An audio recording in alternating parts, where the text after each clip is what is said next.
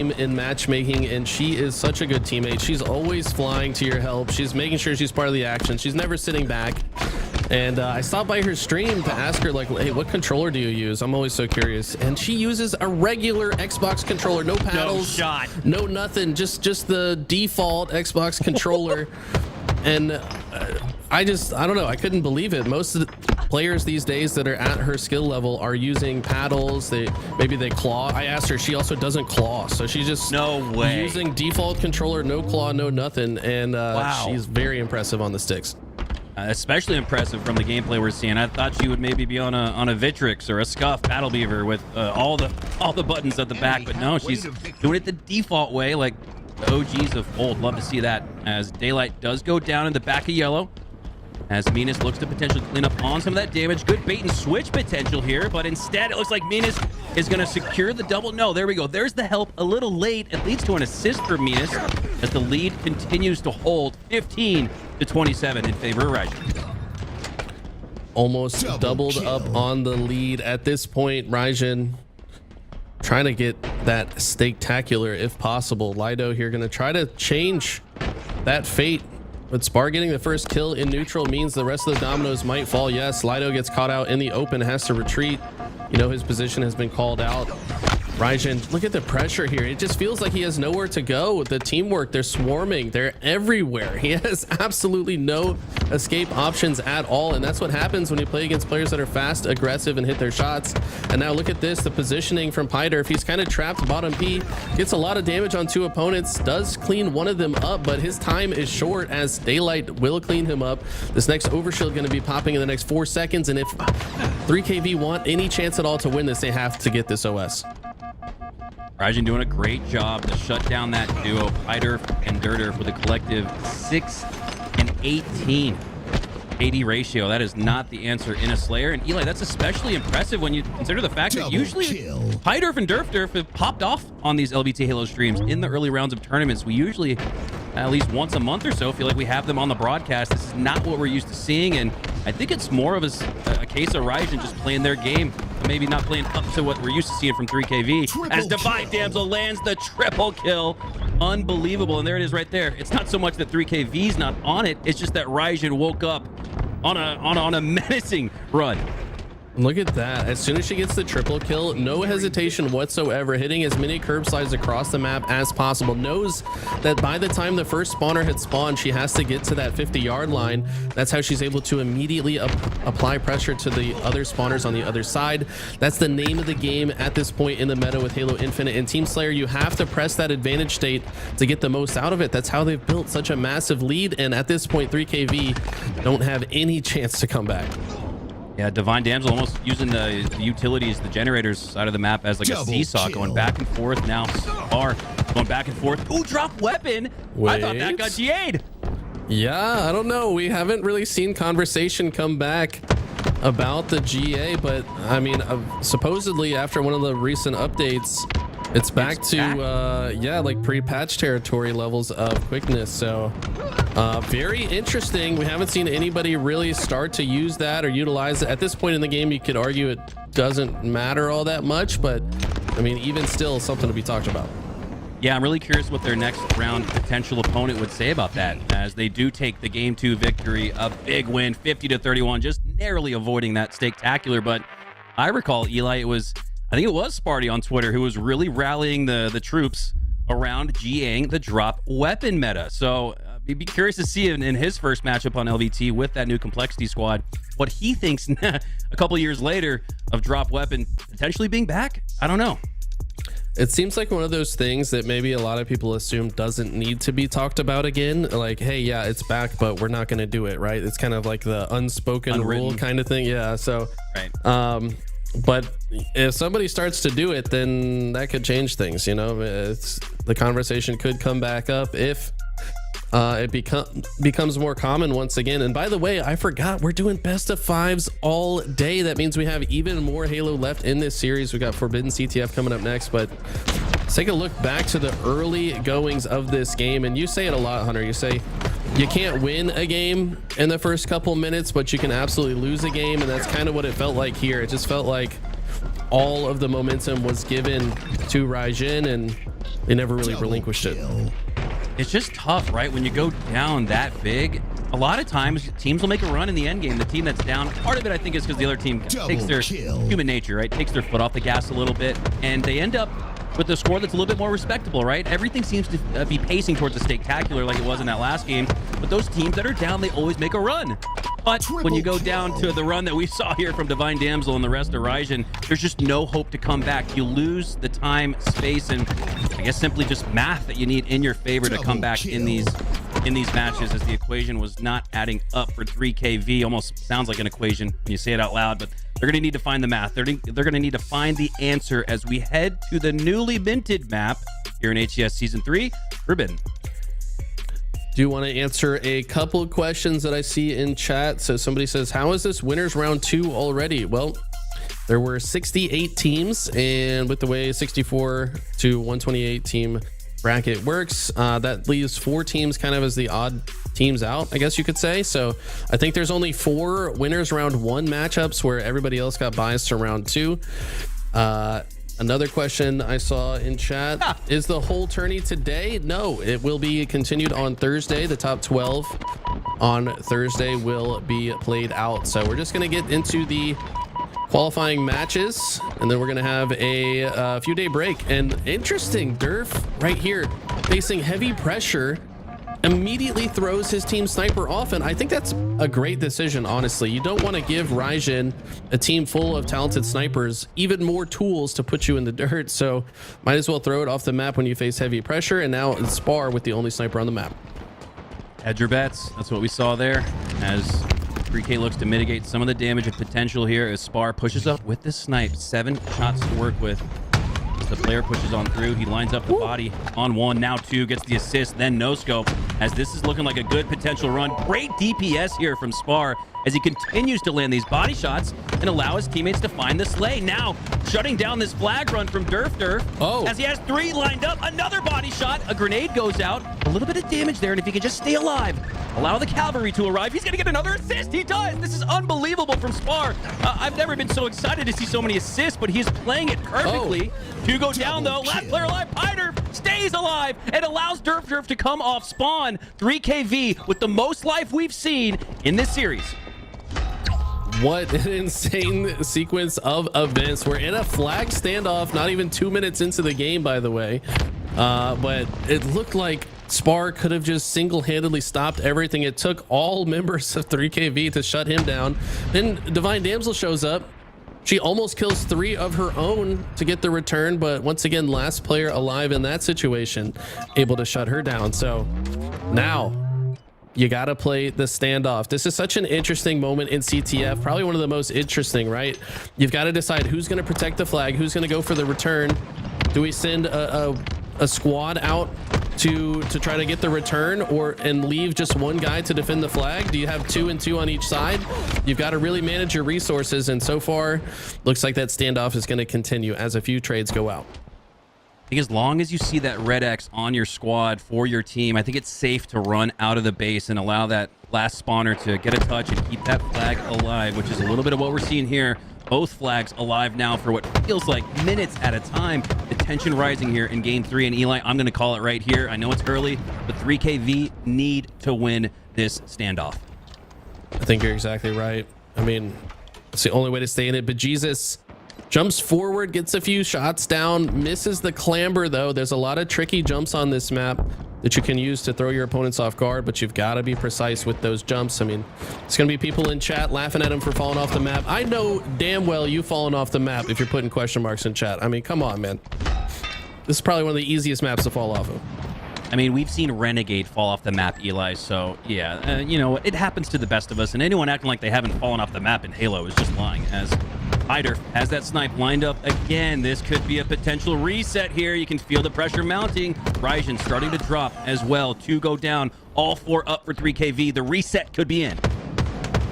Oh, Spar last guy alive. He's going to try to move the flag a little bit, but I don't think it's possible. This looks like a first cap should be going in for 3KV unless the players on the other side are contesting. No, that flag does get punched in, and we've seen the first lead in any game we've seen so far for 3KV. Menace, though, gets a few kills, and he tries to get the flag out. Durf, the last player alive, is going to shut him down, but now he's at the bottom of the map. He's going to have to find an angle to contest this OS. It's up in the next 5 seconds. Unbelievable. That standoff single-handedly ate a quarter of the time off the clock. Makes things a little bit tighter here with less than 8 to go. As 3KV do have their first lead of the series. Overshield up top mid, but Meanest and Ryzen looks like they have the positioning for it. Meanest setting up now with the snipe on the opposite team side of snipe. Takes down Pyderf, and now looking to eat a little bit more. Spots a second with the headshot sliding through. Goes back to the respawn screen. Impressive shots here from Meanest as Ryzen set up a great run. They've got a little bit of OS left as well. Meanest at probably the most important position. Almost hits a crazy quick scope while falling down there. Teammates are dying all around him. He's actually, no, teammates are getting kills all around him. It's 3 dead for 3KV. Last player live goes down. Bejesus first spawner, but where did he spawn? He's going to spawn in the back of the base. So important that Ryzen leave those spawns open, because that's going to mitigate their opportunity to return this flag. And look at this, Divine Damsel behind them now. She's going to shut one down, and that's going to make it even easier for them to punch in their first cap. They've tied it up. What an impressive counter cap, albeit a little delayed counter cap, but especially impressive when you consider the fact that 3KV had flawlessly pushed through for that reset. I think only dropping 1 life while taking down 4 for Ryzen. How were they able to counter that? Unbelievable. Something we'll have to look back on the VOD as Meanest continues to push on through, now on a killing spree after that headshot on Durf. 2 down for 3KV, and more numbers advantage for Ryzen. They're back in the base for 3KV, and it feels like the pressure is mounting. It is. That's a huge opening break slay. It stops the bleeding for now for 3KV. So important for Lido to take care of Meanest there. If the other team is on your snipe street, it is so difficult to even get out of your spawn. They have clear sight lines on your route from the spawn point to top center. They can watch if you do go through the back of the base. So the meta right now is get control of the other team's snipe hut and shoot them as they try to get off spawn. If you can get a few slays, you can then run it underneath the snipe street, and the player on the snipe street can watch your back and apply pressure to the spawners. All it takes is for you to get all the way to the bottom of that tunnel and round the corner, and you're pretty much home free. 3 down for 3KV momentarily, but they do a great job to find the trade out, albeit a -1, but with that flag running out, it stops the run for now. Divine Damsel goes down. Hopping on board here with Spar, looking to see what he can do. There's already some damage on that side of the map. They're not able to clean it up.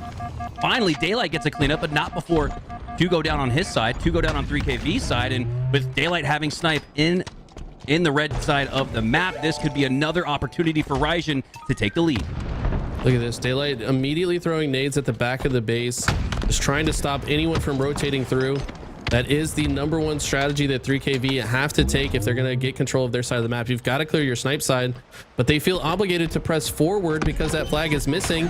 It gets punched home, but the problem is if you give up your base and die again, that could be a double cap for the opposition. But Bejesus does a good job, shuts down the sniper, also gets a body shot with the last bullet. That kill gets cleaned up. Now all of a sudden 3KV could potentially get top center control. 1 lead now for Ryzen as we're starting to see more of that objective efficiency that we saw in that game 1.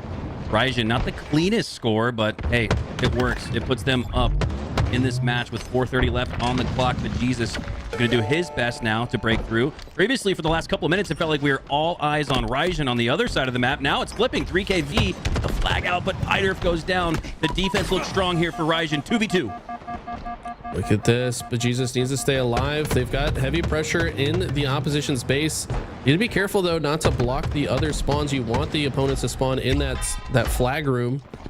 And look at this, Bejesus gets some damage down, trusts his teammates to follow up on the damage, gets the flag moved out, sees a death on his team in the kill feed, and wisely throws the flag out and fights for this OS. If they can also secure this OS, this flag should go home. But look at this, Divine Damsel all the way behind the opposition. Last player alive is Durf. He does finish her off, and now should be able to get this cap. Not sure what happened to that overshield. Oh my goodness, it really looked like Meanest had the nade shot. And oh my god, because of the flag potentially scoring right there, it does. Meanest holds on to the OS and now gives it back up to 3KV. Momentum now has swung in their favor. We're tied at 2 in the end game. Anything can happen here. In 30 seconds, the next set of sniper rifles spawn. So far this game, Raijin has stolen the 3KV sniper multiple times. If 3KV could potentially hold on to this sniper, that could be the difference. They could create the conditions for a flag cap. But right now, they don't care about the snipers. They're just pushing in. They've got several dead. They've got top mid control. And Raijin are trapped in the back of their base. Strength in numbers. That's the strategy it looks like right now for 3KV, as they've been able to roll a little bit. Raijin with all spawns on the back half of the map. Fortunately, snipers up as they do spawn close to it. Spar does not expect this flank from Piter. Great flank, great shots. Now lines up a second on Daylight, but he goes down, but not before earning an assist. Venus was the last player alive. He's got his sniper. If he dies with this sniper and gives it to 3KV, that could be the end of the game. He's going to try to shut down Durder. If he hits some nice peak shots there, he's going to rotate and grab the flag, make sure it goes a little bit further, but Minas hits the shot on the next player that's trying to overlook. Finally, Piter shuts him down, but Daylight might be able to return this flag. He's going to have heavy pressure. No, he's not. 4 dead for 3KV. What looked to be a great situation is now a great one for Raijin, but can they play defense here? Been able to ice up. They've been able to find the objective efficiency. Will they once again? Next flag wins, but Spar, after pulling, goes down shortly after. Venus, about 3/4 shields to work with, in a full flank, takes down one, but goes down to low shields. It looks like he's gonna escape, and if Divine Damsel can stay alive, do they know about where she is? I don't think they do. Mina's still here. Apparently, this player didn't know where he was exactly. Maybe looked the wrong direction. He's going to get punished for it. The longer Mina stays alive, the longer 3KV will be stuck in their base. There might be a member of 3KV that crossed the other side, but that just means they're not helping their teammates. Teammates are having a harder time getting out of spawn because they've got less people on their side. But now all that Raijin have to do is follow the flag carrier back and stop Piter from returning the flag. Uh-oh. But Piter lands his shots. Piter lands the slay. And it looks like he might just have some heroics in the endgame. Frag grenades trickling down, so do our shields. But he gets the reset. 1:15 left on the clock. And we're back at phase 1. That's a huge mistake from Raijin. It's the last cap. It's the game-winning cap. There's no reason to stay on the other side. You've already killed 2 spawners. You got to think that maybe the other 2 players spawned and went across the map. You've got to follow that flag player back, but we're back to square one. 3KV have a chance to flip this game, but with a very nice sticky from Minas. He's going to trade out, and there's a team kill in the feed. Spar kills Divine Damsel with a grenade. I don't know how that happens. Had to be 2 grenades, perhaps. It's the only way that it would show up as a betrayal in the kill feed, and that could be a disastrous mistake here in the end game for Raijin. Yeah, Minas looking like Reed 18 as he timed the melee with the sticky explosion. Love to see that. As Piter continues on in a 1v1 fight, but Spar, he's taking down everybody. Like you said, he's taking down another. The flag is out. 2 down for Raijin. Ooh. And if they don't win this gunfight, Divine Damsel clutches up. That is massive. It felt like that could have swung the tides in their favor. Instead, things feel pretty even with all the resources back up in 10, OS, and 2 snipes. Divine Damsel, that was such a clutch kill. If she goes down in that moment, that could have completely swung the tide of the game. Her flag is out. She's got to apply pressure now because she won that fight, able to just hold the pressure off to force the sudden death. And now we've got 5 minutes on the clock. Next cap wins. If this time expires without a cap, we'll have a reset as well. And look at this. Off the very beginning, just going straight down the tunnel. Usually do not see this strategy, but let's see if it pays off. They're sending 3 down that side. Minas, the only player left on the side of Raijin, looking for that snipe, it looks like. And so far, the gamble to push 3 that side is paid off as Durf goes down. Opening break slay that Raijin might just need to win the reset. Oh, but on the other side, Minas loses the snipe. Could be a double snipe potential situation here. What's Lido going to do with the opposing team snipe in his hand and a flag out? Oh my god, clutch snipe from Lido. All he has to do is kill a couple spawners, and I think 3KV win this. Minas has a great angle on the Pillars player, but he's now 1 shot. And how does he get that kill? That could change things, but I don't know. I think this is too far already. It looks like that'll do it. 3KV up off the mat. They had the timer at 9. The ref about to call the fight, but instead they hop up off the mat with a little bit of exuberant energy and momentum to take into game 4. That was a different 3KV squad than what we had seen previously in this series. Eli putting up a hell of a lot more fight, winning crucial 1v1s. We did see that also from Raijin, but in this case, 3K get their first win of the series and, well, make it a series. Impressive bounce back. They also outslayed ever so slightly. I mean, the slate is very close on both sides, but Lido with the clutch of the game at the end stole the other team sniper, has it in their base, and is now using it to spawn kill anyone coming up while the flag player runs it. I mean, that was a great opportunistic flag run and one that they had to take. Look at this. This is after killing the snipe player, gets the snipe on Spar. I mean, even just body shotting Minas here slows him down so much that he has no chance to kill the flag player. Minas has to back down after getting shot. He does somehow get the kill in impressive fashion, but the rest of 3KV just in position to make sure that flag player doesn't die. Yeah, sort of felt like Ryzen pushed all their chips in with that push down the left side, 3 of them to be in fact, and then almost left Minas out on an island. And what we saw previously, Minas went on a killing frenzy in game 1. He's capable of winning his piv or his 1 to maintain control of the snipe, but that's that risk reward you play with. If that push doesn't work out off the opening break, well, that's what happens is what we saw. The match gets flipped. 3KV are able to clutch up and get their first series win. What are your thoughts on that, Eli? Holding Minas by himself with the snipe, would you have liked to see a 2-2 split, or maybe even just somebody watching his angle? Don't have to be necessarily in close physical proximity to him. What were your thoughts on that opening break strat that we just saw? Well, I mean, it was kind of a mirrored push on both sides, right? So Spar, Divine, and Daylight go through and they kill Durderf, who has the 3KV sniper. So both snipers on opposite sides were taken down and stolen by the other team. The difference was after Lido gets his kill, he gets more kills, whereas I guess the sniper that got stolen on the other side got taken down pretty quickly. So it's hard to say, really. I mean, I'll be honest, when I play this map, I go for the sniper and I get left out to dry and die at like 90% frequency, and I'm like, teammates, we need the sniper to be alive to win this. But it's kind of bait on this map because it spawns, the other team can get to your sniper just as fast as you can. So the meta is kind of evolving. You better have 2 guys to protect your sniper, or send 3 guys at their sniper if you're going to get a sniper at all. Yeah, that snipe platform fairly exposed as well. It can be seen from all sides of the map. You can actually look snipe to snipe. As we look ahead to game 4, Recharge King of the Hill. Eli, what should we expect from what we just saw from 3KV? Do they have enough in the tank from what we just saw to start this road to a reverse sweep? I guess they already have in that sense, but can they secure a game 4? What are your thoughts as we start to see this series mature a little bit? I think this is going to be a tougher one for them. I mean, those first couple of games, heavily in favor of Raijin, but I mean, sometimes just a little bit of juice, that adrenaline can start to make the team fire on more cylinders. So I don't think they're out of this by any means, but I do somewhat give the edge to Team Raijin when it comes to a bit more organized of a game type when it comes to King of the Hill.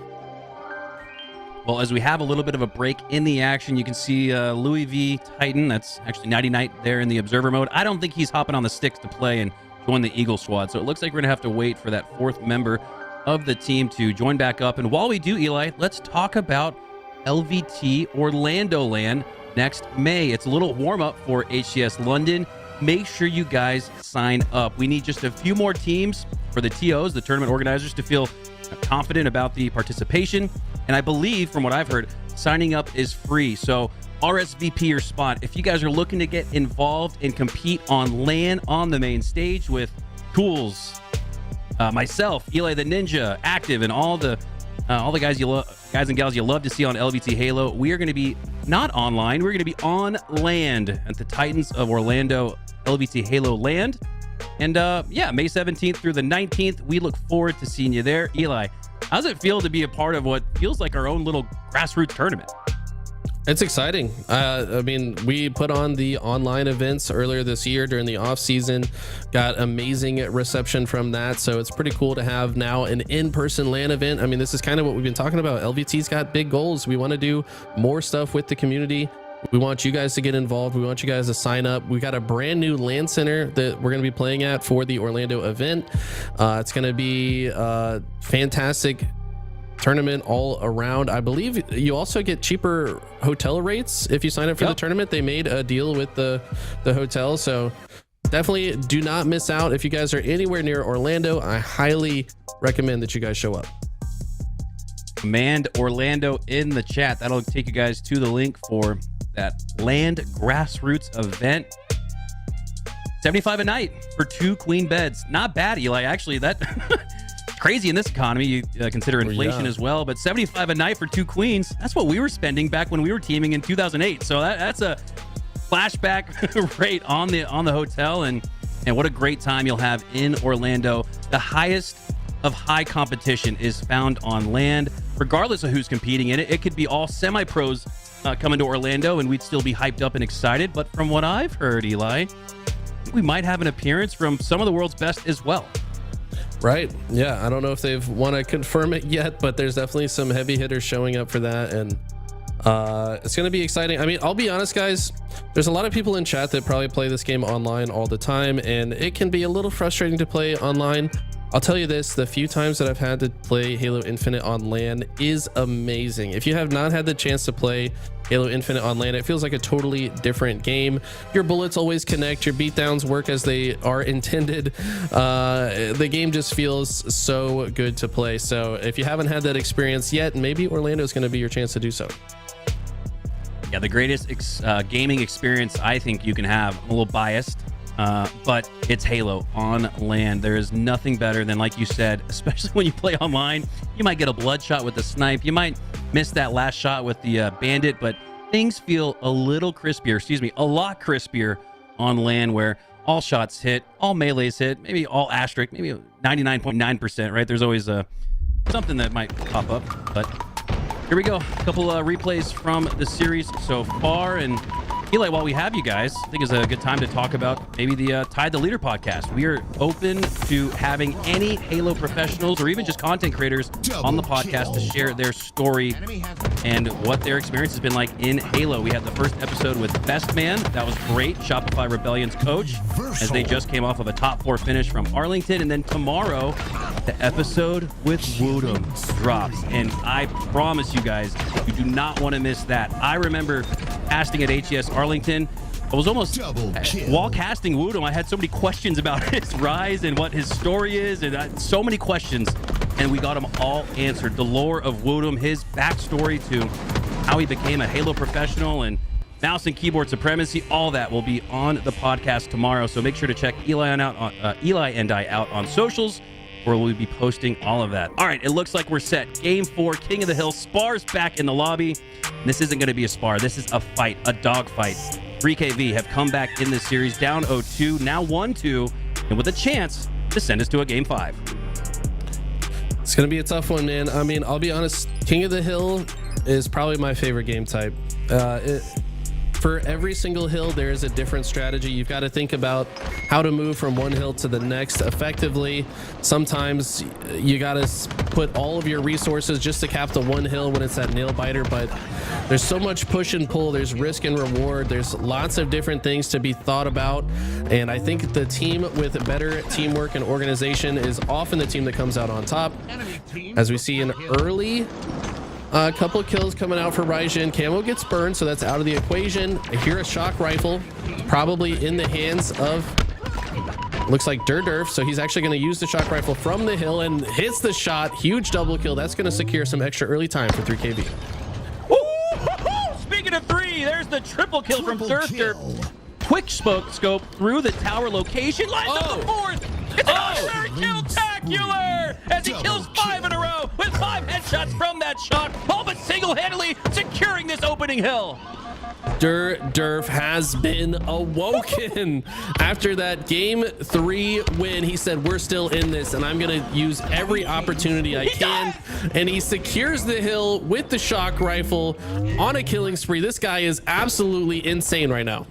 What an opening to this match. And Eli, when you talk about ice, you consider ice in the end game. Here we had an iced out situation where Spar took like 10 minutes to join back into the lobby. I can't believe we filled that much time. But here going into this opening start of game 4, you've been iced out. But Durf starts out hot. Durf, his duo with the dueling triple kill on the other side of the map. It's been all domination for 3KV, and you have to wonder if that reset really hurt Raijin. This is momentum in action. An object in motion must stay in motion, or something like that. I think someone like Isaac Newton said that, but man, this is a runaway train. These guys are trying to hold on to the momentum they built in that last game. And finally, a few of them are dying. Damsel forcing her way in through the back of the hillside. And with this new camo coming up, it looks like Spar will be able to grab it. Finally, momentum swinging back in the favor of Raijin. This is the Durf duo we've been waiting for. This is the Durf duo we've seen on LVT previously, but for now, Raijin are answering back with a lot to work with, but Durf has the shock in his hand again. And if he can be 10% as good as he was on the previous time with it, he should be able to reset that hill control with it pretty close, though. 3KV with a little edge on it as Raijin goes down 3, in fact, so a +1 net outcome for 3KV as Durf sets up at the back of C that shot. And wow, Spar, sensing that time was of the essence, immediately hits the curb slide off of the Mangler stairs to rush to the hill as quickly as possible. He doesn't get the kill, but does enough damage to back players up. The rest of Raijin come off spawn and continue to hold forward, and the push works out. Sometimes you don't have to wait for your whole team to spawn up to make a push. That's exactly what Raijin did. They did spawn and just one at a time apply more and more pressure, ultimately win the battle, and they look to steal this second hill. Oh, I love this recognition, though, from Divine Damsel. The second Spar went down, she backed out of the hill, knowing that it's so important she maintains presence enough to potentially stop them from scoring. But no, 3KV with a strong enough push, despite the heads-up play, it feels like, from Divine Damsel. They take a 2-0 lead, and it feels like, again, all the momentum in this series. Game 5 feeling more and more likely. Looked like Raijin had a good opportunity to steal that, but 3KV with another great off-spawn push. And now look at the setup. They're already in great positions. Minas can barely peek out before getting one shot. He does find a kill. Gets the reversal medal. It looks like at the same time, the rest of Raijin are flooding in from both Mangler through the mid-bridge. And it's a perfect push from Raijin. They only lose one player, that's Spar. And now 3KV have to find if they can potentially make a similar break. Jesus with that commando gets the finishing kill, headshot with it, now securing a little bit of time. Another lead here on this particular hill. They've been so highly contested, but now 3KV's got the OBJ efficiency that we had previously seen from Raijin. Now Minas with the camo, looking to sneak his way to the back of gold, but instead works his way towards the pillars, spots that player drop down from the bat ledge and lands the fist on him. As Lido goes down, can Minas stay alive with this camo? A couple seconds left to work with. Camo has expired, but his life remains intact. Having some shaky shots here. Minas usually, like we said in that round 1, shot 65% accuracy, usually a straight shooter. Maybe the pressure that 3KV is putting on getting to him just a little bit here. They do secure the next cap though, but it looks like 3KV are already in position for next. That was huge, though. Raijin stopped the bleeding. Didn't want to go down 3-0. Granted, probably still make that comeback with 3.5 left in regulation, but we don't want to make that uphill climb even higher, as 3 do, in fact, go down for Raijin. So 3KV give up the previous hill, but they're able to win the rotation on next. Lido in the shroud screen, gets the killjoy on Minas, who is starting to heat up. Now gets another kill. The teamwork, the coordination is there for 3KV. You can tell they're just playing with more energy ever since that exciting Game 3 victory. They're just playing with so much more confidence. They're flying around each other. They're controlling time and space. And now Piter, if he can stay alive on this side, he can shut off this entry point through the long haul, which is massive for his team. Well, this little mini flank he takes through the long haul back to the side of gold, as he still has one to worry about.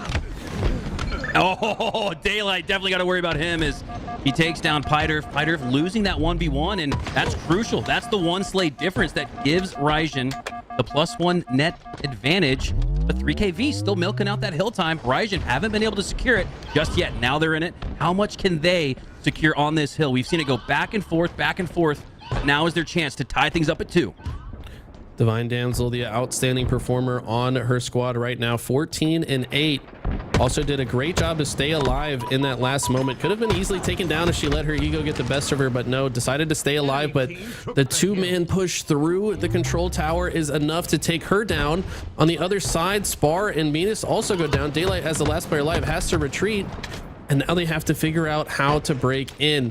right now, every second that burns off the clock is in favor of 3KV. So they're not going to feel too obligated to stay in the hill and should more often than not prioritize their life instead. But look at this, they're simultaneously getting hill time and slays, and this is about to be 3-1. Yeah, you could feel Raijin feeling the sense of pressure, because I don't think Venus flies out there if not for the fact that 3KV were about to put the nail in that fourth hill. 3-1 lead now as 3KV have retained the 2-hill spread, and with 2 minutes left on the clock, Eli, that clock's almost like a fifth teammate, 3KV. Yeah, 2 minutes. Seems like enough time for a comeback, but when the hill's bottom middle, it's hard to stay in the hill that long. If you're 3KV, makes sense to swap into a clock playing strategy. They just got to keep him out of the hill for both this one and the one that goes batteries, two of the hardest ones to cap. But it looks like for now they will opt to get feet in the hill. The Jesus, though, gonna wisely back away and prioritize his life while he waits for teammates. Doing a really good job setting up over there. Wonder if the opposition knows he's there. Meanest runs by without looking down. I don't think they do just yet, but G just gets the jump on Meanest, and yes, that element of surprise is enough to take down 3 for Raijin. Now 3KV with the chance to ice up and close out game 4 and send us to what everybody loves most in Halo, game 5. You've got the camo player in the hill, which I like. Makes it very difficult. If your opponent pushes in, they don't know where to look. They might just burn their grenades and start shooting randomly, which makes it easier for your teammates to kill them. But Jesus gonna just use this entire camo proc to get almost all of the hill. They really only need about 7 seconds left to cap this. Right now, though, Raijin 2 dead. It's a 2v2. The Durfs against last 2 players alive, and look at the teamwork from these two. Like I said, I'm not sure if they're brothers or twins, but they sure look like they're playing like twins right now. Yeah, some kind of alternate dimension Ogre 1, Ogre 2 or something, as the Durf twins, we'll call them, have secured the game 5 potential reverse sweep. And my gosh, Eli, it feels like that kind of traditional early round, right? Everyone's just waking up. Halo players are used to playing Halo till noon and not starting at noon, right? So I think this is a 3KV squad that looks entirely different than what we saw in games 1 and 2. And I hate to chalk it up to them just simply not being awake just yet. I think we saw some great performance from Raijin. We absolutely did, but there's no question that what we're seeing from 3KV is entirely different than what we've seen previously in this series. They look like an entirely different team. Sometimes all it takes is one win to get a surge of energy. It didn't really feel like they were playing with much energy in those first 2 games, but they are absolutely playing with energy now after that game 3 impressive victory, going to a game 5. And this one could go either way. I mean, we saw basically a blowout for Raijin in that game 2 Slayer. But now that momentum has shifted, I highly doubt they play exactly the same way. By the way, this is how the game started. Durder with the triple kill, by the way, from the hill, and the quick 2-piece on the spawners. Lido, last player in, gets the last kill, and look at that. He wanted to hit that last one on Spar. He was lined up, but it was wow, insane way to start that game, and that's going to give your team a lot of juice for the rest of the game. Oh, most notably, it always feels like game 5 is live fire, and I'm thinking, oh, well, it's too bad for the Durf twins that they won't have the shock rifle back in their hands, but we're not going to live fire. We're going to Solitude for game 5, so a repeat performance potential with that shock on the table here for game 5. Is shock going to be our priority? Ammo as well. It's kind of interesting when you think of the sandbox, very similar to what we just previously seen on Recharge, and when you consider the momentum, when you consider that as well, feels like you got to give the edge to 3KV, but this one feels about as close as it could be to 50-50. I think it's going to come down to who gets that early lead, because both these teams have shown that they can play with some aggression. Raijin looking to be maybe a bit more aggressive, almost to their detriment in the last couple of games, but Slayer's a game type that kind of aggression can be rewarded. I mean, if you just relentlessly attack your opponents and you put pressure on their spawn points, especially on a map like Solitude, where you know, sometimes you spawn in the tram. All you get to work with there are 2 plasma grenades. If the other team has better sandbox items, you're going to have a hard time getting out of that spawn. In blue, same thing. There's only a couple sticky grenades. You don't get a thruster. You don't get a repulsor. You don't get a shock rifle. So if Raijin can get some early momentum and start pinning 3KV in their spawns, it could be a very different looking game than the last 2. That's what Ryzen were able to do in game 2. And I'm not expecting 3KV to give up ammo or give up shock for free like we saw with the overshield in game 2. I'm expecting a much more highly contested match here as we're in the early goings. Your tournament day just starting off here on LVT Halo as we shine a spotlight on these up-and-coming Halo semi-professionals. Who's going to make a name for themselves here in game 5? Here we go. Opening break, so important. Jesus with the quick camo grab, barely loses any shield. Teammate gets the kill in the kill feed. Now he can more comfortably cross the map. Getting pings here on this other player, but this is a great looking opening for 3KV. Much better, and like we expected, much different opening strat and energy, if you will, for 3KV as they have seemingly woken up now with the lead, but it's still early.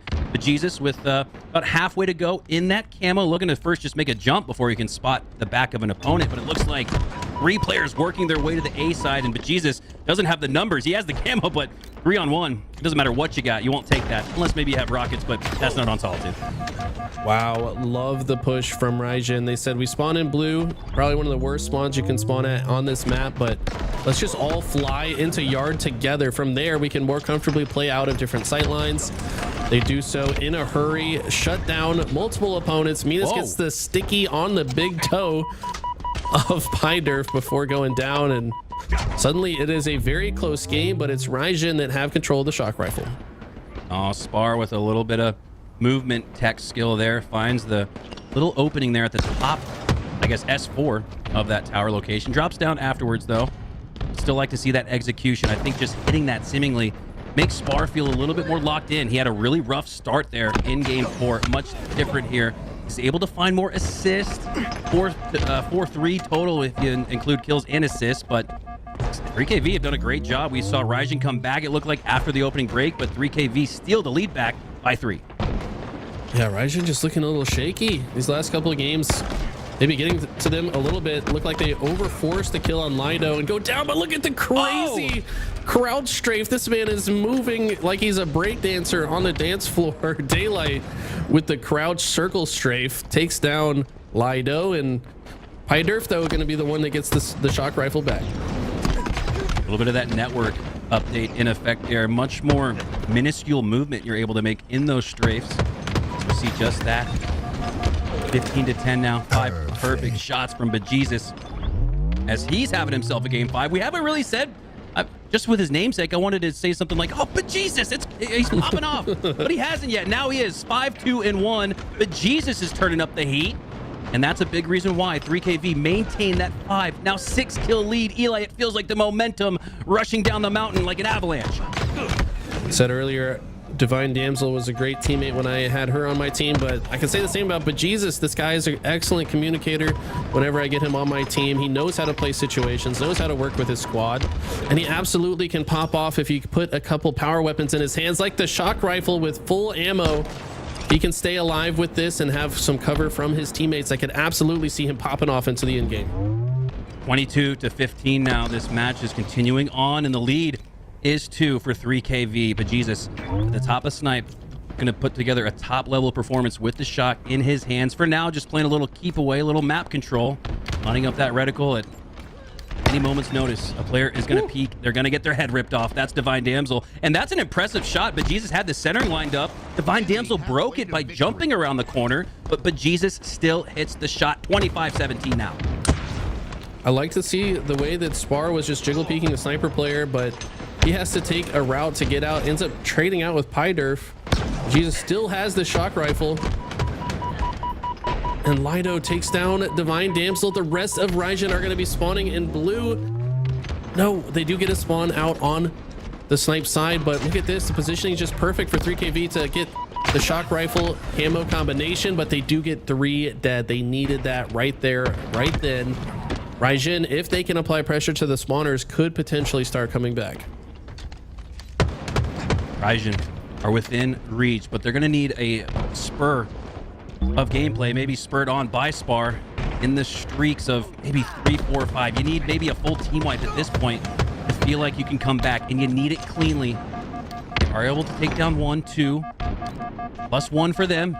Makes it a 5-kill game. They're inching their way back in this one. 30s are when it starts. So for Ryzen, this is massive to make it more contested, to make it almost a one possession, one team wipe game going into the 30s is huge. And they do just that. 32-27. They're right back in it. While Minas gets that kill, though, it looks like Lido pops off on the other side, gets one kill, gets another guy to no shields. That means Minas doesn't have any help for the next fight. Lido absolutely popping off in a big way here when it matters most. Does get stuck by Spar. That's huge. It's now a 5-kill game. Minas gets another, but if Bejesus can clean up these kills, then 3KV can maintain that advantage. It's the assist. Another player running away. As Piderf actually looks to find the angle. A couple players in the back of A. A couple sticky grenades go out. Trades ensue. 2 players down to 1 HP. This one's still a 5-kill game for 3KV. And Eli, heading into the 40s now, is where Ryzen are going to have to risk not playing for trades, going for that 3-shot melee. You can't play for it now. And maybe now you can a little bit more, but they're going to need, again, to find the clean sweep. Only down 3 now. They're inching their way back. Do they have enough time, though? Damsel doing such a good job of outputting damage, but staying alive.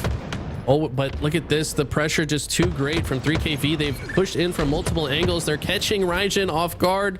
They've now brought the lead back to 7. Wow, and this looks like the reverse sweep could be happening. Ryzen spawning in the worst part of the map. They've got pressure on all sides. All 3KV have to do is continue to hold forward, finish off these kills, and they're getting closer and closer to the finish line. Now, after getting several dead, they're going to try to identify the spawners and apply even more pressure. Wow, Eli, it was just a 3-kill game like 30 seconds ago. It wasn't even that long ago.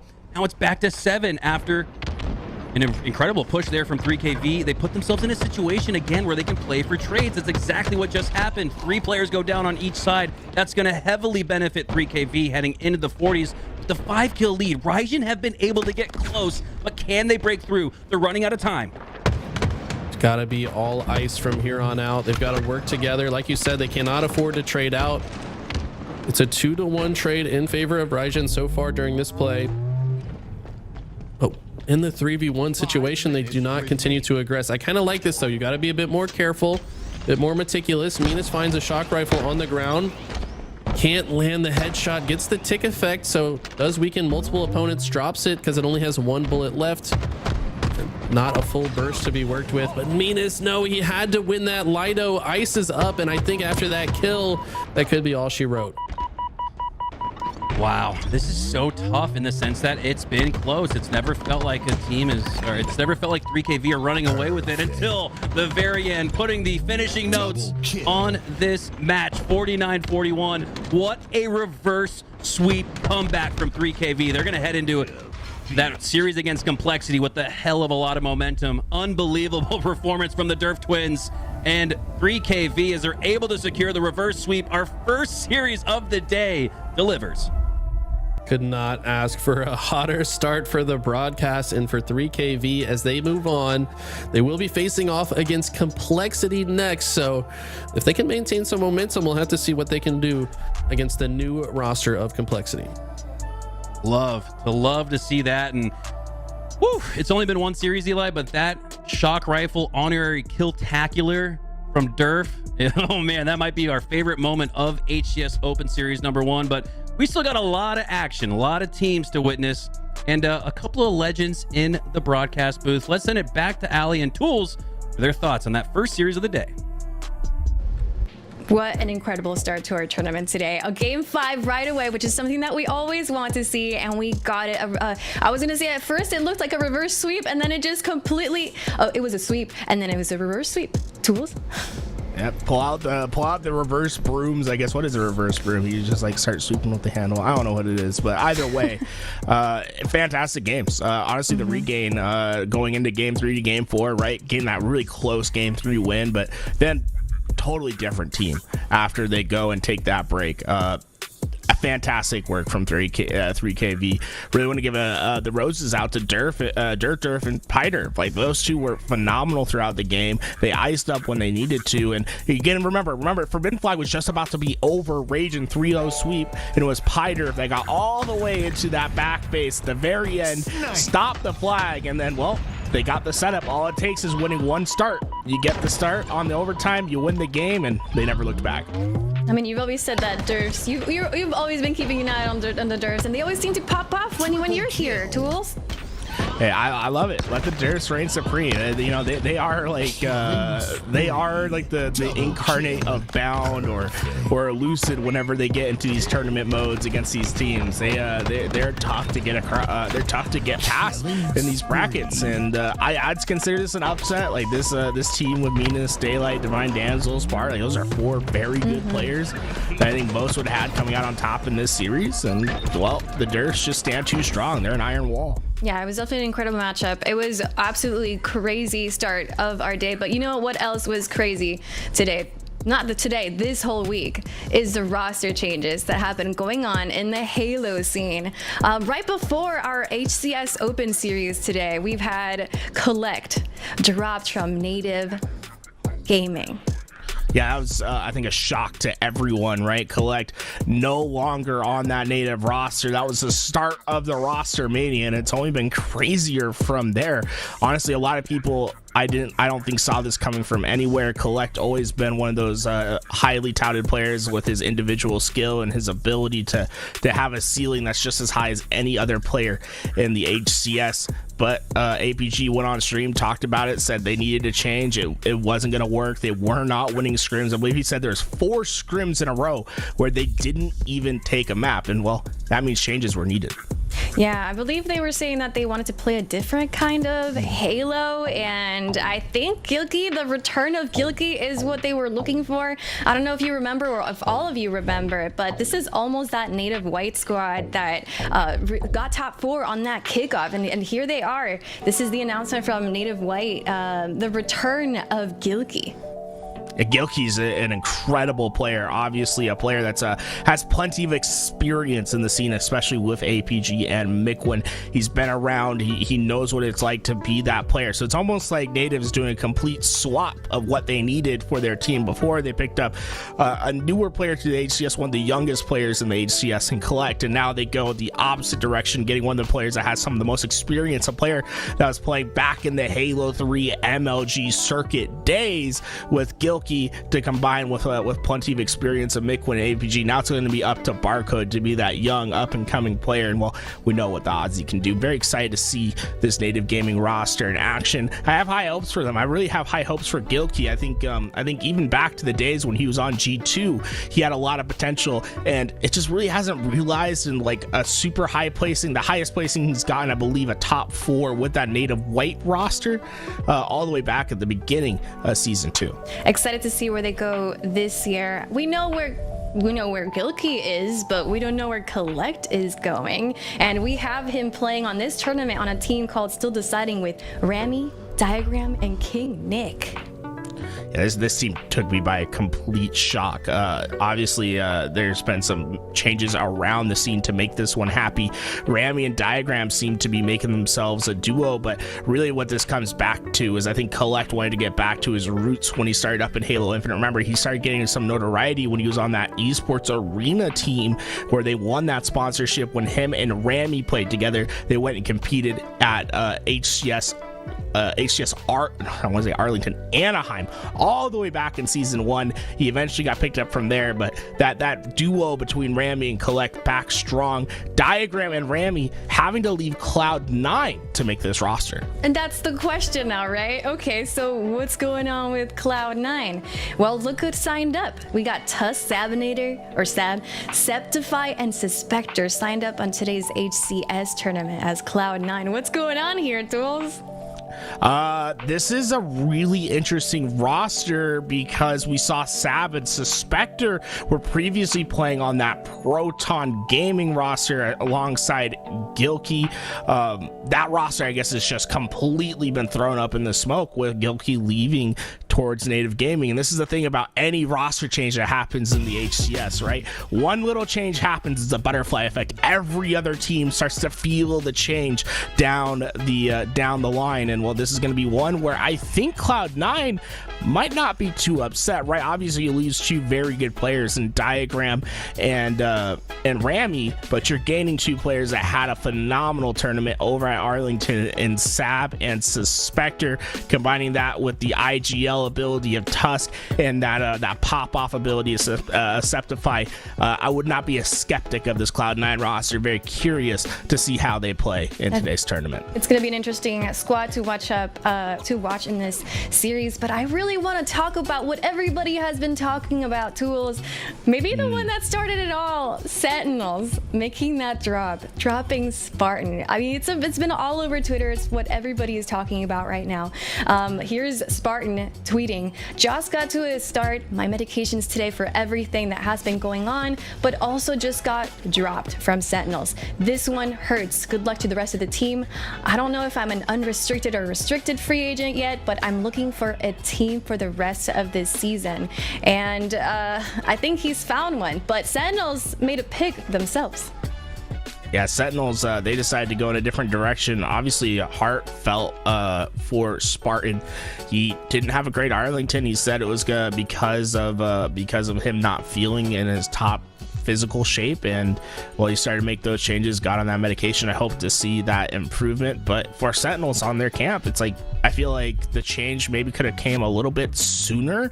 You see the thoughts of Lethal here as he says precision beats power and timing beats speed. So, maybe a little dig at Spartan there, but I think they're very happy with their pickup of Precision. Sentinels over there going to be playing with him on the roster today, and honestly, I think Precision is one of the best up-and-coming pros at the moment. That's exactly what I wanted to talk about. He seems to be living up to his name. I was looking at his stats just yesterday, and he was doing insane damage in the scrims. Was doing as much damage as Formal and Lucid on a scrim. I need you to see it in a later time, but it was wild. He definitely lives up to his name. He's such a precise player. We know what Precision is, and now Spartan. He's been, I don't know if we call it picked up, but he has been playing with Complexity. Is this reunited? Is Complexity reunited? I see some here, Spartan and Ryan Noob teaming up together again. Yeah, it's a complex situation, right? This reunited team of Spartan and Ryan Noob. The beef goes back. It feels like years, but also we know what they've been able to do in their highs, right? A top 2 placing in the first tournament, the inaugural tournament of Halo Infinite, then top 3 and top 4. Honestly, it feels like they've been trying to chase those top placings. Was last time these two teamed together. Complexity, I think, have a lot of work ahead of them to get themselves in tip-top shape, but I can definitely see it happening. Very, very curious what this team looks like. We did see a scrim between Complexity and Sentinels happen just a few days ago, and we did see that the edge was over to Sentinels. I believe they won it 8-4. So far, I think Sentinel's pretty happy with it. Complexity, I think you're going to have a lot of growing pains of trying to figure out what this roster is, what everyone's role is going to be, and trying to get themselves into that top performance that they're honestly that Spartan and Ryan Noob are kind of used to of their rosters. Yeah, they're used to playing together. Sentinels looks really strong as a Slayer team. They were definitely killing it in scrims. Complexity, I wonder if they're just going to be able to outbeat them in objective play. I don't know. I feel like the Spartan and Ryan Noob squad up. Everybody, I was looking at some tweets, and people love these two guys. Like, they really do. They love the rivalry. They love when they team up, and honestly, it's good for our entertainment. But hopefully Complexity makes this makes it work their way for this tournament, and we'll see if it works well for Spartan and Ryan Noob and the rest of the Complexity squad, who is readying up right now. We got Sparty, Descent, and Huss readying up in this lobby. How do you think this is gonna go? I feel like I'm just waiting for Complexity to go up against Sentinels. I think that's what I'm waiting for. That's what maybe everybody is waiting for. Yeah, I think that's going to be the anticipation for Thursday. As you guys remember, the second half of this tournament will be played on a Thursday this coming week. But we saw a really intense game 5 reverse sweep. I think you're going to see the exact opposite of this series. Complexity obviously at the top of the HCS food chain. 3KV, some very good players on that roster, but I don't think they're quite ready to be taking on a pro team or taking maps off a pro team. I'm very excited to see what this new form of complexity looks like. Where does Spartan kind of fit within this roster? He's going to be taking more of an objective role. Is he going to be going back to his sort of Halo 5 first player in, I'm the best player in the game attitude, where he's just constantly taking ego fights? That's where I'm going to be really curious to look, because it's, the evolution of Spartan's gameplay has changed so much from the end of Halo 5 to the beginning of Halo Infinite to now where we are today.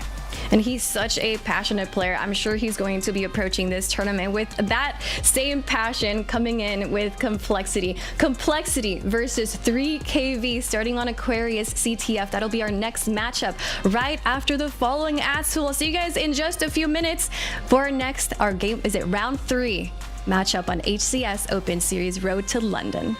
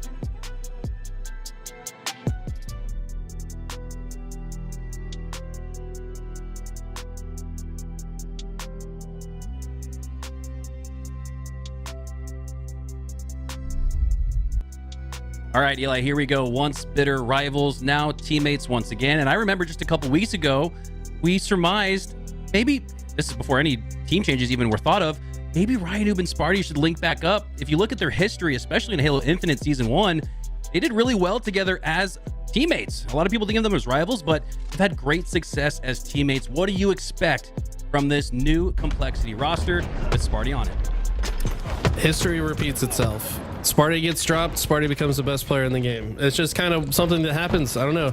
It's almost like you get too comfortable with a certain squad maybe, and it's just all honky-dory. You don't try as hard. You kind of know what to expect, but then maybe it's a wake-up call, right? Like, I got dropped, what? So maybe that's what he needed to just shift back into Super Saiyan Sparty. Not that he hasn't been that already anyways, but I feel like it just sometimes unlocks maybe a different gear out of Sparty that we don't see otherwise.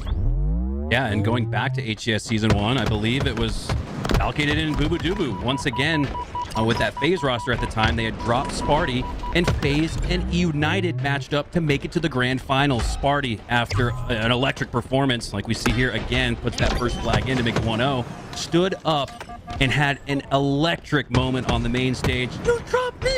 You dropped me! And I can't wait to see that again, because like you said, history is going to repeat itself.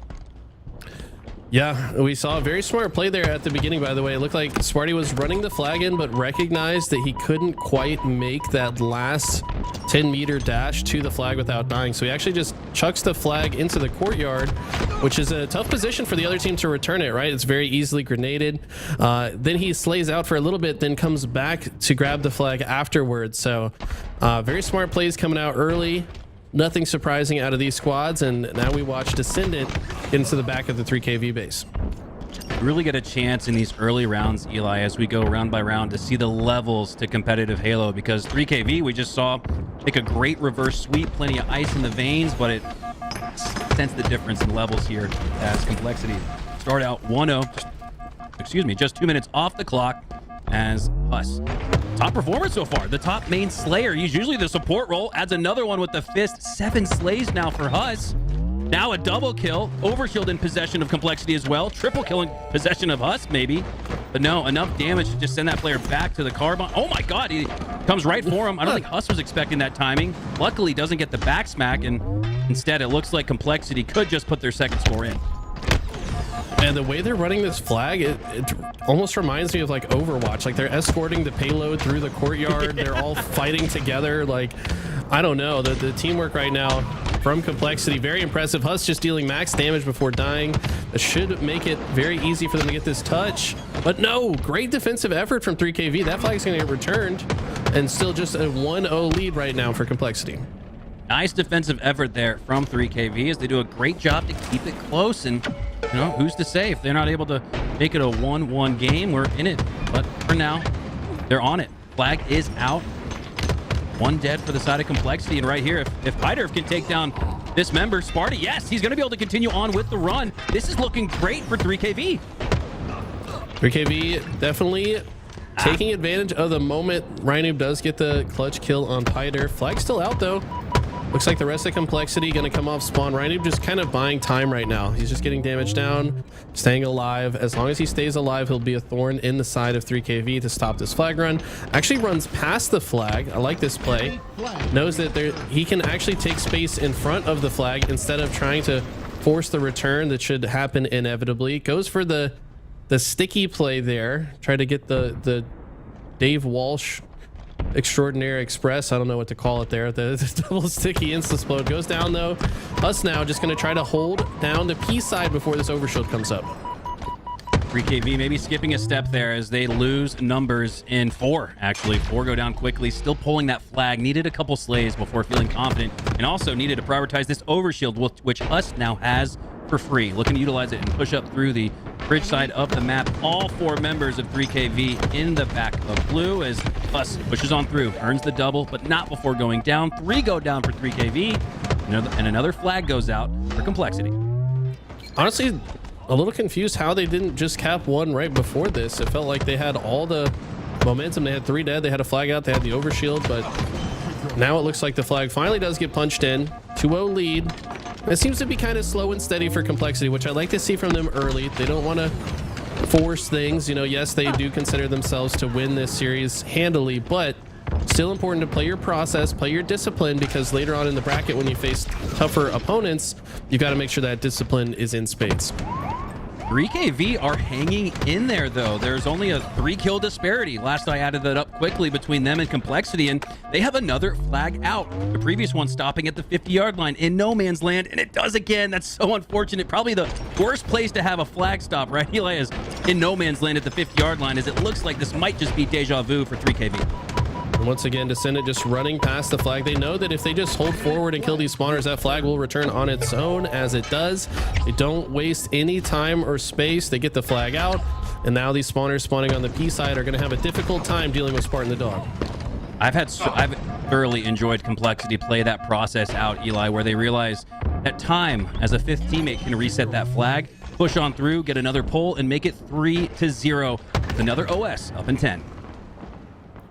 And now Complexity knows no sense in overextending. They don't want to go down as this overshield is spawning. That's why you don't see Rhino pulling this flag right away. He just wants to apply pressure to the spawners, guarantee that OS for his team.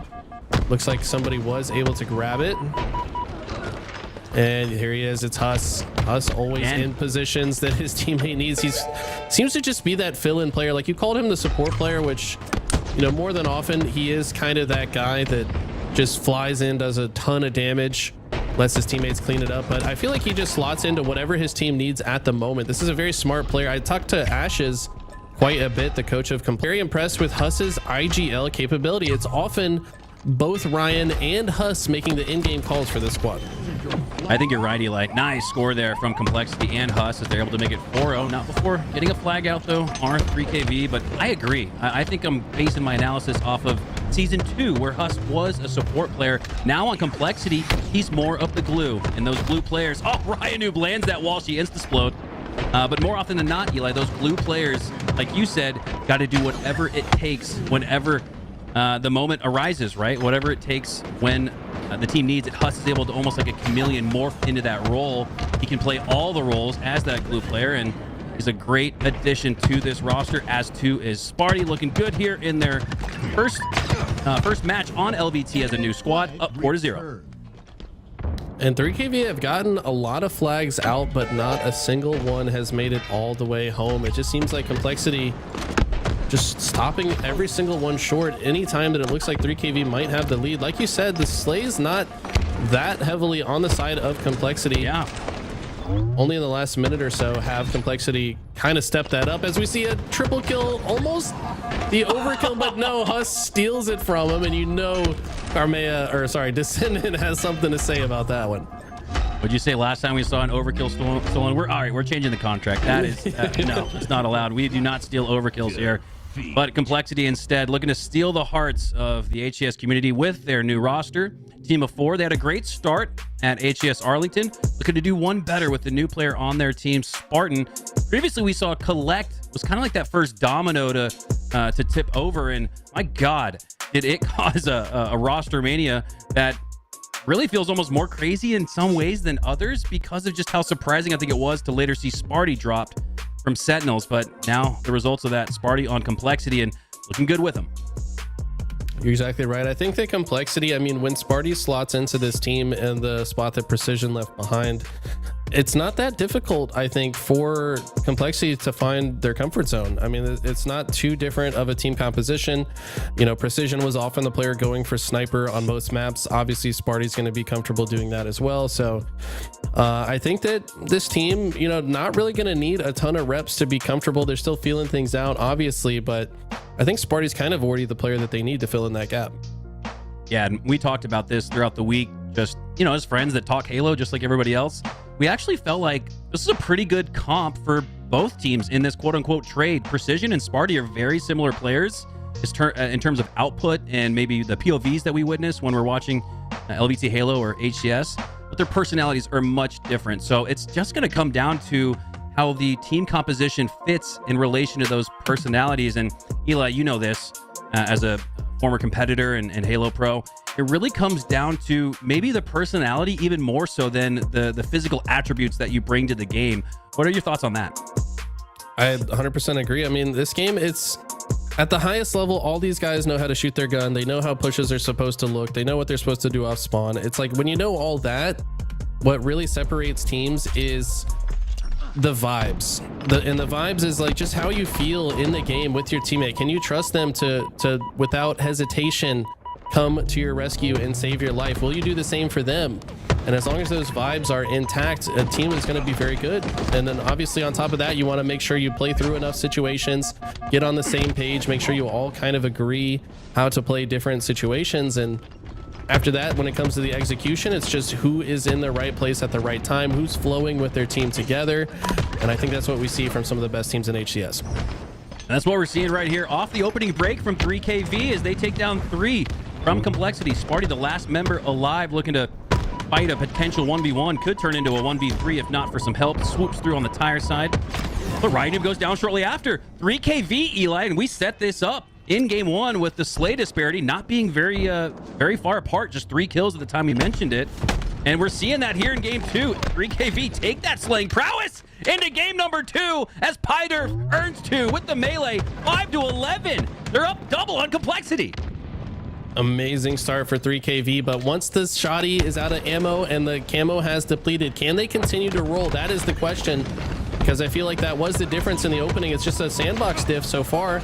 But look at this, Bejesus with some clutch shots working together with Lido over here. You're gonna keep the pressure on, but somehow Sparty stays alive in that moment. Are you kidding me? You should have been dead to rights. Sparty takes on 2 with full shields, no less. The repulsor, he gets back against the wall and somehow still survives. Not only survives, but thrives with the double, and that brings Complexity right back. Now down only 3.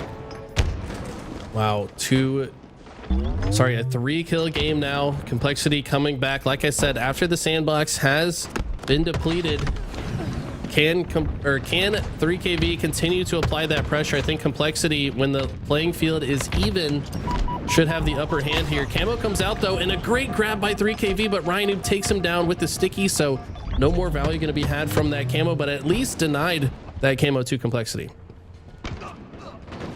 This is equally as impressive from 3KV because you can feel the momentum mounting for Complexity. There it is. Now the score reflects it. They had a 3-4 kill lead at the time I started speaking, but now back down to 1 as, like Eli said, once that sandbox settles and it comes down to just pure teamwork and maybe the bandit rifle, Complexity flexing their muscles a little bit. Now Ryanoob earning a 360 medal. In addition to that shotgun, last shot, as we're now tied, 19-all. All of a sudden, Complexity steal the lead. I have to wonder, is that shotgun on spawn? It looks like they do have the red gun. Shotgun would be very important for 3KV to grab, but I don't think anyone's going to be in position to grab it. Complexity pushing in from both lanes at the same time. Look at the flow, the teamwork, the coordination. Applying pressure to the spawners. Now knowing the rest of the spawners are spawning in C, I expect them to push through both the B and purple side simultaneously to continually apply pressure and keep them in the spawn trap. 26-22. 3KV are keeping it close, just like we saw in the slang department.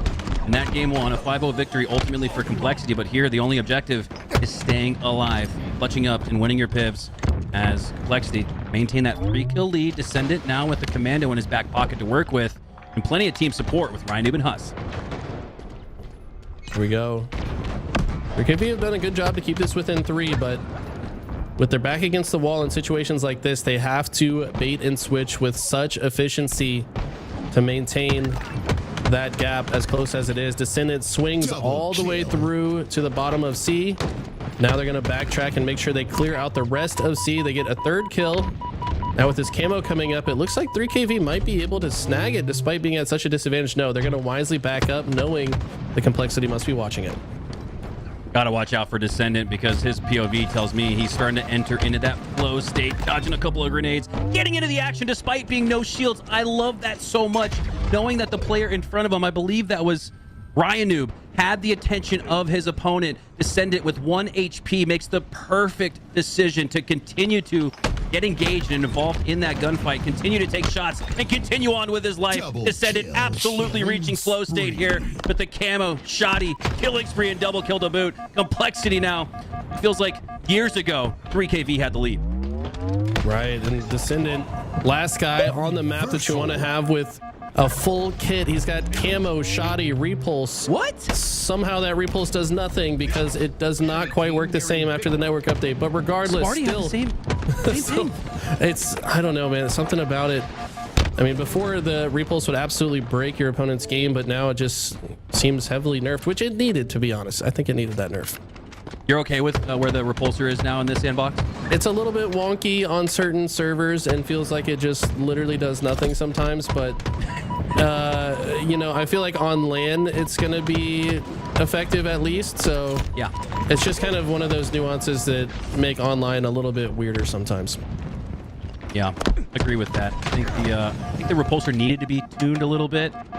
Love to see more consistency, but I think on LAN we get that as we get Complexity here, building up a potential 2-0 series lead, 46-33 in the winning moments of this one, just looking to put the finishing touches on this match to go up 2-0. Yeah, wow, like you said, 3KV started so strong. What was it, 11-6? But as soon as Complexity deplete the sandbox resources that 3KV held, it's been all Complexity ever since. And nearly a stake-tacular, 50-36. But remember what happened last time 3KV were down 2-0. We'll have to see. Keeping the intrigue, huh? That's true. I mean, those first 2 games that they lost looked pretty bad. Yeah. But then things changed quite a bit. Obviously, very different opponents here, and you got a hungry Sparty that's got a lot to say. So it's going to be a different story here. We go into Recharge Oddball. And the bad news for 3KV is this might be one of Complexity's best game types. Yeah. Yeah, I like referencing Game 3 Oddball down in 0-2 as a reverse sweep trampoline, but I don't want to use that phrase here because it doesn't feel like we see that same level of play that we saw previously. And I would say, actually, excuse me, let me correct myself. We see that same level of play from 3KV, but it's just the competition has heated up. The levels have gotten a level higher as Complexity in their first tournament with Sparty as their new 4th, looking to find the timing. It seems to me like, Eli, they're still working through that, and I think that's to be expected on day 1 for them. I think you're exactly right. I mean, these early rounds, they're expected to sweep. It's when they get to the later rounds that do I guess, test them. And part of the reason we chose this part of the bracket was looking ahead to that potential round 4 matchup, which, by the way, waiting for the winner of this is Team Business. That's that roster with It's the Last Shot now, with Manny, Druck, and Talik. And they just defeated the U.S. Army squad, and they will face off against the winner of this series, which right now looks like it should be Complexity if they play their normal recharge oddball game. Yeah, gonna try to keep you guys updated with all of the Halo action here today. We know that there's a lot of matchups and juicy rivalries that are forming seemingly out of nowhere after another round of Rostermania that we didn't quite really expect until split number 2. Game number 3 now is on board. As we're on board with Bejesus, he's got the shot, or excuse me, he's got the camo early on. Sparty must have heard him because he's spotted him audibly. Hasn't visualized him just yet. Throws a grenade to try to get a little bit of shield damage and a little bit of exposure on Bejesus, but he's done a good job to avoid Sparty, work his way back to him, and ultimately take him down. That's a nice play there from Bejesus, but he does lose out with that camo shortly after. Early rounds looking good for 3KV. Lido with the shock rifle. Gonna need to hit some shots, though. Definitely doesn't want to give this gun off to Complexity. Only able to fire 2 shots before Ryan takes him down. The Complexity push is already here, and the last couple members go down shortly after. That's a clean 4 dead. And when you give Complexity a clean 4 dead, you know that they're going to be looking at your spawn points. They're already in that patented AB setup. Actually, no, Sparty just went ahead and flanked all the way through the C side. He gets taken down, though, which might actually be an opening for 3KV to push in. And look at this. 3KV started off with the lead, and again, as it relates to Slays, are right there in it, going toe-to-toe with Complexity in the early goings, but not before Complexity find their first possession. And I think that's really what they were looking for. A 30-second hold, that 30-second checkpoint, if you will, that you're able to reach in an oddball match, has you feeling comfortable and in the lead. You make the other team chase a little bit, and if you can time these rotations over to the C or A side, Complexity only going to continue to grow that numbers advantage. Love the way Huss just played that. Saw the player jumping bat ledge, put 2 grenades that bounce perfectly into the opening just in case that player reach out. While those grenades are exploding, wraps through the whirlpool to cut off the other approach option.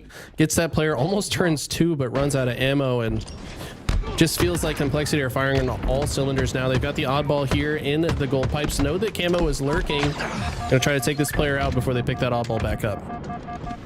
Sparty looking to stay alive, doing a good job of that. As 3 go down for 3KV, that's going to stop the threat for now. As Complexity continue on with the scoring, 63 and rolling to 16, as starting again to find their cohesion, the communication improving second by second. It feels like for Complexity, and the timing especially as well. We said Precision and Sparty pretty similar in terms of comp, but there's still that timing that they're looking to get down, and it looks like Complexity are finding the oddball as well, and potentially a quick round 1 win. Look at that. They get 4 dead. You saw what Ryan was doing right there. Almost certainly holding the back button. We can't see that in Observer, but you could tell he was waiting to start pushing C after he saw the first spawner. He wants them to spawn at C. Doesn't want to move too fast and potentially mess up the spawn situation.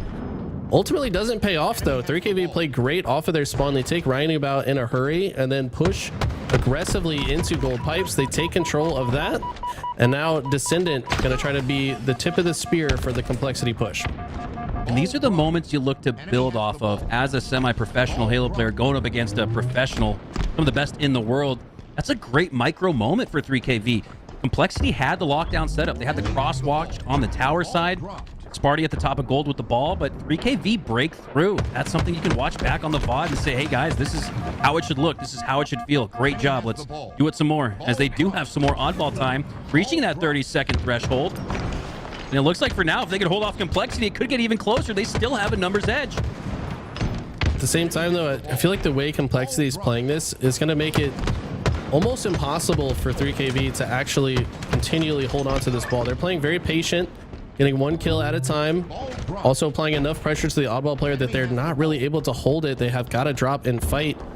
And now last 2 members alive for 3KV are trapped back silo. The collapse comes in, and it looks like they didn't play the ball. You have to think they would have needed to play that ball, but Jesus has the camo. Last opportunity to maybe stop this round. finds one player, make it 2. That's actually a huge clutch play out of Bejesus. Make it 3. Can he get an over on Complexity? You know he wants a Twitter clip. Oh, almost gets it, but Sparty backs out just in time to spare himself an appearance on Twitter. No, he'll be on Twitter, trust me. Oh, you're right. Bejesus now up and on board with the man himself, as they've done a great job to hold the backside of C. To send it, push it on through, but he's got to check his corner. Huss has it instead. That's teamwork right there. Just as it looks like your homie's about to go down, you pick him back up. Huss does ultimately go down, though. Sparty now back to the back of C, finds one, but trades out shortly after. Numbers advantage still for 3KV, and they win the reset. Yeah, this is actually looking all right, but look how fast the push comes in. If they can take down Huss, they could potentially hold down to it longer. They do. Recognizing the push comes in from the other side, they turn around and are fighting together. They're playing this pipes positioning so well, and Complexity keep running into these grenades. That's been the difference maker. Ball gets now rotated to A. The Senate getting a kill right now is massive, though. You can tell he just flew in somehow. I think he just went in through the mid-bridge, but look at this. They've rotated all the way to C, and they're getting the next rotation. It looked like Huss maybe tried to grapple the oddball, but 3KV playing this very well so far. Heads up play, though, to grab that oddball off the reset, and you thought maybe if 3KV had all gold spawns, they went 3 down, they might have had a chance off the reset, but instead, Complexity with the heads up play earn the oddball off that reset. A couple of heads-up rotations, though, from 3KV. I think you could argue maybe even more impressive on the rotations was 3KV, but ultimately Complexity ice up in the end, but win a much more highly contested round 1 than we expected, especially in the early goings of that round 1. Right, I mean, this 3KV team showing they are no slouches. That reverse sweep was very impressive earlier against a team that a lot would have expected them to lose to. Lido with the camo here, going to see if he can apply additional pressure to Complexity. Rhino caught off guard, somehow gets a double kill while being shot at, though, so impressive play from Ryan. He's also got 60 seconds of oddball time, and it looks like now Sparty with the shock rifle. If he does some Sparty things, then this could be a very different round for Complexity. Sparty things are happening. Headshot with the shock reversal, no less. As we saw, Ryan, who probably felt like a reversal double there earlier. Sparty getting one now, officially in the feed. 15 and rolling for Complexity as they look to lock down gold. Take down one at the top, one looking to flank through, but he gets sent back to the respawn screen doubly from Sparty. And Eli, he is in fact doing Sparty things. Really would have been a Sparty thing if he had popped off and hit that player on the stacks, but instead continues on with his life, continuing to put down damage as Complexity continue to roll with the scoring. 30 and rolling. What an impressive stretch sequence here from Sparty. Exactly right. He just seems to know exactly where his opponents are. This man might have more time in than any player in the game. This guy's level of dedication is insane. Somehow gets the killing spree perfect in that moment. I don't know, man. This guy's just played so many different situations. He knows exactly where to look at all times. Those were really difficult shots to hit, too. Sliding through at the bottom of gold with that little slope on the stairs, still hitting 5 perfect shots. That took me off guard. Even though I know Sparty's up to it, and Sparty usually finds the perfect 5 shots, but at that angle, that was especially impressive. So, too, is the overall team performance here in round 2, as Complexity now have a 49-0 lead. But here we go. Just like we saw previously, 3KV, they're getting pushed back. The sand and gravel are starting to dust up around him a little bit. Can they find their footing? Can they find the rotation? Not if Huss has anything to say about it. Utilizing that grapple hook perfectly to take down one. Might just make it 2. He's got a player hiding there, but he thinks he's flanking him on the sneaky side. Case grenade not going to hit anybody, but that kill does go down on the C stairs. Complexity with the numbers edge and a potential hold now at the back of C, but they're going to still have to clear out 2. They might even rotate this to gold. No, now with the spawns there for Durf, they're going to try to continue to muscle their way into C, as does Raidu with the double, and Huss makes it in. Strong siding his way, and that's going to be bait. But Raidu with low enough shields goes down to the melee.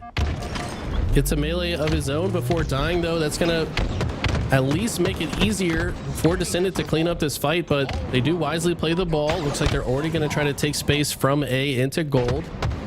So despite what looked like a good fight for 3KV, unable to convert it into any ball time due to the heads-up play from Complexity.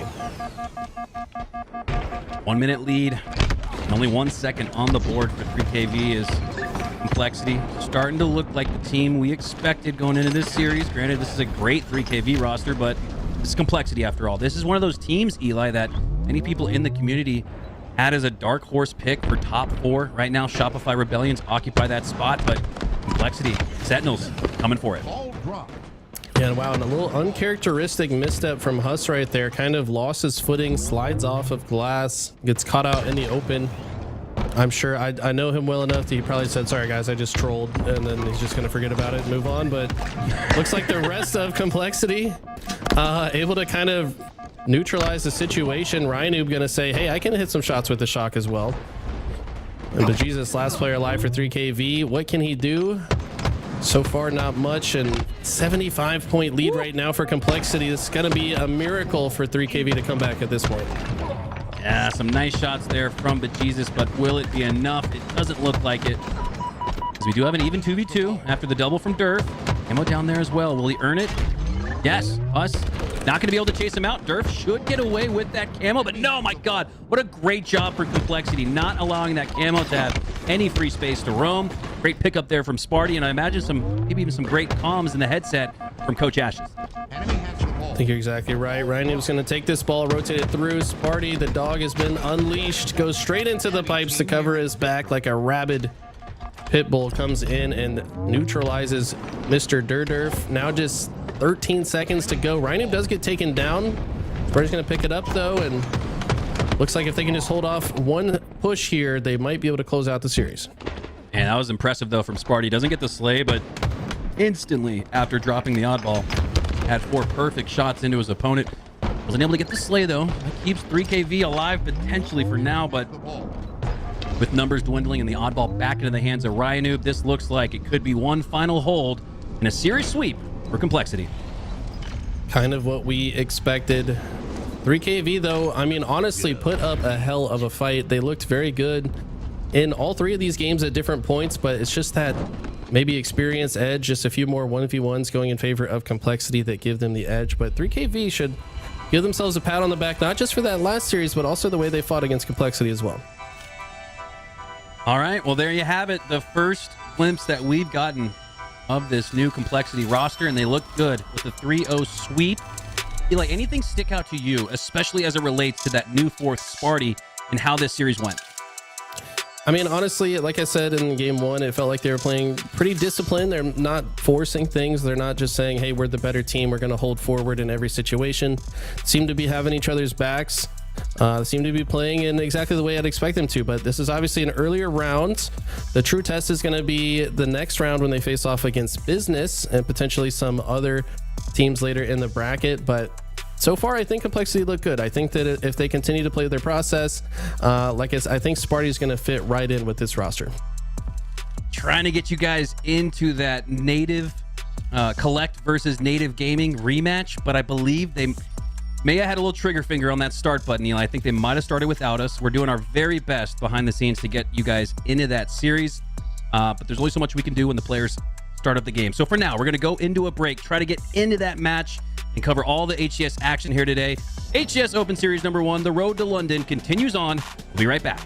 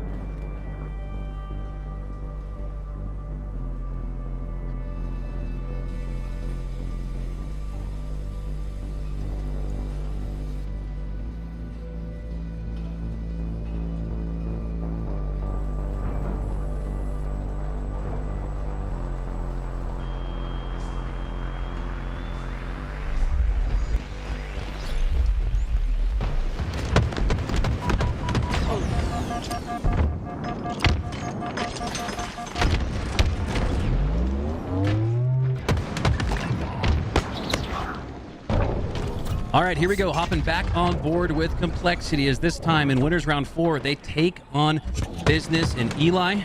We're expecting Druk to be able to compete at HCS London, and what a sight that would be. I think you're exactly right. Apparently a little bit easier to get into the UK than America right now, but we'll have to see. I mean, that would be the return of Druk on land. We have not seen him on land in quite some time. This roster, Business, trying to qualify for pool play, as they were able to in Arlington. Had to give up their seed though when Druk couldn't make it. So, but this is going to be one of their biggest tests yet. If they can take down Complexity, that could be a huge momentum shift for their squad in general. I think this new edition of the last shot is massive for Business.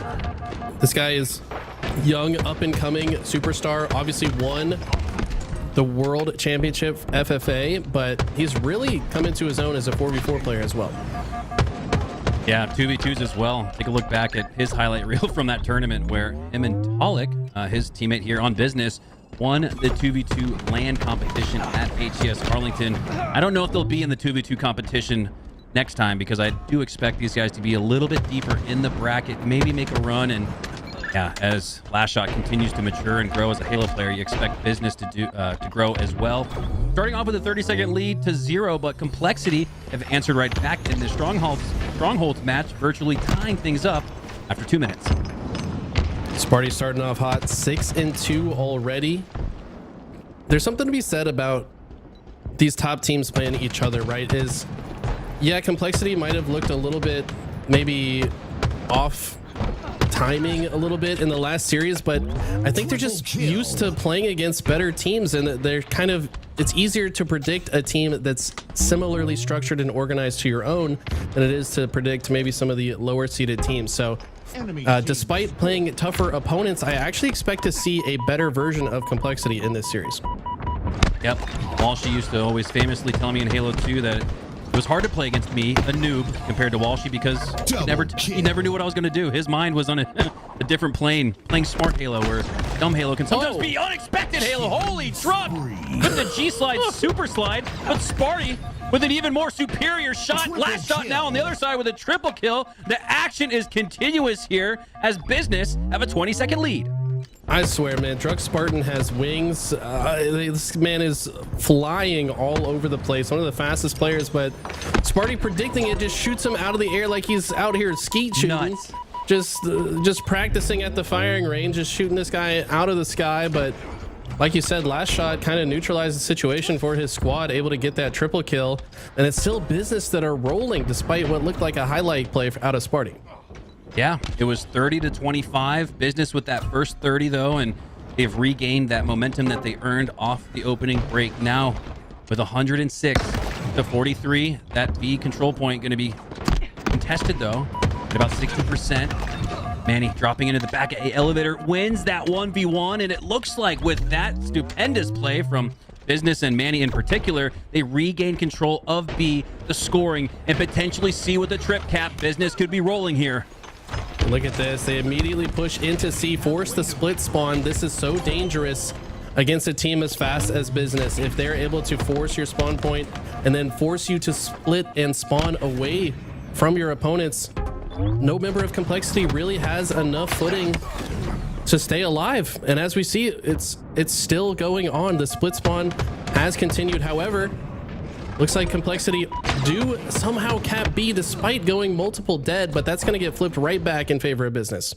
Another great example of the timing not quite being there just yet for Complexity. A little bit of a 1-by-1 push, and because of that, they go down 1-by-1. 3 down, in fact, for Complexity, and 3 more on the board for Business once again. If Complexity can't stop the bleeding here at C, they're not going to be able to. You can see Business soar into the 200s. Oh, it's going to be even more likely after Last Shot secures the PIV win and helps wipe all 4 for Complexity. This is certainly, I would imagine, going into the 200s, our Business with a massive lead.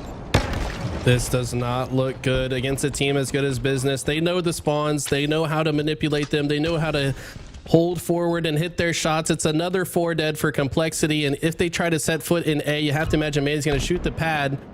Looks like he sees 3 opponents there. He's going to shoot the pad right now. No, he's missing it. If you just stood still, you can hit it while standing, by the way, Manny. You don't have to jump to land that shot. He could have got the triple chain reaction effect, but maybe gets a little bit too overzealous there. Doesn't matter. Still able to kill 3. Ryan, last player alive once again, and that's going to be GG. What's the saying, Eli? You can do no wrong. That's it right there, because like you said, that wasn't the most efficient play there from Manny.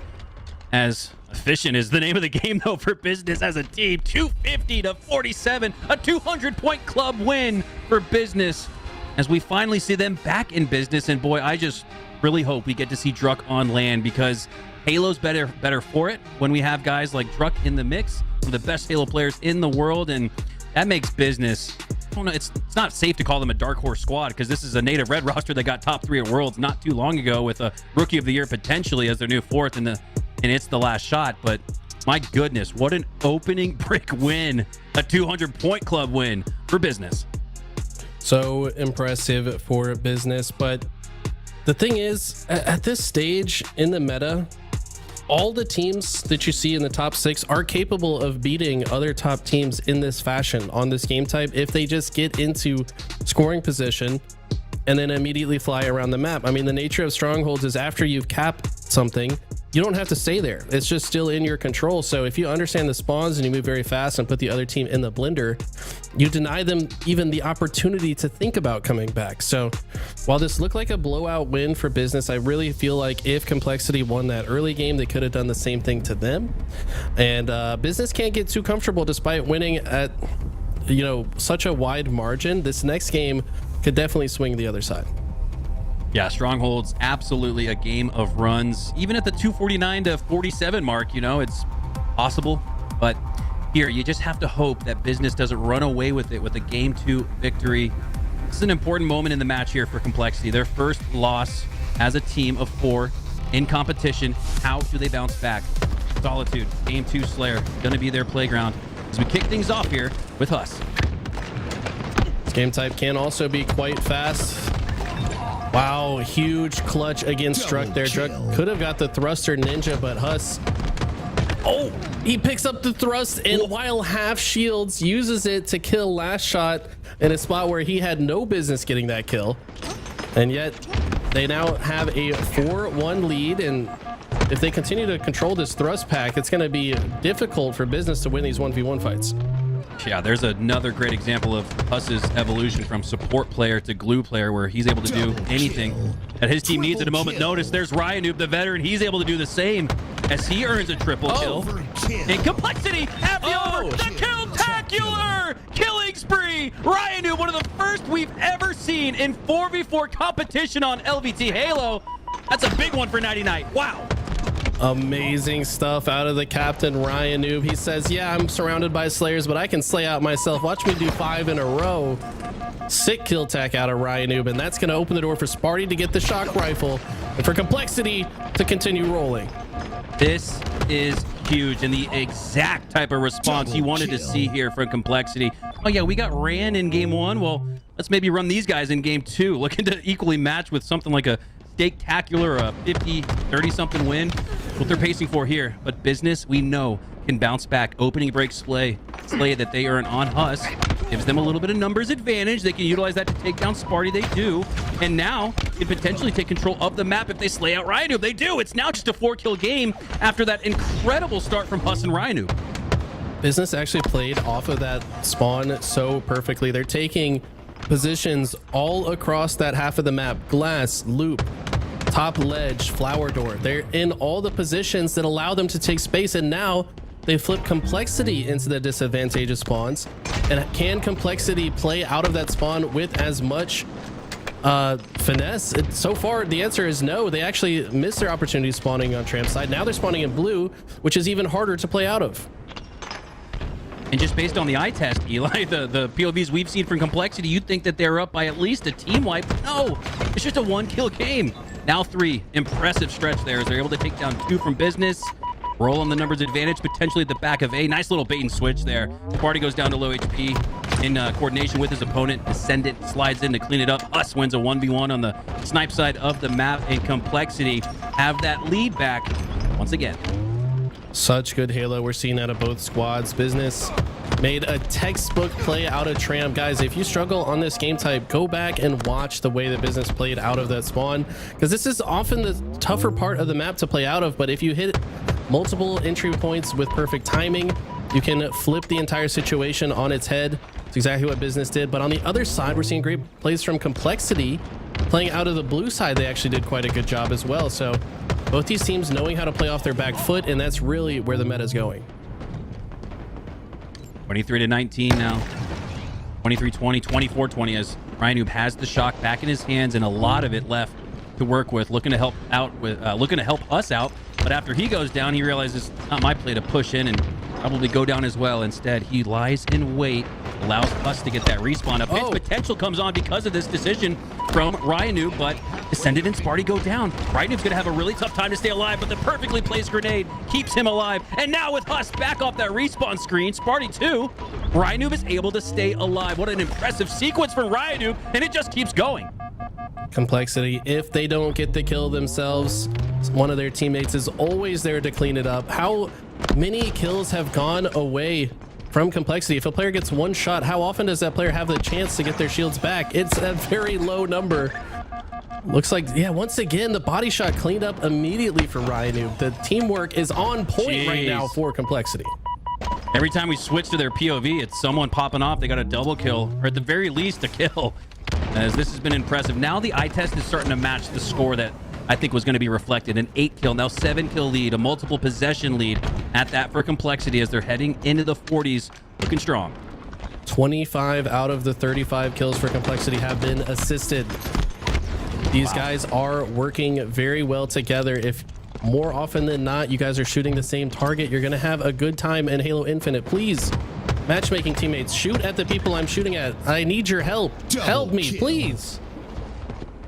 Cry for help from Eli, and it's being answered metaphorically in some ways. It's just a 3-kill game. Business are right back in it. Sparty off spawn. That's an awful place to spawn, but ooh, Descendant with a couple of shots into Druk sends him back. Not able to clean up on Sparty, but will Talik instead. All right, Sparty in a precarious position. He's getting shot from multiple angles here, getting shot from both blue and cafe side. Finds his way to top. Snipe does ultimately get taken down, but Descendant with a massive double kill here. That's going to open the door for Huss to push in. Knows that there's less opponents waiting for him on this side of the map. Also, I think has help from Descendant, who has now rotated with him across the map. Once again, Complexity flowing very well together. Descendant now, very important position. He's S4 while his teammates are pushing in left side of the map. He has to watch the exit point on the opposite side in case any of these players show up weak. He's just going to maintain that positioning, top snipe, and the play from Complexity is to swoop in from all angles, limit the escape options of Business, but Business playing very well, trapped in a corner, just kind of baiting each of these entry points. And now Complexity wisely decides to back up a little bit, but they have this camo to fight for. That's why they're being so aggressive. They want to pin Business in the tram side so they can safely grab that camo. Complexity have done a really good job keeping Business at bay every single time. I'd say 2 or 3 times in this match. Business have made it close. A 1-possession, 1 team-wide game separated by 2 or 3 kills, and then the next sequence rolls the way for Complexity, and they build back a 7 or 8 kill lead, which is what we see here. Complexity in the driver's seat, and this last camo could just secure the tied series. Wow, Ryan Noob, very disciplined, doesn't just go right for the grab. Knew he would have died. He tried to bait his life a little bit longer. Love that. Got a little bit of extra damage, and now with 3 kills to go, Sparty grabs his camo. This one should be over with. Not only does he grab the camo, gets a kill with it, and now Business are spawning. They're in a tight space. They're being surrounded, but they get some phenomenal grenades. I don't even know how that grenade landed where it did to take out Sparty, but I think it's a little too late. Just 1 kill to go for Complexity. Business able to take down that camo and Sparty, but I don't think they're going to take down Complexity here in game 2. Instead, waiting for the finishing touch, the finishing kill, tie up the series at 1. Ryan Noob on the cafe side pushing through 4 stack. This is great because all you need to do is trade out here. I love this 4 push from Complexity. It's a Ryan Noob special. I feel like even dating back to season 1 with United, they would rotate and flank all the way across the map in situations like this as a group of 4. Seen a little bit of that here as Sparty looks to clean up on Ryan Noob's damage, but Ryan Noob gets it instead. Sparty and Ryan Noob reunited, and it feels so good. The series is now tied 1-1. Ryan with the highlight of the tournament so far. I think Brandon and I are on the same page. We want to see this kill tech. Look at this, just listening to call outs. This poor player spawns lift at the wrong time, lifts up, gets shot in the back by Ryanub's teammates. Ryanub has to ice up to hit the shot, knows he's on broadcast, knows who we want the Twitter clip. What does he do? He delivers. Run it back turbo. Let's get a second look at that as we see the second slay go through. Take it a triple, and you're right, Eli. Look at that instant recognition of the comms there. That fourth and final player. Fortunately, Pollock spawns there, I guess, unfortunately for him. And despite what looks like a nice little crouch strafe maneuver there, Ryanub has it figured out. A kill-tacular. I think we haven't seen that in HCS play since Legend did it, but no, that was in I think a global competition, maybe an HCS offseason. I don't know. I don't recall too many kill-taculars in HCS competition, Eli. That was a special play from Ryanub, and you look at those 5 kills, the difference in the match was only 8. So you think back as to what it took for Complexity to win it. This bodes well for a really electric finish to this series. Game 3 like a mini Diet Game 5, and you look ahead at that Game 4 live fire oddball. This is a series that could go much longer. You're exactly right. I mean, and Ryanub gets all the credit for that. I mean, at least the glory, right? He gets the kill tag, but the rest of Complexity, team shooting in every single situation. They were either drawing attention away from Ryanub so that Ryanub could perfectly slot in and finish all 5 kills, but there wasn't a single kill in that spree that he didn't have help, and that's a good sign for Complexity. They are all shooting together. Their assist count was very high throughout that game. They're constantly finishing off each other's damage, and if the other team never has a chance to regenerate their shields, it's a very difficult game for them to do anything. This next game going to be very interesting to me. I think we're going to see Sparty with the sniper. I just did a YouTube video watching their first series, or one of their first series, against Sentinels, and Sparty, I think, went 6 for 6 with snipe headshots at one point. So this guy is sniping just like we know he can do, and curious to see if he can keep that fire for this game here. Now, the last time we had Argyle CTF on our screen, it was, I believe, SSG and Legend winning it in 2 minutes. Oh my god, that's an unbelievable run. We recapped that on our not even, yeah, it was like a minute and a half. Recap that on our YouTube channel because it was definitely a game that was worthy of recapping. And there's really, how do you even recap something that only takes a minute and a half? I mean, it was an unbelievable performance, but it again points to the levels and the opportunity and the ability on a map like Argyle, Eli, that was seemingly a guaranteed 12-minute match, sometimes going into an OT, maybe even a reset OT2. You know, it's possible to win it in a minute and a half. I don't think we're going to see that here, but again, that match that SSG was, I think, was against Bittersweet. So it's, again, not like we were watching a round 1, round 2 matchup. No, that was deep into the tournament against the top players in the world that we saw a minute and a half match on Argyle. Again, not trying to set up for something like that here, but it is possible. I mean, I think SSG has just become a new beast in CTF, especially with the speed at which Legend can run the flag. I mean, all of them can run the flag very fast, but then you've got Bound and Stellar hitting snipe headshots while the fastest flag runner in the world is running the flag. I mean, who's going to shoot at him? He can just NASCAR derby his way around the map until he's got 3 caps home. I mean, it's unbelievable stuff watching SSG. We'll probably see them on Thursday, if not today, but for now, these two teams facing off. I think this is going to be a highly contested one. Lots of skilled snipers on both sides, lots of fast movement on both sides, and this one could be over in a hurry, or we could get a triple overtime. It's hard to say. You said watch out for Sparty with the snipe on the side of Complexity. I'm putting the call on Druck with the grapple hook. I think Druck, one of the best players when it comes to that movement tech. I think Boo Dubu, another player that plays really well with that G-Slide super tech. Druck's a guy that I'm looking for that can cut this map in half quickly with the use of that equipment. Wouldn't be surprised if he spawns and goes straight up off the top for it. Again, because he's one of the best players in the world with that grapple. So keep an eye on that as well as we get ready for a Game 3. This series tied 1-1. Which way is it going to go? Druck might be having a little bit of PTSD, though. Last time he hit a grapple slide out of top gold, he got sniped out of the sky by Sparty. So maybe a little bit hesitant to pull the trigger. No, I think even after that, Druck's not going to hesitate, pull out the movement tech, and This is exactly what Sparty likes to do off the start. I've noticed he does take the snipe and just immediately rotates back to the window, sees if he can get an early snipe on the opposing sniper. With multiple teammates dead, he's going to have to play this cautiously, though, because Business looked to try to kill him and steal the sniper. And with that open window comes a lot of lanes, a lot of line of sight for Sparty to take advantage of, but also for him to get take shots from, as he does take some damage. Oh, no scope, though. Cleans up the opposition. Manny trying to push through, but Sparty, that's so massive, Eli, because you're given a fresh sniper, all but one shot wasted to Business. Instead, Sparty continues on with it. Now with that top mid control. Oh, 180. Almost gets the no-scope landed on the player that snuck into the back. That's last shot with an impressive play. This is going to pull Complexity back. Complexity had plans, it looked like, to pull. You see Descendant there, but now they got to worry about last shot. They got to worry about Manny. He's in the back of the base too, and last shot finally goes down, but not before trading out. And wow, Complexity with the quick score. Last shot goes into the back of red, but Complexity all the while do in fact get that pull, do in fact get the score, but it looks like a counter cap ensues. You said impressive play by last shot, but I'd say it was kind of a risk reward that just didn't pay off, right? Like, yeah, you can get all the way to the other side, but if nobody's there, that just means you're not in the fight to help your team on the other side. But it doesn't matter. Business able to secure it anyways. We're gonna get the tie 1-1, and in a minute and a half, we've got 2 caps, not for just one team, but for both. All right, yeah, so we don't have a game over in a minute and a half, but we'll take dueling caps on both sides, 1-1 here. Little bit of time off the clock, but a lot of action as Druck utilizes the last 2 shots in that S7 to take down Sparty. Huss cleans him up, though. Retains possession of top mid. I think Huss was also holding maybe the X button, hoping to pick up a snipe, but it's been depleted. The opportunity is still there, but if not for that nice trade there from Toolez. Huge trade in that moment. You really don't want to let the other team exist in your vent area.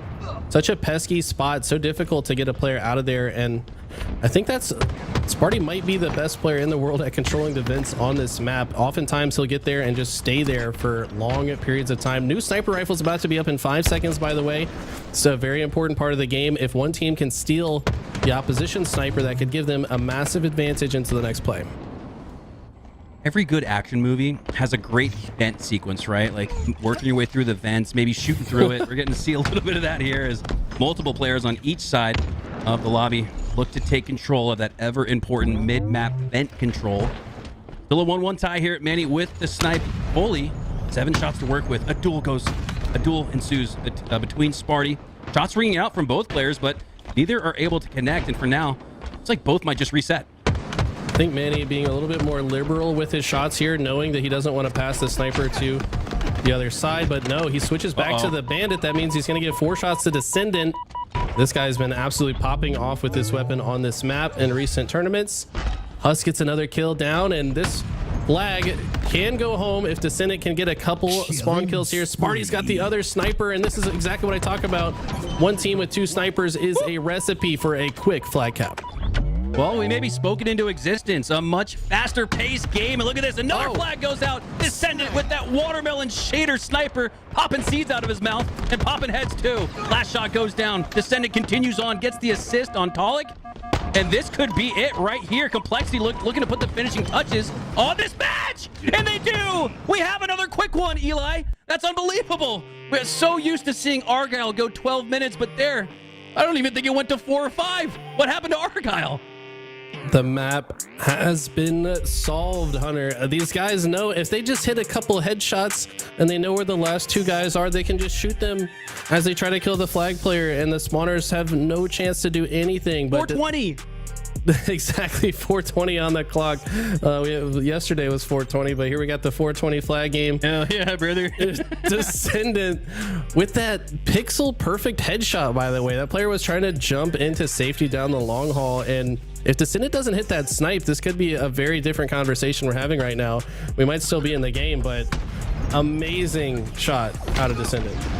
Amazing too to consider that match only lasted 4 minutes 20 seconds and it wasn't a blowout. That was highly contested back and forth. I mean, it was a 1-1 game at one point and then 2-1, and it wasn't moments later it became 3-1. So that was, don't let the final score fool you. Don't let the time that we had in this lobby fool you. It was a highly contested match, and it came down to, like you said, some of these clutch shots with that watermelon shader. I don't know what that is. Red and green go together pretty well there for Descendant as he locks down I don't know. A Merry Christmas, maybe. Yeah, there you go. Merry Christmas. That noob. shot right there, that's the one I was talking about. Pixel perfect. The last frame, I think, before last shot was behind that wall.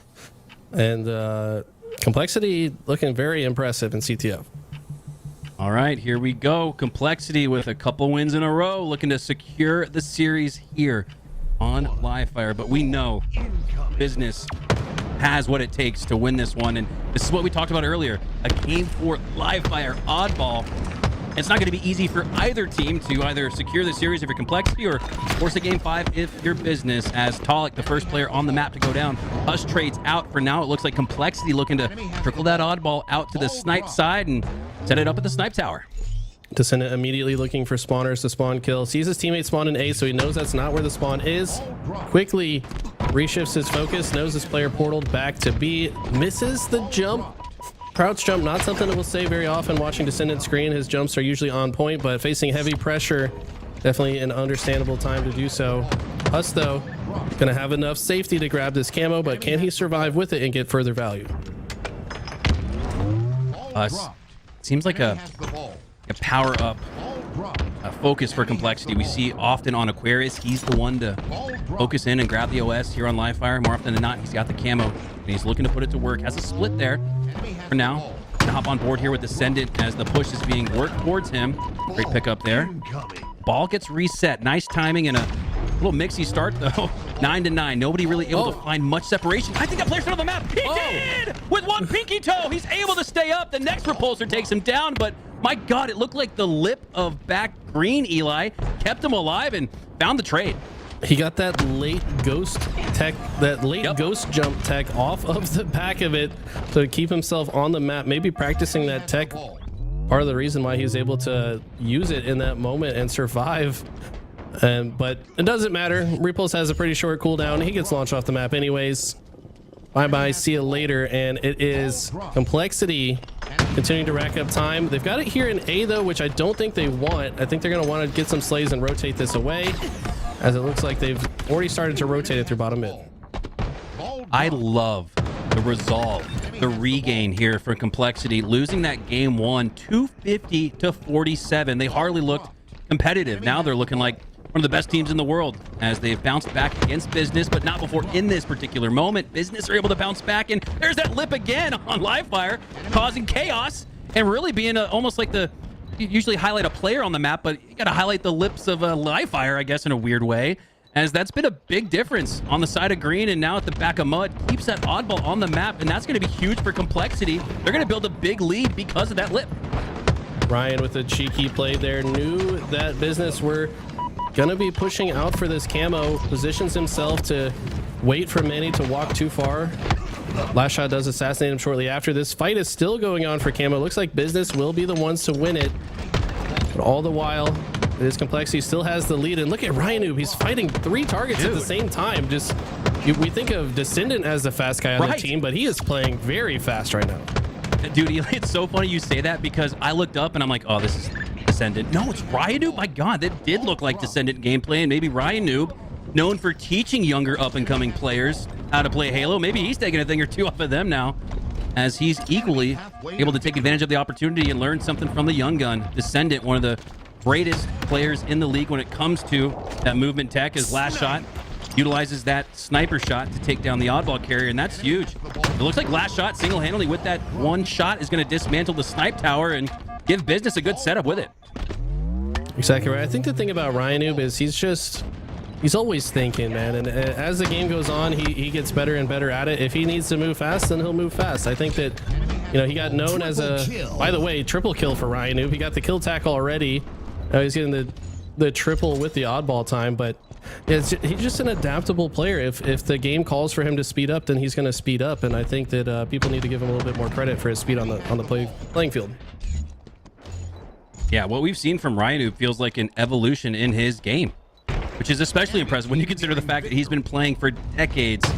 Can you teach an old dog new tricks? Well, I guess you can. Ryan showing us just that, as Sparty with the snipe drops down to S1, looking to maybe rotate and throw that oddball off the map to earn a reset. But again, this is 2-3 times now that the oddball at the back tower of snipe has not been reset. Instead, the team that's able to dismount the snipe tower is all the better for it, as now Business have a good hold leads doubly, 83 to 45, but Business, if they can hold here, can come right back. Sparty wisely positioning himself behind the dice boxes here as he tried to focus that player on Nest. Teammate finishes that kill though, and he's going to find an escape route. I like this. For him to stay alive gives the rest of Complexity time to push up, which is going to give more strength to the push. And that wisdom from Sparty going to lead to a piv win for Descendant, a forced ball rotation for Business.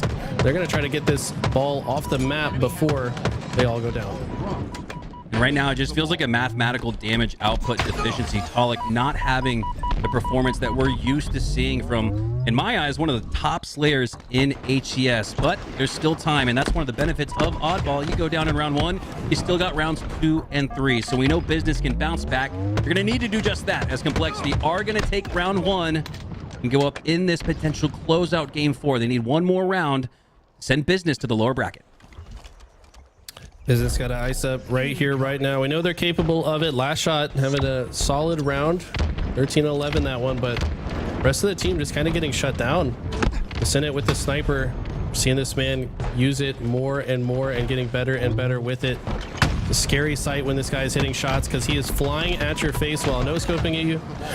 And Tollic, I mean, doesn't look like he's not warm. I mean, he's hitting the ghost jump there and almost turns that fight, but so far it just seems like time and time again he's getting shut down.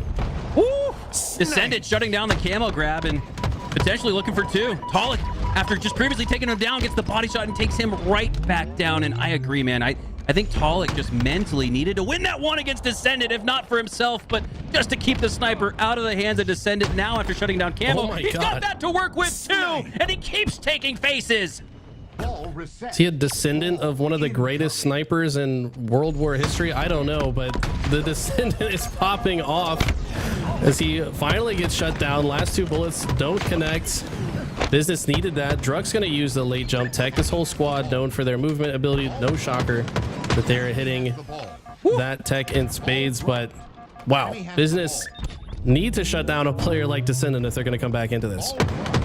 Impressive strafe there from Manny, but it wasn't enough to keep him alive. Descendant just continues on doing Descendant things. More perfect shots from him, but he gets cleaned up, and here we go. This is the opportunity, if not for Ryadoob. Ryadoob single-handedly shuts down what would have been a stronghold at the back of A, and now Business are crumbling. Ryadoob is the last player alive. Can he earn another slay? Yes! With the use of the repulsor in the tunnel. Not a rat. Not a noob. He's a veteran. Ryadoob, what a great job there. The last Spartan standing in. Business could have 20 plus, maybe 30 seconds by now if it weren't for him. Instead, the Oddball's going the other way for Complexity. You saw what Ryadoob did there, though? He faked as if he was rotating the ball bottom mid, just chucks it bottom mid, immediately turns around and catches 2 players off guard. He's now 24-9, by the way, 31 objective points and 10 assists. So Ryan absolutely slaying out here. Is that a quadruple double? Like, what is this man's on right now, dude? Ryadoob, again, this feels like we're witnessing the evolution of his game. Granted, he goes down there, a little bit of a caster curse. Ghost jump hit there for Huss, but just like with Tollic, he goes down shortly after. And now with 2 down for Complexity, this is Business's opportunity to strike. Can they prevent that reset? But all the while, all that action going down for the reset, Sparty's able to pick up camo. What can he do with it? Despite pop-off moments for both Ryan and Descendant, the scoreline is all Business so far this round. Sparty going to try to use this camo to break the setup. They do get 3 dead. Ball gets played, though, so they're going to have to keep fighting for it. Looks like this last player is going to be spotted out. Sparty's going to try to take him down. Somehow Druck gets the reversal there, despite it looking like Sparty had help. And now Manny's in the perfect spot to shut off the ball rotation, and it's 3 dead again for Complexity. This round looking very good for Business. Oh, but did Manny just rotate the Oddball back into Complexity's sights? He does, but oh my god, Sparty continues to chase out that damage, and Manny's gonna escape with his life, 1 HP. Will Sparty do the same? It looks like for now he will, as he regroups the dummy door. He's gonna make a smart push here as he makes his way towards the C platform. Has the shots into the back of 1, but Druck has his back. Druck has the snipe and 5 shots to work with. No scope, no. But the headshot cleanup goes through. And now Business are back 69-4. What a ferocious comeback from them. This is looking exactly like what we saw from Complexity. Dare I say maybe even better, which could set up an electric round 3. This looks insane. Business so objective efficient this round. All of the rotations have been in their favor. The few times that they did lose control, they played at the perfect time and are ready for the reset as well. Business can play like this in a round 3. Could they force a game 5? It's so hard to predict between these teams right now. They're both playing so well. Oh, woo! Sparty with the triple quickly activates the QT just as fast, and he's not looking to waste any time with it. That oddball at the reset capture point, and 3 down means, oh my god, wait. Okay, I was wondering, is he about to do something tricky? Yes, he is. He QTs, rotates all simultaneously, but Druk spots the portal's initial point and takes down Sparty. Not before he's able to rotate it though and give Complexity a chance with that oddball. I like that play there from Sparty. They do need some time. I mean, it's only 6 seconds for Business to close this one out, so it's got to be perfect gameplay. Seems difficult. Looks like Business are choosing to play the long game here. They're going to actually rotate all the way to the green side. Us is going to try to slow that down. Gets 1 kill, gets the next player. No shields. Sparty scurrying away, no shields, and this looks like the end of round 2. Business needing just a few more seconds, but they can't overextend or chase it. Complexity, a team that'll make you pay for it, but it looks like for now, if Flashshot can just get to top mid, he does. They're gonna secure it. And wow, does this set up for a phenomenal round 3. This game has been so good so far, and I have a feeling it's gonna get even better. You could say that Toolez has woken up. By the way, ever since we called him out, he was, I think, 3-16. I mean, granted, still -10, but he's 13-23. So the end of that round, going on a bit of a spree to save the scoreline. All they need. And Ryan's got 30-16, 14 assists, by the way. Yeah, what Ryan is doing right now, are we sure this isn't Renegade? Because I saw Verbaker mention that in chat. I agree. This is looking like a little Descendant, little Renegade. I mean, Ryan, the Renaissance, the Renaissance, I guess, is on. As he's found new levels to his game, and I'm all for it. But Business are about to take all 4 down. Sparty, the last player alive for Complexity, as it looks like Manny is going to easily win this reset. But where do you want to take it? Spawns on the green side. I mean, I think he's going to rotate it to Snipe. Allow Toolez to stay here for flanks. And I like this setup here from Business. Great heads-up rotation with the oddball, despite Toolez going down. And again, this is why stats don't matter. You think, oh, now he's -11. But he held Complexity single-handedly on that side of A and allowed Business to get away with it. Now the question is, what can they do with it? Truck with the sniper top tower. This is a good-looking start. So far, though, both teams applying so much pressure that neither are able to get much ball time. Now with 2 dead, I do expect ball to get held for a bit longer. Body shot on Sparty is going to slow him down, and Complex are going to have to find a way to make this push work. Rhino gets taken down, and it's at a bad time to do so. Druk gets the disrespectful shots on the dead body of Rhino, but they've been staggered for quite a while this round already. Finally, 4 alive, but no, Husk gets taken down, and it's once again a staggered situation for Complexity, but they've got a little bit more time to set up their push this time. Plenty of time left in this opening break of round 3, but Business are looking to make it a quick one. 35 and rolling to 4 for Complexity. And again, Eli, that all goes back to Toolez maintaining space, maintaining a distraction at the side of A. This is all a trickle down, a cause effect of that. So again, I just want to point out, you can't always just look at the top right of your screen and say, oh, Toolez's having a bad game. No, we've seen some match winning moments from him recently, and he's had a hell of a run ever since, you said, starting like, I think it was 2-16, having a much better performance ever since then and icing up. Let's hop on board with him and see how he plays this rotation on the side of Nest. Right here, he knows oddball is here. Teammates probably crossing top middle. Looks like Camo's coming up, so his goal right now is really just to hold off the pressure from Complexity, potentially make it easier for his team to grab Camo. In this case, maybe they elected to give up the Camo, favoring instead to rotate that oddball and get a little bit more time. And it is Ryan who putting the Camo to work now, and he doesn't care that he's invisible. If there's only one guy on the map, you got to just shoot him right away. Like that play out of Ryanoob, and now he's going to look to help his team secure the next oddball.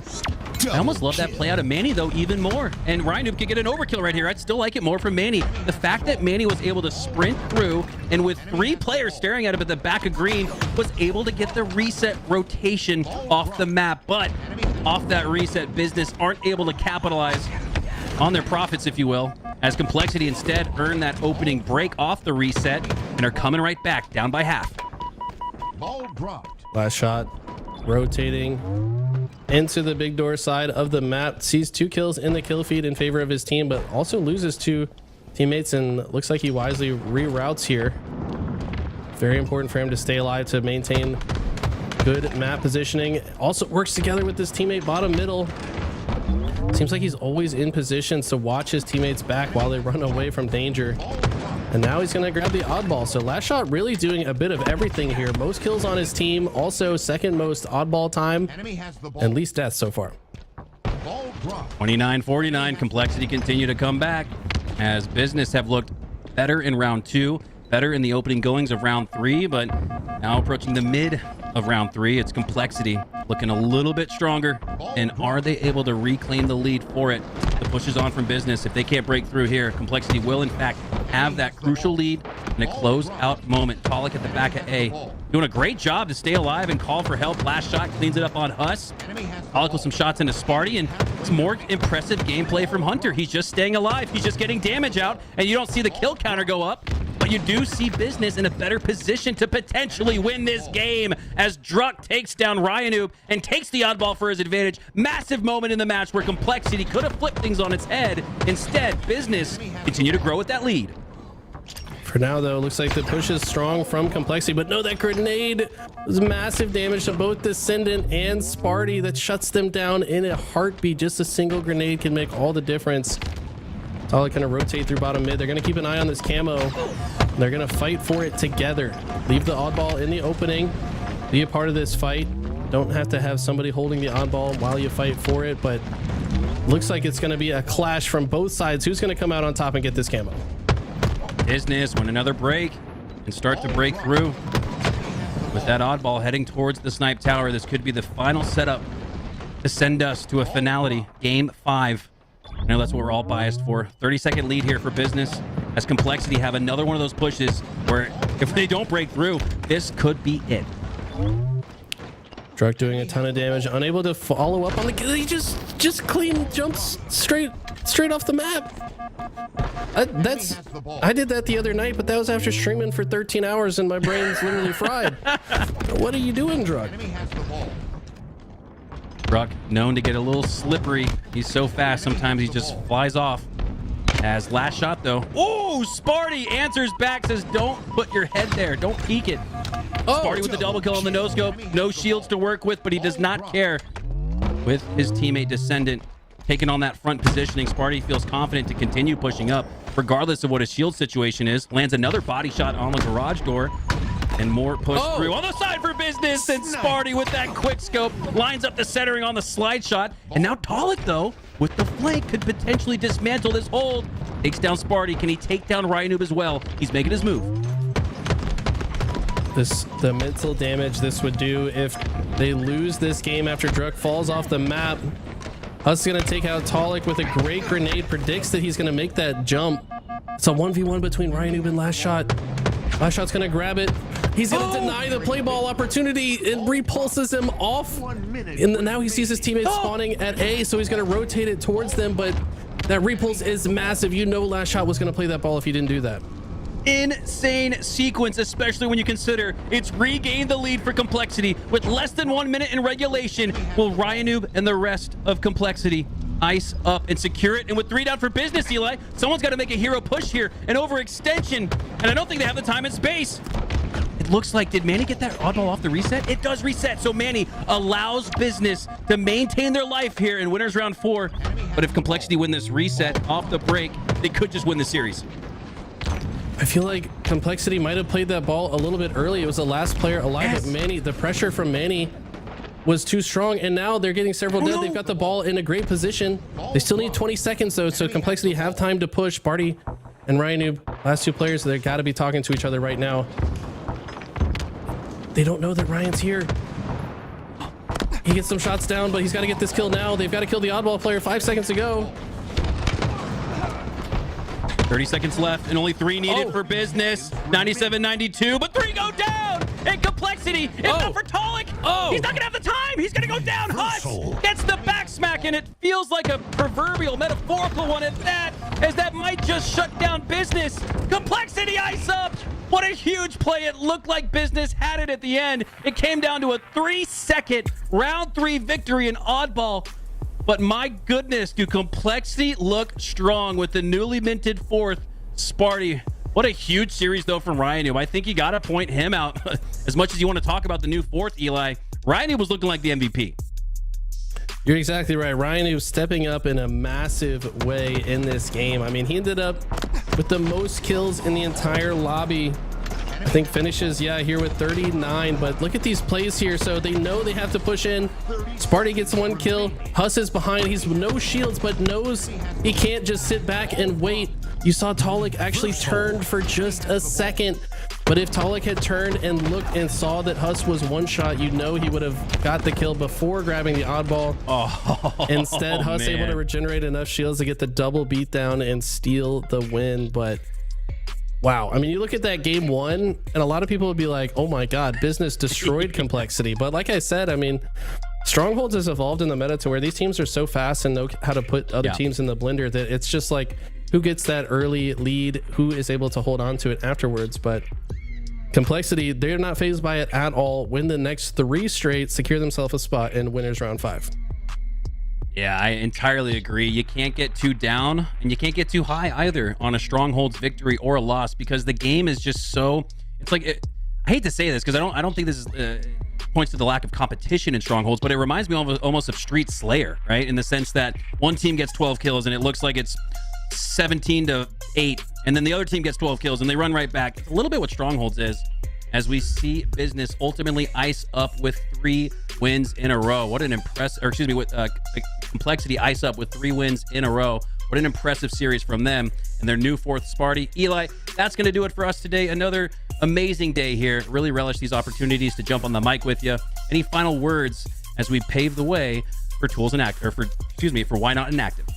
Man, I mean, what a fun start to the week. I can't wait to see how this all shakes out on Thursday. I'm excited that basically all the top teams are here. I guess OpTic decided not to play today, so besides that, everybody else is here to play. We're going to see some phenomenal Halo, and we've got some fantastic casters to bring you guys the rest of the way through today, and we'll see you guys on Thursday. All right, that's going to do it for us. Woodham podcast between Eli and I drops tomorrow. Tide the Leader, search it up on Twitter, find us on socials. That'll do it for us. Y'all take care. Have a great rest of the day. Can't wait to see the rest of the competition. Drop. Enemy has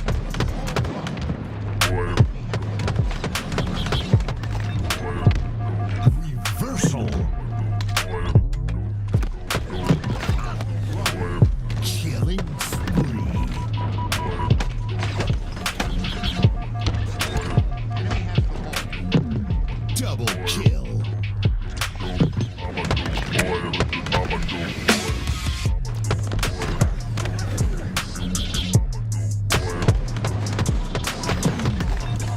Enemy has the ball. Double kill. Double kill. Nearing victory.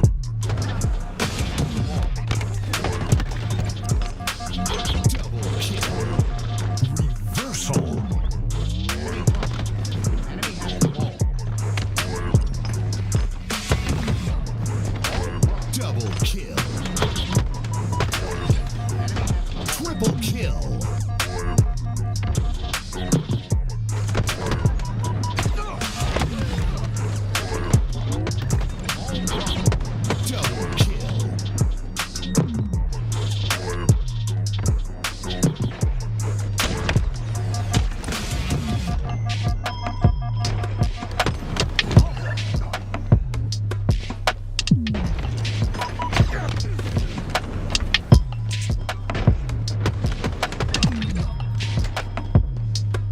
Kill.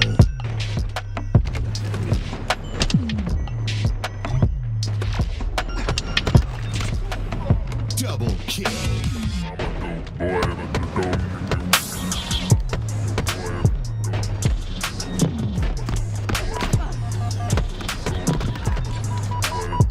Triple kill.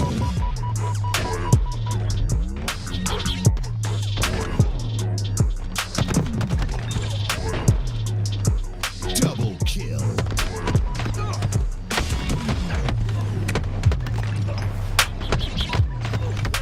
Double kill.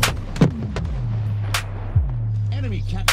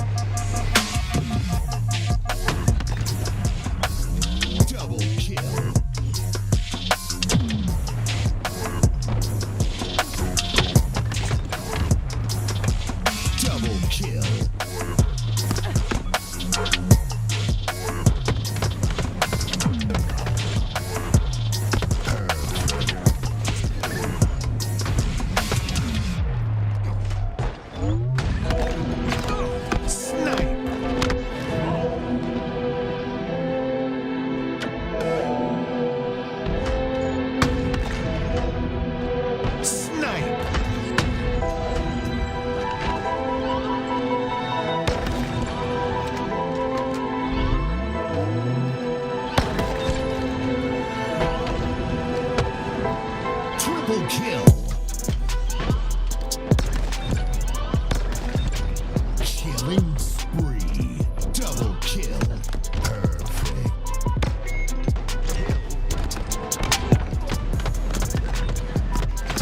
Killing spree.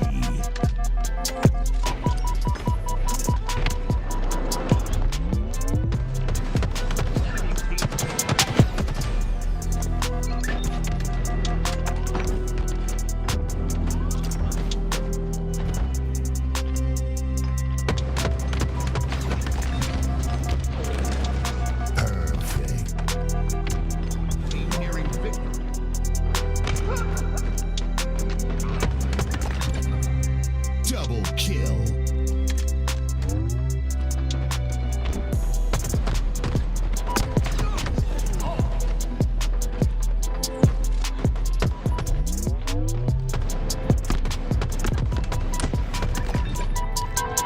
Perfect. Double kill.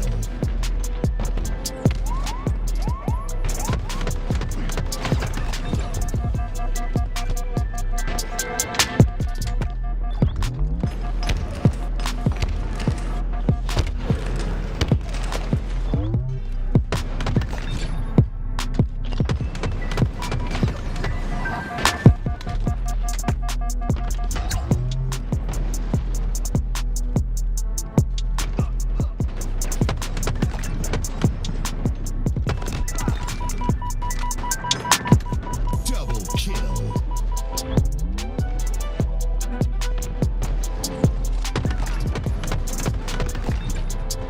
Double kill.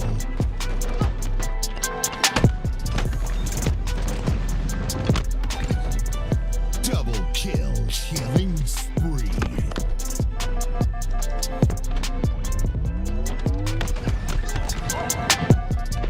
Reversal. Perfect.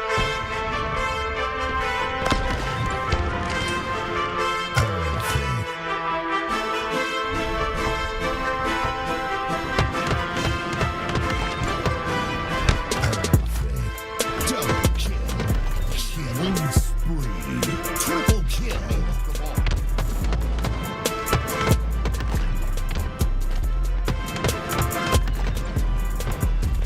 Double kill.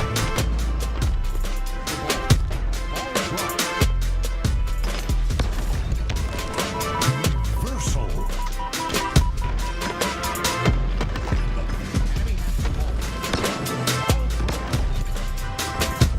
Double kill.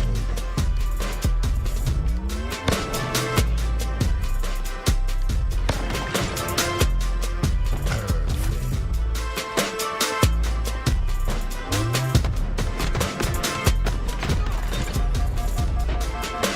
Killing spree.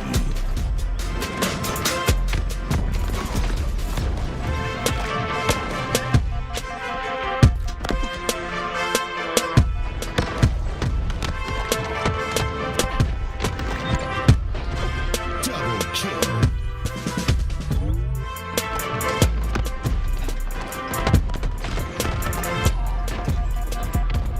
Double kill.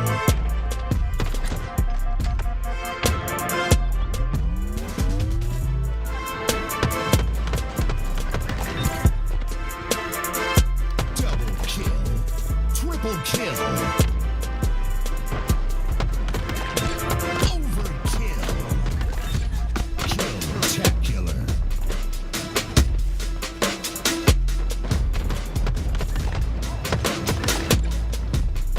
Double kill.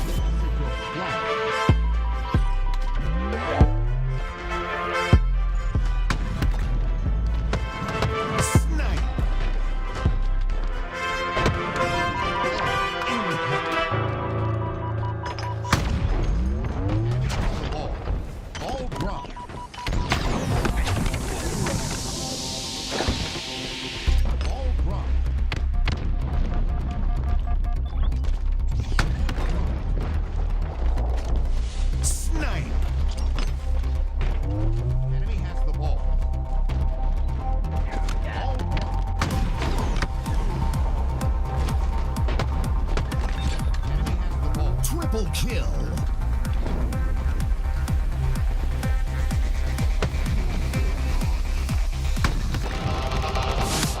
Snipe.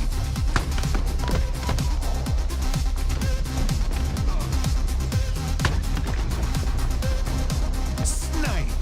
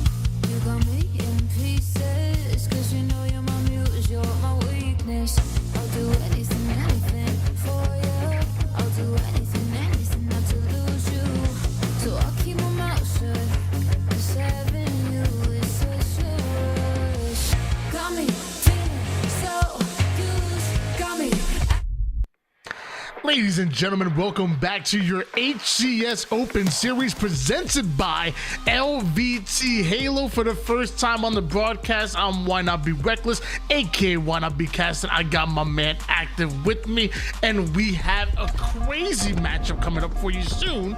Complexity versus Shopify at Rebellion. But before that, we'll give you a little bit of an appetizer. Let's show you a little bit of FaZe versus potential new Sentinels. Yeah, there's a lot of drama around this one, Tony. I even got some DMs from Sparty kind of, talking about his feelings on this whole situation. Definitely a decision made by Sentinels, and obviously, Sparty's not too happy about it, but Precision ends up on the roster. So interested to see how this kind of pans out for them. Already off the rip, it's going to be Sentinels with the lead in the very first hill inside of batteries. Well, Sentinels heavily taking on this first hill, barely actually getting touched by FaZe, and looks like Sentinel's gonna be the one to set the tone for this one. A 1-0 start from Sentinels as we're on board with Precision. I know you guys probably, hold on, I thought you said Complexity's playing later. Well, guys, apparently Precision has been scrimming, has been running with Sentinels. This could be the official roster, even though we haven't seen official signing, and let me tell you, he's been a rock star. Whether it was that scrim versus FaZe, taking 7 out of 15 games, going up against the old team Complexity. Since Precision has been playing with Sentinels, they've been doing their damn thing. Yeah, Precision's one of those players who has been one of the best up-and-comers, if you want to call him that at this point. And I think he's got a lot of potential to be even better, which is kind of scary coming from a player like him. They obviously saw that he fits their playstyle or what they want a bit more, Obviously, that performance in Arlington, Sparty, not really due to his personal performance, but a little bit of health conditions and health situations that he was going through. But Precision has an opportunity, like you said. It hasn't been officially announced just yet, but he has an opportunity to prove himself on a top roster like Sentinels.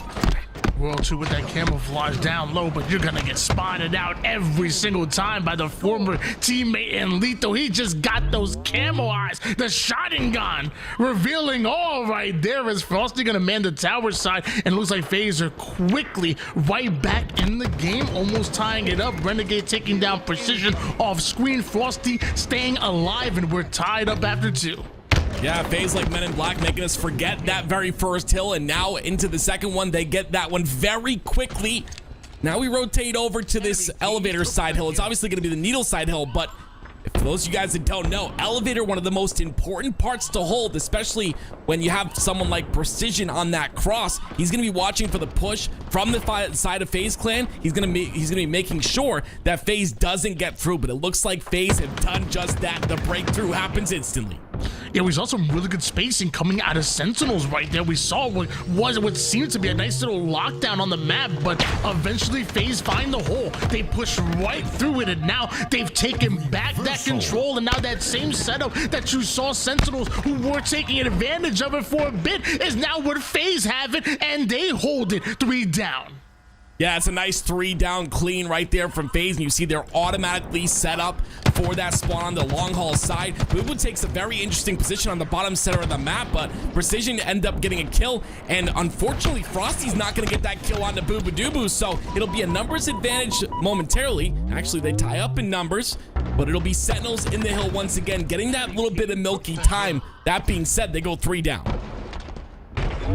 And Roll 2, gonna watch that cross, the same that you saw Precision trying to do earlier, the same that they've held on to a secondary round of slays, is Roll 2 getting right back at it. Beautifully played as they take down 1. Precision has gotten away with the camouflage, but limited impact as Sentinels once again go 3 down, and you have to imagine FaZe is gonna be right back on that hill. Yeah, on top of the 3 down, it's gonna be FaZe who get the camo out of Precision's hands, so Precision ends up going down, and getting that camo kill is so very important, especially to setting up here. And it's going to be Snakebite that first point of contact. They kind of double up on that pipe side. You see it's going to be Frosty on the glass side. It was going to be Snakebite on that bad ledge, and it seems the setup is working, because right now they don't take too much damage. But as I say that, it's going to be Sentinels who makes a push through. Sentinels not that far behind when it comes to hill progression, and the 2v1 is going to work out as they take down World 2 over toward the A elevator side. Now both players going to push up towards that hill.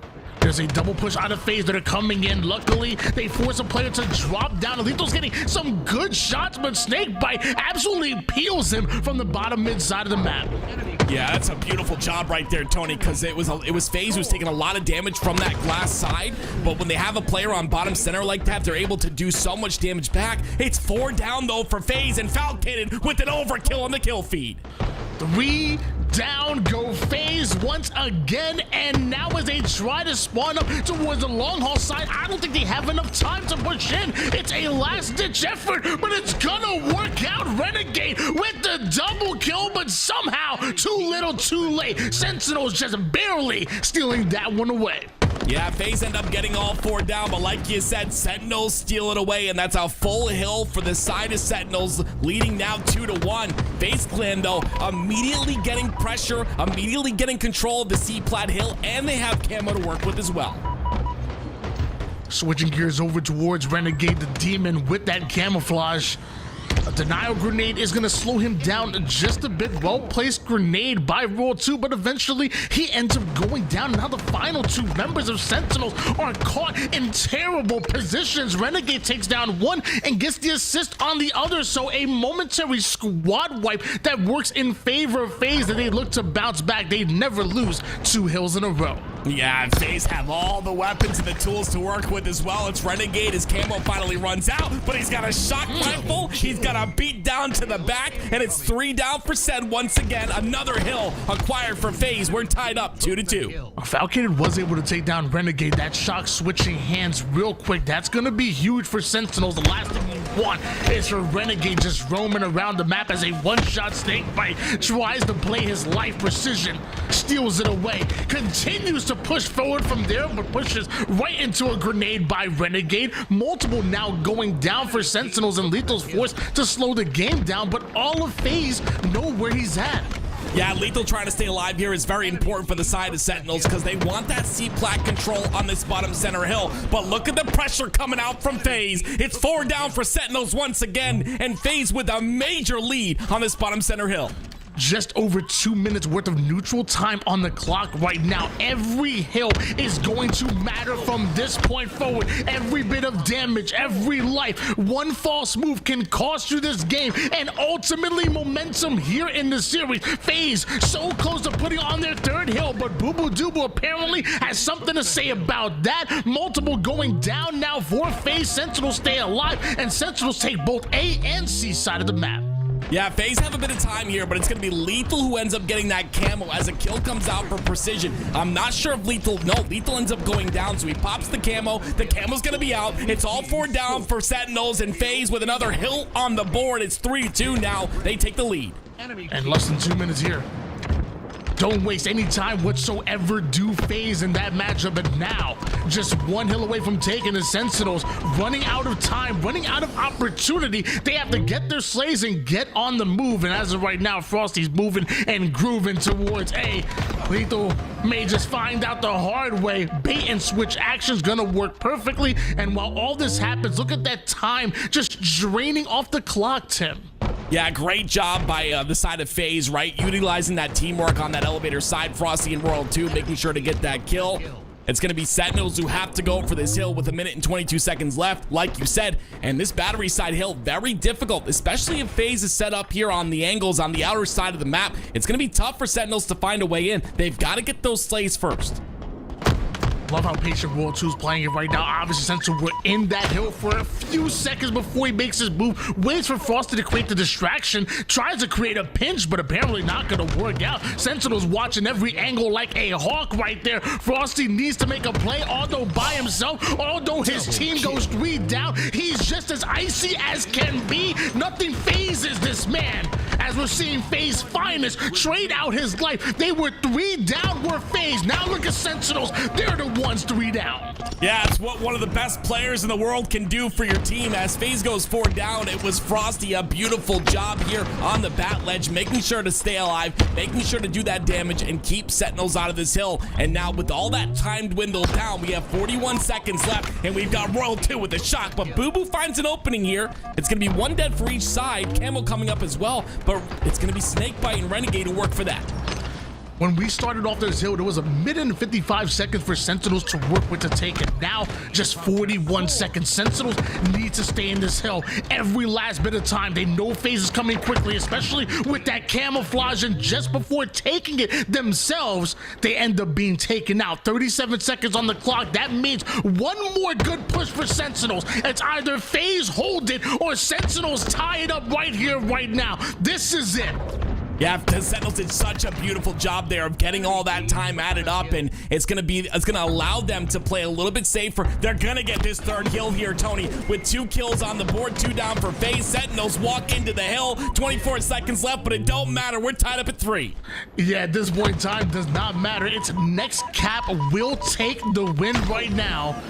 And you see both Sentinels and FaZe respecting the moment, slowing the game down, and making sure they secure their slaves before even thinking about stepping foot in this hill. Roll 2 finds itself a nasty flank behind enemy lines. Falcated alerting precision, saying we need to make a 2v1 flank. We need to push right back on them. We need to get Roll 2 out, but just because you need it doesn't mean it will come. Apparently, Falcon is able to take down Frosty. Boo Boo Doo now getting involved quickly. Reinforcements are here, and so far, FaZe are still alive. At least World 2 is. Yeah, just a beautiful job positioning by Roll 2 and doing that damage right. So much damage has been put out. Now he's got a shroud screen. He's going to delay as long as possible for his teammates to come through, and that's exactly what they do. But he takes a trip off the map. It's Roll 2 going for a swim. The only man that can take down World 2 is Royal 2. Lead over to the backside, but he's gonna get a shock right to his system. Renegade absolutely hitting with the shock rifle, and you know active camouflage is coming up as well. And as Sentinels go 3 down, you already see Renegade gravitating towards this hill. They want to put Sentinels between a rock and a hard place. They want to force Sentinels to push up on the map. Yeah, Sentinels are definitely between a rock and a hard place. You've got Snakebite with the shock rifle and the camo combination. He's got all the tools in his tool belt to be able to stop this push from SEN. FaZe already 3/4 of the way through this hill, and they're looking to close this out here. Snakebite played his life correctly. As of right now, Sentinels haven't stepped foot in this hill. With Snakebite, with that shock, he's gonna make sure it simply doesn't happen. But back-to-back kills favor Sentinels. 3 down go FaZe. Renegade trying to sneak away the last bit of hill time. He's able to take down multiple members of Sentinels. Lethal, the final player alive, knows he has to grapple in, but FaZe, they go right through the front door, and they're gonna steal that one away. Wow, I am honestly really impressed by how FaZe ended that game. But honestly, Tony, I'm very impressed at you know, the resistance that was put up, right? FaZe, you'd expect them to win that real quick, but we're transitioning over to this game right here. Of course, it's going to be Complexity versus Rebellion. Sparty, his first time on this Complexity roster, not official as well. Obviously, they're playing together for this tournament, and they've got a 2-1 lead to start off. Yeah, we saw the team that dropped Sparty recently play FaZe well. I mean, I think they played as well as they can. It took some crazy individual plays out of some FaZe members to kind of equalize the situation, because Sentinels were playing that good of Team Halo. Now on the other side of things, we have to see what Sparty and apparently what could be his new team in Complexity. They've been scrimming. They're playing tournament time. I say where there's smoke, there's fire. Ain't nobody wasting their own time here in tournaments. Not here in year 3 of the HCS. Yeah, you're 100% correct, right? We don't have a lot of time before London hits us, so these teams making these calls, making these kind of team changes, you know, they're more than likely official unless something crazy happens, which, you know, it's Halo, so anything could happen at this point. Regardless, though, Complexity, they're gonna have the lead, like I said in this game, 2-1 thus far. And it's going to be suppressed from the side of Rebellion, doing his job, doing what we know he can do, putting all that damage in from a power position on top class, but he gets taken out by Huss. He was looking to silence the competition, was suppressed right there, but eventually gets silenced himself as Shopify Rebellion pushed right out of that long haul side. Now it's Psycho right in the hill. He has the long haul coverage he's looking for. Actually, no, that's Ryan. Maybe it's former teammate, but that ain't a Rebellion member. That's Complexity pushing through long haul.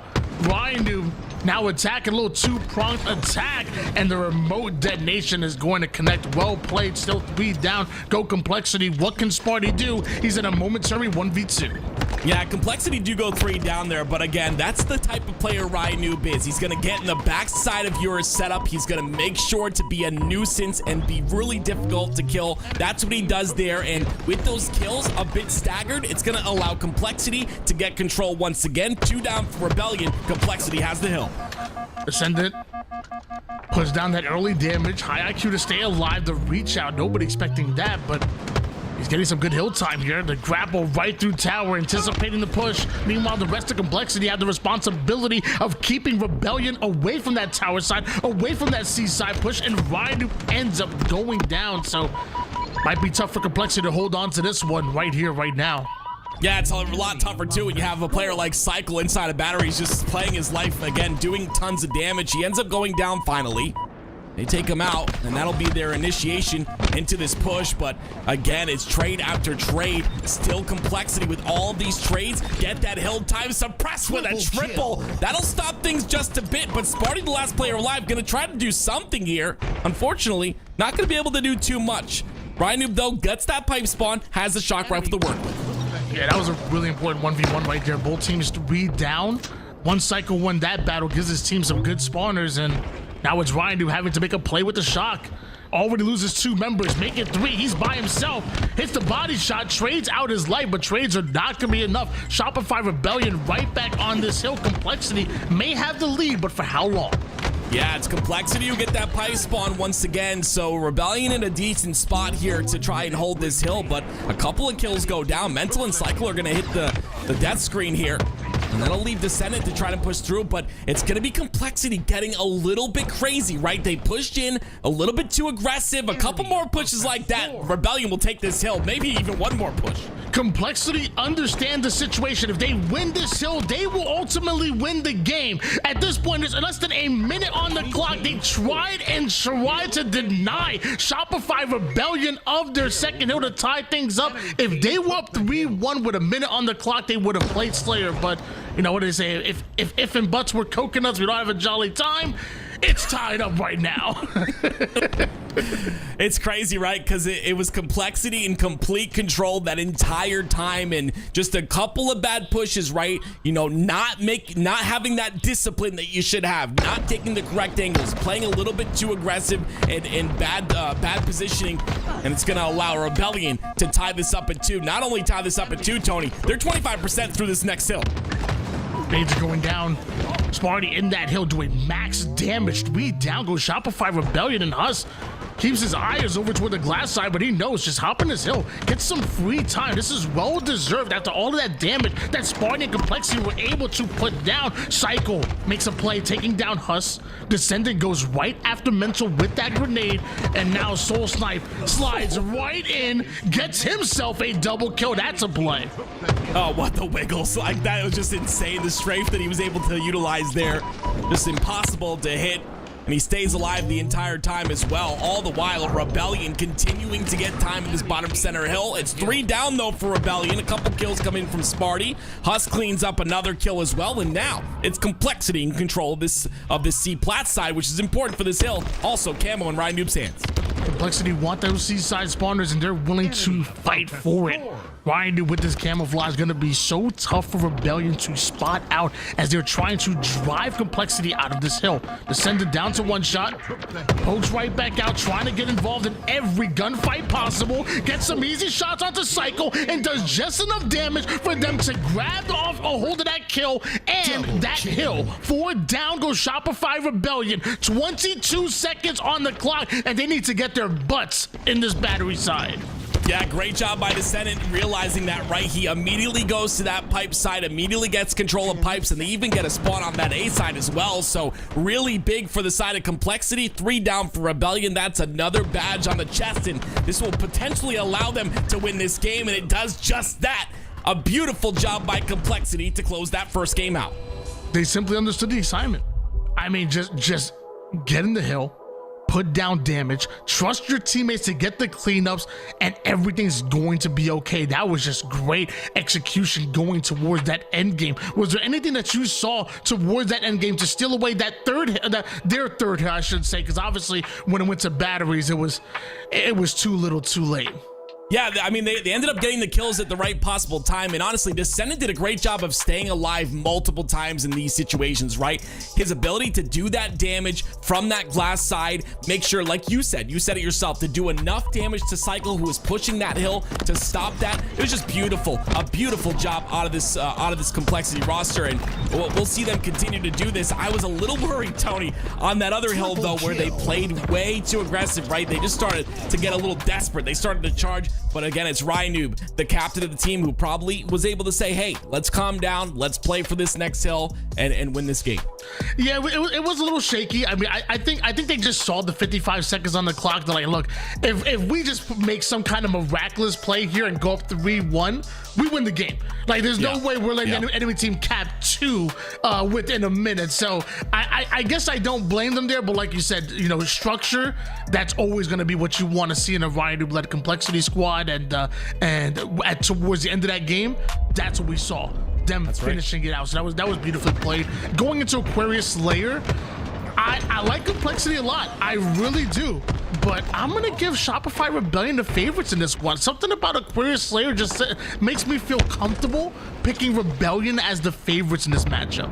Well, you might be right so far. It's 3-1 to start off, and it's Rebellion in control of that top center side. As I say that, though, 2 of them go down. If Cycle falls here, this will be really bad. He's going to fall. This is going to be P2 control and top center for Complexity once again.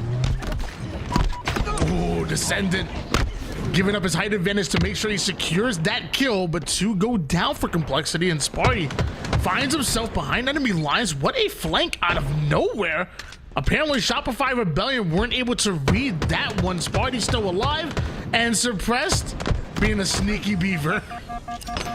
Great job by Suppressed to do that damage. Like you said, sneaky beaver. Look how much damage he's able to do, right? Both of those kills get cleaned up. There's another trade as well.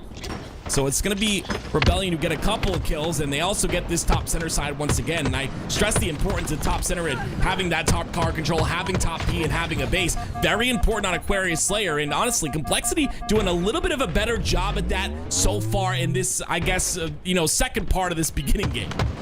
I mean, yeah, considering Rebellion have only lost 1 Slayer back at Arlington, I mean, they are probably the best Slayer team in the league right now, and Complexity are playing them so close. In fact, we're tied up at lucky 13 apiece right now. So Shopify Rebellion, their bread and butter definitely was Slayer going into Arlington, and Complexity are matching that energy and playing them so well. I will 100% agree with you. Rebellion really impressed me, especially, against FaZe at the very end of the tournament on Championship Sunday. Definitely really impressed me in terms of Slayer. I think they went 7-0 in that tournament. So just beautiful job by them, and they continue to showcase that here. They were tied up at 13, but now we're at 14-20. Rebellion taking over as Complexity go 4 down. Psycho has that heat wave out. Doesn't want to overcommit, but now that he has the information that all 4 members are pushing through the fridge side, he wants to get there. May have just been a step behind. Can he catch up? Multiple going down on both sides. There we go. That leads to a 3 down for Complexity. Easy kill for Cycle. While he's full shields, is going to drop down and hunt down Rynoob right there. 24-17. Rebellion starting to pull away. Yeah, that little bit of a timing issue didn't cause Cycle there. I was a little bit worried. Like you said, we had information on the spawns on that fridge side. Cycle with the heat wave didn't act as quickly as we'd want him to, but it doesn't matter. 17-28. I mean, Rebellion have Complexity in a blender right now, and that blender is going to high speed as they continue to get this top center control. Yeah, just like my bananas, honey, and peanut butter, they're in a blender at the moment right now. That's my smoothie recipe, by the way. It's delicious. 31-19. Rebellion still have an advantage right now as Mental just waiting to get his shield back, knows his teammates there to cover his back and hold on. Complexity might just run right past them. They have no idea that Mental's right behind them. A trade happens. Could have been much worse. Yeah, Mental ends up getting as much as he can there. 3 go down for Rebellion, so an opportunity for Complexity to get a little bit of a setup and get this OS that's coming up in 20 seconds, but it's Rebellion. Look at that reroute right there, right? They're on that P side. They could easily go to top P, but instead they reroute through. They end up getting 2 down, make that 3. Now it's a 1v1. Huss has top center control, but OS is coming up in 5 seconds. Yeah, Rebellion now is quickly moving into their end game strats. Meanwhile, Complexity just at their mid game right now. They're just finding themselves a little bit too far behind that even an overshield isn't enough to sway the tides in their favor. It's 40 to 27, making 28 right now. Rebellion just 10 kills away from tying up the series. Yeah, it's crazy because Complexity needed that OS, especially being down like they are in the Slayer game. But like you said, it didn't matter whatsoever. OS completely melted. 30 to 43 is the lead. Rebellion continuing on that Slayer prowess that we saw in Arlington, continuing that here online. Back-to-back kills in favor of Rebellion once again. Down to 1 shot, but nobody able to clean up Suppressed. Sparty off screen did go after Mental. That's gonna be a huge kill, but now that Suppressed has a heat wave, you only imagine he's feeling confident in any 1v1 battle. Switches it from hamburger to hot dog mode. As he puts in the work, brings the heat, the Ascendant ends up going down. Rebellion less than a squad wipe away, just 2 kills away. 1 kill away right now with Suppressed going in for the ego challenge. Double kill. That'll give you some momentum going into the next game after that. This team is this team is scary on Slayer, Tony. I am thoroughly impressed, and I said this to you at Arlington. You said this in the offseason before Arlington even happened. You said Shopify is in my top 4, and I wasn't believing you at all. I was like, there's no way, right? There's so many good teams. There's no way. This team is continuing to impress me time and time again. And with a 50-34 win, I mean, this has got to be the best Slayer team in the HCS. I know this is online, but they did it in Arlington. They continue on here. This is beautiful. They're good. They really are good, and it's the fact of the matter is that they play an entirely different pace than most teams in the league. You know, very similar to that old native red squad. You know, they still bring that kind of same energy. Do Soul Snipe and Suppressed. You know, Psycho and Mental love to speed the game up as well. They have mastered Team Slayer, and when you're playing a best of 5 series, you're gonna see at least 1 Slayer every single series in the early game, and if you end up going the distance, you're going to see another one. So at that point, all Shopify Rebellion have to do is win 1 objective, because the only team to beat Shopify Rebellion at Arlington in Slayer was FaZe. Unless your name is FaZe, who we talked about being the best slaying team literally just last year. Don't get me started. Renegade and Royal 2 on the same team just don't even seem fair in a game to 50 kills. If your name isn't FaZe, you're probably not beating Shopify Rebellion in a Slayer. Yeah, I would 100% agree with that. And you know, on the flip side of things with Complexity, I've got to just thinking about what Sparty's been through and stuff like that. Obviously, a new member on the roster. I think that it'll take some time. If they decide to go this direction, it will take some time. But honestly, I think they have potential. I think Complexity have potential. It's going to take a little bit of, like I said, a little bit of adjustment when you have that new member on the roster, especially Sparty, who's just kind of, you know, his world flipped upside down. But yeah, I mean, I think Complexity are a really good team. But when it comes to Slayer, you got to give it to Rebellion every time. I'm going to give it to that beautiful partnered skin. That sniper looked good. Oh my gosh. Love that sniper skin. And it obviously gives you an extra 10% accuracy on every no scope as Suppressed connects on 1. Oh, see? The scoped in shot misses. He pulls out the scope. He's gonna hit it. It's unfair. Buy the bundles, guys. Oh, I'm gonna have to buy. I haven't hit any shots lately with this sniper. I'm gonna have to buy that bundle as well, apparently. Beautiful job, though, by Suppressed, as usual. Killing spree. Ends up on a killing spree, 5-1 to start this game. And not only, you know, getting those 5 kills, but doing massive amounts of damage as well. That being said, it's Sparty now with a chance to answer back with a snipe in his hand. Soul Sniper gonna be moving that flag all the way toward the rat tunnel. There is no angle for Sparty to catch him as he passes the 50. So this might be force him to rotate, or I wonder, maybe, just maybe, are they giving up on it? Apparently now Ryan with the snipe. Can he connect on another one? Apparently he can't. 3 down. Go Shopify Rebellion, and now the complexity collapse come in, but nobody able to account for mental. Huge kill for him. The spawners are now moving in quickly, and complexity eventually get the return. That is insane. Honestly, I mean, complexity do get that return, but I was expecting a flag cap there. It's complexity with 2 snipes on the side of Rebellion, and they're not able to convert on the flag cap. A great job by Rebellion, fighting on their back foot from their back base, able to stop any flag cap from going in. Now, once again, with Overshield coming up, it's all about this top center control, and it looks like Rebellion gonna scoop that one up. Yeah, you see 3 members of Shopify Rebellion just pushing through that overshield. They prioritize getting multiple members up because they're power in numbers, and a free overshield for them, or at least seemingly free, leads to a complexity going 3 down. You know Cycle is not going to waste any time whatsoever. He's moving that flag and grooving, and this time when Rebellion are the ones to get the flag over toward the base, I don't think anybody's going to stop them. Cycle should be punching this one in.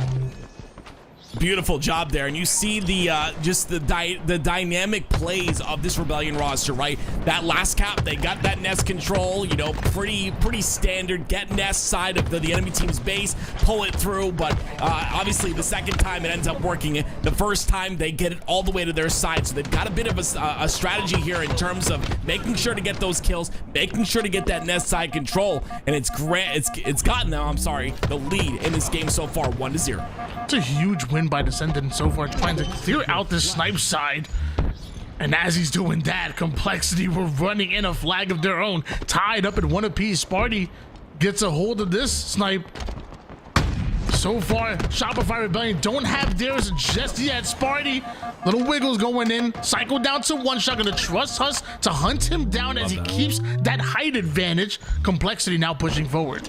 Yeah, very important for Sparty to stay alive there. I love that he trusted his teammate in Huss because he's going to be able to do damage with the sniper at the top center of the map, and this is exactly where Complexity want him to be. Not missing a shot. Sparty's woken up. 3 down for Rebellion.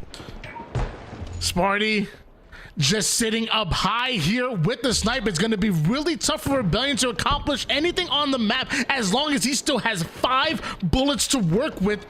The overextenders are pushing up. 1 shot to the cheek, ends up connected on the other. Double almost puts that man on a highlight reel, just about. Descended, ends up getting the flag touch and the double melee. What?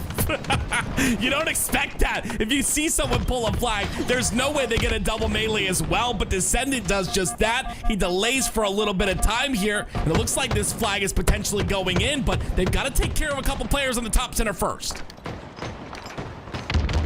So far, that flag just sitting there, daring them to push out, but they have to secure kills. They have to put down damage, and they're not able to do it. Not at least not before Shopify Rebellion secured the return. So although Huss gets himself the kills to clear out that base, gets himself a sniper, a great body shot onto Cycle, they don't get that flag cap, and we're still tied up. Cycle, oh my goodness, Cycle almost wins that fight as well, but Descendant ends up getting the kill onto him after that body shot, ends up staying alive as well. Mental, though, doesn't know Descendant's here, I don't think. Well, he does know. Apparently, he's going to end up getting that kill as well, and that'll be now, once again, the snipe in the hands of Rebellion. There was nothing that Mental doesn't know. He didn't know it was going to go down right there, but other than that, nothing that Mental doesn't know. Switch gears over towards Huss at the moment here. On the snipe side, Soul Snipe off the screen. A double kill for him. That's a lane for Soul Snipe and Rebellion to push up through. He's going to work with Cycle. A little bit of a 1-2 combo. Complexity are going to come off a spawn. They either have to fight early or an early out rotate, because Cycle is right in the face of Ryan Noob, already getting himself a kill. Huss wants to get involved, but the Shopify Rebellion have infiltrated the base of Complexity. Descendant, oh my goodness gracious. He's got to hit some shots with this, right? He's the person in position to potentially get a little bit of a flag pull maybe and relieve some pressure, but he ends up going down there really quickly, and now the spawners come off for Rebellion here. They're going to go immediately towards top center. A great snipe by Descendant, but also maybe a little reminder, don't stand still on the map. not when you know the enemy team has a sniper. It's not going to work out for you. Huss still has some overshield to work with right now. Not anymore. as he finds himself in between 3 different players of the opposition and loses his reinforcements. Ryan ends up going down, trying to create a distraction though. Descendant now in the play. Body shot connects and they're able to finish him with the bandit. Flag still towards mid-map and able to be relayed. Suppress being a nuisance onto Mohawk, but the shot isn't going to connect, not out of the S7. Denial grenade does, and that's a darn good trade out of Sparty. See me. Yeah, I would have loved Descendant to stay alive a little bit better there, though, because he had the sniper in his hands on top center, and it was Rebellion was the one who didn't have a sniper just yet. They hadn't picked up their sniper, so that bit of an advantage could potentially have helped them get that flag cap, but the pressure from Rebellion is just a little too strong, and that's something that we're seeing constantly in this game. They're not afraid to hold forward on the map, and now Cycle has a sniper in his hands. That he does. Some good positioning here as well. I saw multiple members of Complexity and look like they wanted to push top mid. It's Descendant and Ryder that are working together. They hunt down Soul Snipe, but Cycle ends up taking down at least one of the duo. Body shot onto another and somehow, miraculously, staying alive. Suppress still applying pressure, especially here with the sniper. The options are limited for Complexity. They need kills. Yeah, great patience by Cycle, you know, just to keep that sniper in his hands, wait for the opportune moment, and now Suppress, we're seeing a little bit of the same. This pressure from Rebellion that I keep talking about, it's just a little bit too much right now for Complexity to handle, and with that overshield coming up in 10 seconds, this is an opportunity for potentially 2 caps in a row here if they can continue to get kills on the Complexity. Suppress keeping his eyes on the prize, making sure he grabs a hold of that overshield. And mind you, Shopify Rebellion are still moving this flag through the rat tunnel. Suppress gonna cut off this angle from Sparty. Just barely not able to get that trade. Sparty puts him down. And Mental now, lots of responsibility on his hands, but the man's clutch, the man don't miss. Yeah, now, I mean, it's up to Complexity to potentially wait for this next overshield coming up at 2 minutes. I think that's one of their opportunities to maybe get a flag cap of their own. But they've got to make sure to take out these top center players, as players like Mental consistently behind enemy lines, right? We see him so many times get so many shots for free without the, whoever he's shooting looking. And it just allows them freely to go inside the base. And now they've got a flagpole of their own. This could potentially be the end. There's no way he turns that corner with that flag. No, okay. Looks like Complexity shut that down. There was 3 members that were in position to kind of turn around. If he would have got down the rat tunnel, would have been kind of crazy there, but Cycle stays alive. May just get a sniper because of it, but you got to watch out. Huss and the rest of Complexity know where he and Rebellion are pushing, but do they know that Soul Snipe is there as well? Huss wins that individual piv, wraps right back to put down some damage onto Cycle as well, but Sniper's still up. Can't say the same for Cycle.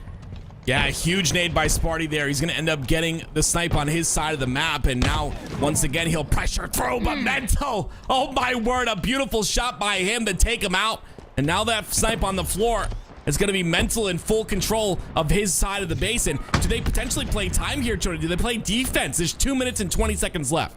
I love me some sniper versus sniper battles, and that's the luxury that Rebellion have afforded themselves. They can play defensively, make sure they get their kills before they even have to push up. And that puts you in a really good position. They take advantage of it. Multiple going down here for Complexity. We see some fight coming back out. Excellent shots out of Ryan, dude, but Suppressed, he holds forward. He's not afraid of the challenge. He's gonna accept it every single time, and now Suppressed goes right through Ryan, dude, and now right through the rat tunnel. Bit of a 2v2 here. Yeah, I've seen a lot of 1v1 fights out of the side of Complexity where Rebellion are consistently either winning their 1v1s or they've got a little bit of a backup for that bait and switch, and I'm not seeing that too much out of this Complexity roster. Consistently, like, really aggressive, losing a bit of 1v1s. A minute and 30 seconds left. It's Suppressed now, trying to do a little bit of infiltrating with Mental here. You can see them going in the rat tunnel towards the back side, and no one from Complexity knows what's happening right now. This could be potentially a pull with that kill. And you see what happens when you lose track of a player. They can create chaos. You have to make sure you understand what's happening on the map. You have to account for every single player on the map, especially here on Forbidden.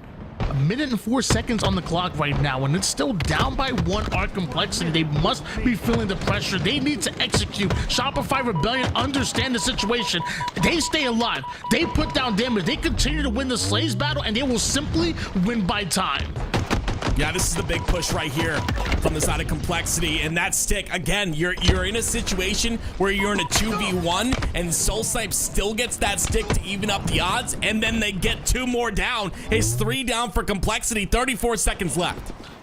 And at this point, I mean, 10 seconds off a respawn, it takes about 30 seconds just to cross Forbidden. It's a large map. I don't even know if it's mathematically possible for Complexity to pull a flag, let alone take down at least 2 or 3 members of Shopify Rebellion, but you just gave him a free kill. Suppress ends up hitting the black screen. The same for Ryan on the side of Complexity. Huss, he wants to cross, but Mental, he's holding the line. Huss wins those back-to-back kills. Complexity get the pull with just 2 seconds on the clock. That will start the pie chart at sudden death. Ryan has the overshield as well. If Huss can get a touch on this, like you said, the pie chart, it'll be huge. But look at the pressure from the side of Rebellion.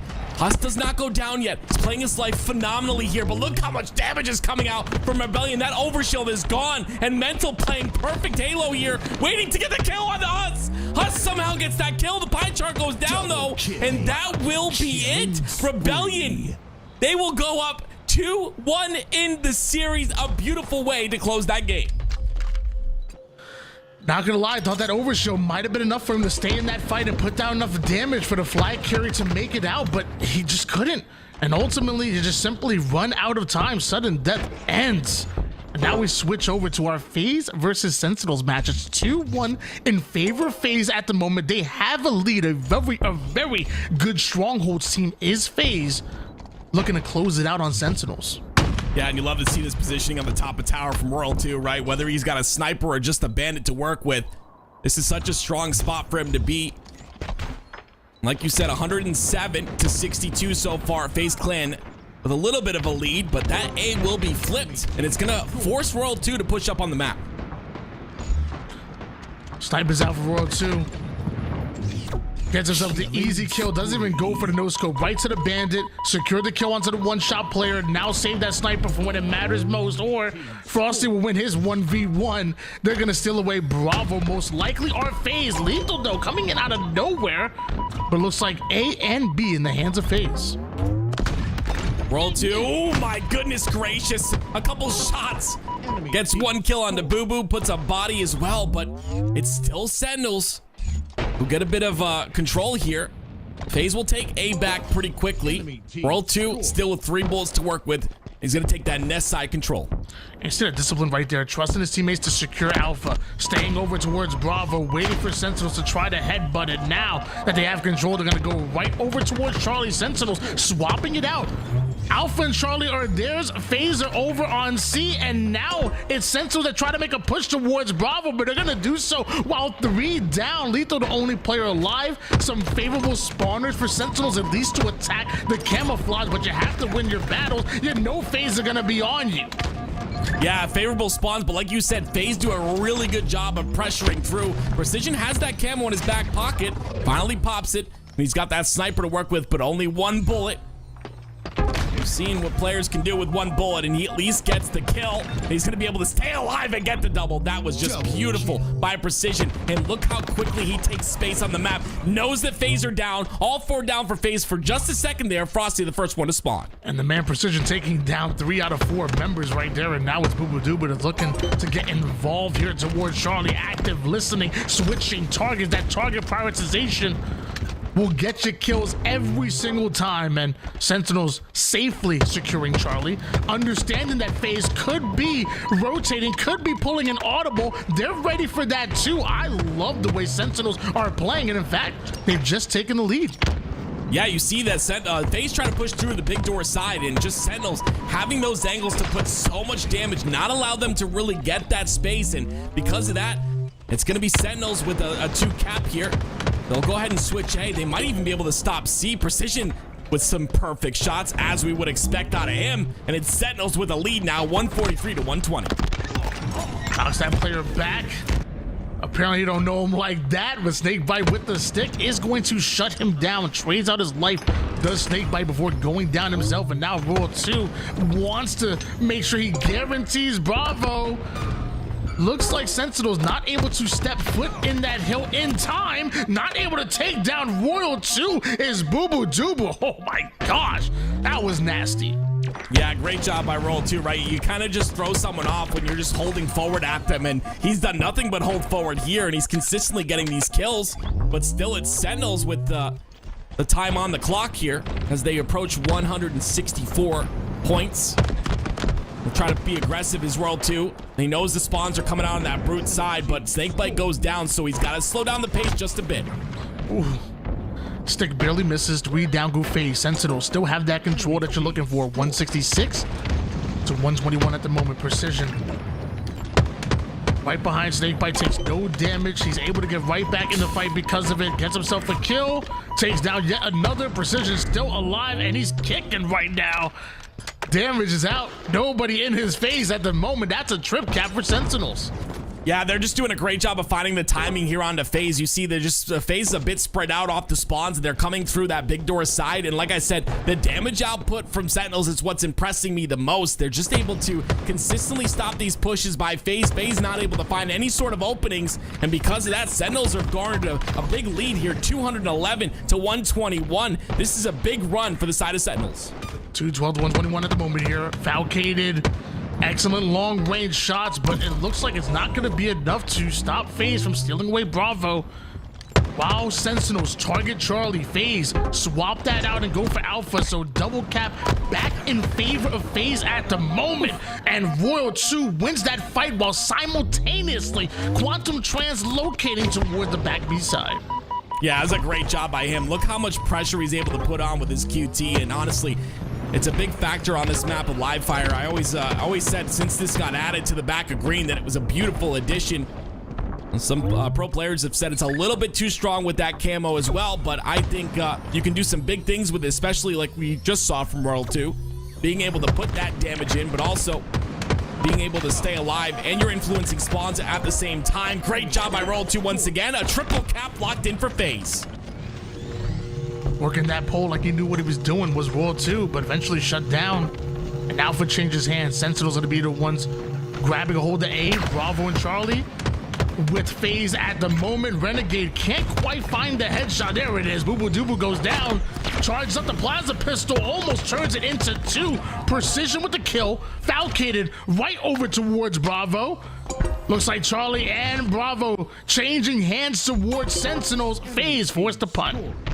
Yeah, this is insane control out of Sentinels here. So much damage output once again out of them. 20 and 15 out of the newest member in Precision, and it just impresses me how quickly they've been able to adapt with the Precision on the roster. They knew exactly what they wanted with this pickup, and he's fit like a glove. This is it. I said FaZe are a very good stronghold team, but Sentinels refuse to go down, at least easily.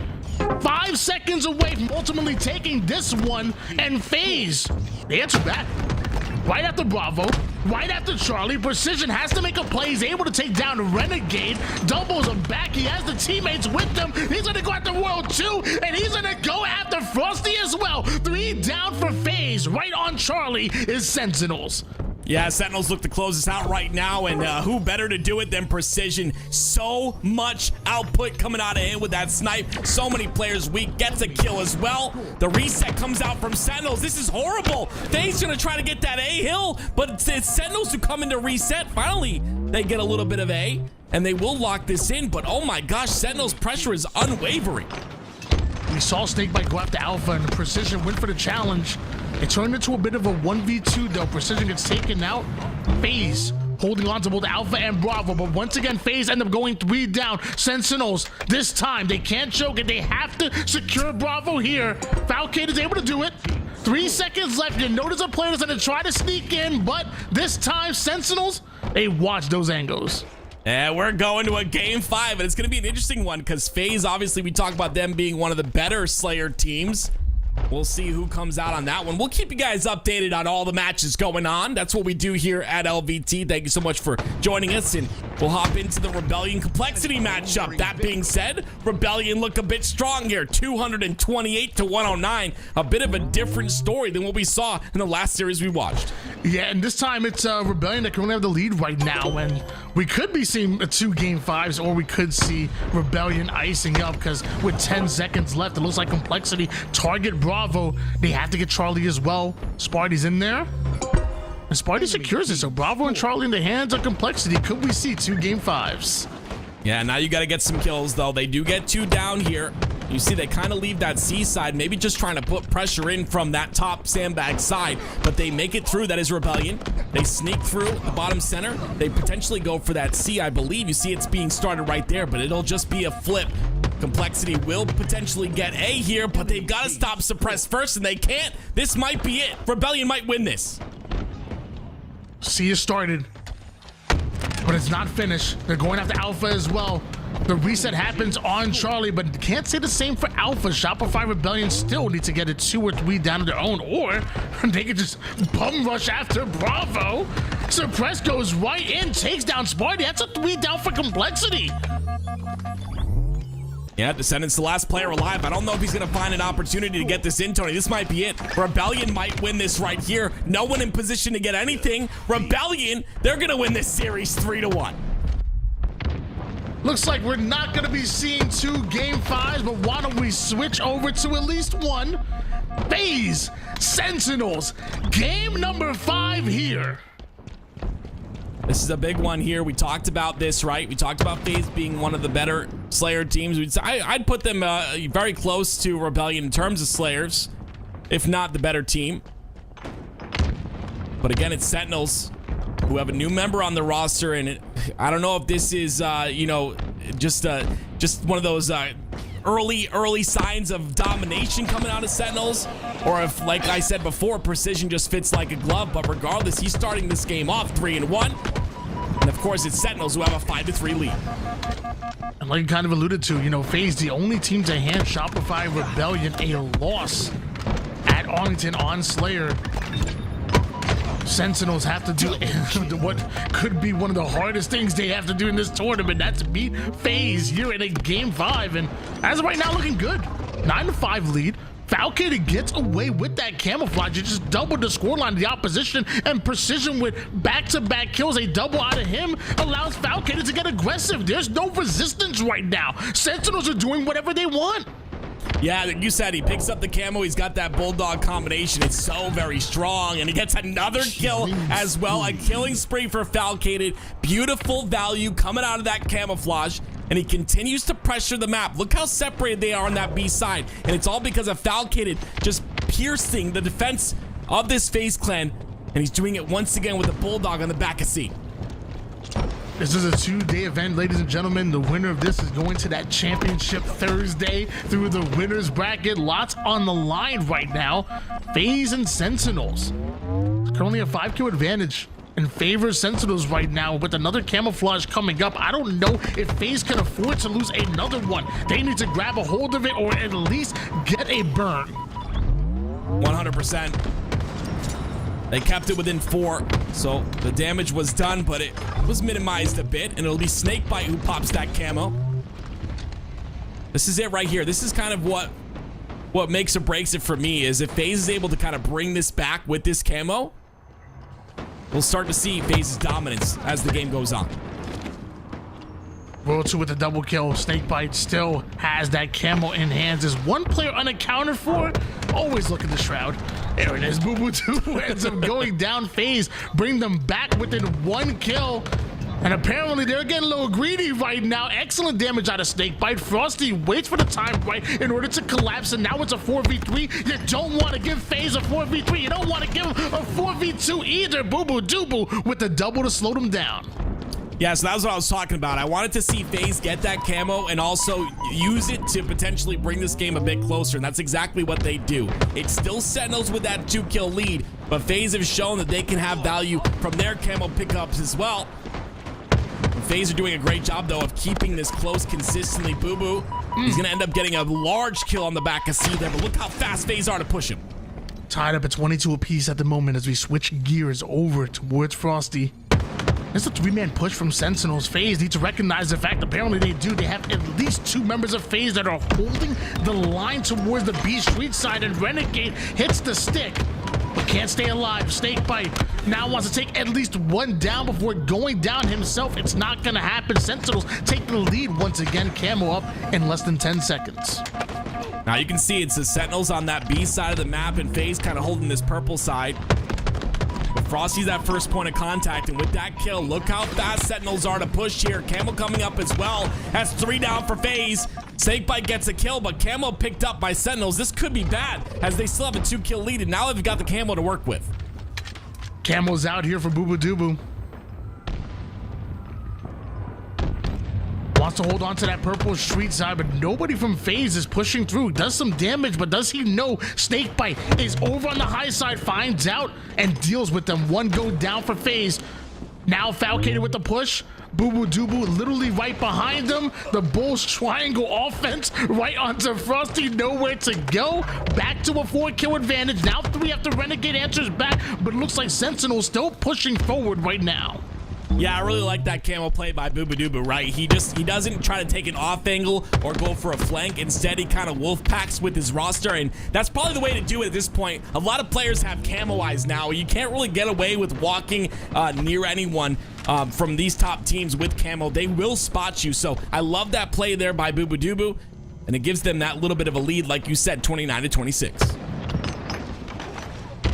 Frosty kind of jiggle peeking that wall to get information, and now uses that information to get an easy double kill. Knowledge is power. 3 down goes Sentinels, and FaZe just flip that engagement right on its back within 2 kills right now as Frosty getting more intel. Sentinels are still pushing the strong side of the map. Damage looking good for Frosty, but you're in a 1v2. Sentinels, they've taken back B Street. Lethal goes right after Renegade, and Snakebite's by himself over toward the PD. No snitching around here.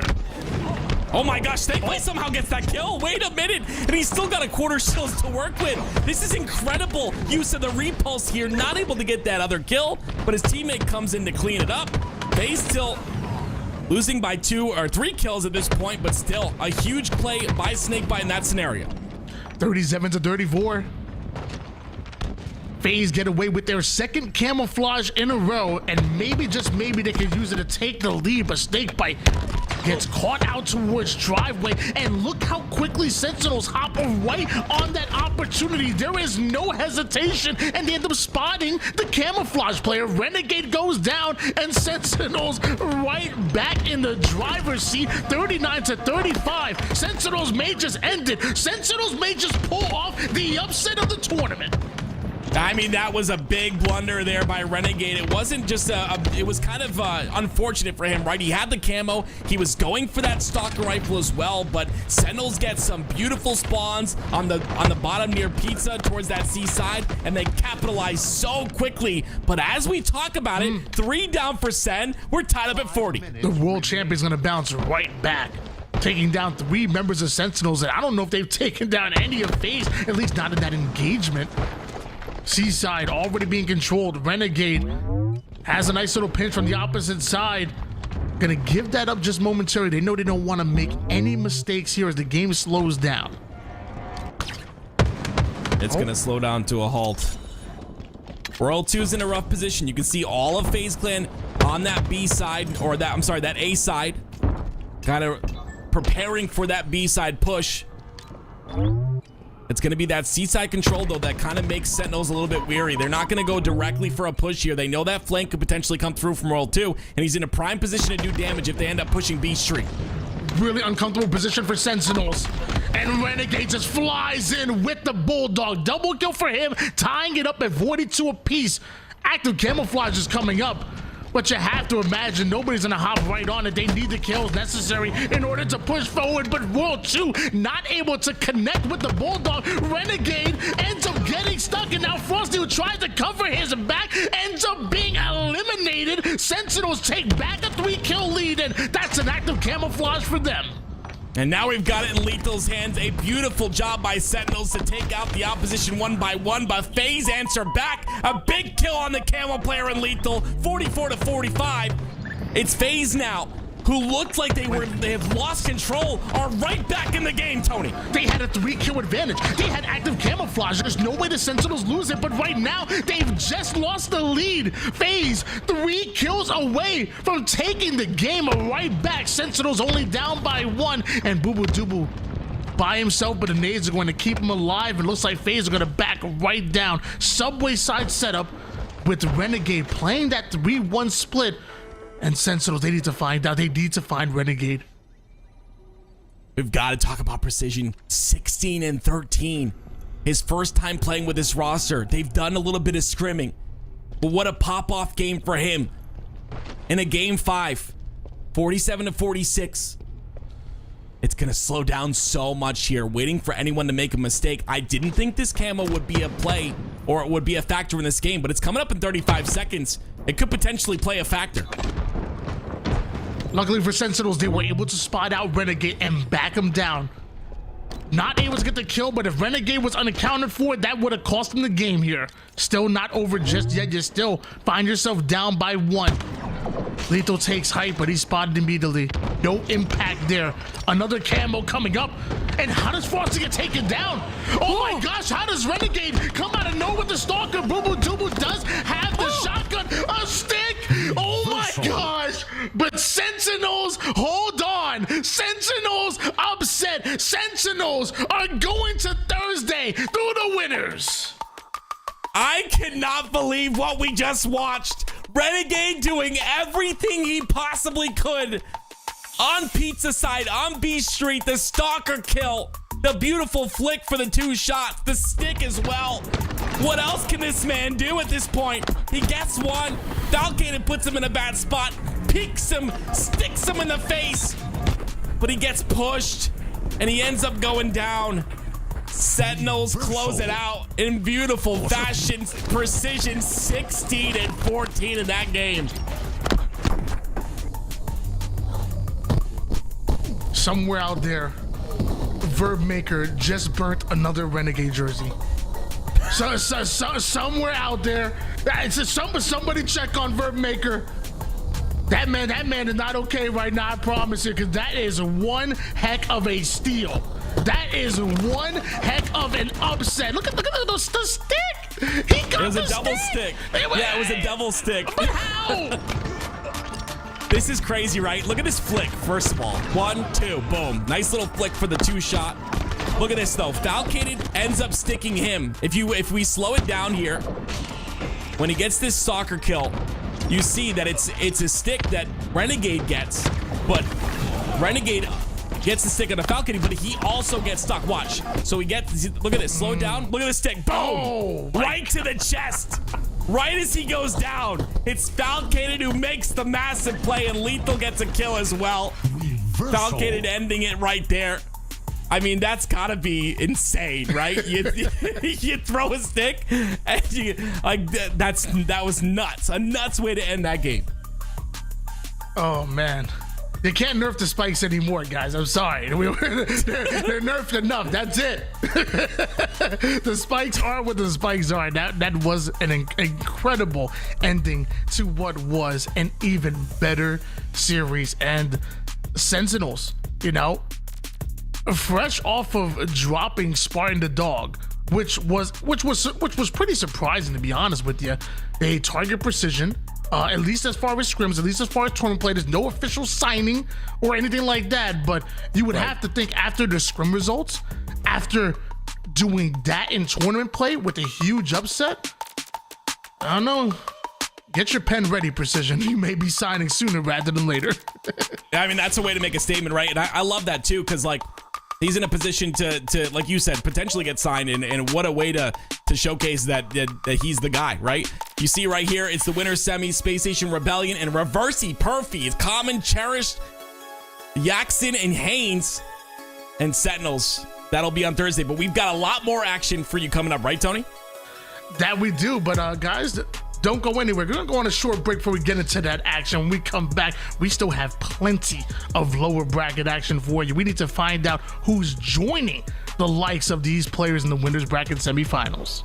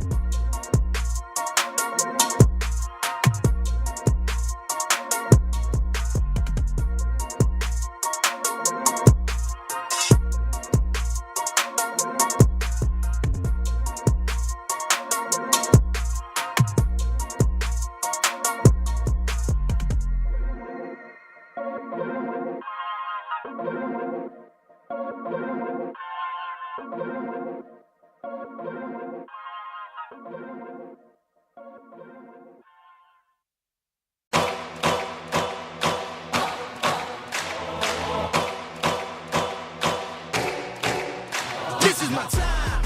I'm on the rise. Can't hold me down. I'm too fly. This is my time. Ready to shine. Brighter than all of the lights. 'Cause when it's game time, seconds away and the game's on the line. There ain't no doubt in my mind. Beating the buzzer like this is my time. This is my moment. You better bet that I'm on it. Ready and set, I'ma own it. Blast it to 10, then keep going. There ain't no coasting. I never settled on play. Putting the kettle to flame. I go 100 all day. Foot on the pedal, no brakes.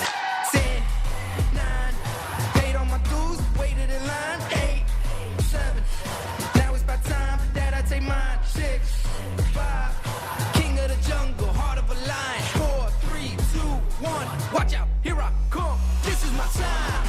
I'm on the rise, can't hold me down, I'm too fly. This is my time, ready to shine, brighter than all of the lights. 'Cause when it's game time, seconds away and the game's on the line. There ain't no doubt in my mind. Beating the buzzer like this is my time. This is my time. This is my time. Clock goes tick-tock. Haters wish that I slip. No, I don't miss. MJ all hits. Watch me pop off, I'm the king now. Moonwalk to the ring now. Keep on wondering how. Let that choir sing now. 10, 9, paid on my dues, waited in line. 8, Now it's about time that I take mine. 6, 5, king of the jungle, heart of a lion. 4, 3, 2, 1, watch out, here I come. This is my time.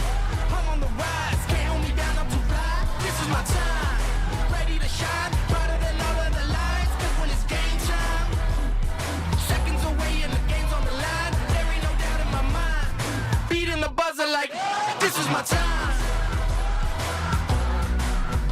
This is my time. This is my time.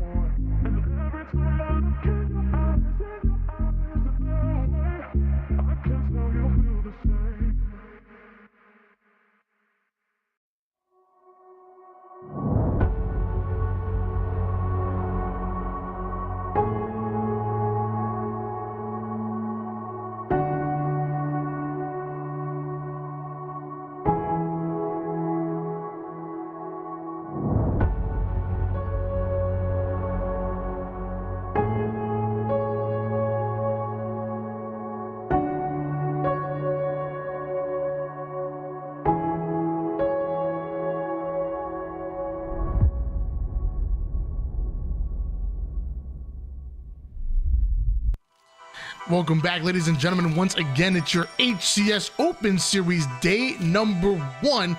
Day 2 is going to be on Thursday. We know who made it to the winners bracket semifinals and who's going to be making it to Thursday, at least through the upper bracket. Now we go down to the lower and find out who's going to make it through. And y'all already know I don't tell no lies. I'm all about my business. It's lies versus business. I'm excited for this one, Tony. It's going to be business who are going to be able to go to London with Druck. Druck's going to be there this time. Doesn't have the same things holding him back as he's had going to the US events. So that's going to be interesting. And on the other end of things, we've got Gunny, who always tells me it's all in the hips.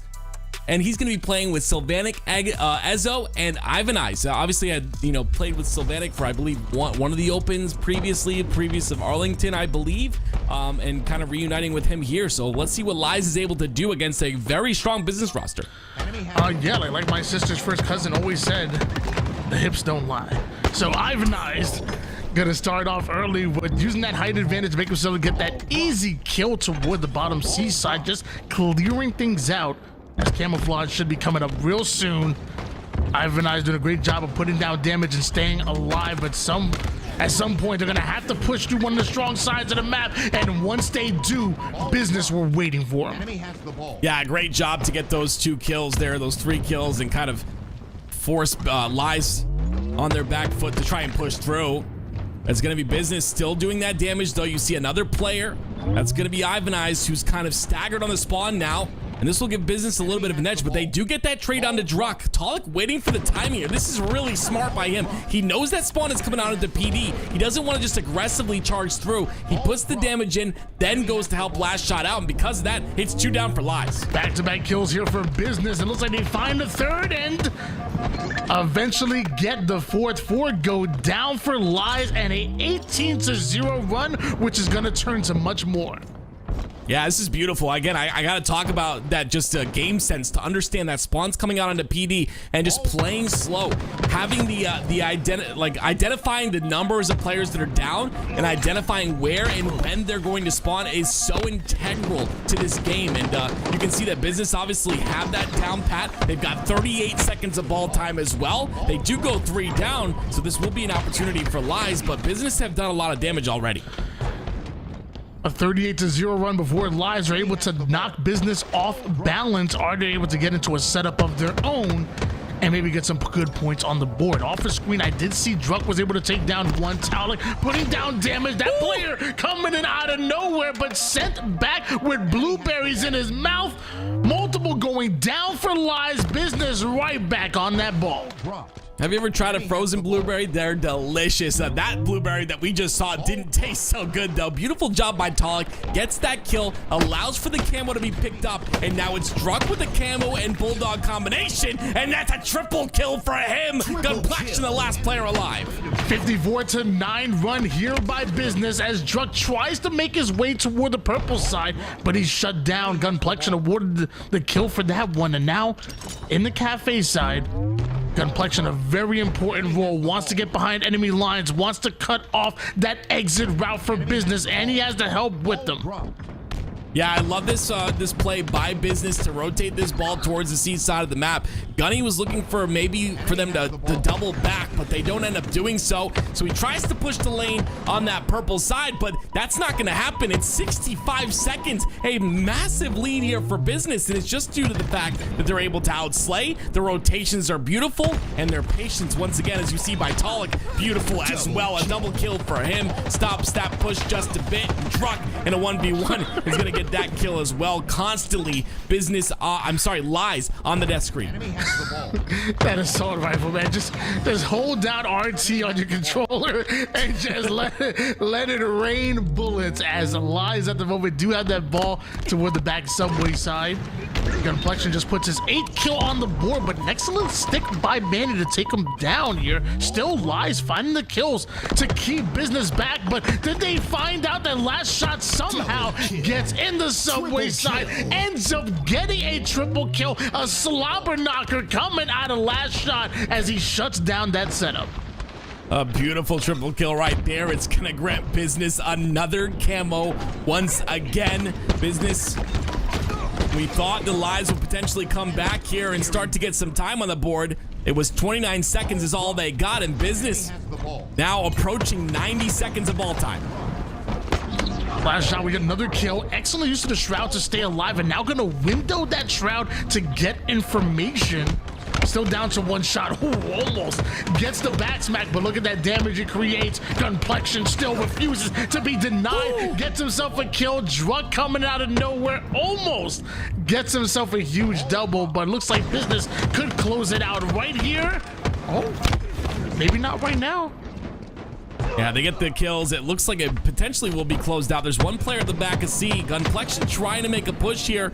Misses a few shots on a Talk that look pretty good. But yeah, that will be round number 1 in favor of business. A beautiful round by them. Yeah, well played by business. I mean, the slays were looking good, but also the objective efficiency. No wasted time against Lies. I think Lies had a few moments in that game, but now we got to see if they can turn it into an entire round. It's going to be tough to do against business. This is elimination bracket round 7. Nice little patience here by Gunny. Gets the timing on a Talk. This is actually beautiful, but he's got to find this kill. He does. This is beautiful by Gunny. It's all in the hips, baby. Gets 2. Almost a triple as well. His entire team falls, though. With that flank, he's able to get those 2 kills, but all the while, Lies end up going down. He was the last player alive. Yeah, that's a full squad wipe in favor of business, and now it's Druck. That Bulldog is barking. That's 1, make it 2. A player over toward the heaven side. I was about to say there's no shot. Down to 1 shot he goes, but hold on. This time, Druck doing some damage, but business was still 3 down. That's a heavy advantage towards Lies, who rotate that ball towards A. Yeah, they get that C spawn side. Last shot patiently waits for his team to come through. He doesn't want to singly push towards B side or PD side alone, but he does find an opening here. No one's looking. The timing is his to gain here. Beautiful job by Last Shot, finding that perfect timing. Stops this ball, gets the double kill. All 3 down for Lies. The same for Business, but Lies are gonna, Business gonna potentially get that spawn. That's a huge kill though. Lies prevent the spawn. They get the spawn for themselves. Massive out of Gunplexion. Camel play out of Gunplexion leads to the spawning players, and because of that play, Lies 30-0 run at the moment, and it's Business that are spawning all the way toward the opposite side of the map. Gunplexion tries to get some early damage, tries to take the 1v1, but there's 2 members of Business as he sends that player back with the repulse, comes right back at him, trades out his life. Not enough though to stop Business from grabbing a hold of that ball. 34-5 in favor of Lies. This is insane. We got to talk about it. Gunplexion, 19 kills. No one on his team even breaking double digits yet. And we've seen the plays that he's able to make, but unfortunately, it's just not enough. Lies will have a little bit of a lead here. Gunplexion trying to find an opening of his own. Gonna catch that ball. No, doesn't end up catching it. That ball goes all the way towards bottom center, but Ivan Ice does have this camo to make something happen. It's 2 down for Business. This is the opportunity for Lies to make a play. Ivan Ice still working with this camouflage at the moment. He really has to be careful. His team is 3 down. He wants to make a game-changing play, but he also doesn't want to get spotted. So the double back is here. The nade goes down.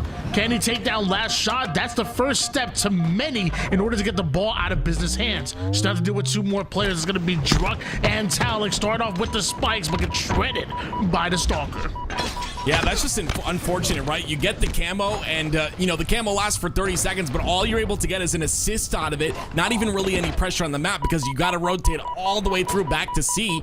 And that's just Business doing a great job of getting that ball rotation through the purple side all the way towards C. 2 down for Business, though. An opportunity for Sylvanik to make something happen with his Bulldog.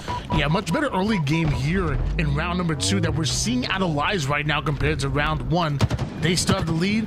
They still have control of the subway side, and Business have been struggling to try to find an entrance, but apparently they just blow a hole right through the defensive Lies right there, make their own entrance, do business, and now they could possibly take the lead right back. Yeah, they'll have a little bit of time here, and they will get that lead. All of Lies are going to be spawning on that A side, and you see there's players from Business pushed up on the B side of the map. There is a little bit of a split on that purple side. They do get 1 kill into Druck, but it's Last Shot who does a great job of staying alive here. There's 2 players on him. Look how long he delays in that situation. 3 down for Business, but Lies are, that setup is a bit fragile. Yeah, it looks like Lies might be able to take the lead right back, so back and forth. like a seesaw at the moment. The world's finest one complexion. Stalker out.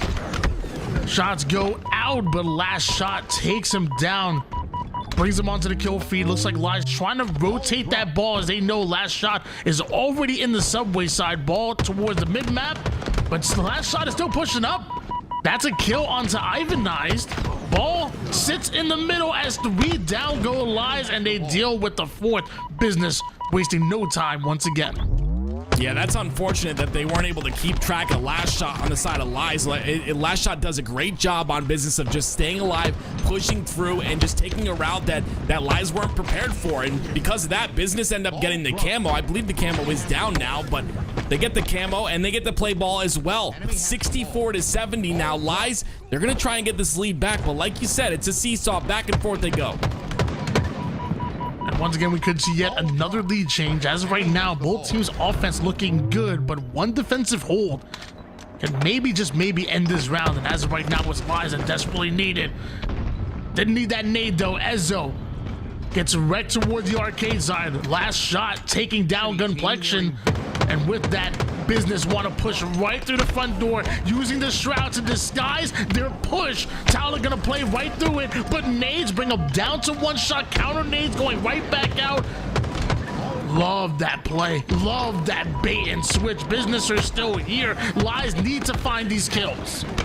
Yeah, Ezzo ends up getting caught out there, but like you said, it's 3 down for business. Lies do find a few kills. They're not able to pick up that ball very quickly though, and that's a lot of timing loss right there.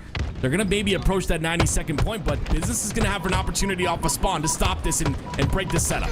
Last push come out of business. They need to do everything they can to get the ball out of the hands of Sylvanik. He's just sitting towards Subway, and Ivanized is just staying alive, simply running out of time, running out of opportunities. We have a round number 3. 28-18 out of Gunplexion. I've talked about this man time and time again. Obviously, he's a good friend of mine, but no bias. It's just the ability for him to improve. He's improved so much since last season. It is incredible to see. Obviously, he's got Frosty in his ear, kind of helping him get better as well. And honestly, his improvement has been one of the biggest improvements I've seen in a Halo player since the game has come out, in my opinion. And it's just great to see. But he's got to have Lies kind of rile around him to potentially get this victory. They've got a couple of seconds of ball time here, but it's gonna be Talik and business with the power weapons once again. Yeah, I mean, he's still the leading slayer in the lobby right now, and as business find himself 3 down, it's that slaying and that damage that's coming out of Lies, that's really making business struggle. That round 2 was new life out of them, and they've continued to ride that momentum into a round 3. Sylvanik with this camouflage could be another catalyst, another thorn in the side of business as they're already pushed forward. Oh, 1 player left behind. Yeah, I was a little bit, I was a little bit scared of that play, but it ends up working out because that's the first running player. They get 3 down now for business and an opportunity for more ball time. You see, they're going to rotate it towards the C side. They'll flip the spawns to happen on PD. And now, once again, Lies in the driver's seat, getting this ball time again. Ball rotated towards Subway. Manny's pushing up through the spike side, but you notice business are also addressing the opposite, the pizza side, the driveway side. This is a nice pinch coming out of business. They attack Lies from multiple different angles, and Lies were not able to hold on to that setup. So it was a 45-0 run in favor of Lies. They still have the lead at the moment, but now business get to show what they have. Yeah, that was just a massive break by business, and I think that's something that they're just so good at, right? If they're able to play the timing correctly, make sure to play their angles correctly, and like you said, they break the setup from multiple angles. If they're able to execute that, it's just the way they're gonna win this round, right? Obviously, we're tied 1-1 in terms of rounds, and with a couple of kills here, this will be last shot trying to rotate towards the PD spawns of his teammates. 45-12 run still in favor of Lies at the moment. Last shot gets shut down. Ezzo not only getting the kill, getting the shotgun, but ends up getting taken down himself. Boom goes the dynamite. Camouflage being fought over by Lies and business both. Ball momentarily in the hands of Druck and business. Last shot with some excellent shots, but trying to find a different route, a different angle. Good damage coming out of him, but Lies still have a man advantage for themselves. Great job by business to shut that man advantage down. It's going to be 2 down for each side now. Couple of kills go out though, 45 seconds to 15. Lies still have a bit of an advantage here, especially the fact that they do get those B side slash PD side spawns. And now it's business have to fight through. Down a man right now. Talik ends up falling. They're going to make this push. And Lies have the opportunity to win this. Look at the defense by Lies once again. The man advantage is so big in this scenario, and they're going to utilize that to get 3 down. 61 to 15. Lies have the opportunity to pull off another major upset here in this open series. Business, they need to get this ball out of the hands of Lies. They need to make a play. Something has to change as Sylvanik puts down damage, is staying alive, maximum damage being output and not enough being inputted onto him. He ends up getting the kill. Talik is in PD, but looking for the help, looking for a lane. There we go. He might have found his next victim. Yeah, great job by Sylvanik right there. He even gets the beatdown before he dies as well. They end up playing that ball, so Business is really not going to get much out of this. They end up going 3 down as well, so Business in a scenario where they're just trying to do as much as they can to just break the setup and just keep enough numbers to continue to hold that setup, and Lies are making that impossible. Finally, Lies go 3 down, but you see once again a trade comes out. 4 down for Lies. Business, a little bit of ball time finally. As we get through this 3rd round of this game. This has to be the scrappiest oddball that we have seen here in this tournament right now. It is so fun to watch. Round number 3 of oddball versus Lies versus Business, and Lies have a huge advantage right now, but Manny has an even bigger flank. Talik still forced to play the ball. Excellent break coming out of Lies, getting that ball out of their hands. And now it's Manny just trying to give information to the rest of the members of Business. He wants to get some value out of this camouflage and is able to take down Ezzo. Can he stay alive? Apparently not. Can Business capitalize? A great kill there to take out the camo player in Lies, but like you said, they're not able to do too much. Great patience there by Manny as well, but unfortunately pushing towards that purple side, that's going to give Lies the PD spawn. They're okay with that though, as they're going to rotate this towards that C side and potentially get a little more time here. 41 to 83. They've got a lot of work to do with 2 minutes left. Nade goes down here for Manny, denying access to that ball. That could have been a huge run by Lies, but with Manny's double leading to a 3 down for Lies, Business are right on that ball. Yeah, Manny falls right now, so that's really big for the side of Lies, because when they all spawn up, they're going to have the man advantage for a little while. They also get the kill on the Druck. So now you see the rotation coming out towards from Business towards that C side. It's up to Ivanize to cut this off and do as much damage as he can. Complexion finally putting that 40th kill on the board. 10 assists to go along with it. Gotta love the way he's playing right now, and a large reason why Lies are able to advance this ball forward is because of the slaying power coming out of him. If they could hold off Business just one more time, they can steal it away, but 3 down go Lies. Yeah, you see Lies gets a little bit antsy there to try and get that ball time on the purple side. They don't account for that cross damage in those slays that come through. So Business now have an opportunity, if they can lock in a setup on C side here, which you see Talik is trying to set up for, they could be in a good spot. Last shot with a stalker rifle, gonna make things very difficult for Lies as well. All they gotta do is break one more setup, do Lies. You're 9 seconds away from ultimately winning this game, but Ivanize the first one to go down here for Lies. Last shot, just watching that angle with the stalker.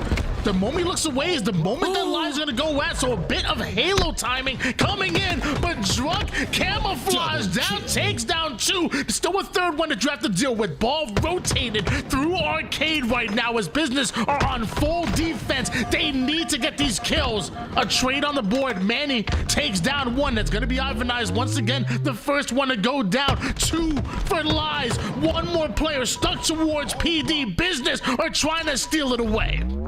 Yeah, look how Business do that as well. They do that perfectly, right? They don't go for scrappy time. They don't get desperate. They wait, they get the slays necessary, and because of that, 91 to 83, they're slowly getting this ball time, but they're setting themselves up for a win. Patience, not just a virtue, but a weapon that Talik uses. They're hiding in that corner, getting himself a back smack. Now Lies, they know they have one last effort to push through the B Street side. It's Talik holding him out. 3 down, 4 down, that's game. There it is. Business taking game number 1, but I've got to mention, A 42 kill game out of Gunplexion there. Lies showcasing that this series will be close, but I've got to talk about the desperation, right? You didn't see Business desperate that ball. You saw them drop the ball on that B side. They rotated it cleanly, took care of the 2 stagger players on PD, and then went for ball time. That's what you see out of a great team. That's what you see out of a top caliber team, and those are the things that give you victories. Yeah, I mean, it makes a difference, you know, like lesser teams are going to go for scrappy time right there and not understand the situation, not understand that Lies are 1 break away from ultimately stealing that game. So I think that's a great point. I love that play by Business to drop that ball on the way to rotate it towards B Street side and secure their kills. And it was tough. It wasn't clean. It was, you know, Lies obviously made them work for that, but just such a great game, such a great oddball match that we saw out of these two. And 28 assists on the last shot, 22 kills out of Talik. When did Talik become a support player? That's a lot of assists out of Talik right there. Yeah, it's crazy too. I saw Sylvanik as well with 10,000. Gunny had 10,000 damage, but Sylvanik had 10,000 damage as well with many less kills. So you love to see that damage output coming through. And now we get a swap to this Bittersweet versus Ascending baseline here. It's going to be Mortally who we hop on board with, and it's 1 round lead for Bittersweet, and they're looking pretty dominant in round number 2. We saw Gunplexion really be that standout player in the Slays department to really kind of will his team forward. Now, who's going to be that standout player here in this matchup? 52-7 in favor of Bittersweet right now. Ascending baseline, trying to claw the way back into it. A well-placed grenade by Piggy. Ambition wants to get the cleanup, but Piggy wants to cover his teammates back, and looks like Piggy and Mortally are able to take down Burton. And a well-played bait and switch that we're seeing out of Bittersweet. No wonder why they have such a lead. Yeah, some might not know, but Ambition 2 is actually on mouse and keyboard, and he's been on mouse and keyboard for a long time, but he finds himself on a very solid roster here with Parabola, Burton, and Nemesis. Looks like they're struggling just a bit, though, in this game number 1. We'll see if they can pick it up as time goes on. Ambition picks up the ball. This ball sits towards PD side of the map.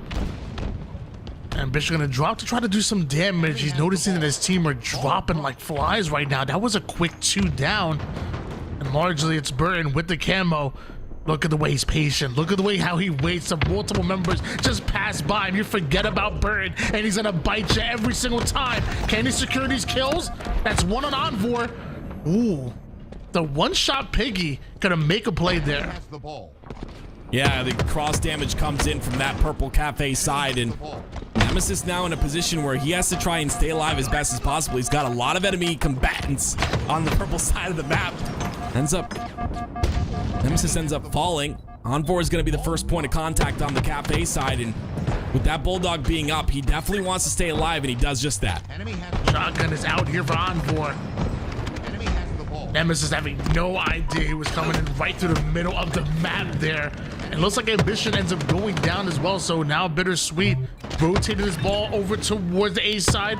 Nemesis is going to be the final player alive for Ascending baseline.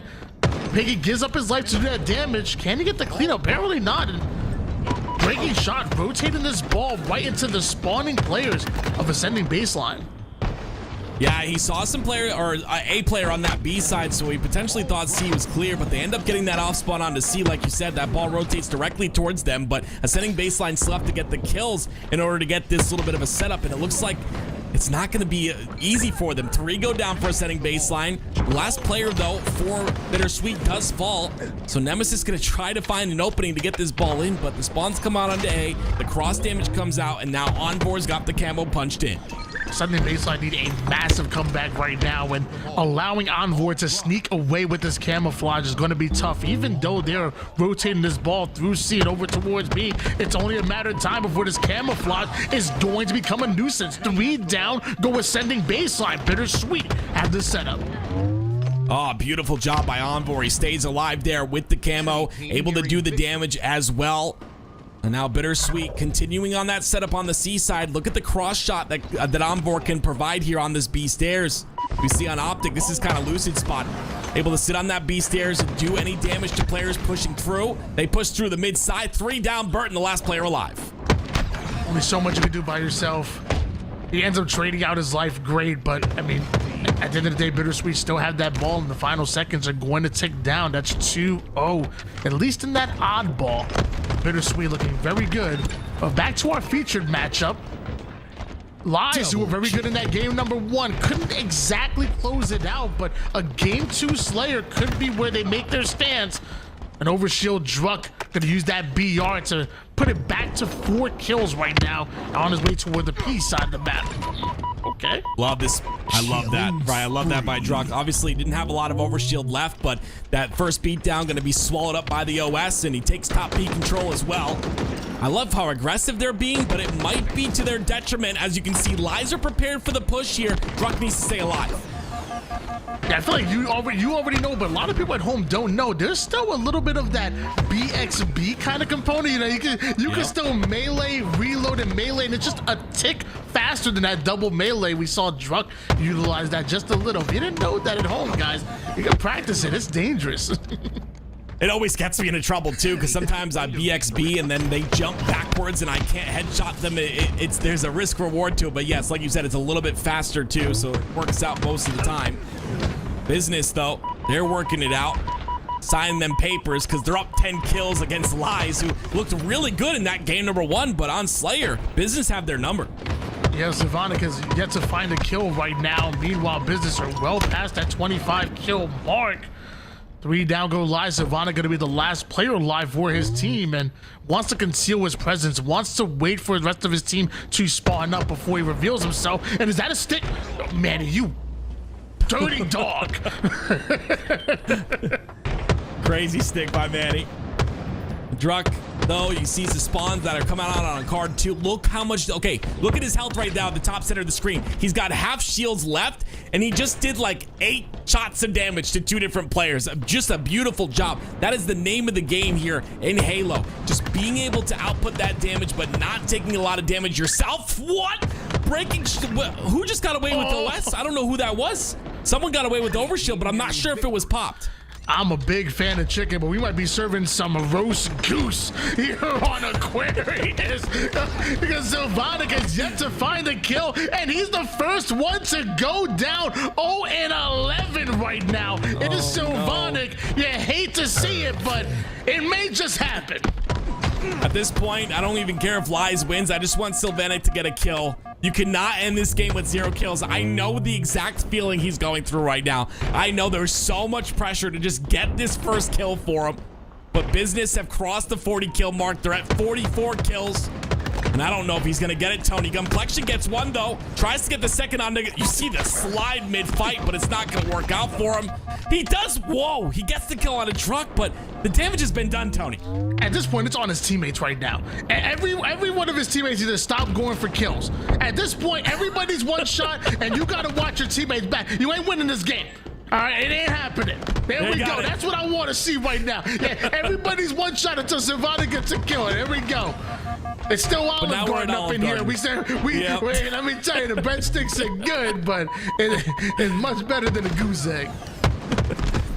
I'll take a breadstick over a goose. Lots of damage being done by him. There it is, the double. The 2 kills on the board. Sylvanic's such a great player, and these games are tough, right? You end up in a cycle. It happens on Aquarius often. If you play the game at a high level, you understand Aquarius sometimes goes in your favor with that timing, and sometimes it just doesn't work out. And right now, for the side of Lies, it's not working out. Yeah, Business may have won this game, but Sylvatic won the war. He's not goosing over here. 49-37, looking for the final kill. I mean, you never want to say never, I guess, but that's never happened. And then to come back like that, Business gonna go up 2-0 in the series, and you got to think to yourself, after that game number 1, you know, Lies were damn good. Lies definitely had some momentum there, but you know, after going into that game 2, almost getting staked, a player almost goosing, like sometimes you can hang your head low. It happens. That's what we call a tilter, Tony. I'd be tilted out of my mind, and that's why I'm here on the desk with you. That is a tilter. It is frustrating, right? Like you said, very competitive in game number 1, but game number 2, Business had your number the entire time. There was no chance you come back in that game unless something miraculous happened. And now we go to Live Fire King of the Hill. Is Lies going to have a chance here on an objective game? Maybe they're a little bit stronger in objective. They can find this objective game. They start that potential reverse sweep that we always talk about. Yeah, that's where you need a vocal leader. And, you know, and as somebody who comes from the tri-state area myself, you know, sometimes we can be loud, sometimes we can be a little aggressive, but I think that's what they need. I think the fact that they start the game so fast, I know it doesn't seem like much, but I would love for them to just take a moment and either switch teams or don't start the game. And I would love for like a player like Complexion to get in there and maybe drop some expletives and say, I don't give a F what happened right there. I don't care about that game number 2. Let's do exactly what we did in game number 1. Let's get right back on track. Our small talk, our damage, our playing for one another. And it needs to go back to that game number 1. And sometimes you need someone to get loud like that. Sometimes you need someone to kind of wake them up. And that's where I kind of lead on my vocal leaders and someone like Complexion to get in there. And it sounds stupid, but hey, you got to drop some F-bombs. Somebody has to get the team back on track. You know what I mean?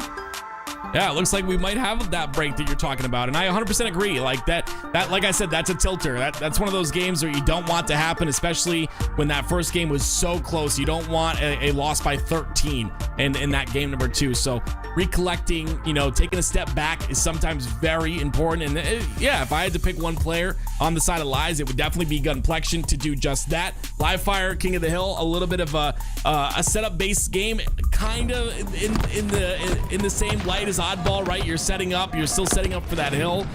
You're making sure to get those setups down, making sure to hold that tower depending on the hill and all that. But here we go. It's of course going to be a 38-29 lead. This is actually insane out of the side. I mean, we saw that game number 1 it was a pretty big deficit here, but we're seeing a little bit of the same here in game number 2. Ooh. Puts the heat wave into hot dog mode and gets to work right there. The glizzy gun coming out. Love that play out of Piggy. 11 kills, 10 assists. The man, hey, did he only die 2 times? Piggy only died crazy. 2 times this game. What is going on? That's crazy. And the 10 assists, yeah. I mean, that's just that is a beautiful stat line for a Halo player right there. You're doing damage for your team. You're getting cleanups as well. You're a part of 22 engagements. I mean, that is just wonderful out of the side of Piggy. And he's continuing on. He's not stopping just yet. He looks like he's in that flow state, Tony. I hate to use that word all the time. He ends up going down there. That's the 3rd death for him, but 45-35, a 10-kill lead. Ain't no bacon around here. It's Piggy, the one that's cooking. Chef Piggy in the kitchen right now, putting in that work. Yeah, you know me. I love the kills and assists combined. The man has literally contributed to 25 of the team's eventual 50 kills. Half of the kills were influenced on the map by Piggy, which obviously I know Mortally did his thing in the Slays department. I don't want to take anything away from anybody else, but for me, it's the kills and assists combined that's really felt across the enemy team. Well, here we go. We're back to Livefire, King of the Hill. It's going to be Lies versus Business, and like we talked about, Business obviously up in the series 2-0, looking very dominant here, but a bit of a break here for Lies. Let's see if they can turn this break into something good. Let's see if they can get this first game on the series scoreboard. King of the Hill. One of my favorite game modes that we have here in Halo Infinite, because I feel like if you play it right, you're never truly out of the game. Like, if the enemy team goes up 3-0 on you real quick, hey, just out rotate, go to the next one, and it's almost like every hill is almost like its own game sometimes if you play it right. Camouflage looks like it was stolen by Ezo of Lies, who's still alive right now. Manny trying to find him, ends up just catching him and rewarded with an S7 sniper. The camo eyes are so prevalent nowadays. I mean, I feel like everyone can see camo. I literally, everybody can see camo. Except for me. And it's definitely working out in the favor. Yeah, except for me as well. It's definitely working out in their favor. You see, that's a massive kill on the camo player, but it's Business who still have that little bit of time that they're getting in this hill. Manny's trying to stay alive with Sniper here. Let's see if Lies can make a break happen. They're going to try on that screen side. I don't know if I got to turn up my brightness or something, turn it down. Man, I don't know. Get one of those monitors that put the red squares on for me or something. I need something. I can't find that camouflage.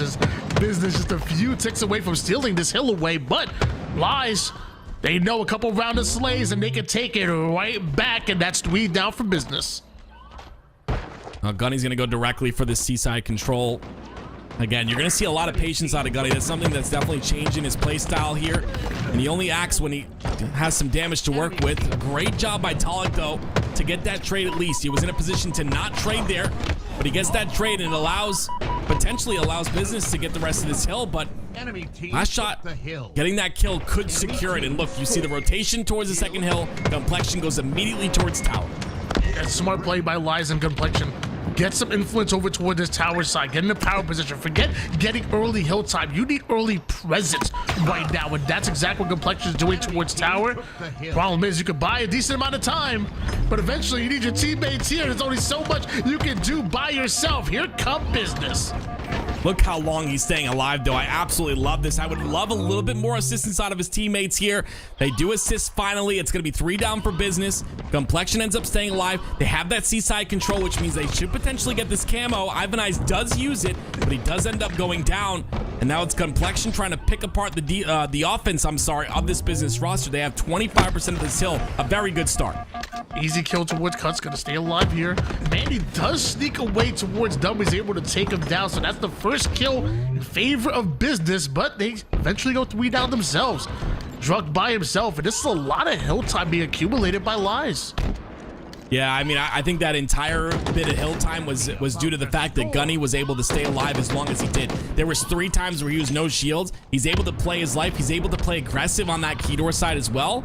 This hill is 100% due to the fact that the teamwork of Lies looks really solid. And of course, Gunny staying alive.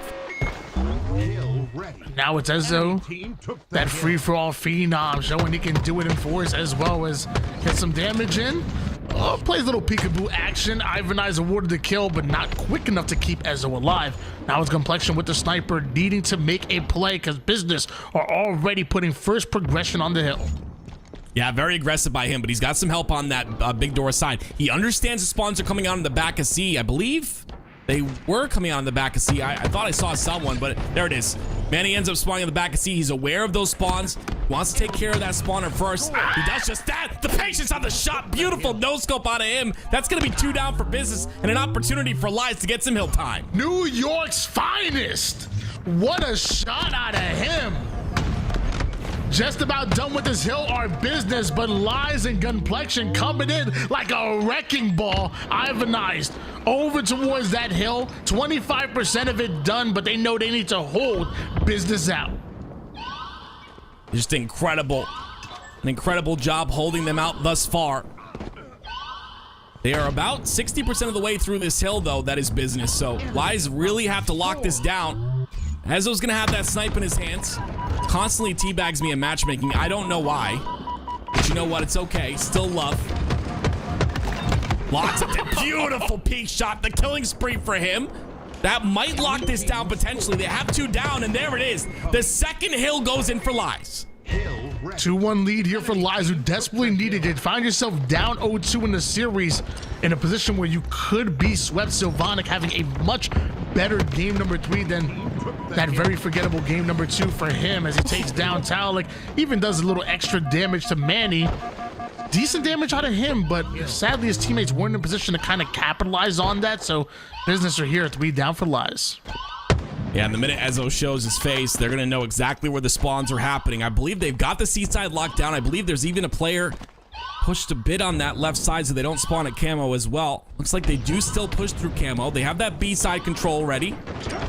That B player's job is to put damage in on the cross. Ezzo makes it through, but he's going to have to fight 3 different players. He ends up getting taken out. Beautiful shots by Manny. And Manny's still alive here in this hill. 3 down go Lies. Nobody able to drive him out at the moment. Luckily for Lies, they're spawning towards dummies and have quick access towards tower, which they want towards top mid. But they're still going to lose that hill. Tied up into a piece, and Manny, he goes away from the mud side. Little bit of the skill jump, but Lies have bodies here towards tower. Never have I saw 3 players holding tower before. And it's beautiful, right? It's beautiful out of Lies because we talked about that early rotation. Look, they're even aware of Druck here. Wait a minute, Druck gets up there. He's got a player to deal with on the mud side. Great job by Avanize to just leave him for Sylvanic. Let Sylvanek get that kill, and they're doing damage to Toolez. This is a staggered couple of kills. This is huge. Oh my gosh, Ivanice gets the double. That's massive. Last shot makes it through the tower side, though. He breaks this entire setup on his own. Excellent job for Lies to know their enemy more than they know their teammates right there, knowing that Business are always going for that skill jump. They love the movement, they love the extra tech, so they were ready for 2 different skill jumps toward the tower side. But like you said, the last shot shutting it down, and still going right now as he takes down Ezzo. Eventually shut down. Lies taking right back towards tower. Love how both teams are prioritizing playing through C before playing towards that hill. Is that important, Tim? Yeah, it's 100% important. You usually send one towards that brute side or send one bottom center to have him go through mud. Regardless, you want to make sure to break that player off a tower immediately before you go for the setup. You see Gunplexion, he's ready for that A side push, and then the push comes in. The strafe is nasty. Manny gets taken out, but it's not enough. Ivanice needs to stay alive on top of tower. Yeah, and at this point now, Business, they got to fight hill first. Now they had to drive Lies out of that hill because they were just about done. What about maybe 75% done with this hill right now? Is Ivanice doing a great job of just staying alive, being a nuisance, buying time for the spawning players of Lies to now push in. And to look at that collapse, Lies attacking from multiple sides, clearing out that hill. This could be a 3-2 hill if Business don't make something happen.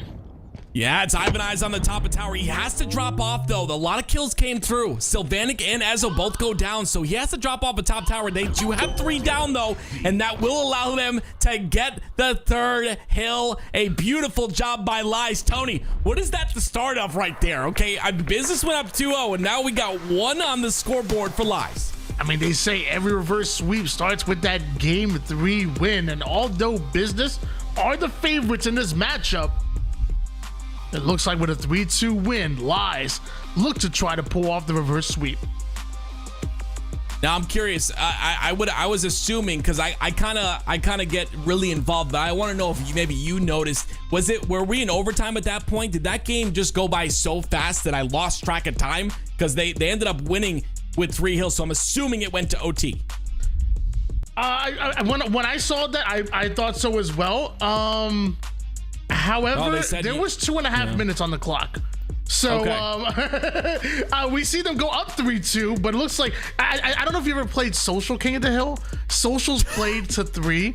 Really? It actually may have been on the social settings because I'm pretty sure there was like 2.5 minutes on the clock. Yeah, I was just thinking maybe I was just, when you're enjoying yourself, you're just having a good time and time just flies by. I was like, okay, maybe that's what happened. But I was immediately surprised because it just made no sense. Yeah, so see, there's 3 minutes left of the clock right now. I would assume that's gonna stop here. Yeah, that's crazy. Unfortunate. I believe maybe what you were saying is correct. This is the flash that we're watching right now. It's going through time really quickly. There it is. 2 minutes and 30 seconds left. Tony, you were right, dude. Tony, you're good. You're pretty good, dude. Well, and this is where things get a little bit weird because when you have a sudden death, and we remember we were playing sudden death rules for King of the Hill before they changed the rules. They had a rule where you played until 1, but it was really weird. So they ended up playing to 2. And now it's like, okay, well, this is kind of reminding me back in like that season 1 sudden death rules where you can't give a team a win off of winning the first hill. That's why they adjusted the overtime rules to begin with, because it's like one setup and it kind of breaks it and ruins the hill. So like do you play the 2? This is why we changed the King of the Hill rules going into season 2 to begin with, and now it's back to season 1 problems. I think we just go to Octagon and have one player from each team 1v1, and we go to 50, and we'll see who wins. Last Spartan standing, whoever, everybody in the lobby, last Spartan standing wins it. I don't know. But there it is. I believe if you guys looked at the chat, which I'm sure all of you that have eyeballs did look at the chat, it said that Business need 4 and Lies need 3. So that's the ruling we're going with right here. Better. I like that better. Yes, sir. Yes, sir. We'll see who ends up coming out through. I think it's a little bit tilting for the side of Lies because with that lead, they might have been able to play time after maybe a little bit more time on the comes off the clock. But regardless, we'll see who ends up closing out this one. Lies obviously on their back foot. Business looking to close the series out here. Yeah, and you kind of have to have it that way, guys. I know a lot of people might be mad in the chat that that's what's happening, but in King of the Hill, one setup can give you a hill. You know what I mean? Like, so I think playing differential may not make people happy, but it's probably the best way to go about his last shot. Not able to stay alive with that sniper. Gunplexion was able to get away with camo. He may eventually get himself a sniper or just drive business out of the hill with camo. Yeah, I love this because Lies have a nice little lead in this hill, so Gunny's just going to play annoying right now, but he wants to get information first. He doesn't want to just give up his life. Look at the camo eyes. This is what I'm talking about. Everybody can see camo. Why can't I see it, Tony? What the heck's going on with my game? You suck. Oh. Thank you. Tied up at the moment here, but multiple going down for Lies and Business taking space immediately as they look to take the lead on this hill. Gunplexion and Lies going to attack the A side. In fact, they're going to take a lot of space themselves. They're going to attack this from multiple sides. Well, there you go. Gunplexion doing his darndest to put damage in, allows Ivan Eyes to make his way through. And now it'll be Lies once again in that hill control. They do leave that brute spawn open though. They do have A side control, so they're ready for that brute spawn, but they spawn on A. They don't pressure that A side. This might be the better spawn for them though, because they've got to clear on the nest side, but Ivan Eyes has to do his job to stay alive here and do damage as well, so that nest player can't clean up a kill if he ends up falling. So Lies, who only needed 3 hills to begin with, now just need 2. Meanwhile, Business have to go the full game and take 4. Mind you, time will become a factor for them as well. So 1-0 lead here for Lies. 3 down go Business. Loving the start out of Lies. Yeah, they look really strong and confident. I was expecting something different. You know what? Something has changed as well with I would say Gunplexion. I know I'm focusing a lot on him. I love the guy, but something that I think has improved with him as well is his mental, right? If this was a situation where this was a year ago, this game would be chalked because he would get all pissed off and start tilting and stuff like that. I love the composure here because even though that game ends because of a little bit of a mistake of a game type, you're able to come out, like you said, come out very strong, and that's exactly what Lies are doing here. They've got that top tower control, and they're already halfway through this hill number 2. Almost a 2-0 lead. Sylvanic with a huge kill towards tower, and again, knowing that Business love to go for that tower skill jump. At this point, I think Business needs to just stop going for it because Lies are ready for it every single time. It's no longer a flank. At this point, it's their main route, it seems like. Oh, wow. Did you see that by Ivan Eyes? That's the quick drop shot. You drop off a ledge, you fall off the ledge, and then you jump back up, and it throws so many players off. You're gonna see these little tiny skill gap mechanics utilized so much more in this season, and that's one of the situations where it really pays off. Ivan Eyes winning a big fight there and having a really solid game. 9-6 for him. Gunplexion though with a snipe. Yeah, there's like a saying in esports that as a game gets into its like 3rd and 4th year of a life cycle, you see the closest to perfect version of that game. Like you see people hitting like, you know, tech faster. You see players being more efficient, having their best understanding of the game. You can watch a game from like a year 1 to a year 3, and even whoever wins tournaments, you're like, they're playing like noobs. No, they just have gotten better. They just understand the game better going into year 3. Yeah, it's 100% right. And you talked about the meta shift right there too. That skill jump on the back of C Mud, that was something that, you know, we found out in the beginning of the season 1, but players have just now gotten used to everyone hitting it. So everyone's ready for that potential jump up. So you're no longer able to flank like that anymore. And that's just the meta shift that happens, like you said, as the game continues on its journey through its years. And halfway through the journey here for this hill number 3 is Lies, and this will be the final hill for Lies. For those of you guys that just joined us, where we had to go into a little bit of a reset and play by differentials. So Business need 4 hills, but Lies only need 3. Yeah, speaking of getting better and more efficient through the years, Lies have gotten better and more efficient throughout this game. I mean, they literally 3-2'd last game, and now they're ready to 3-0 right now in this King of the Hill. Ooh. That's until Business shutting down Complexion before activating that camouflage. So not only did they put their first hill on the board, they may have gotten away with camo. Nope, Ivan Eyes has something to say about that. Yeah, Ivan Eyes is playing really well in this game. I love to see he's got to get off that brute. Yeah, I was going to say they're going to nade it, but stays alive with his camo. We'll see what he's able to do with it. There's 3 minutes left. I like the ping here. There's a repulse to the top center of the map, but Ivanize has to make a play. He's got like 10 seconds left in this camo. There it is. Finally, he's able to do damage. Stays alive as well, but oh, beautiful job by Business to make sure he's shut down. That's going to be 2 down for the side of Lies. Oh my goodness. And to remind you guys at home, we are playing the differential right now. Lies had a 1 cap advantage in that version 1 of this game 3. So Lies still need just 1 cap. Business needs to put 3 in a row in 2 minutes and 32 seconds. And as of right now, it's 4 down for Lies.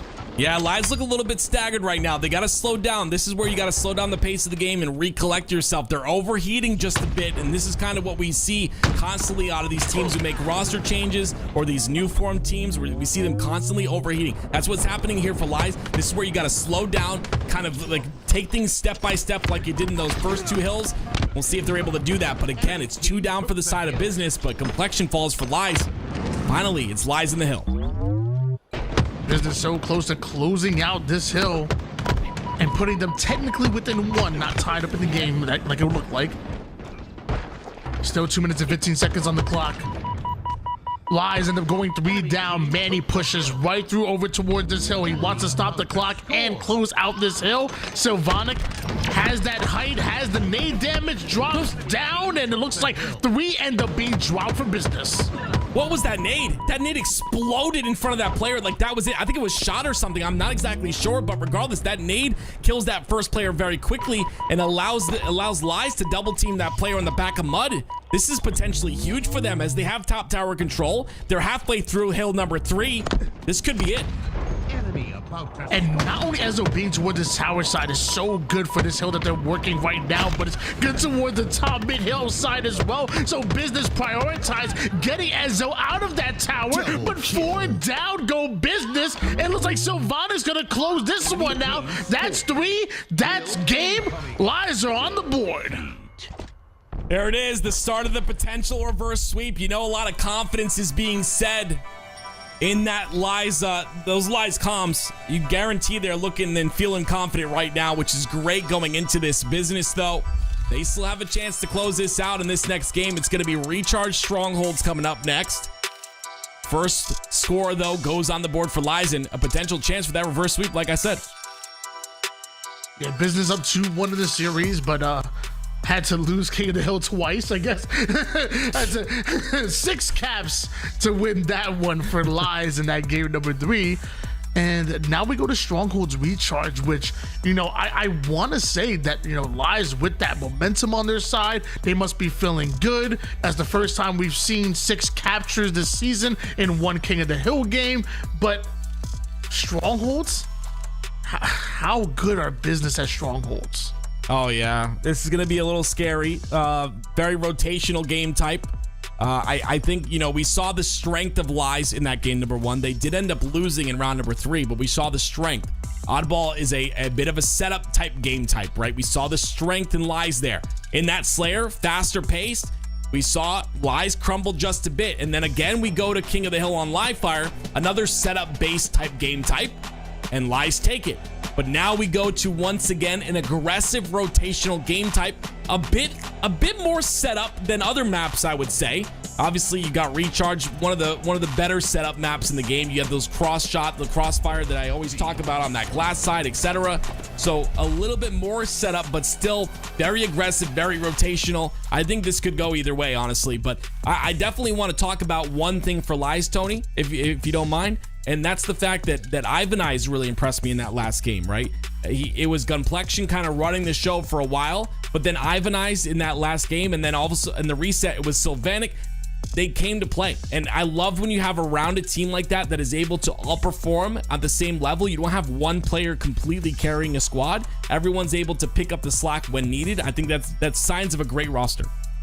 Yeah, I feel like in this day and age, you know, we've hit 2024 where if you're counting on one player to consistently be your top slayer, you're gonna have a problem, because the moment they have a bad game, you know your team is gonna crumble. So Right. you know you may have players that specialize in slayers, but you better be damn sure that you have at least one, if not two, other players that can pop off, because it really does take an entire unit to upset. It really does take an entire team to be popping off to get you to that next level. And a team like Business, you know, this is still 3/4 of that native red roster. This is still a player that has a very, very bright future in the league as Last Shot, who may just be one of the front runners for Rookie of the Year. So you're going through a very good Business roster, and you better be ready, Lies.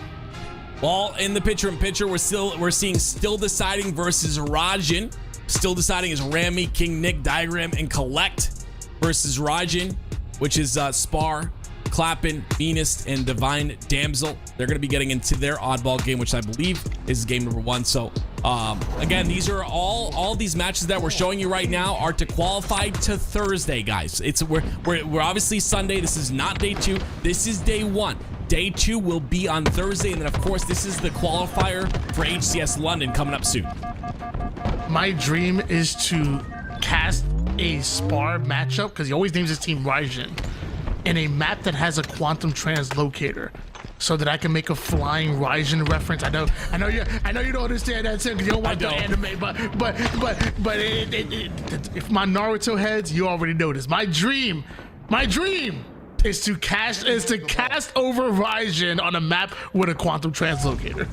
Love that. Well, I believe we'll get a chance potentially if we end up covering the live fire match. We can see King Nick again. The team name is Still Deciding, so maybe everyone's kind of buying their options, which you have to do, especially before a big tournament like London. You got potentially a 10-hour flight there, so you want to make sure that you place your best, okay? Because that's a long flight to be a long time to be in the air. But regardless, obviously Collect now on this roster alongside of King Nick, and I'm excited to see kind of how they play and what their play style looks like, because it just a lot of different play styles on this roster. Yeah, it's interesting, but who knows? Maybe it's just one of those melting pots that's just gonna randomly work for whatever reason. It's just going to work beautifully. It could. Meanwhile, Raijin really far in the tournament for them. I mean, elimination bracket round number 7. We've talked about the likes of like Spar, who's another SWAT kid, kind of like a Last Shot from Halo 5, and now Divine Damsel coming in, Daylight, who's formerly going by Clips with a Z for those of y'all, and Meanest, who's a damn good player. He's gone by a few names himself. This could be a huge win for them. This could be a far run for Raijin.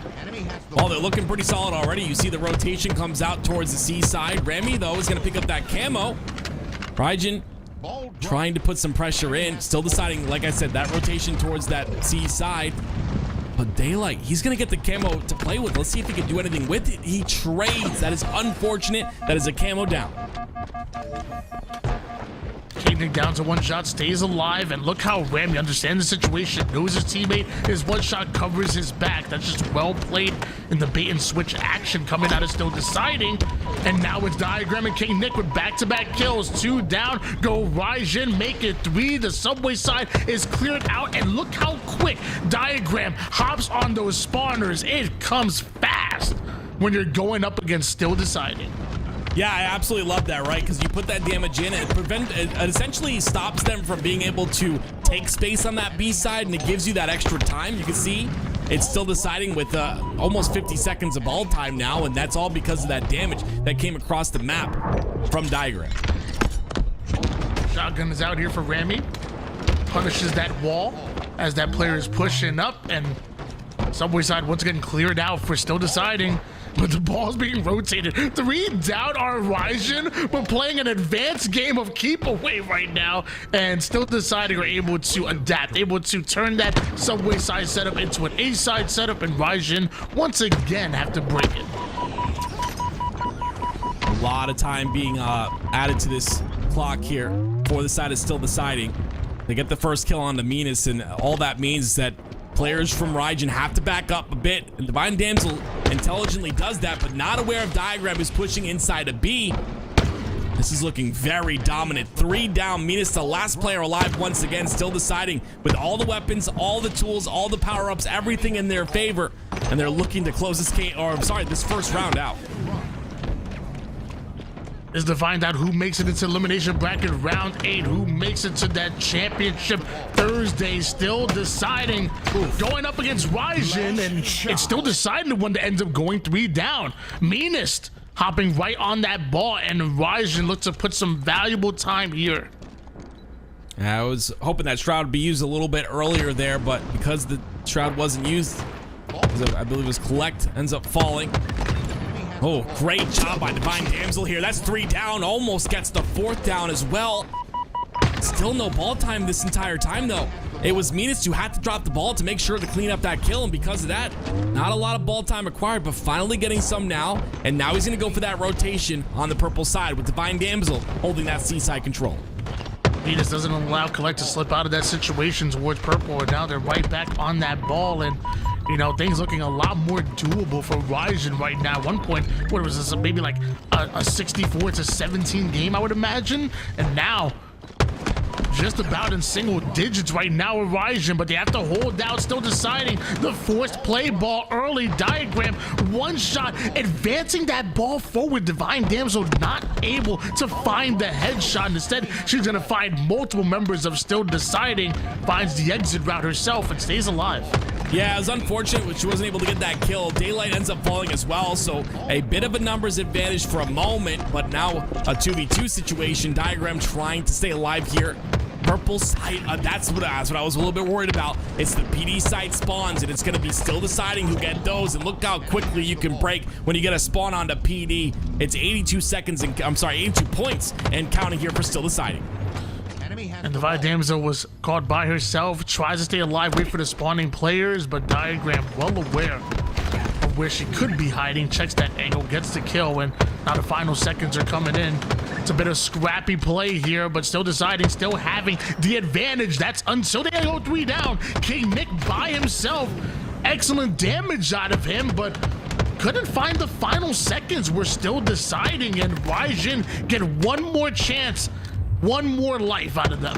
Yeah, but it's again, they're in that position where they get those kills. They get 3 down again, so incredible teamwork out of the side of Ryzen, but they didn't get those C-side spawns blocked, and because of that, all of Still Deciding spawn on that C-side, and they're able to fight and do damage to the side of Ryzen, and it just makes it really difficult for them to get any sort of control or any sort of points. They're not able to block those spawns on the tram, and then, because of that, it's going to be Still Deciding who win round number 1. As you can see, it's our other game that we're watching, Lies versus Business, was about to get into that next game. We'll keep you updated on both here at LVT Halo as we hop on board with King Nick. 4 teams wanting to stamp their ticket into day number 2 of your open series, but we only have 2 spots.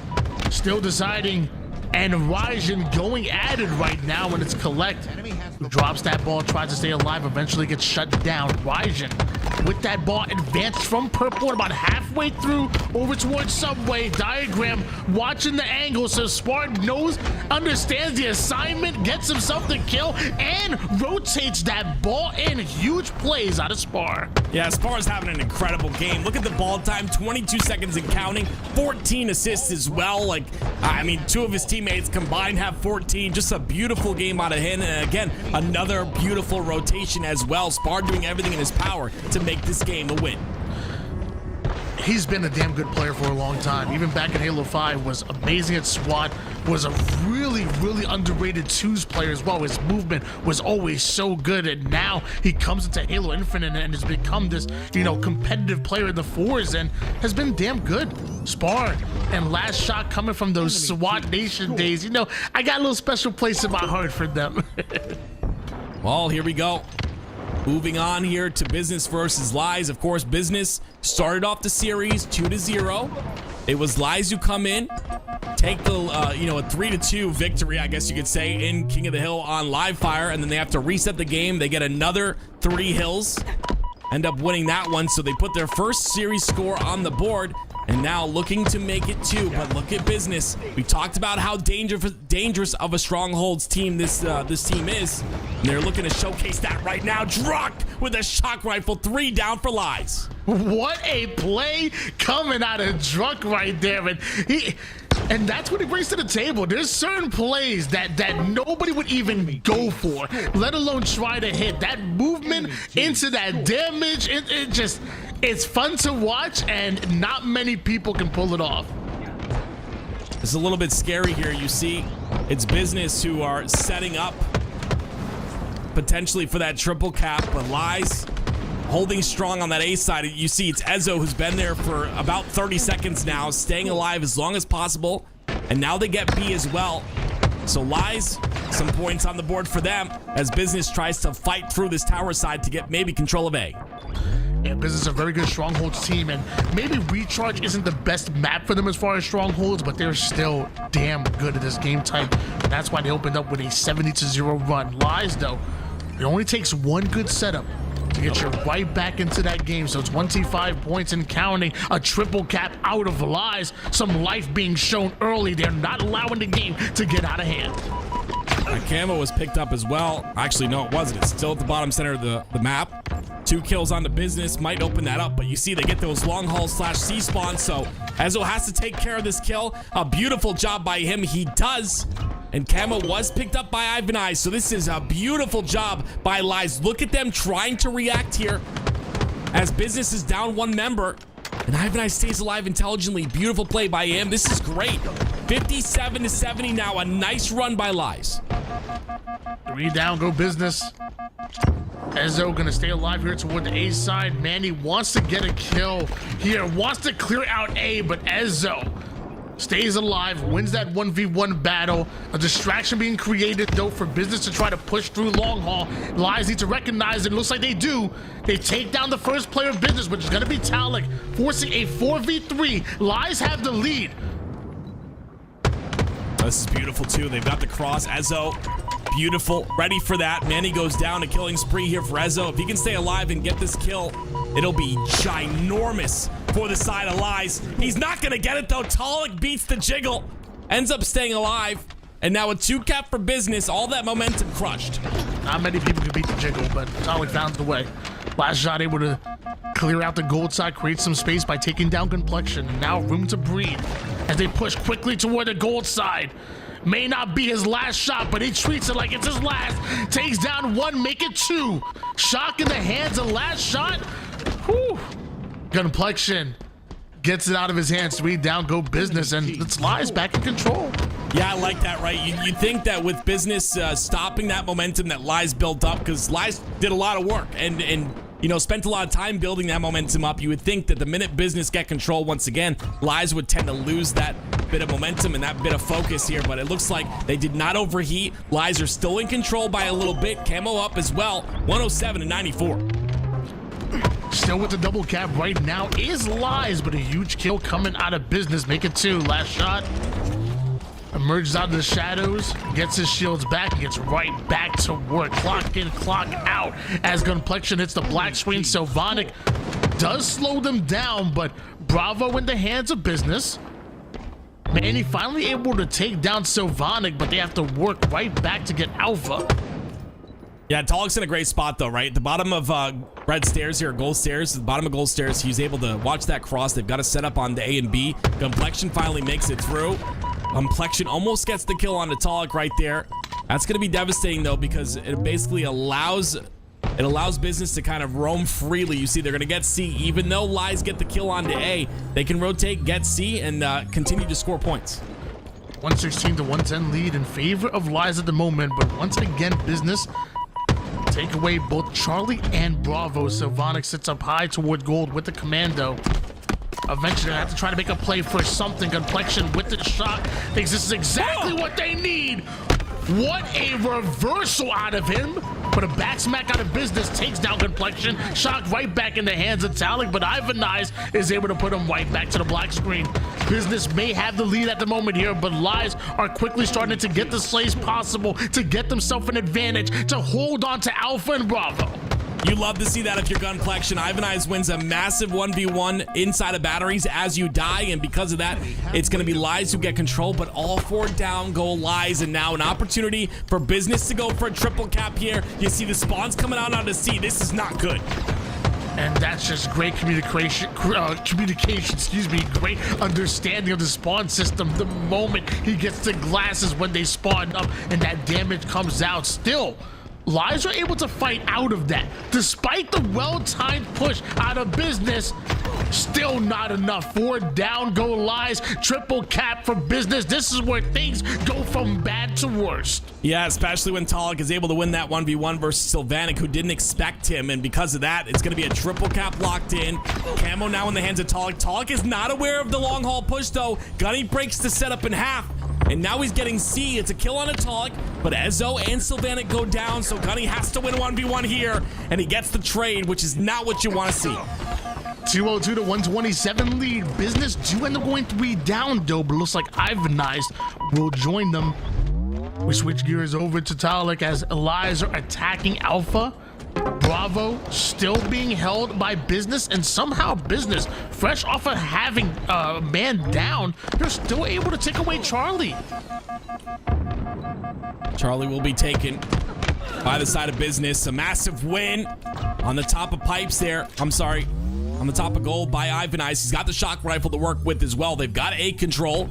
A player, Manny, that is going to take A, though.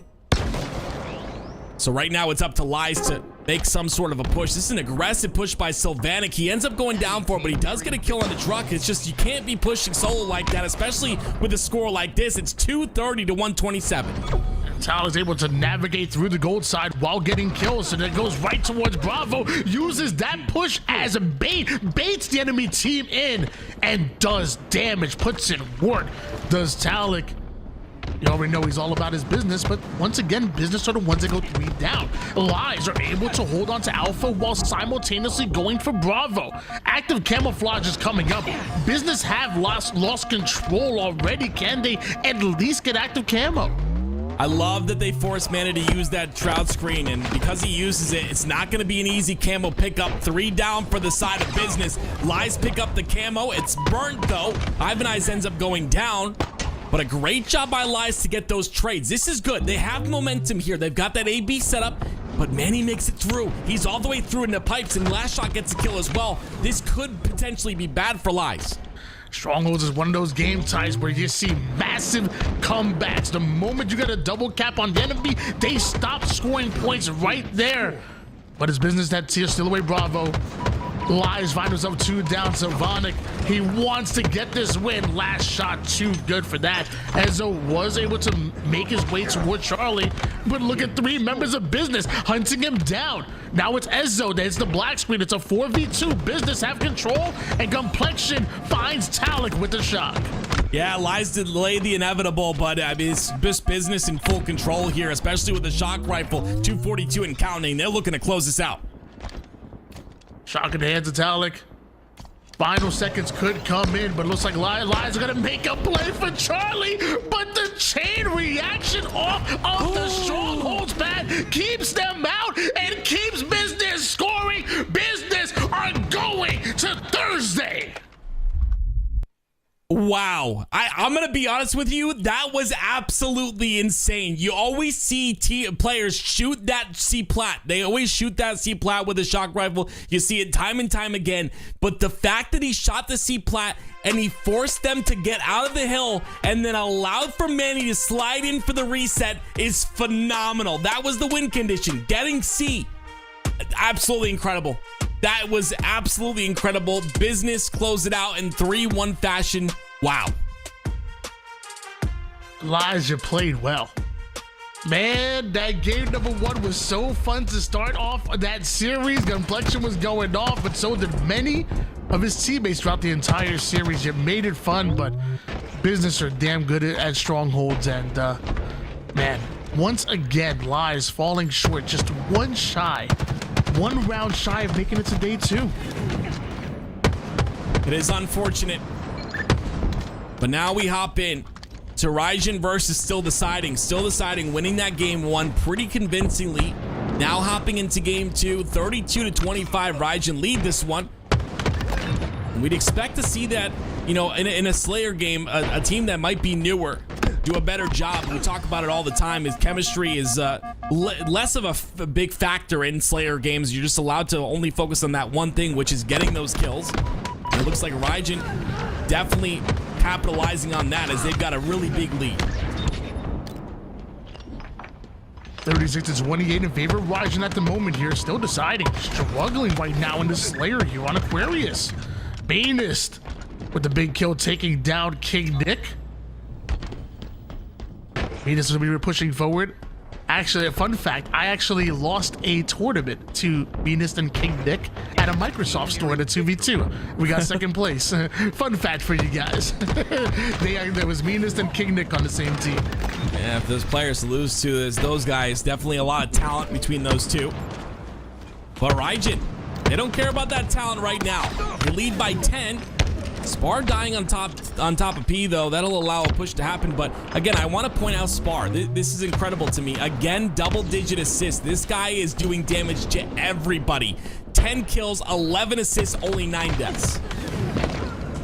And with a double-digit lead, Raijin moving to their end game right now. We're going to take a catastrophic meltdown for Raijin to lose this one, but that's another kill in favor. Still deciding. Still a double-digit lead, but just about single digits with this 2v1 play onto Daylight. 9 kills. It ain't over till it's over. That's a double kill. Diagram may just turn it into a triple or put down some shots and stay alive. That's a high IQ play coming out of Diagram, but Raijin find their 47th kill. Yeah, Raijin doing a great job of making sure to clean him up there. He could be a big nuisance on the bottom center of the map, and taking him out kind of frees things up a bit, but 2 kills is all Raijin need. Make that 1. There it is. Wow, I did not expect to see Raijin win that game, but they do so, and they tie up the series as well. Ladies and gentlemen, we've got a series on our hands. Are you doubting the Divine Damsel's supremacy? Are you crazy? Are you out of your mind? I mean, I am, but now I don't know. Now I'm kind of on board, to be honest with you. I still need to see an objective game out of this squad, though. I need to see an objective win, I should say, out of this squad, and we'll find out. You know, I believe it's on Livefire, right, Tony? Yeah, you wanted to see Spar. I'm sorry, you wanted to see Raijin on Livefire, and now we get to see it. We get to see it. I'm really happy, and it's interesting. This squad, they're high sensitivity players, especially when you look at Divine Damsel and Spar. It's been a while, but there was a while where both players at one point played on like 5-9-9 sensitivity, 5 acceleration, 9 horizontal and vertical. Now this was a while ago. Maybe they lowered it for the tournament, but they're players that are not afraid to put down shots, stay alive, and really trust their teammates to be able to slay with them. So I think if Raijin, if they found that teamwork that's just clicked, where they're all firing on all cylinders, they're all playing together towards one goal, they're a dangerous team. Still deciding. They may be the favorites, but as you saw, Raijin have just won game number 2. They've just taken control in the series. Well, here we go. We hop on board with Rami from Still Deciding. They're going to get initial control of this hill. See, no slays coming out just yet. It's actually Diagram who falls, but Rami gets a double, or gets an assist and a kill there on Divine Damsel and Daylight, and they'll be halfway through this first hill. It's Still Deciding. As right now, Rami staying on the low side. No need for him to take any unnecessary damage. And Meanest with the sniper towards tower. It looks like they're just about punting this one. A couple of days ago down, but Still Deciding gonna take it. And Meanest having to give up that seaside control. Sniper still in hands. Yeah, I love that he's like playing slow with his sniper, though. Like, you have a very important weapon in your hands. He ends up playing a bit fast towards the end there, and because of that, he ends up falling. But playing his life with sniper, very vital there. I would have liked for him to wait a little bit longer, wait for the pressure coming out from Nest so that they can get those cleanup kills. But Divine Damsel ends up picking up a kill, and now she's got the sniper in her hands. King Nick, the last player alive. 3 down for Still Deciding, and Raijin They gave up that first hill in order to get some first progression onto the second hill, and they have a lead, but now you have to hold off, still deciding who you know are going to come in. Well coordinated, but Raijin apparently ready for just that. Rami going to be the final player alive, and Divine Damsel whips out the gun that goes burn the best, and that's going to be the AR. Rami goes down. There it is. Rami falling. There's an opportunity for Raijin to get a little bit more hill time here and tie this game up in terms of hills. They're doing a great job of getting that damage in across the map onto green as well, so it just makes it really difficult for Still Deciding to push on through. Still Deciding go 2 down as well. This is huge. This is a massive upset if Raijin are able to win this series out. I mean, obviously we got to go one game at a time, but they look extremely good against this Still Deciding roster. Divine Damsel trying to find the exit route right there. She wanted to repulse up to top mid, but was caught just before being able to do so. K-Nick and Still Deciding going to take advantage of that. Get over to all this hill time and some nades. Try to land perfectly towards dummies. I'm going to add that one to the book. That's a GB nade if I ever seen one. Rip game battles. Such a good time, but gosh, I'm so old. But here we go. It's Still Deciding once again, trying to pressure this hill. They get 2 down from Raijin. It's an opportunity for them to get some more time. Divine Damsel gets caught out there. Good job by her to try and stay alive in that situation in the bottom of window, but that trade comes through, and this will be the second hill here from Still Deciding, unless some massive nades come out from Daylight and Spar. 3 down for Still Deciding. Diagram the last player alive. 3 down goes Still Deciding. Diagram trying to stay alive at the moment here. Looks like there's a teammate that comes up. Some excellent damage onto Daylight, but you still got to deal with the players in front of you in addition to Daylight, who's coming up from behind. But they somehow navigate that perfectly, and it leads to a 4 down for Raijin. That's just unfair. There it is. Still Deciding. Close out that second hill. Top tower is controlled here by Rami. A great place for him to be. We always talk about it. It'll be 3 down now for the side of Raijin. Divine Damsel just spawns up. That was all 4 dead for a moment. And this will be hill time here for the side is Still Deciding. And Diagram, I love this positioning with him by him with a sniper. He's kind of the first point of contact. And if he can hit a couple of shots, this will be some body shots and some one-shot players that will make his team have an easy time dealing with him. And this is the point in the game where I worry for some of the top amateur teams when they're going up against, you know, players that are pros, even a mixed bag like Still Deciding. As the game gets deeper, you can't make some silly mistakes. And that's where some of the teams like the Raijin sometimes will fall behind. You gotta play tight. You gotta get the same way you started the game is how you have to finish. And now Raijin are starting to move with purpose, move with rhythm, but Still Deciding are still ready for them. 3 down go Raijin. Yeah, as the levels raise in terms of Halo players, you start to see players that will, or teams and players that will punish you for your positioning if you're out of position by like an inch. Like they'll punish that, and that's where you kind of run into problems where, like you said, you can't make mistakes, you can't overheat, you have to play the same way all the way throughout. And you can see Still Deciding with a couple of kills and a little bit of a couple of mistakes maybe by Raijin in terms of positioning, maybe not pushing with teammates. Regardless, it gives Still Deciding a full hill, and now they're up 3-1, and now your back's up against the wall, and it becomes impossible to win this game. Still Deciding coming in with that experience, and you know that's what we call. You called yourself old earlier. I'm not gonna call you old. I'm gonna call you experienced, because I feel like you're aging like a fine wine, or some, maybe sometimes like a bad hairline. But regardless, 3-1 in favor of Still Deciding at the moment, and they're just about halfway done with this hill that can close it out and give them a 2-1 advantage here in the series. One moment while I recover from the biggest burn of my life. But a 3-1 lead, like you said, and a 2-1 lead in the series. All they have to do is get through this last hill. Menace, though, and crew gonna try and stop that. Rami, the last player alive, he does not chow the hill. Menace, though, has the sniper and rotates towards this nest side where he's gonna be most powerful, I think, as the crosses come out from A. Excellent body shot. Whoa, Menace with the sniper.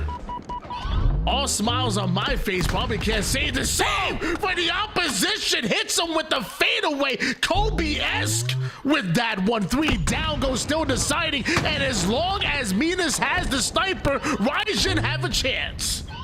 Wow.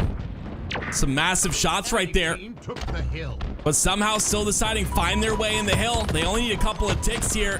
Minas is going to try to push through. They get a couple of kills. They have to contest. The snipe comes out.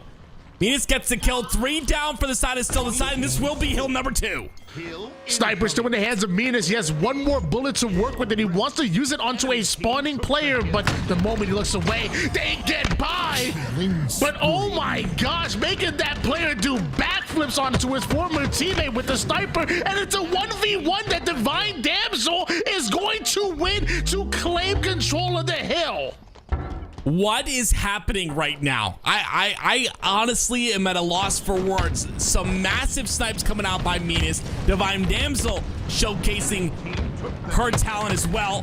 This is beautiful. Look at this as well. Great job staying alive. Some great damage long range. Still continues to play her life. As Ryzen continue to get time in this hill. Wow, they could tie this up right here, Tony. With as fast as Still Deciding or disappearing right now, they're like the ones doing the flying Ryzen. They're gone right now on the map. Ryzen making them drop like flies, but eventually it's King Nick with the flank and the double. Ryzen so close to tying things up, but Still Deciding get the kills necessary to get themselves a setup. And Ryzen, you're just looking for one good slay. 2 down, 1 good break, and you can tie it up. They decide to go towards the seaside, which is the weakest here for Still Deciding, but look at the rotations that come through to Nest. It's going to be Diagram immediately rotating over. Collect gets his kill onto Minas. They get them out of the hill, but they've got to get to the hill quick. There's not a lot of time to work with here. Daylight trying to find an opening. He has to fight this. He has to win it. Look at this time, though. Still Deciding, still getting time on the board, Tony. There it is. Still Deciding. With a massive win at the end there. It looks so good. What do you feel like if you're about to win that game number 3 and it all falls apart at the end? Do you go with confidence into game number 4, or are you just defeated? That's my question. I mean, I'm going to say there's no way that Ryzen are feeling confident going into that game. And maybe, just maybe, you don't hang your heads low, but that's a tough one to wake up from. And this is where I talk about teams truly being tested. You know, you controlled your destiny. You were so close to pulling off the upset there and taking that third hill, and then who knows when it goes to the tower side.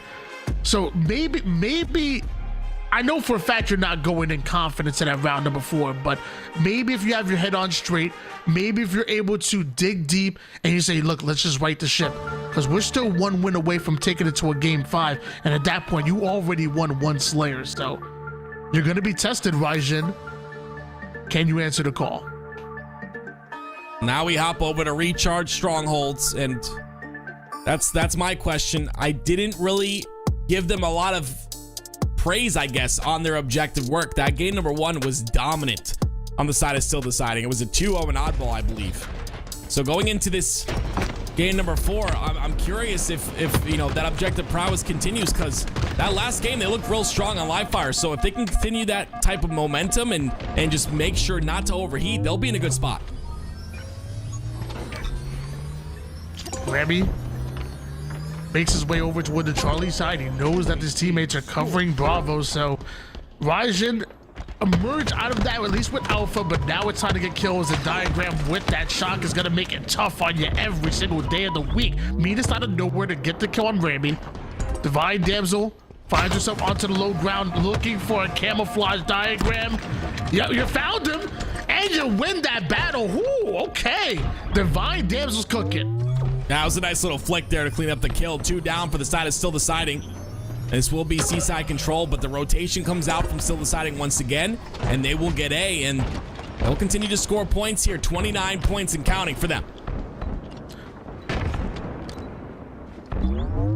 Ryzen They're the ones that have to force the break here. I see Daylight and Venus working together towards long haul. It's so tough to cross from tower to A when you have a player like Rami that's sitting in top gold, just getting free shots. And of course, Collect is responsible for covering him. It's a full setup, but it's everybody that is responsible for covering each other's back. That's how you hold the setup, and that's exactly what Still Deciding are doing. Collect decides to leave his post though and go for the C side. I was wondering when they were going to go for this triple cap. They've got one down into Daylight. There's a couple players on that C long area. But look at the damage coming out once again. It's 2 down for the side of Raijin. If Collect wins this, oh no, 3 down. This is all but crumbling here for the side of Raijin. Still Deciding in full control.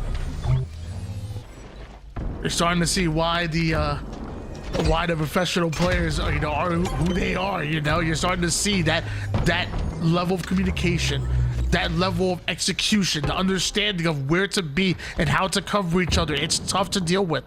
It sometimes feels like a 4v5 at times, but Raijin, how do you break through? They're looking to find one perimeter kill, just one weakness within the armor, but Rami just goes right through them.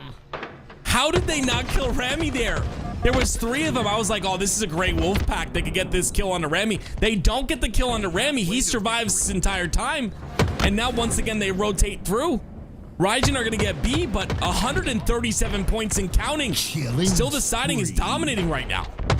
Man was invisible and phasing through him. Call him Danny Phantom at this point. Wait, Rami somehow stays alive, and now it's Diagram doing the same towards Alpha. The double melee not going to connect. Divine Damsel might be able to steal away A, and they've already taken Charlie. Still Deciding now, scrambling a bit here. Raijin making them work, throwing them a bit off balance. Yeah, but all they do is rotate through. I think the game for them is not to allow Raijin to get a point here. I think that's what they're playing for at this point in time. It's 152 and counting, continually rotating through. King Nick gets a lot of damage in. Couple trades come through though, but that'll be 3 dead for Raijin. Collect with a shock rifle in his hands. He's got to be prepared for these potential ace spawns. And despite the fact that we saw moments of Raijin making Still Deciding work, 173 to 0 run. It'd be an anticlimactic type of ending here if they end up not scoring a point. Some way, somehow, Raijin have to turn the tables, and Collect is hitting 360 kickflips. Oh no. That was absolutely disgusting. They go for A once again. They're out rotating completely here. Collect burning the camo, which is exactly what he wanted to do in that scenario. Diagram there to pick up the shock rifle. We're now at 200 points. Raijin have not been able to answer, have not been able to get 1 point. What is going on? Diagram was able to get away with that shock, and things just continue to not look good here for Raijin. Finally, we start to see a couple kills go their way. Alpha's already been accumulated. Now you got Charlie. We see the first point on the board. Maybe the first of many for Raijin. Well, you got the first points. You've broken the ice. Now you have to act. This game is not over just yet, but with three going down for Raijin, it's going to be control once again for Still Deciding. And King Nick in a beautiful, oh my, the disrespect. It's over. A beautiful spot here as he watches the cross. There's nothing Raijin's able to do. I respect, you're one of the best analytical minds in the business, but you said it ain't over, it's over. I'm telling you right now, I ain't going with the brain, I'm going with the gut right there. That's a punch in the gut by Still Deciding, and Raijin may just not recover. Killing spree out of King Nick. 235 to 8 lead. The double cap is still being held right now. The final kills are coming in as Raijin, they fought valiantly. I want to say, is that how you say? I don't even know how to say. Yeah, they fought well. I'm gonna say they fought well, but it's over. Someone's gonna hop in a B here. They're getting A. I don't know. I'd be incredibly intelligent if I called that this isn't over yet, Tony, and it actually happens. But I would look really dumb. Never mind. I'll take it back. An overkill. An overkill for King Nick. That's it. There it is. Still Deciding, gonna win it. Man. We almost saw another major upset. We almost saw something crazy, but You know, as good as Ryzen are, we know them to be. We know how good Still Deciding are, and when it comes to that objective efficiency, when it comes to when the game slows down, and you just have to make less mistakes than your opponent, Still Deciding just one step ahead. They're gonna make it over towards day 2. That's gonna continue on Thursday. Ryzen once again stopped short, just one round shy of making it to that day 2, but they get closer and closer every time. Yeah, looking good. Still Deciding. I wonder if they're still deciding. I would assume so. I would assume it depends on the tournament here and how it goes. Sometimes you can get that honeymoon stage where you just, you know, and I'm not saying this series was any, you know, call to that, but sometimes you can get that honeymoon stage where you're all kind of, you know, gelling really well right at the start of a team change. And you know, I don't think that's what's happening right now, but I think we saw a switch being flipped in that last game. I think you know, we started to see what they were capable of. Guys, we're taking a look at the bracket right now of what you're going to see on Thursday for our day 2 of this tournament. We're going to go on a little bit of a break.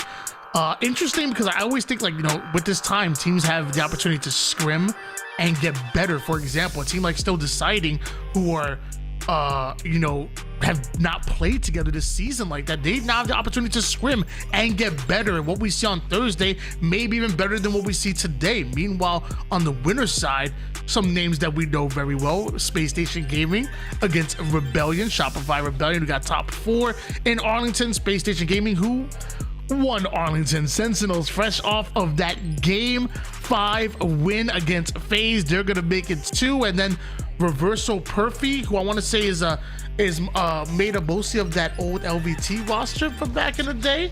That was always fun, and we're gonna have plenty of action going on to day 2. I noticed at the end of Halo action on the LVT Halo channel. I know we got some more Halo action coming out, but it may be the end for us here. Tim, do you have any final words for the people at home? I hate you. No, I'm just kidding. Yeah, it was a great time, of course. Great to cast with you again. We haven't casted since Arlington, so good to get on the mic with you once again. And excited for Thursday and what's to come. And of course, excited to watch a little bit of this. I believe it's gonna be. I'm not sure if it's gonna be cast in a different language, but if it is, I think it'll be still interesting to watch these teams duke it out. Yeah, English, Spanish, French, it doesn't matter. I love seeing some Halo action. That's right. And I want to hear the casters get hype. I want to see the players get hype. I want to see 50 to 47 win, possibly. There it is. Tony. 50 to 47. I'm sorry. I should have said a comeback. That's why I should have called for the comeback. That's on me. But guys, that's gonna be at the end for us. We're gonna send it to a short break, and we come back. We're gonna have more Halo action. Don't go anywhere.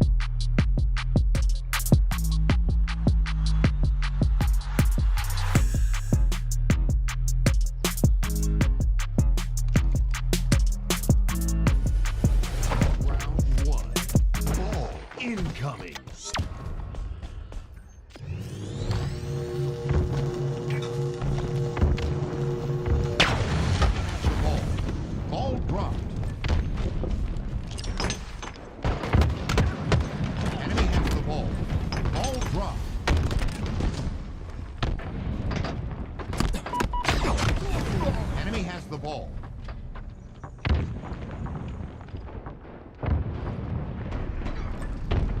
Ball dropped.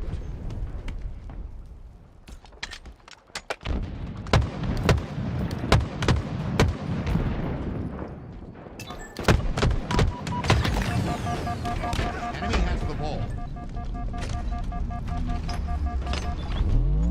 Ball dropped. Ball incoming.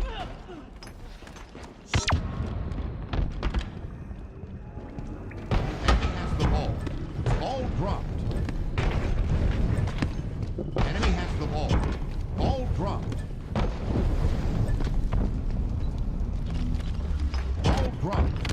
Enemy has the ball.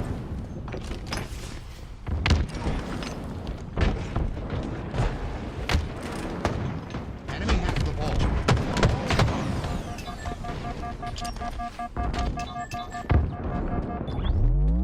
Enemy has the ball. Ball dropped.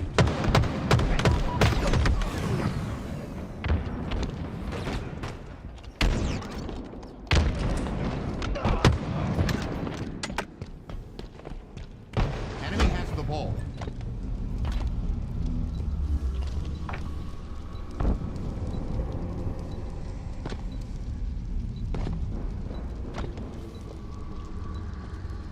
Ball dropped.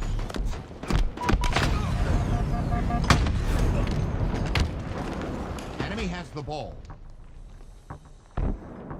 Ball dropped. Enemy has the ball. Ball dropped.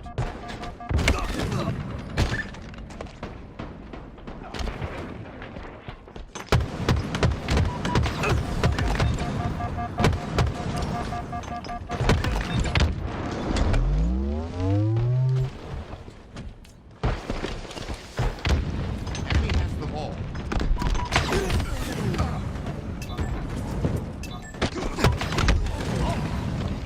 Ball dropped.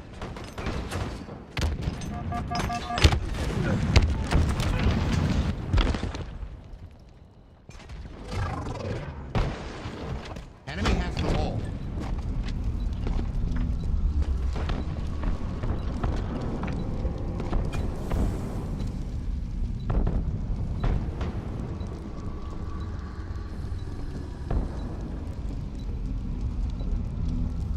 Ball dropped.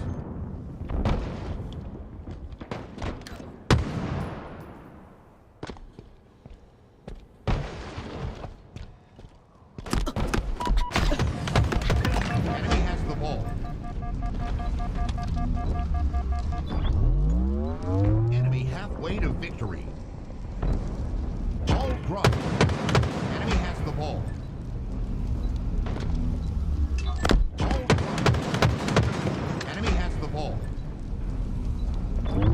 Ball dropped.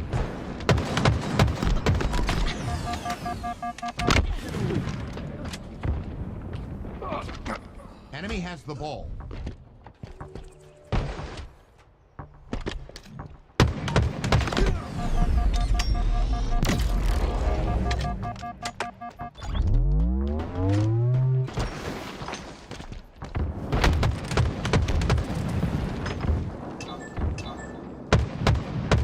Ball dropped.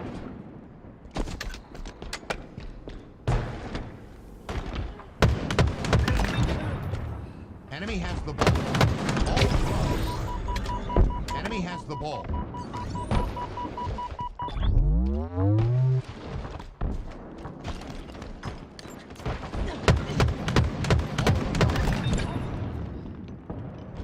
Enemy has the ball. Ball dropped. Enemy has the ball. Ball dropped. Enemy has the ball. Ball dropped.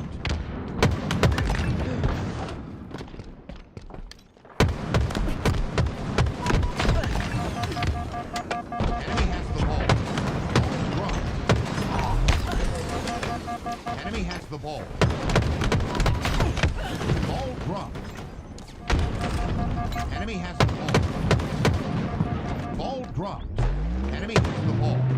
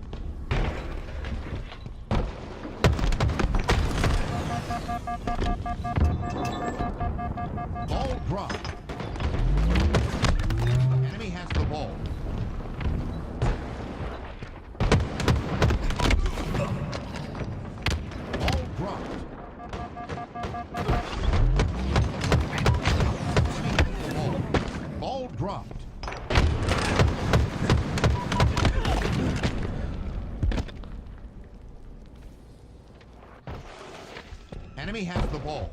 Ball dropped. Enemy has the ball. Ball dropped.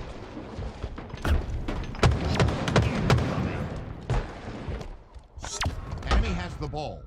Ball dropped. Enemy has the ball. Ball dropped.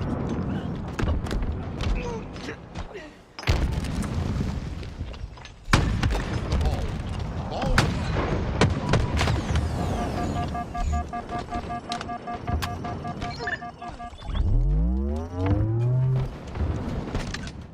Enemy has the ball.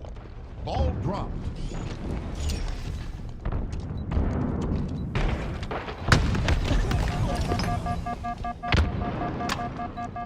Ball dropped.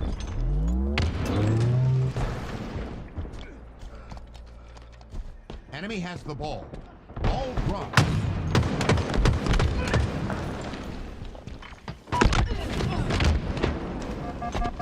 Enemy has the ball. Ball dropped. 10 seconds.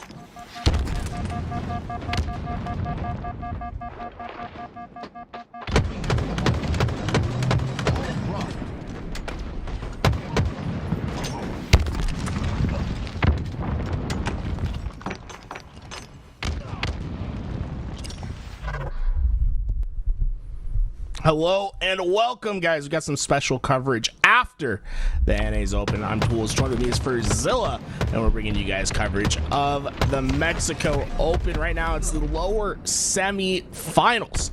SWAT Center Negra going up against Snom, and what you guys can see, it's been a back and forth for Zilla. You saw the last round; it just went down to just seconds before that was over. Absolutely. I mean, it was basically thrown into a timeout, and that's what gave SWAT this first round. But still, Snom is getting really close, and they are going to be fighting for that spot and basically try to get away with tying the rounds in this option. See Pink Soccer already. They have the amount of ball time in this round, and well, it's gonna try to get more, but the walls collapse within. That ball gonna be played out into the middle of the map, and plenty of space to take for this other team. Honestly, so far I've been really impressed with how the back and forth has been between these two teams. The slays seem just about even, but the sniper could be all the difference maker. Receiving some shots, but at the same time trying to give some shots, able to take down Pelu. Moving forward, still has the sniper. Oh, no, never mind. He doesn't have the sniper anymore. Well, he will catch a Serum off guard, and that's going to be a kill. We'll try to go yet another double kill and killing spree for Mexico. 2 down for Cinta Negra at SWAT. Remember, guys, that Serum, the player that went down just a little bit ago, was our FFA champion at HCS Arlington. So, you know, we got some land champions in this on these rosters here today, and honestly, it's been cool to see how much the Mexico community has rallied behind some of their players and how good they have become. Really, it's been a fight for the top spot, and that's the thing with Mexico though right now, is only the top spot will get funding to go overseas to London. So getting yourself in prime shape to be ready to take on the teams in grand finals is really going to be priority for these teams here today. Everyone wants to go to London. Even I want to go to London, but it will be these teams, the ones that are going to be fighting with everything they have, with their class and their teeth, in order to be able to push forward. A nice double kill by Negative. Unfortunately, he will get taken down by that nade. That means that the active camo is going to belong now to Mexico over at the SWAT X Cinta Negra roster. Reloading his weapon and starting to put themselves on the board with some points, as they are now a little bit behind those points. Chico's gone incognito, but immediately spotted out with some well-placed grenades to the left and right. Dolan able to get that damage down range and still trying to break through as Dolan keeps them weak, gets the kill. One last player to worry about as he flies in to take down Nasty Bullet. But I love the way that Nasty Bullet has pulled away from this fight. He does this so he can get help, and what was a 1v1 becomes a 1v3. Dolan not going to be able to survive in this fight. Not done yet. Tennis goes down, so those 0-4 down for SWAT X Cinta Negra. And here's a little fun fact: Asirum from the Cinta Negra roster, right, actually shared a little bit of his time on the roster with Neguti. They both played in the HCS Mayor from Mexico City all the way up until the Hell Land that was in December, a little bit before that. So now it's a fight against teammates, it seems, and it has been really interesting to see how different the journeys have been. Asirum going to the US, winning the FFA Mayor in Arlington, and now, well, Neguti is still stuck, unfortunately, in Mexico, but still giving something to talk about, and it's his ability to just overcome and adapt. And so far, the rest of SWAT and Center Negra were able to make their way into this base, found themselves that sniper on the ground, and a little bit of ball time to work with as well. Quantum translocator on the map as well.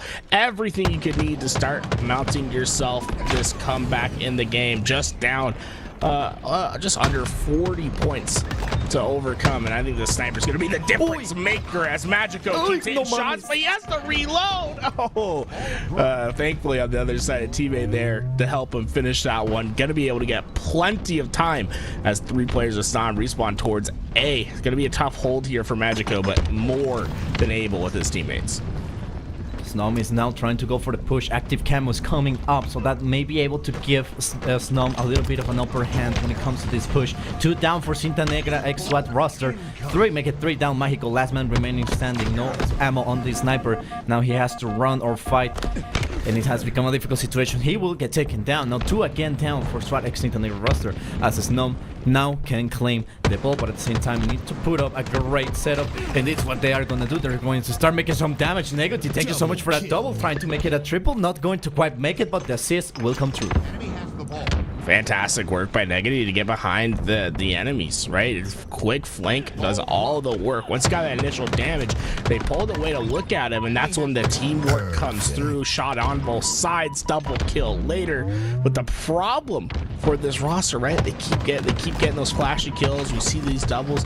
They haven't been able to put up much ball time in these last few engagements. So we need to see them get those 2-3 downs, but then have a follow-up plan of action to get more ball time. They had that cushy lead from the beginning, but it's been chipped away to just over 10 seconds now. Pink Sakura receiving a lot of damage, but still able to hold her position without basically running into any trouble. And now, well, time to go for the kill. A little bit of dance, not going to be quite enough. Mexico gets taken down. The ball gets reset yet again. 13 seconds. It's what separates SWAT X Cinta Negra from tying things up with SNOM. And so far, Pink Sakura is giving pursuit, trying to go for the nades, trying to go for a kill. Fortunately, she will get taken down. Now Nasty with the sniper rifle. Let's see what he's able to do. We're already seeing in some tournaments what he's capable of doing, not only by himself, but with the correct teammates. And with the sniper rifle, he is a force not to be reckoned with. I want to prove my point, so please, Nasty Bullet, por amor de Dios, da un tiro, que necesito que des ese tiro con el sniper, por favor, te lo pido de rodillas, please, just do it. Find someone to shoot, and he gets taken down, of course. And now suddenly the neutral time going to be playing a massive factor. Pelu knows that he has to make up some much needed space. With only 3 seconds left, I don't think the trek will be quite quick enough. We're going to a round 3 in oddball in this swing game. And you know what? Round 3, I think it's time for some special sauce over here. Let's mix it up. You know, a little English Spanish cast. How about it? I'm super down for it, Tools. I'm super down. I always love to do this. This is mixing up the cats. So I mean, let's do it. Awesome, let's get in. Well, so far, SNOM were able to overcome and hold off SWAT and Cinta Negra in that second round. I'd say they still have the advantage coming into this third, as we see the slays have been just about even across the board for them, and they're going to need to continue on with that even teamwork across this map if they are going to overcome SWAT and Cinta Negra. It's going to be a tough task, but I think they're up to it. Ball time early for SWAT and Cinta Negra, as we see a snap. The camo and sniper has moved over to the hands of Pink Sakura. Veamos qué es lo que puede hacer. Neguti va a caer, pero al mismo tiempo hay 2 caídos para SWAT, Cinta Negra, y 3 para Snom. Pelu, ahora con el francotirador, solamente tiene 2 balas para poder trabajar, 2 balas para poder chambear y ponerlas en un buen uso. Intentando dar un tiro, no lo consigue, intenta bailar un poquito a Tenios, cuidado, se le va a aparecer otro como Teletubby, y con eso ya es básicamente la kill. 2 caídos ahora para Snom, pueden ser 3 en cualquier momento, y eso es lo que está pasando. SWAT Cinta Negra está empezando poderosamente a acercarse y tomar la pelota, pero aún así Mágico va a tener el control de la pelota y va a hacer que SWAT Cinta Negra siga puntuando. Plenty of ball to hold right here, and look at this flank coming in from a 0. He found too much that he could handle. He'll have to run away for now, but information for his team that just does not push them over. Stomp are flooding into this point of attack. It's going to be up to a 0, but unfortunately he's only good in the 1v1v1v1v1. Not in the 1v3s, guys. I mean, come on. The FFA champion can't handle the heat. Snom able to recover their ball. Esperando el puro, saliendo de garage, ahí de esa zona de ventana, empezando a hacer problemas, y cuidado que ahora los están sandwichando Mágico y Pelo, haciendo un excelente trabajo en equipo, ahora moviéndose y manteniendo el control de la pelota. Quantum Translocator que va a pasarse ahora del lado, si no me falla la vista, del lado de los chicos de SWAT Cinta Negra.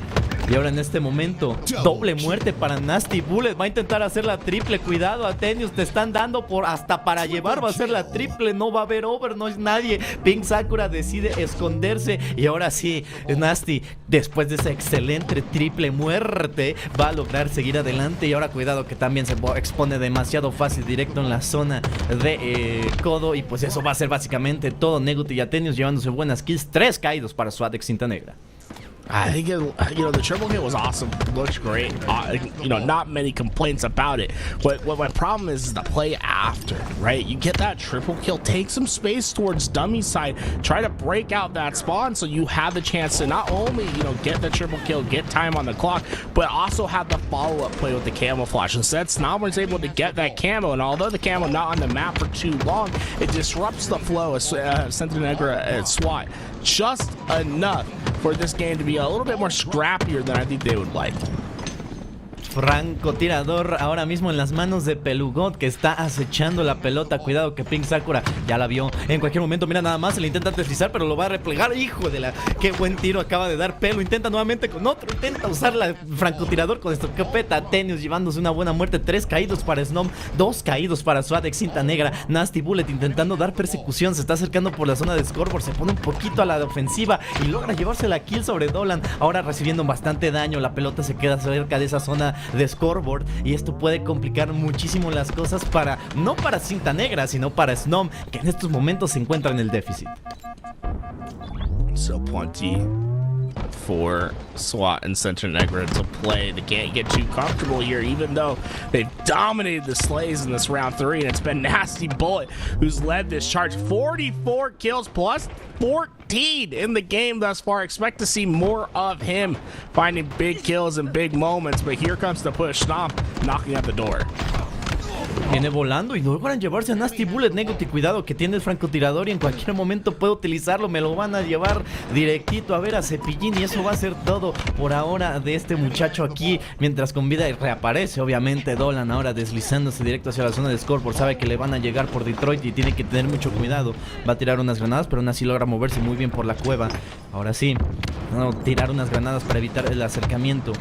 El camuflaje activo, Active Camo, ya está a punto de subir. Y en estos momentos Dolan trata de cuidarlo, pero al mismo tiempo evitar que se acerquen por la pelota, porque sabe que el tiempo aquí es oro.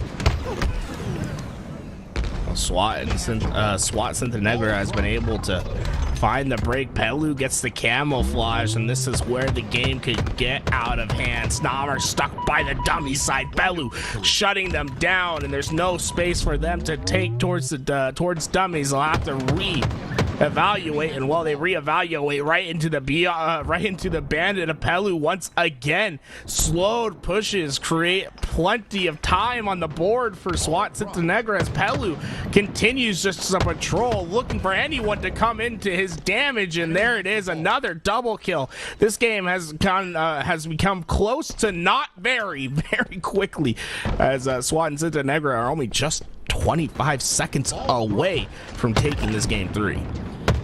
La cosa está un poquito más relajada, el juego está a gatas en estos momentos, mientras que la escuadra de Snom está constantemente siendo destruida por la escuadra de Suadex Cinta Negra. No le están dando oportunidad de respirar. Excelente la kill ahí de Dolan sobre Pelu, pero aún así la defensa es más que suficiente para poder mantener a raya a la escuadra de Snom. 93-38 hasta el momento. Esto se puede acabar en cualquier momento. Cuidado, Atenius, con esa granada que te puede jugar en contra, y al mismo tiempo checar eso. Francotirador intenta darle, pero no lo consigue. Atenius tiene que retroceder. Todavía tiene bastante con qué chambear ese francotirador. Tiene todavía bastante munición en el cartucho. No logra darle ese tiro. Dale uno, por favor, Atenius, te lo pido. Bueno, con la DMR no hay pierde, pero aún así me lo llevan directito. Doble muerte. Neguti ahora empieza fuerte, intenta buscar a los demás. 94-43, 55 segundos restantes, y es aquí donde Snom tiene que jugar por tiempo. Keep that damage down range. Here we go. One last chance for Snom, but the push is still coming in. The players from SWAT Center Negra keep finding their way to this fight, and the neutral time suddenly becomes a factor, as there's only 35 seconds for that ball not to be in the hands of Snom, and well, just seconds away for SWAT Center Negra. You gotta make some big play happen. There's nothing to be there. Sniper in the hand, now ball. There we go. Game 3 for SWAT Center Negra. For Zilla, honestly, very impressed with Nasty Bullet. 47 kills for him, almost getting to 50. Yeah, I mean, Nasty was making honor to his name, being a Nasty / Bullet. So, I mean, that was really intense. The first couple of rounds were really something else, and this third one really marked like a big difference, especially when it came to, you know, the kills. 47-19. I mean, Nasty really went above and beyond with this way of going in. And this is the thing, right? Nasty Bullet is usually known as one of the most aggressive players there is, especially now coming from the Cinta Negra roster. So, I mean, what a way to put themselves up in the scoreboard. An absolute battle between these two teams as well. Let's take a look at that duration of the game. 23 minutes and 3 seconds. An absolute slobber knocker. I don't know. Can you translate slobber knocker into Spanish for me? How do you write that down? Chat, write that down so I can translate. So someone find the translation for slobber knocker for me. We gotta let the people in Mexico know what a slobber knocker is like.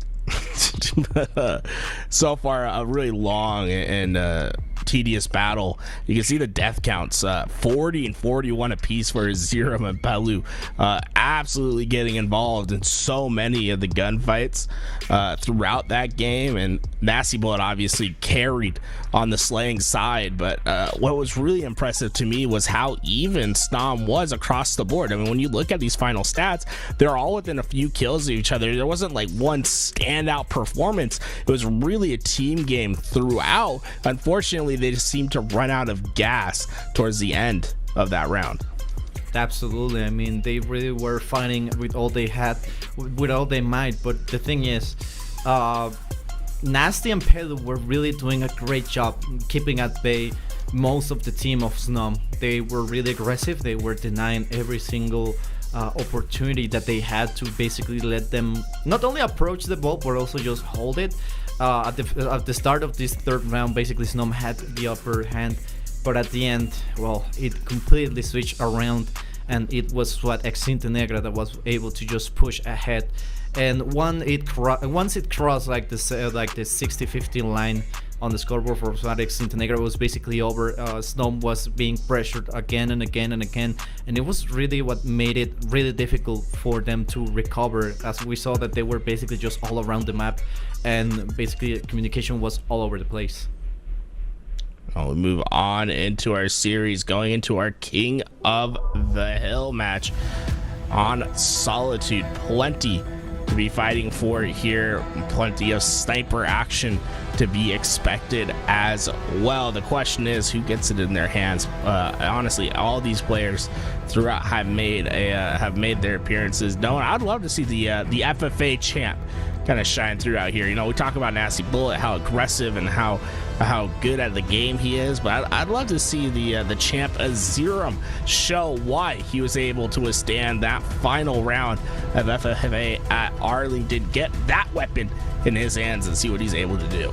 It's gonna be quite the experience to see, especially if they're able to push through in the lower bracket finals, because in the lower bracket finals, it's not who you expect to be. What I'm saying with this is that the Alpha Esports roster was able to beat the SWAT Latam roster with their new roster. So basically I'm talking about Tapping, Acid, and all those guys. So it's quite a surprise to see them go into a lower bracket. So now, I mean, it's the rival to beat. So let's see if they're able to push through with this King of the Hill game.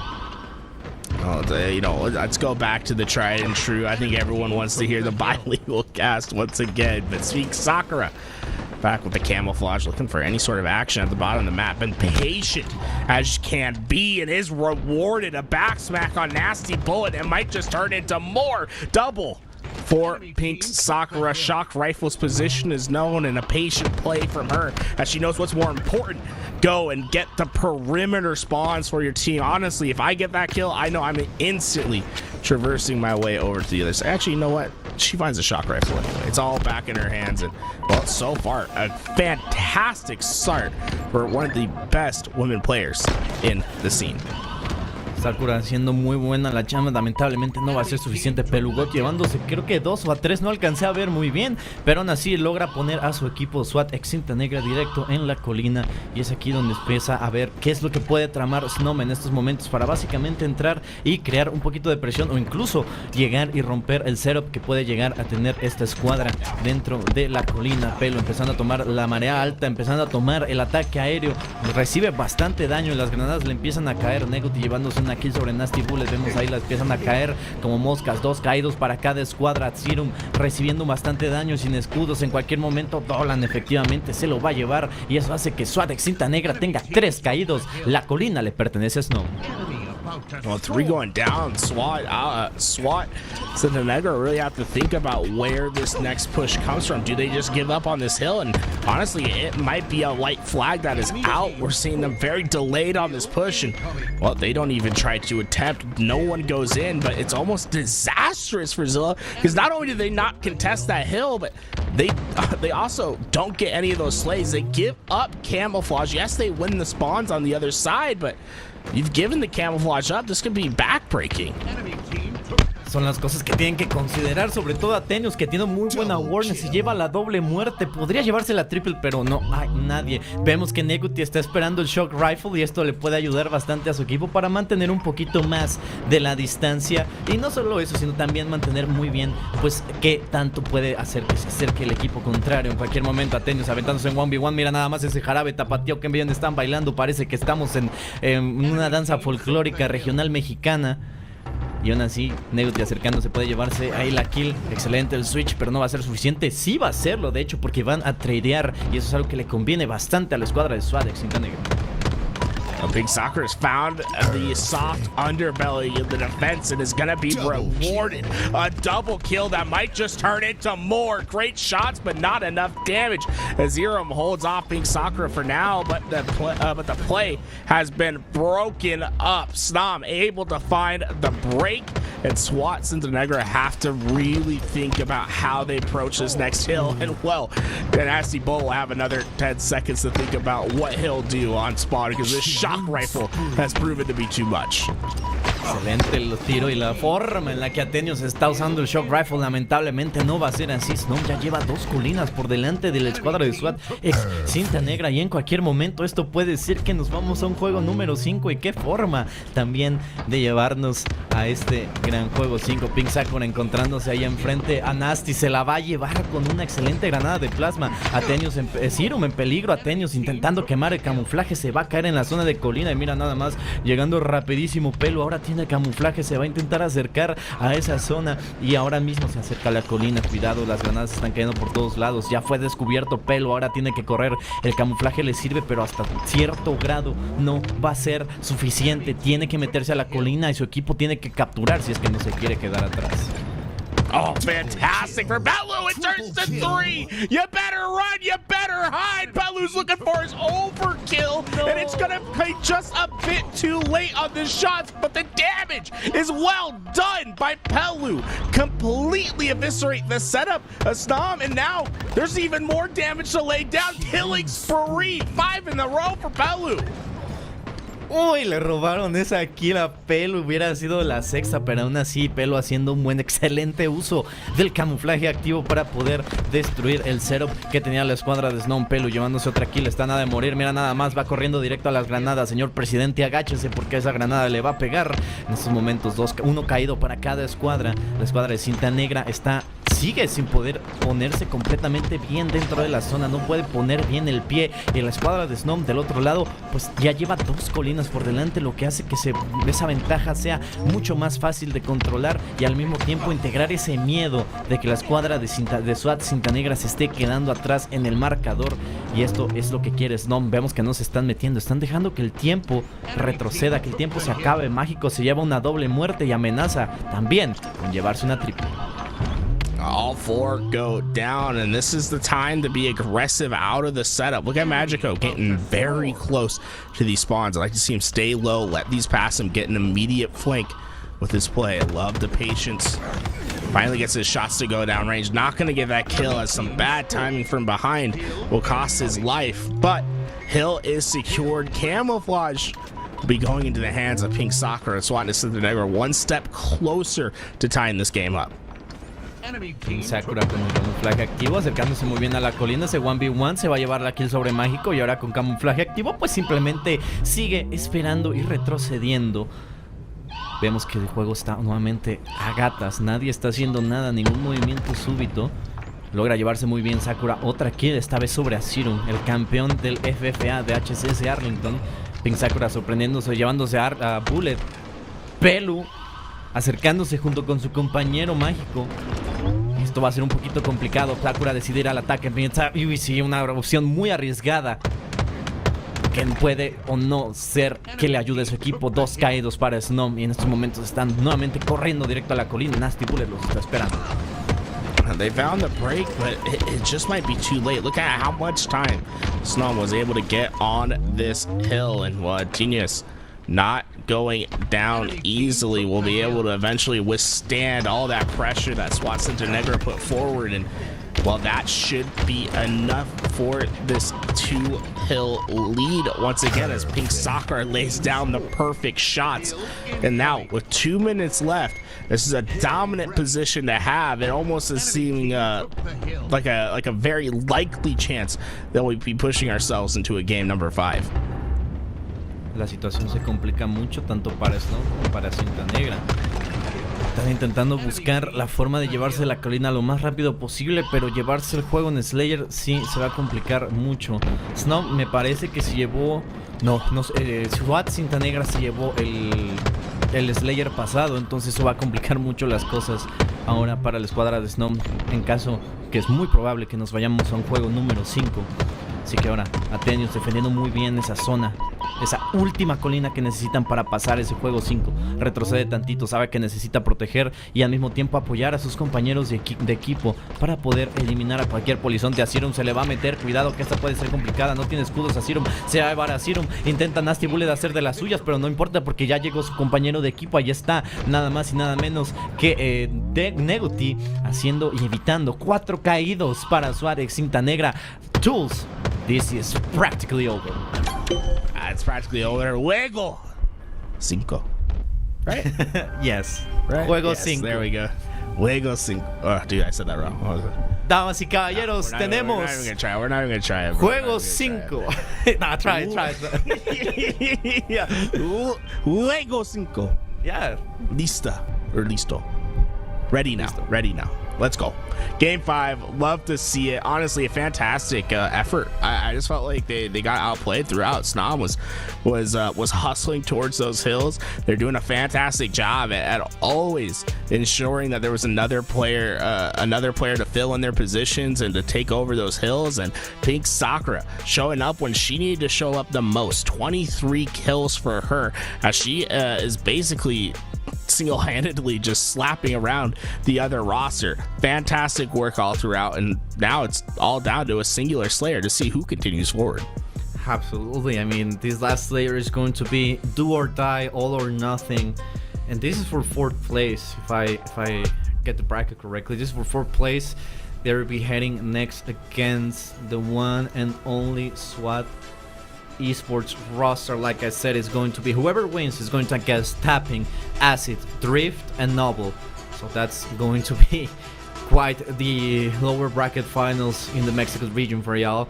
Yeah, Alpha Esports is waiting for a challenger up in the grand final spot. And oh wait, hold on, how much did they? It was a 3-0 win. So let's just jump right into it. Well, here we go into game number 5, back on live fire. As we see Nasty Bullet gets forward on the map, leaves a parting gift, a clubbed grenade into the player left behind, a little martyrdom to even this thing up. And so far, Sniper into the hands of Pink Sakura. She popped off one game before, but they know they have to isolate her whenever she gets those power weapons, as Zero takes over that mantle of responsibility. Excelente la reacción rápida de Azirum, logra que su compañero de equipo lo ayude y salen ambos vivos de ahí 5-2 hasta el momento. Vemos que Azirum con el francotirador puede empezar a hacer cosas, voltea y ya se fue, échenle un pan que tiene hambre, se nos cayó, cuidado que lo van a intentar sorprender por la zona de ventana. Azirum ya está en el caso, excelente la granada, Azirum se lleva la kill sobre Atenios y eso es algo que tienen que tener en cuenta bastante. Si los logran cansar ahorita, más adelante va a ser muy complicado que puedan seguir adelante. La escuadra de Snom hasta el momento, empezando esta partida, va 4 kills abajo de SWAT ex Cinta Negra. I like how they slowed down the pace here. It's important that they take up every lane possible while they try to make this push. Find your opening pick, then push in and collapse in on that high ground. As Zero just looking for an opportunity.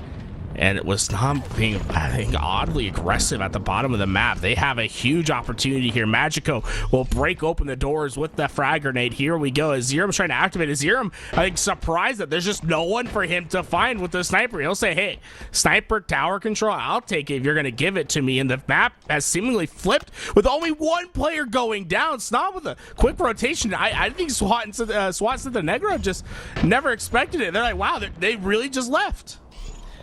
Esto está demasiado calmado y es porque Snom está esperando el momento perfecto para atacar. Vemos que el Quantum Translocator ya se está poniendo en la partida. Le puede servir a algunos, para otros es basura, pero el camuflaje activo, eso sí, 30 segundos para que aparezca Azirum, manteniendo todavía su posición en la torre. Vemos que ya están marcando, pero al mismo tiempo no, Azirum ya los vio y esto es lo que empieza, ahora sí, empieza como no pueden ver, no puede ser pura asistencia, ya me desesperé, no más nada, 3 caídos para Snom, Azirum se llevó pura asistencia. Right now, Snom is just feeling their hurt. They keep going down. The lead continues to grow. And I think maybe the strategy a little suspect in that situation. Sometimes you have to just hold the line and stand strong, get the team shot together. I feel as if they tried to obfuscate what their plan was and try to be sneaky and make some unpredictable plays. But great adaptations from SWAT Cinta Negra lead to just kill after kill. And now within multiple possessions, Snom has to overcome. I think this is a fantastic position to be in for SWAT Cinta Negra, especially with this next sniper coming up. Pelu has a chance to get a well-timed flank and then immediately put that sniper into his team's possession. Todavía hay bastante diferencia en el marcador y es SWAT Cinta Negra los que se están poniendo a la delantera, pero poquito a poquito vemos que Snom está bajando esa desventaja. Atenios llevándose el 1v1 contra Mágico, no lo logra llevarse. Dolan atrás de él, Azirum también sin escudos en este momento. Cuidado con el bait and switch, que esto puede ser complicado. Nasty Bullet ahora atacando, Dolan va a caer. Esto ya es bastante complicado y es la desesperación que pueden llegar a tener y el cansancio que pueden llegar a tener los equipos hasta cierto punto de estar compitiendo todo el día. Recordemos que el Open de México empezó a las 12 p.m. entonces estos jugadores llevan 6 horas continuas jugando. Sin contar también que han estado esperando uno que otro rival. Francotirador en manos de Azirum, ya sabemos lo que puede hacer el campeón, pero su compañero de equipo le va a hacer la mejor jugada. Oh, quick shots being hit. The sniper will eventually move hands over to Snom, but the lead has grown to double digits. Mexico trying to make his way through the tunnel, able to get the nades through, but no connections with the barbed wire. Not going to be able to find those kills. And the Slays still leading their way towards SWAT Centenegra. And Snom just, I feel as if they're not necessarily playing this out wrong in any way. They're playing together. They're trying to push and find these kills. It's just been a very effective trade-out system from SWAT Centenegra where they do not let players get away. Once they get that damage down, they're ensuring that the Slay goes back towards their team. La desesperación en estos momentos se está apoderando de la escuadra de Snom. Cada vez se complica más. Vemos que, como bien dice Toolez, mientras más logran conseguir y juegan, están jugando muy bien, pero se está complicando bastante la forma en la que, pues, básicamente están llevándose las asistencias y las muertes. No son suficientes para poder emparejarse en contra de la escuadra de SWAT ex Cinta Negra. Y eso es algo que los está básicamente poniendo como una piedra en el zapato. Vemos que Mágico se está acercando por la zona de túnel, se va a meter y va a toparse, por supuesto, a Tenios y se va a llevar la kill. Mágico ahora siguiendo adelante por la zona del scoreboard, va a brincar Pink Sakura cerca de Quantum Translocator y al mismo tiempo que no los decide no utilizar, pero los están cazando. SWAT ex Cinta Negra está en modo cazador. They are out hunting. The window of opportunity is slowly closing, and while it might just be shut firm after those kills, now a 20 kill lead just about for SWAT X Centenegra. And at this point, I don't know what you can do. It's been too much to handle, and it's surprising stats on the other side, right? They just haven't been able to find these trades. These kills have been unanswered, and honestly, it's been a bit saddening to see how they've just run out of momentum at this back end of the game. So far, it seems as if nothing can go wrong for SWAT Centenegra. They just keep finding player after player that continually fall. Oh no. De regreso al remitente va a ser la medalla que se van a llevar en estos momentos, y qué manera de hacerlo. Francotirador en manos de Negoti no va a poder, efectivamente no va a poder hacer mucho, recibe mucho daño, termina cayendo Negoti. Ahora Pelu con el francotirador va a intentar poner lo último necesario para poner a SWAT ex Cinta Negra en contra del roster de SWAT Esports más adelante. Básicamente estaremos viendo un team kill, Dolan con una doble muerte, Serum llevándose la kill sobre Atenis con esa granada, Pelu intentando llevarse una que otra kill, no lo consigue, todavía tiene 2 balas en el francotirador que puede utilizar a su disposición y decide asomarse. No hay nadie para que pueda dar el tiro. 3 kills es lo último que necesita la escuadra de SWAT ex Cinta Negra para poder llevarse esto último. 25 segundos para el camuflaje activo, pero básicamente estamos viendo el principio del final, el último clavo al ataúd de lo que se llama Snom. 49 puntos, 28, 50, no scope, espectacular. Damas y caballeros, esto se acaba. Pelu terminando con broche de oro, con un no scope y un espectacular. SWAT ex Cinta Negra moves forward into lower bracket finals. A little bit of a splash, the way to end it right there. Nice little no scope, and honestly a fantastic game through and through. There wasn't really any mistakes made from the side of SWAT X Centenegra, and they'll continue on into our lower finals. Just 2 more matches left in this bracket for Mexico. We see the GGs popping out as we look forward up to what is to come next. Looks like we're gonna have the SWAT x SWAT matchup. We see our best of 5 laid out in front of us. Anything you want to get off your chest about that last match first before we go to our break? I mean, it was really sad to see just how close the first 4 games were, and then, well, the unfortunate end at the end. it was really sad. They were giving all. I know all these players. I know this non-roster. I know the owner. I know everyone. So I hope they're able to go around this hiccup, this small rock in the shoe, like I like to call it. So hopefully next week it will be a better one. It will be a brighter one. So yeah, I mean, still congratulations on getting that 4th place. It's easier said than done, honestly, but they really did a really good job getting all the way here. Well, when we come back, Forbidden Flag with SWAT versus SWAT X Santa Negra will be on your screen. Don't go anywhere.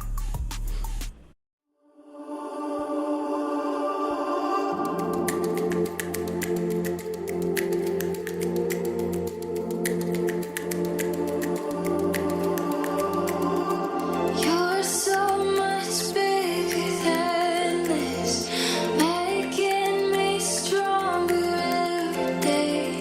We're climbing over mountains, won't let it all stand in my way. I sing my fight song over every trial till I find peace that haunts me. Calm I can pull over my eyes.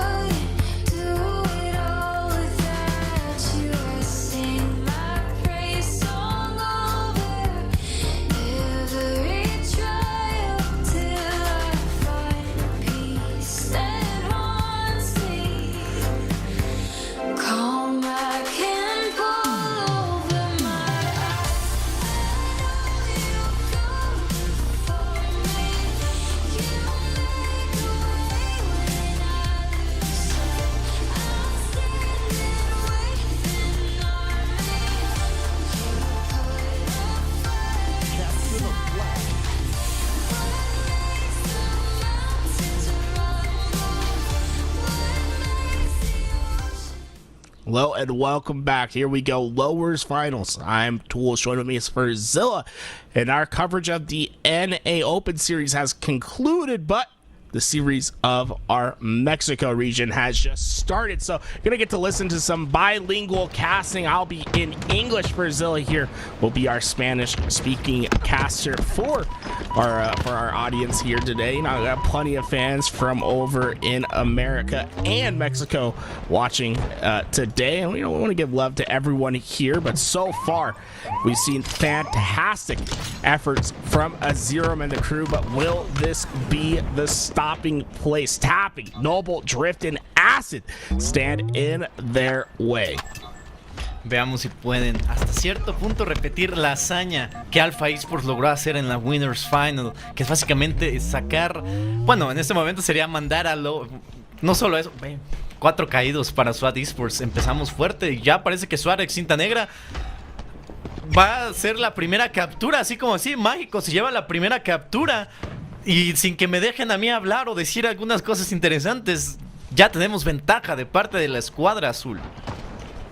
Just one kill. Uno from SWAT Esports. Like, they have not been able to handle this pressure. Finally, they find a few more to add, but that is as dominant as a start as you can get from SWAT at Centenegra as they are wanting to cause upsets here today. Fantastic work thus far, but they'll have to handle the pressure on the other side. Finally, Acid in a position to help his team parlay forward. Excelente la asistencia ahí de Tapping para llevarse la kill sobre Mágico. Ahora Tapping intentando llevarse la kill, recibe bastante daño. Vemos cómo empiezan a retroceder. Tienen el control de ambos snipers y esto le puede dar un poco más de ventaja y evitar que vuelva a pasar lo mismo que acabamos de ver en estos primeros instantes de esta partida, que es básicamente SWAT Cinta Negra se lleva la primera bandera y ahora SWAT Esports está empezando su propio run. Y cuidado que el sobreescudo ya está apareciendo. A little bit unorthodox on this run, taking it through the snipe putt instead of beside it, but all the same, it gets the job done into this back ramp. Nasty Bolt, the only one that can stop it. He does just that. Here we go. Counter on its way. Fantastic work as 4 went down for SWAT Esports. They're going to be in trouble if they can't get to this flag early enough. Vemos que ahora la bandera de SWAT Esports nuevamente está fuera y están a punto de capturar esta segunda bandera rápida y efectivamente, y eso es lo que me gusta. Parece ser que SWAT Cinta Negra está teniendo un muy buen trabajo. Me pregunto, quiero creer yo que mi jefita está detrás de este coacheo porque él es el que tiene la mejor forma de hacer y llevarse countermeasures que puede hacer, y efectivamente segunda captura para la escuadra de SWAT Cinta Negra, que en estos momentos está poniendo en la cuerda floja a SWAT Esports. Honestly, a fantastic counter play from SWAT at Centenegra. With how they're playing right now, it feels as if they're perfectly countering every play that comes to them. And, well, a staggering SWAT Esports that is just one uppercut away from being knocked out in this first game. Noble trying to stabilize their efforts as he hits one great snipe shot from across the map. Uy, Noble acercándose y llevándose muy bien la kill sobre Nasty. Intenta llevarse otra, lamentablemente no la consigue. Pero sí consigue esa tercera kill sobre Mágico, haciendo y llevándose muy bien ese tiro. No consigue Noble otro tiro y esto evita que pueda llevarse la kill, pero aún así vemos como la presión se está más y más poniendo del lado de la escuadra de SWAT Esports. No los están dejando respirar, están dejándolos del lado del stream, del lado del spawn, y esto va a complicar bastante las cosas. Dale el tiro, la asistencia muy buena, pero aún así nos quedamos sin francotirador. Seguimos adelante. SWAT Esports sigue adelante. Camuflaje, no es cierto, sobre escudo, que ahora tiene la escuadra mexicana colombiana. Well, not to butter them up, but SWAT Esports seem to be on a roll. Look at how they've controlled this map. The overshield in their hands as well, and Sniper in a dominant position looking down upon the spotters. What was looking as if it could be a swift knockout suddenly is turning into a closely contested bout in these final rounds, as we see a flag almost all the way home once again to tie this thing up at 2 apiece. But Acid not able to wrap that corner with 2 rapid kills coming into the feed. It's all up to Drift. Nasty llevándose. Uy, ahí vemos cuando están empezando a caer bastantes. La bandera se va a hacer regresada. SWAT Cinta Negra logra evitar que se empareje la situación y evitar, por supuesto, que SWAT Esports empate la ronda 2-2. Y eso es lo que les puede ayudar bastante. Así, acercándose, va a agarrar a Mágico. Cuidado que le van a llegar bastante. Se le van a hacer montoneros, cochinos, groseros. Incluso podría llegar a llamarlos estos chavos. Fueron 3 contra 1, lo que fue muy complicado. Pero aún así, vemos que ya no hay muchos ataques tan agresivos de parte de la escuadra de SWAT Cinta Negra, y la escuadra de SWAT Esports aún así intenta poco a poco seguir manteniendo pues la forma en la que está intentando conseguir esta tercera y última captura que necesita, y parece ser que no, se cancela. Tapping, viendo la bandera, se va a acercar junto con Acid para intentar llevársela. Fantastic work from Tapping to adjust and get his way towards this flag, quickly making it around this corner. The 2 overextenders will have the only chance to stop this one, and now suddenly it's going to be a dire situation for these players on the overextend. If they die, it could be just some steep consequences with Sniper and Overshield coming up. It could be a tied game that looks to be 3 scores soon for this SWAT Esports team, as they're going to have the ability to not only get this next Overshield, but also get control of their Sniper. This could be a quick answer in this next push. Drift con el sobre escudo. El sniper que sigue sin ser agarrado y parece ser que les están dando la entrada libre. No pagan cover estos chavos. Cuidado que tiene el francotirador, ya están llevándose la bandera y tienen que buscar la forma de empezar a atacar directamente al donde cuenta. 2 caídos para SWAT Esports. La bandera sigue fuera. Cuidado que Drift está buscando la forma de llevársela. Asirum recibiendo bastante daño, logra tradear la kill, pero no va a ser suficiente. Noble ahora trepándose, sabe que tiene que ir al ataque, pero la bandera de SWAT ex cinta negra va a regresar a su lugar designado. This flag gets returned, but SWAT Esports definitely not done with this push yet. You see them getting control, jockeying for that mid position. Look at how this tension is building on the map. It's a 3-man push towards the middle of the map. Tapping Buttons will lead the way. Tapping Buttons with the first. Mexico goes down 3. Join the respawn screen with him, and suddenly Azirum is struggling in the back base. Takes down Noble, but his spawning teammate sees the death screen, and Azirum might just be joining him soon. Trapped at the back of this hallway as Tapping Buttons patrols, waiting for an opportunity to get this shot down range. Nasty Bullet, the only player that has any sort of position towards the mid of the map. It's a 1-2 push, but Tapping Buttons might just shut it down. No, the sniper shot's low and high. Not going to be able to secure those kills. SWAT and Sentinegra finally find their way throughout the opposite side of the map, but it might be too much. Noble and the rest of SWAT Esports have really taken a dominant control on this map. And with Overshield coming up, Noble's in the perfect position to help secure it for his team.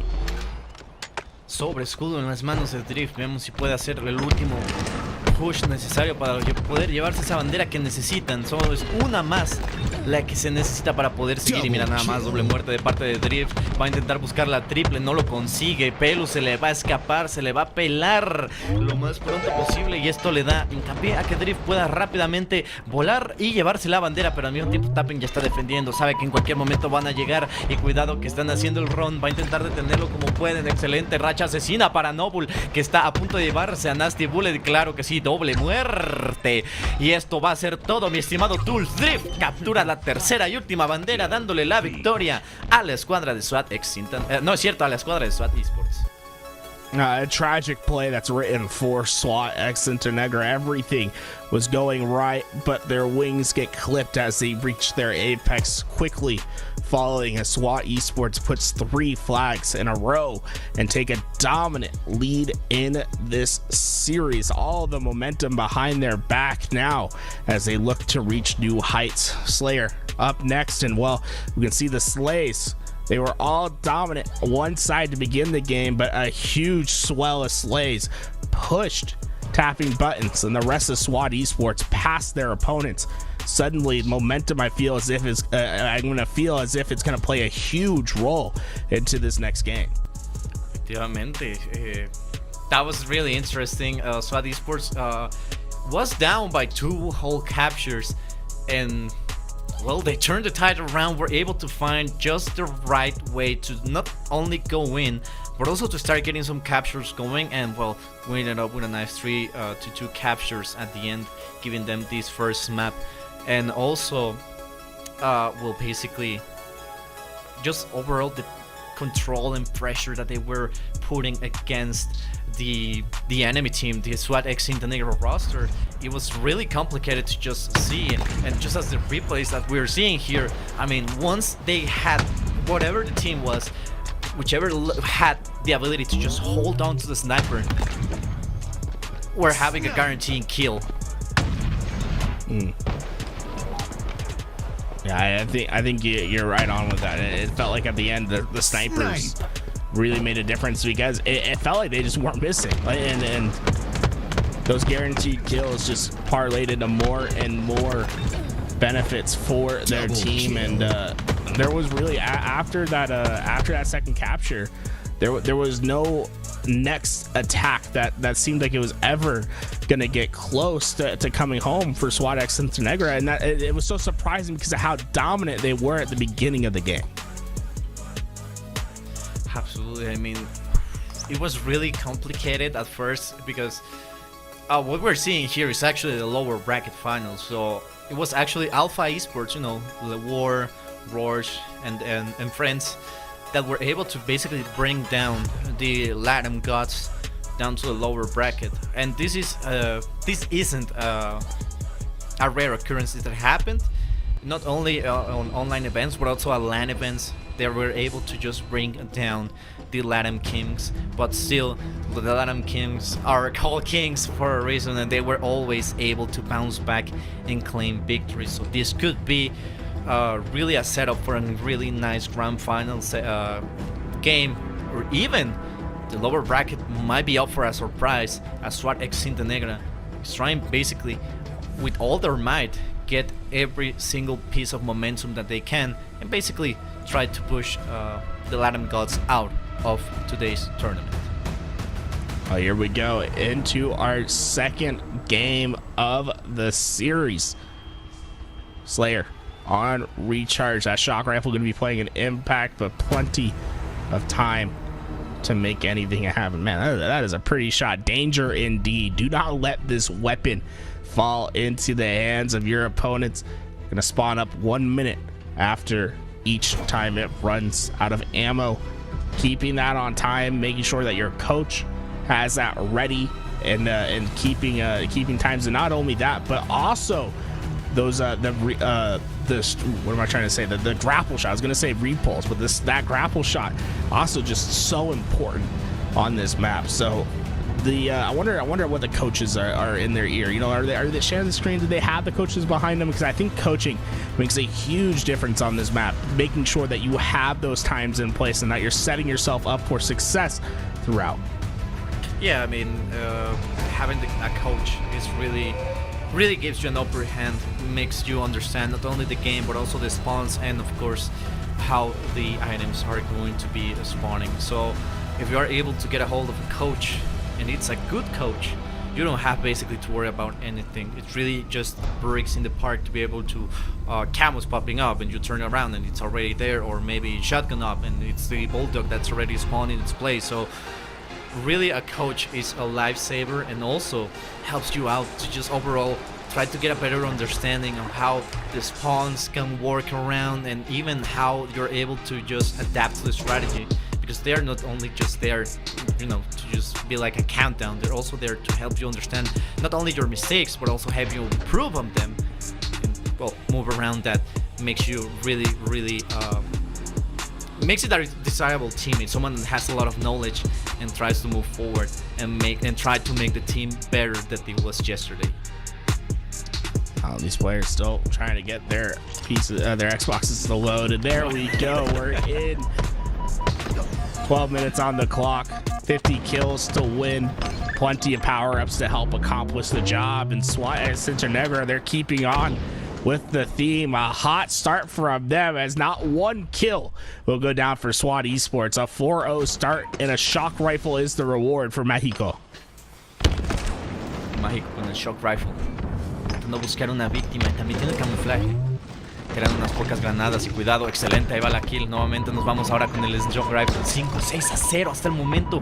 Qué manera de empezar fuerte. Apenas la escuadra de SWAT Esports logra ponerse dentro del marcador y no va a ser suficiente. Pura asistencia está empezando a salir en estos momentos, pero Mágico ya está viendo su próxima víctima. Cuidado, Acid se le acaba el frag. ¡Ay, güey! ¡Qué buena! ¡Qué buen tiro se acaba de aventar Mágico, llevándose la kill en contra de Acid! So far, everything's going right, and oh no, Acid, everything just went wrong. Do the respawn screen. We'll see you later in 8 more seconds. Mexico keeps running kill after kill on this map. 3 more shots left in this shock rifle, and oh boy, you better be careful about where you challenge him from. Seguimos con Mágico, que hasta el momento logra mantener muy bien la distancia, logra llevarse excelente la kill sobre Tapping y ahora va buscando la kill sobre el buen Noble que se encuentra ahí bajando las escaleras. Y cuidado que se le puede cruzar a Acid al mismo tiempo. Noble, adiós, le dice Mágico. Y mira nada más el control que está teniendo la escuadra de SWAT X Cinta Negra en este momento. 14-2. Se dice fácil en contra de los Reyes de la TAM, pero es algo muy complicado de poder lograr. SWAT X Cinta Negra está logrando hacer bastante complicada la situación para que SWAT Esports se recupere. 14 kill lead Oh, this is just perfect for SWAT X Internegra. Nothing has gone SWAT Esports away. And now suddenly the next round of camouflage up, it will go into the hands of Tapping Buttons, but I think the task might be too monumental already. We'll have to see if they can make their way back. It's all going to be up to this man on screen. Tapping Buttons with the camouflage to work with, but with so much leeway for SWAT X Internegra to play around with. You have to imagine that it's a miracle that's needed in order for this comeback to become a reality. 360 para Tapping, que se lleva una kill. Cuidado que ya se están empezando a acercar los compañeros de la escuadra de SWAT Esports. Tapping en problemas, logra ser asistido, excelente de parte de Noble. Acid se lleva otra kill y están empezando a despertar los chicos de SWAT Esports, llevando obviamente un poquito más a el marcador. Pero nuevamente el juego se queda un poquito a gatas. Nos vamos un poquito más tranquilos. Todos de la escuadra de SWAT X Internegra se encuentran ahorita en la zona de Long Hall, así que tienen que mantener muy bien su distancia y va a ser un push lo que haga la diferencia entre estos dos equipos. Tapping Buttons ensuring that Mexico runs away, but as Tapping made his push with his teammate, you saw that they recognized it right away and sent 3 players to tackle the other direction. And well, that numbers advantage leads to a few more kills swaying towards SWAT X Internegra, but Tapping Buttons able to stay alive just for a bit longer as he works with his teammates over here. And, oh, I love this setup. So if you look at this from top down, right, you got 1 player watching the cross at A. Tapping Buttons will take the responsibility at Python. You have 2 players playing throughout that middle map. They have a dominant position on the map. The only problem that I can see arising, right, is this camouflage is coming up. Acid has a lot of responsibility weighing upon him. He's the only player that has direct access to see that camouflage when he drops down to A door. He's going to be the one that directs his teammates on how to make the play happen. We see the camouflage immediately burned as Tapping Buttons got in, and he will get, no, just not able to get away with his life. But so far it's been a steady string of kills that have gone into the way of SWAT Esports. But the question is there enough time, right? Because you still have to make up so much, so many kills in this game because of how much of a lead SWAT X Internegra had early in this game. Han logrado reducir la desventaja de 15 kills, aproximadamente 10 en ese momento, 9 ya está creciendo otra vez, complicando las cosas para la escuadra mexicana, los Reyes de la TAM, la escuadra colombiana y mexicana, por supuesto, empezando a hacer su propio tipo de estragos. Tapping llevándose muy bien ahí el miedo con ese whiff. Triff llevándoselo también un excelente kill. Va a topar a Asirum. Cuidado que esta se puede complicar bastante. Excelente la kill sobre Asirum. Tapping ahora con la comando en mano. Va a esperar a que se le recarguen los escudos y ahora va a seguir adelante, pushar y obviamente llevarse a quien sea que se le ponga enfrente. Pero parece ser que no encuentra a nadie. Eso es nuevamente eso que estábamos platicando, que el juego cada vez que no parece estar del lado de SWAT X Internegra se cambia y ahora se pone, pues se trata de bajar las revoluciones un poquito y hace que se complique la situación para la escuadra de SWAT Esports. Estamos viendo ahora que la escuadra ya está empezando a caer, 2 caídos para SWAT Esports. See, so far the score has really started to stabilize around this 10 to 13 kill mark, and this might be where this game will end, as the Magico is doing a fantastic job of just playing on an isolated island, working with his teammates across the map to finish off that damage. It'll earn him 5 in a row, and now a shock rifle being in the hands of Nasty Bullet, suddenly all these next round of slays will be determining whether SWAT Esports even has a chance to make this comeback a reality. Uy, qué buen tiro de parte de Nasty llevándose la kill sobre Acid. Cuidado que también amenaza con llevarse la kill sobre Tapping.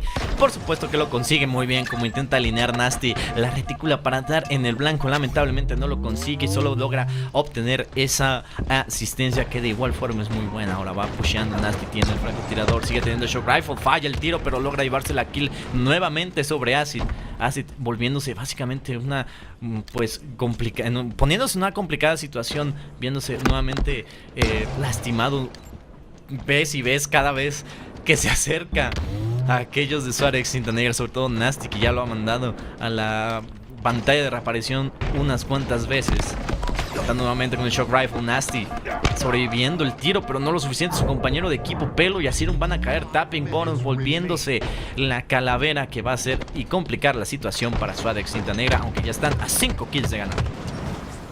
A lead that had once been cut down to 10 has suddenly exploded once again to 20. And it's just a matter of time before they find these finishing kills. It's just a matter of how and when and what kind of style they'll put on these final touches, as there's 2 more to go for SWAT X Montenegro. Última kill, Asirum puede ser el que ponga el punto final en esta segunda partida de Slayer. Camuflaje activo todavía no se pone, pero Asirum está buscando a alguien que llevarse. Se va a topar a Noble y cuidado que tiene pocos escudos en contra de los que tiene Noble en estos momentos. Intentan buscar, mira nada más, logra llevarse la kill sobre Drift, que estaba del otro lado del mapa, y consigue, por supuesto, llevarse la última kill necesaria para llevarse este segundo juego a nombre de SWAT X Cinta Negra. Oh, I mean, that's about as dominant as it can get. That's almost as if we saw the story of game 1 that didn't have that twist end. It was fairy book the entire time for SWAT X Montenegro. It started off incredibly hot as they were able to go on a 14-2 run, 14 kills before we saw 2 eclipse on the other side. We'll go through these highlights, but that's one of the most dominant starts I've ever seen in the beginning of a game. Absolutely. I mean, Mágico not letting Acid move whatsoever. It was just constant pressure and the shots from the Shock Rifle that constantly gave him a trip back to the respawn screen. And well, 31-50, what a score to go over. And well, take us to a game number 3. Strongholds on live fire. It is going to be quite a game. Honestly, it could go to anyone at this point, for SWAT X Cinta Negra or for SWAT Esports. The thing that I like about this next map, right, is we're moving into a game type that hasn't been similar to the 2 previous, where it's going to be very fluid on the objective on the map. That's because we're moving into strongholds, and this is one of the few game types where it's going to be very strong rotational gameplay. This is where we could potentially see the mold being broken for this SWAT Esports roster that's been playing in a very stagnant sort of game style with that Forbidden Flag and Recharge Slayer, where it's all about getting your setup and collapsing in on the opposing team. No, this time it's going to be about having heads up rotations, understanding timings, understanding your ability to push and not push on the map, and with them having just a little bit more experience at a higher level of gameplay, I think that might be enough to push them through on this critical game 3. Strongholds. Oh, I really want to see what is going to happen, especially with these 2 latest results. I think both teams are playing really impeccable and demonstrating basically that Halo on the level and Latin has exponentially grown. That is not only the SWAT Esports roster, the ones that are really just unbeatable now, and they are actually a chance to even push and shine, especially in this situation. Best example is Alpha Esports now being able to, from time to time, able to win against the roster and making it really difficult for them to recover or even to just win the game. So let's just jump straight into the game. Third game, Strongholds, is going to be a good one. Here we go. Already SWAT Esports starting to change the starting few moments from the previous games where they don't go 4 down without an answered kill, as we see the first slay, the first blood in their hands. But Pelu trying to find his answer right away, not going to be able to get the kill on that quantum translocator. Instead, you see danger on both sides, and Noble trying his best to survive with this camouflage, waiting for the help, but they have 18 nades to throw at him. Noble, though, somehow manages to get that camouflage to shroud over him once again, and he's gonna take his damage on Pelu. Honestly, a bold choice right there for Noble to take those shots. Once you commit to exposing your position there was no way out, and they immediately took him down. Uy, base ahora se van a poner de color azul, de color azulito. SWAT ex cinta negra empezando a sumar puntos, pero rápidamente va a ser denegado por la escuadra de SWAT Esports. Acid empezando el push mágico ahora en problemas, recibe bastante daño y obviamente va a caer. Esto se va a volver en un 2 contra 1, mientras que Acid está intentando llevarse la kill. Están intentando al mismo tiempo tratar de conseguir ese triple cap y efectivamente 4 caídos para SWAT ex cinta negra. Acid consigue el triple cap y capitaliza ahora sí una ventaja enorme para su equipo. Well, their position's fragile. They have to stabilize in this spot. And with Pelu finding that big opening kill, it might just be enough. As the kill feed starts to light up blue, they will get themselves out of this trip cap situation. But this is the danger of the trip cap, right? It's not only about that initial slay and getting yourself a home base. You also have to play forward to stop this scoring and eventually find your second. And that's where we might see a strong defense from SWAT Esports as that sniper puts the shot in and the teammate follows up with the shot through the head. Fantastic work early on from SWAT Esports, and they've been rewarded with an 80-point lead early in this game. SWAT Esports básicamente evitando que se acerquen lo más posible a las zonas para que sigan puntuando, y va a ser pues a Serum el que va a empezar. Cuidado, francotirador en las manos de Drift, y esto puede complicar mucho las cosas. Va a caer lamentablemente, pero eso no va a evitar que SWAT ex cinta negra logre capturar a IC, y ahora están puntuando, pero rápidamente tapping, intentando ver que nadie se acerca por la zona de dummies, pueda empezar a quitarle C, y efectivamente eso va a pasar. 5 puntos es lo único que ha podido conseguir la escuadra de SWAT ex cinta negra, 99 y contando para la escuadra de SWAT Esports, que ahora sí está viendo algo completamente diferente a lo que vimos en este segundo juego. Excelente la doble muerte, 3 caídos para la escuadra de SWAT ex cinta negra. Tapping buttons, ahora capturando a... The rotations have just been too strong from SWAT Esports. They consistently know what part of the map is open and whether they have the timing or not to make that quick rotation, consistently keeping SWAT ex cinta negra from a scoring position. It's going to come down to slays for SWAT ex cinta negra. They have to find a clean 3-4 down to get the break necessary for them to stop the scoring rampage that we've seen from SWAT Esports. Tapping, llevándose la kill sobre Mágico, no va a poder llevarse otra kill y va a ser Nasty Bullet el que se encargue de ponerse en la kill. Lamentablemente no lo va a poder concretar. Ahora Drift en problemas, recibiendo bastante daño. Así un va a ser el que lo lleve directamente a la zona de reaparición. Y ahora SWAT Tapping nuevamente poniéndose en C, evitando que la escuadra de SWAT ex cinta negra pueda hasta lograr más de 10 puntos. Y cuidado que ahora están amenazando con un triple cap, con una captura triple que va a ser completamente denegada cuando SWAT ex cinta negra complete B. SWAT Esports ya terminó de darle una vuelta a A. Well, it's an unpredictable spawn that finally takes tapping buttons off his rampage. He's the first to get to double digits at 10 and 6 in this game. That spawn at dummies, he just did not expect it.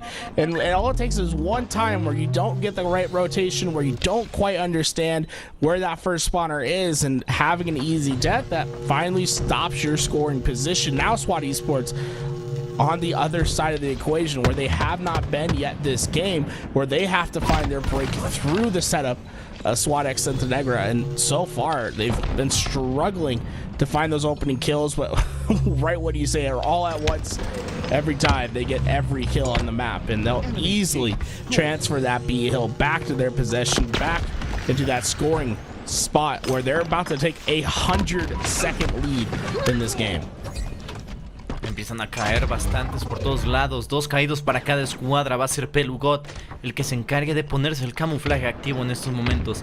La escuadra de SWAT Esports sigue puntuando, pero ahora es momento de que Pelugot se ponga a chambear y saque aquí un poquito de inteligencia para su equipo, y al mismo tiempo ver si es posible que se lleve una que otra zona. Va a llevarse la kill sobre Tapping, la asistencia. Nasty Bullet se va a llevar un excelente kill stick. Por supuesto, no va a ser. Logra sobrevivir. 4 caídos para la escuadra de SWAT ex cinta negra. SWAT Esports nuevamente poniéndose fuerte y haciendo que complique mucho la situación, sobre todo en este tercer juego. Look at all these spawns over at that C Hill. SWAT X Negra have to push through a well set up SWAT Esports team. And you can see SWAT Esports, they're not only just content with finding these kills off rotation, but they're also trying to slowly push up and play into that trip cap once again. But that slow push up might come to their demise as we see the spawn outs happen. It's all going to come down to these fights. It could be a devastating trip cap in effect, or it could be a quick rush spot for SWAT X Negra as they're able to find the A hill and have space towards B now to finally flip out their situation. But a huge hill to climb as they're down by over 150 points. Logran poner A y B de su lado. Excelente la kill de Asirum en contra de Acid. Tapping en la torre. Asirum lo sabe, va a intentar agarrarlo. Está esperando el momento perfecto y Tapping nuevamente con un tiro. El francotirador se va a llevar la kill sobre Pelu. Tapping, Asirum no sabe qué hacer, sabe que está ahí arriba, pero nomás no puede. No,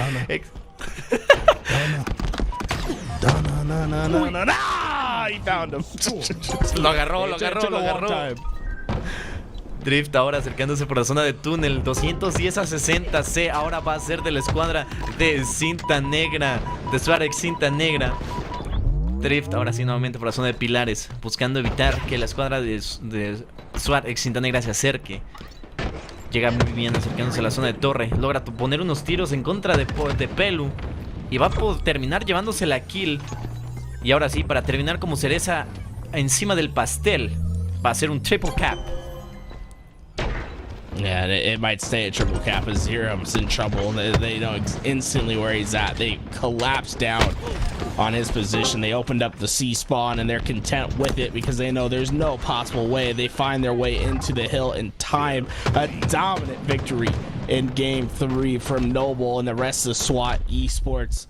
As we see, it was never in question that entire game. Remember that opening start, they got 80 points before the first points were put on board for SWAT X Negra, and SWAT X Negra would never eclipse that 80-point mark. A dominant and thorough victory from start to finish. Absolutely, SWAT Esports didn't really like what happened over at that second Slayer game, so they just went ahead and said, you know what, this means business, we mean business, and let's get stuff done. That's what basically happened. They got it done, and well, to a 250 to 60 lead, easier said than done. We're talking about 190 points if I have the math correctly. So yeah, I mean, this next game is going to be key for both of these teams as we are heading now into an oddball on streets. It is going to be tiring for both of these teams, as we know that oddball requires at least 2 rounds to be able to continue through and win. So if they're able to pull through, if SWAT X Negro is able to win this, they might be able to push and win the Slayer over at Solitude on that game number 5, but that is yet to be decided. Oddball on streets, SWAT X Negra. Basic lives, tournament life is on the line. Elimination at stake. And last time we saw this team on Oddball, just one series ago, it was a 23-minute game. What I'd like to call the El Slava Noka from Jersey overseas. I don't know where you came up with that, but I love it. As we go into our game number 4, Oddball, first to 100, best of 3 from those 100 scored games is the path to victory. Camouflage coming up in just 5 seconds. You can see a line of players from SWAT Esports looking downrange for that camo. Camuflaje activo en el campo. Asirum lo va a agarrar. Tapping intentando llevárselo, pero logra conseguir a Asirum el camuflaje activo. Y ahora es parte de su trabajo llevarse la pelota a un lugar donde lo puedan hacer con calma. Asirum acercándose, cuidado que se pueda acercar por drift, pero aún así logra moverse muy bien. Excelente los escopetazos, se lleva la asistencia. Cuidado que le van a sorprender ahí, pero logra llevarse la kill, no logra llevarse esa segunda y aún así cae. 3 caídos para SWAT Esports. A nasty bullet takes down Tapping with a nice little jump at the end of his gunfight. Gets that elevation, moves that reticle too high for his opponent to follow, and Here we go, opening points for SWAT X Montenegro, and this is exactly what they needed right after a devastating game 3.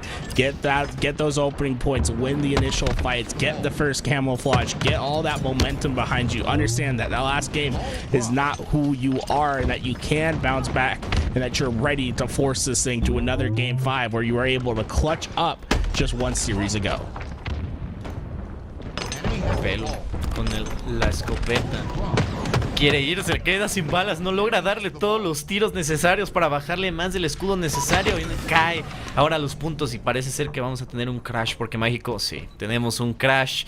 Dos por uno. That's a nice offer. 2 for 1 crashes, ladies and gentlemen. As we are now going to be in a little bit of a trouble. It was a little bit of a difficult situation, especially when it comes to Halo. Yeah, you know, the crashes, they happen.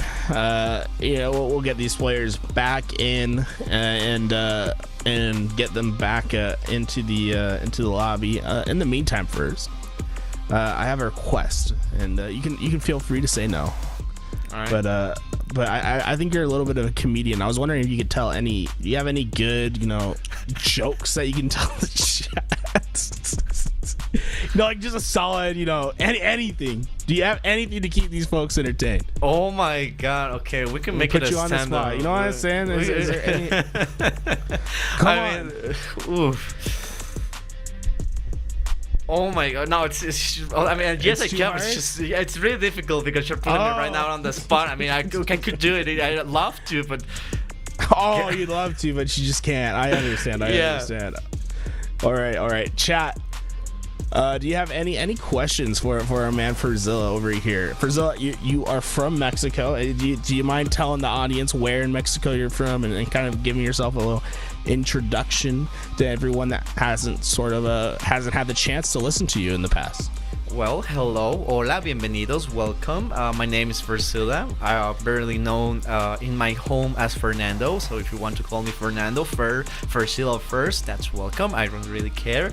I'm from Mexico, like you said. I'm actually from Puebla, which is like a 2 to 3 hour from Mexico City, and it's technically close, but at the same time it's really far. We have something here really nice that is just like we have more churches than convenience stores on downtown, so that's really interesting. I really love that about my city. So yeah, I mean, really happy to be here. I started playing Halo since Halo 2. I'm 24. On May 24th, I will be 25. So yeah, I'm gonna be old. Really that's old. Like 3 days. That's like soon. Yeah, like a month. Like May 24th. Oh, May 24th. Yeah. It's like really soon. So I mean, that's has me on edge, honestly. But hey, we do what we can. So Fur is for Fernando. Zilla from what? Godzilla? Of course. I will say I saw Godzilla versus Godzilla versus Kong. I saw the new one. Bro, Peak cinema. Yeah, absolutely. That was just absolutely cinema. when he beats the guy with the baby, it's insane. Yo, I've never seen something so badass.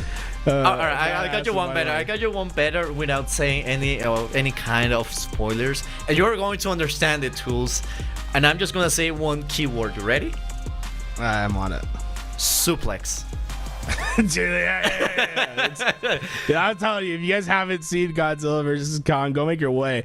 I will say I never put it 1-to-1 together that you're a Godzilla fan, and I just happened to when we roomed at Arlington, we watched Godzilla each night. That was that was our ritual as we went to bed. And I'd say I love Godzilla. Godzilla -1. Best movie last year. Yeah, absolutely. I went to see it like 3 times. I actually have a postal that they gifted. Hold on, let me get it. All right. Yeah, let's see it. I have a friend that works at the cinema and he's working his way out to giving me like the full-on wall thing that they put on the cinema, like the poster. And when they were giving out functions here in Mexico, they gave out this postcard about the movie. I don't know if we can show it. There we go. It's this one. It's actually really nice. It says Godzilla -1, and it says December 28. And this movie title actually means a lot to me, because back when I was competing in Smash, my gamer tag was actually minus. So when the movie was announced, all my friends from Smash were just sending me messages like, "Oh my God, it's your movie! Oh my God, it's you!" And I was like, oh, "Okay." It was really funny. From one poster to another, why we fight. It's for Halo. Game number 4 on its way. We saw the reset. They were talking about it. I'll be honest, I think they said full reset, but obviously I can't read Spanish. I say in shame, but we'll figure it out as time goes on. Once we go, SWAT Esports just one game away from getting themselves into that grand finals, where they could try to get revenge against Alpha Esports, who took them down 3-0 in the winners bracket.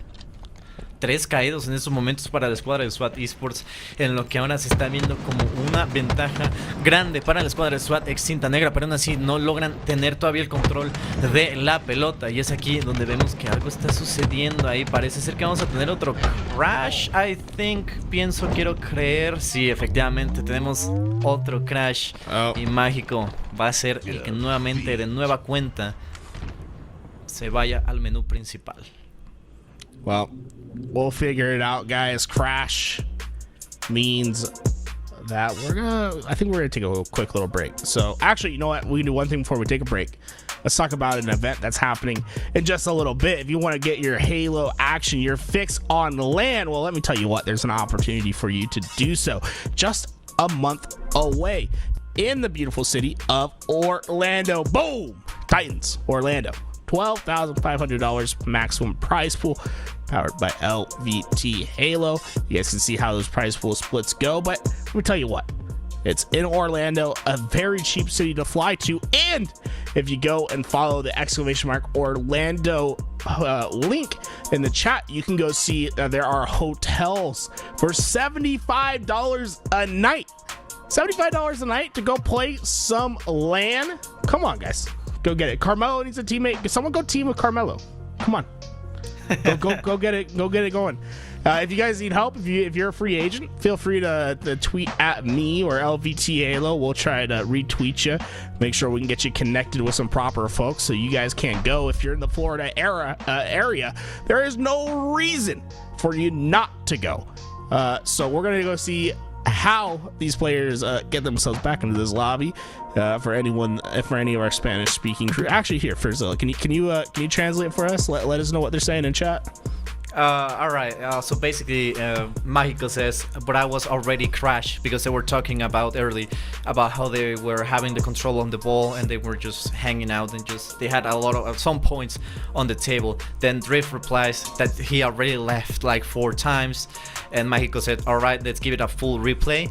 Then Drift said, if it happens again, then rip. There's like, it's done. Then Nasty said it crashed. Mágico's game crashed. Then Nasty asked, why is it crashing a lot? Nasty Bullet says, we don't know, game issues. Well, we'll figure out those game issues on the other side of this break. When we're back, Game 4 continues on. Don't go anywhere. This coverage of the Mexico Open will continue on LVT Halo in just a moment.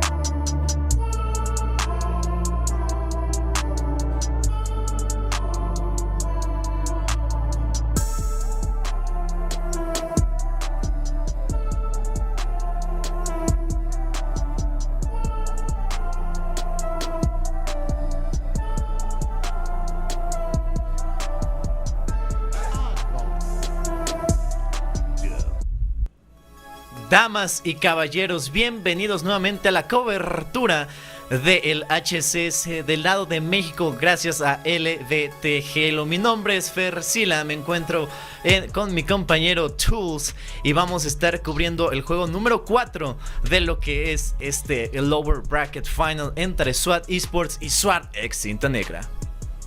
Game 4 starts now on Oddball as we get these teams into their spots. We've had a couple crashes here and there, and it looks like we've had another issue as we I'm gonna pull up that chat, Louis, see if we can. Oh no, it looks like they're getting right back into it. So third time, well, I guess fourth time, four is the charm. As we're gonna get ourselves right back into this game of Oddball once again. Vamos a estar yendo directamente a calles, streets. Bola loca es el juego, el modo de juego que vamos a tener en estos momentos. Y yo veo a todos en el chat. Díganme si están emocionados. Así es, va a ser una repetición completa, full game reset. Así que vamos a ver cómo van a estar dando estos dos equipos lo necesario. SWAT Esports para seguir adelante a la gran final. Y la escuadra de SWAT X Cinta Negra haciendo lo necesario para llevarnos a un juego número 5. We believe this is going to be a full game reset. Ignore the scores from the previous times. 100 points of each round to win. 2 out of 3 rounds will secure you the victory. And here we go. Looks like everything's stable so far. Great things to see as the ball early in the SWAT Esports hands. Nope. Oh, wait. No, never mind. He baited you. He stood still and then went through. Yo, if he did that, that would be next level, bro. Would that be considered legal? Considered legal? Yeah, I do that every once in a while in matchmaking. You know what I do first? I'll run into the wall as if I'm lagging out, and then I'll whip around and to get the shot in. You know. Oh. Looks Oh my God. Oh no! He did it on purpose. Wait. Wait. It's so hard to tell. I think there is a crash. Yeah, there's definitely a crash, but not in the game. So it's just gonna be a matter of time before we see the crash come through. But so far, it might just. I don't think they want to end it. They're like, no, we gotta keep going. And there we go. The crash finally comes in, and maybe that was the host. So they're trying to figure out who's the host now to crash this game. Looks like we didn't get the host, but either way. And dude, maybe they're just like, that's the fourth crash. Like that's it. There is no more. There is no more. I think they're just gonna try to win round 1. Is this the bold strategy from SWAT Esports? No mames. Up on the tree, checking it out. Are they just Great gonna shots play from it? Drift. They're just gonna play it. They're trying to win. Honestly, this is a bold strategy. I kind of like it. You know, just like don't end the game when they crash. I mean, what can you do? What can they do? I mean, wow. Honestly, like that was a clinical job right there. Tapping buttons with 69 seconds of ball time. It was almost as if there was no opposition on the other side, as if there's just one player missing from the lobby. I mean, it thinks that they're just going to full send it and play it however it comes, or maybe just forfeit. I still don't know. It seems Serum is just also waiting for something, but yeah, definitely this is a momento Latinoamérica, Latam moment. Oh no, Magico's career's been ended. Oh man. So, any fun words you can teach me in Spanish while we wait? Yeah, I got a good one. Okay. You can say it's going to be a long sentence, but if you say it, you'll be like the master of the party. You'll be loved by everyone. Dude, you've already started this with me having very little confidence that this is actually going to be a cool thing to say. It is a cool thing to say. Just wait until the chat hears it entirely. Okay, ready? Yeah, let's hear it. ¿Qué? Enemy halfway to victory. ¿Qué? Chingue. Chingue. Su Su madre. Mother, I just didn't know. We're no way. I think we gotta stop it there. No, We gotta stop it there. We gotta stop it there. We're not doing it. We're Go not doing it ahead. anymore. We're Go not doing it ahead. anymore. No. Why not? No. No puedo. Oh, Enemy team No nearing puedo. victory. El America. Man, you know that's dangerous of you. That's dangerous of you. You gotta get me out here canceled, man. Nah, you're Can't not say gonna that get on canceled. broadcast. I Nah, can't yes, say you that on can. broadcast. That's not. You think I can go on like? You think I can go on television and say Enemy that? has the ball. You get clapped. Get clapped. Like not the clap that you know I know, of. like, clap. That kind of claps, yeah. That's funny. Oh, there we go. 2-0. I mean, look, all 4 players were in the lobby at one time. Yeah. We'll have to let the admins sort it out. Looks like we're still having some crashes here and there. You know what? We can play a little mini game, Louis. You think we got some time? You know, see where it goes. Play a few of the Guess That Halo Pro gameplay editions that we have. Let's see. Let's listen to this chat first, though. Seems that Mexico only added the jab, which means now right after the first reset that we saw. So yeah. No. Either way, we're still waiting for one more player to join the lobby. Look, the chat is telling you to say it. There's nothing wrong with saying it. You can scroll up just a little bit more, and there's a lot of no's. A lot of no's. Surprising amount of no's. Yeah, they're telling that it is not wrong to say it. Oh. Is that how it goes? Either way, Absolutely. folks, we're waiting for some admin responses, seeing what is happening in this game. We're gonna go to a quick break. When we come back, we'll have the continuation of the Mexico Open on LVT Halo.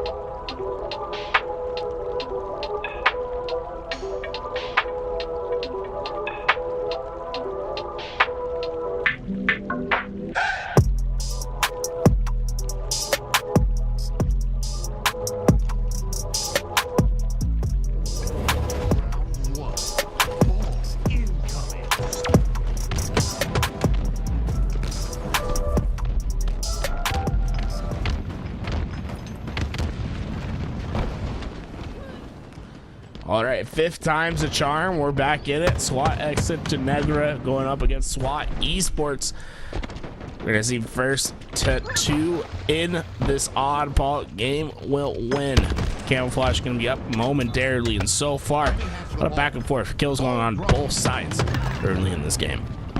Mágico llevándose una kill, ahora moviéndose otra vez en mid, llevándose y topándose a Drift en esos momentos para intentar llevarse la kill. Recibe bastante daño, Drift ahora en problemas, Mágico en problemas más bien. Intenta llevarse la kill y ahí cuidado, 3 caídos para el squad de SWAT ex cinta negra y ahora Drift con el camuflaje activo y la Bulldog va a intentar hacer todo el daño posible. 4 caídos para SWAT ex cinta negra. Drift looking for more action in this back base, but no one to be found. Instead, it's time to traverse forward and see if you can find anyone on these rotations. Playing slow towards the purple side, but we're seeing a heavy rotation from SWAT ex Santa Negra through that B side. And as they slowly approach towards this ball, you see the flank starting to develop on the other side. 2 players going down, and this could be a devastating result for Magico in the game as we see Drift find the double kill, and there's no action to be taken on that side. A very slow and methodical push through B that is immediately snuffed out, and this is going to be a great chunk of time for SWAT Esports as they are on a rampage in this game. Drift subiendo las escaleras de B, intentando toparse a alguien con la escopeta. Efectivamente va a ser a Bullet y al buen Mágico. Se los van a llevar a los dos caídos y doble muerte. Camuflaje activo ahora para a nada de aparecer en el campo. Excelente, doble tap, intenta llevarse a Pelo, lo va a dejar ahí embarrado. Qué excelente kill, camuflaje activo en el campo. Serving up some pancakes, Drift. It's just a thorn in their side at this back base, making himself at home, cooking up breakfast as he's finally been taken down, but not before a 70-second lead has opened up. Tapping's last alive, but because SWAT ex Santa Negra went 3 down at the same time, there is no pressure for him to drop this ball. Instead, he'll be able to get this all the way to 88 seconds of ball time before SWAT ex Santa Negra can get there. And even now, still, SWAT Esports has a very great position on this map to fight for this ball. Excelente doble muerte, 3 caídos ahora para la escuadra de SWAT ex cinta negra. Noble va a intentar pushear, Pelo el último que queda y esto va a complicar las cosas, pero aún así logra mantener el control de la pelota. 10 segundos para que esto se termine. Están empezando a eliminar poco a poco a los compañeros de equipo de SWAT ex cinta negra y esto va a complicar las cosas ya que nada más llevan 4 puntos. Excelente la kill de Drift, excelente la doble muerte de Drift. Puede ir por la triple, Mágico se está acercando, pero no va a ser así. Mágico se va a llevar la kill sobre Drift, cuidado, tapping, va a caer Mágico ahora con la doble muerte, complica las cosas para la escuadra de SWAT Esports que ahora está empezando a renacer como tal ave Phoenix, pero al mismo tiempo SWAT ex cinta negra empieza a puntuar. Noble los va a correr y va a poner la pelota en una situación muy abierta, en una zona muy abierta. Let's scrap here as we approach this end of the round, but with 4 players going down, Tapping Buttons knows that this first round is done, and fantastic performance across the board from everyone. 13 kills and only 5 deaths from Drift makes the big difference in the round, though. Fantastic work from him to always find that flank and just dissect the pushes of SWAT ex Santa Negra. Rápidamente nos vamos a la segunda ronda que parece ser que ya tiene nombre y apellido. Se llama SWAT y se apellida Esports. Si seguimos, por supuesto, lo que vimos en este primer juego, Tapping llevándose a Bullet y a Mágico. 4 caídos para la escuadra de SWAT ex cinta negra. Camuflaje activo en 5 segundos y esto puede, pues, nuevamente ser algo que tome la escuadra de SWAT Esports de forma rápida y efectiva. More damage down range, Tapping taking his way to a reapproach. And really, it's been slow pushes that have been developed for SWAT ex Santa Negra, and finally, for the first time, it feels as if they've had a successful one where they get 3 players down, have some camouflage to work with as Nasty Bullet takes his time to find himself that backsmack. But it's a dangerous game to play when you slow down your pace so consistently, because when it doesn't work, you give other teams an opportunity to just amass a giant chunk of time. Bullet intentando llevarse la kill sobre Drift, lamentablemente no lo consigue con todas esas granadas. Aún así intentan ponerse dentro del rango efectivo de la bandit, pero aún así va a ser eliminado. 2 caídos para la escuadra de SWAT Cinta Negra, 1 para la escuadra de SWAT Esports. Tapping y Drift marcando más bien territorio y evitando que se acerquen. 23-21, SWAT Cinta Negra logra ponerse un poquito dentro del scoreboard, pero aún así no lo consigue. Pelu cae, Acid intenta acercarse por el camuflaje activo y en cualquier momento sale. 16 segundos para que salga. Acid knocking on the door, 3 players around him. He waits for the help though, and fantastic patient plays from Acid will result in a couple of kills going their direction. 3 go down, and the ball will be theirs. With camouflage coming up though, they have to be careful about these initial spawns, but Shroud Screen makes all the difference. Snapping buttons will be safe. The only problem is the spawn was very close to that ball, and it's going to be up to Tapping to hit some big shots, and unfortunately caught out from the side. Will not be able to continue on his trend of damage. And SWAT Montenegro, for someone that went 3 down, lost the camouflage, honestly find themselves in a recoverable spot, which is fantastic for them. Se están poniendo muy bien la escuadra de Cinta Negra, ex SWAT. Manteniendo muy bien el momento que llevan hasta el momento. Un cambio totalmente distinto a lo que vimos en esa primera ronda, de básicamente la escuadra de SWAT Esports estaba dominante y pues ejerciendo muchísima presión y agresividad en contra de los chicos de SWAT Cinta Negra. Ahora Mágico con el rifle Stalker va a intentar hacer de las suyas. Double tap, no consigue llevarse la kill. Acid y Noble se van a llevar la kill sobre Pelo y Bullet. Asirum logra llevarse la venganza en contra de Acid, pero va a ser The Drift el que se lleve la vida de Asirum en estos momentos. Mágico que también va a caer, 2 caídos para la escuadra de SWAT ex Cinta Negra. 27-27, quedan poco menos de 3 minutos para que termine esta segunda ronda y la escuadra de SWAT Esports nuevamente tiene el control de la pelota. Finally, that even score broken by the side of SWAT Esports, as Noble's been able to get himself on that ball, but Drift having to work on an island here. That ball finally drops for help to come, but 25 kills so far this game. He's been on a rampage. That drops. Oh my God, the curb slide into the shots, and unfortunately a shotgun bullet just falls into the void, and I don't know where that bullet went, but that double kill was thrown away from the Halo gods. Honestly, I had a fantastic play that should have resulted in the double kill and a little bit more time for his team, but either way, they've taken this lead and have dominant position to play for camouflage. Solamente 10 segundos de diferencia es lo que separan a SWAT Esports de SWAT ex Cinta Negra en estos momentos. Pelo deslizándose, excelente ahí la utilización del repulsor. Lamentablemente no consigue llevarse la kill. La escopeta ya está nada de aparecer. Unos cuantos segundos y nuevamente podríamos verla en el campo. La pelota cambia de manos y ahora se encuentra del lado de SWAT Esports. Drift llevándose la kill sobre Bullet. Va a intentar acercarse todavía más y apoyar a su compañero de equipo Noble, que también está ahí. Va a terminar sorprendiendo a Mágico y llevándose la kill también. Ahora se desliza, ya no tiene camuflaje activo, pero va a sorprenderse ahí. Se lleva la asistencia Tapping en contra de Asirum, y esto se está complicando cada vez más. La ventaja que tiene SWAT Esports se agranda mientras más pasa el tiempo. Drift plays slow and methodical down low, but unfortunately his reign of terror comes to an end just for a little bit longer. 28-11 for him early in this game as we see the ball played out.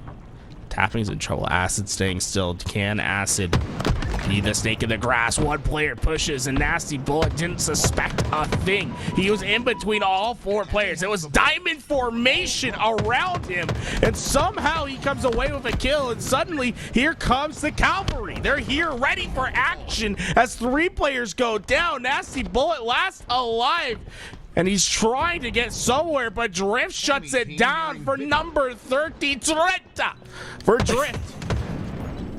And this has been fantastic from SWAT Esports.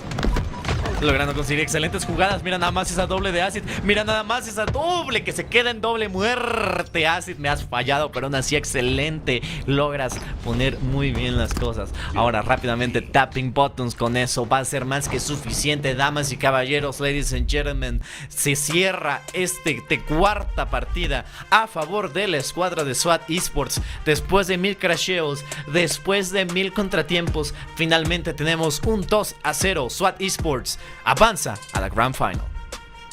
A Grand Finals up next. 2-0. You know, funny enough, that's not the only 2-0 that we saw between these two teams on Oddball in the same series. Did a back-to-back and they get the job done. Will have their chance at revenge in the grand finals. Up next, Alpha Esports took down SWAT Esports in a 3-0 in that winners bracket final. Revenge on the horizon. We'll have to see. Don't go anywhere. We'll be back after this quick break.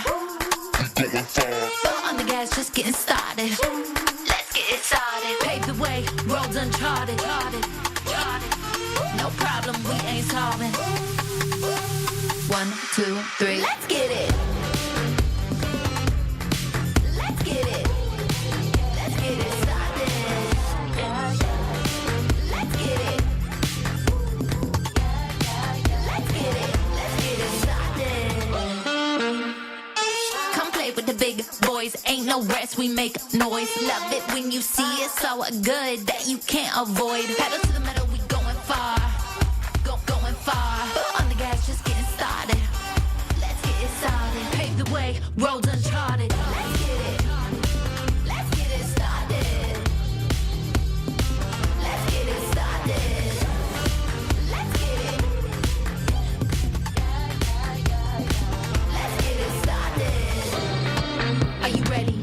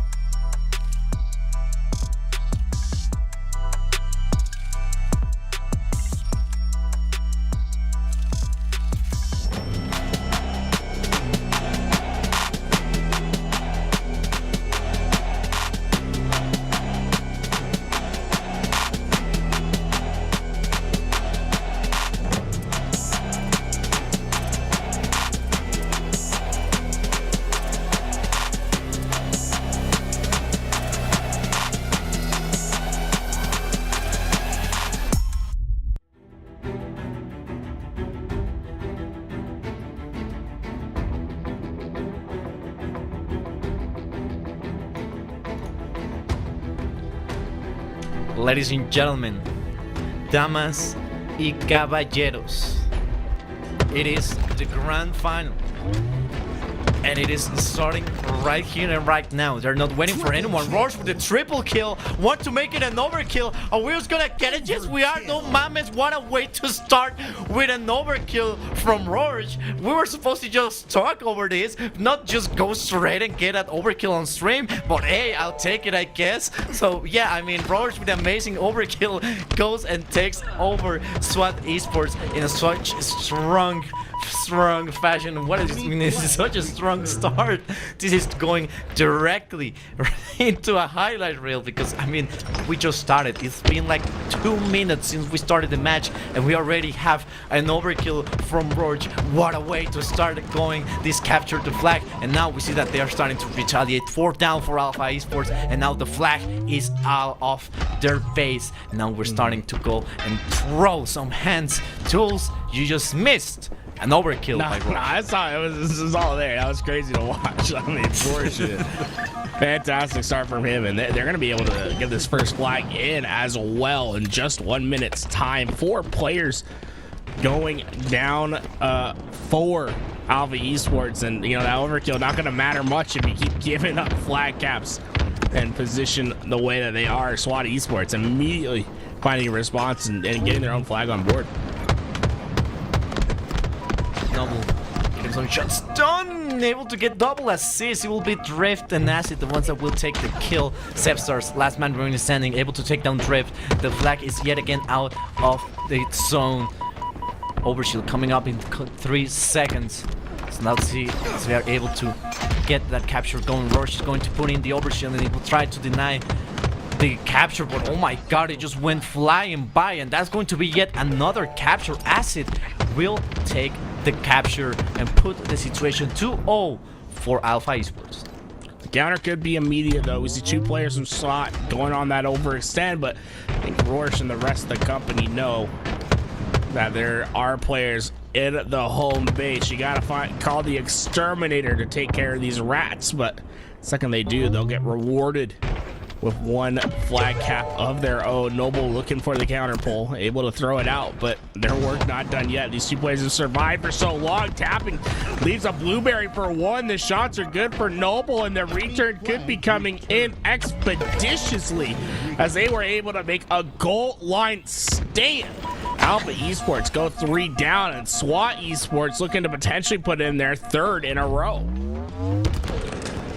Tapping going up the stairs, trying to see if he can find someone. He will find not 1, but 2 teammates from SWAT, from Alpha Esports. Roche will be the one to take him down. 3 down for SWAT Esports right now. We see Noble try to sneak his way to the enemy flag, and it seems that it's working. So basically, Noble have a quick, not only a quick way to just go in and try to deny the capture, Leward taking him by surprise, but also a quick way to just grab the flag and run away with it. Let's see if he's able to do it, just waiting to get that curve slide going on. Unfortunately, it will be the case. Oh, no. Now drops it and starts to run.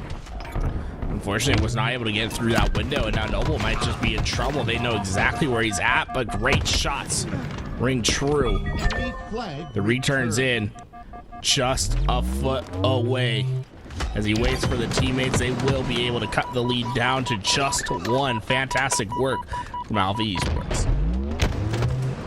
The war going over and trying to deny the overshield, but it's not going to be enough. It will be Noble, the one that will have it equipped right now, as Roach is able to take down Acid right there in the back room. The war taking some shots in by Drift and gets gets taken down by Tapping. Sepstar's waiting, finds his prey. Throws a nade down, perfect opportunity to find one and to open up a lane for your teammates with tapping buttons, man. Is he quick with his response? Immediately finds an important kill and gets into that middle map, and he is causing mayhem all around. Players fall. Alpha Esports struggling to gain some space as tapping buttons has been a 1-man army, allowing this 3rd flag to potentially get away and a home as he's just been a turret on the other side of the map. Acid able to get the pick on striking. now going, trying to get it, and he will get it over at Roche 2. The war last round remaining standing, defending the flag. 3 captures down for SWAT Esports, only 2 more to go into the next game in this series. Capping, able to just almost walk and get the flag running, but it will be the War and Rush, the one that will going to be defending the flag.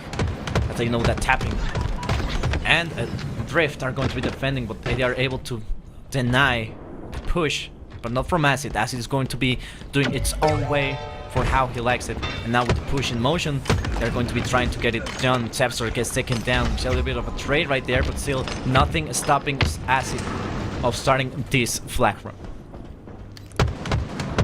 I like the patience plays from Acid and the rest of SWAT Esports. They're not trying to desperately fling this flag as far away on the map as they can. They're very focused on the slays first and then objective second. Makes your life a lot easier, especially when you have this lead to work with.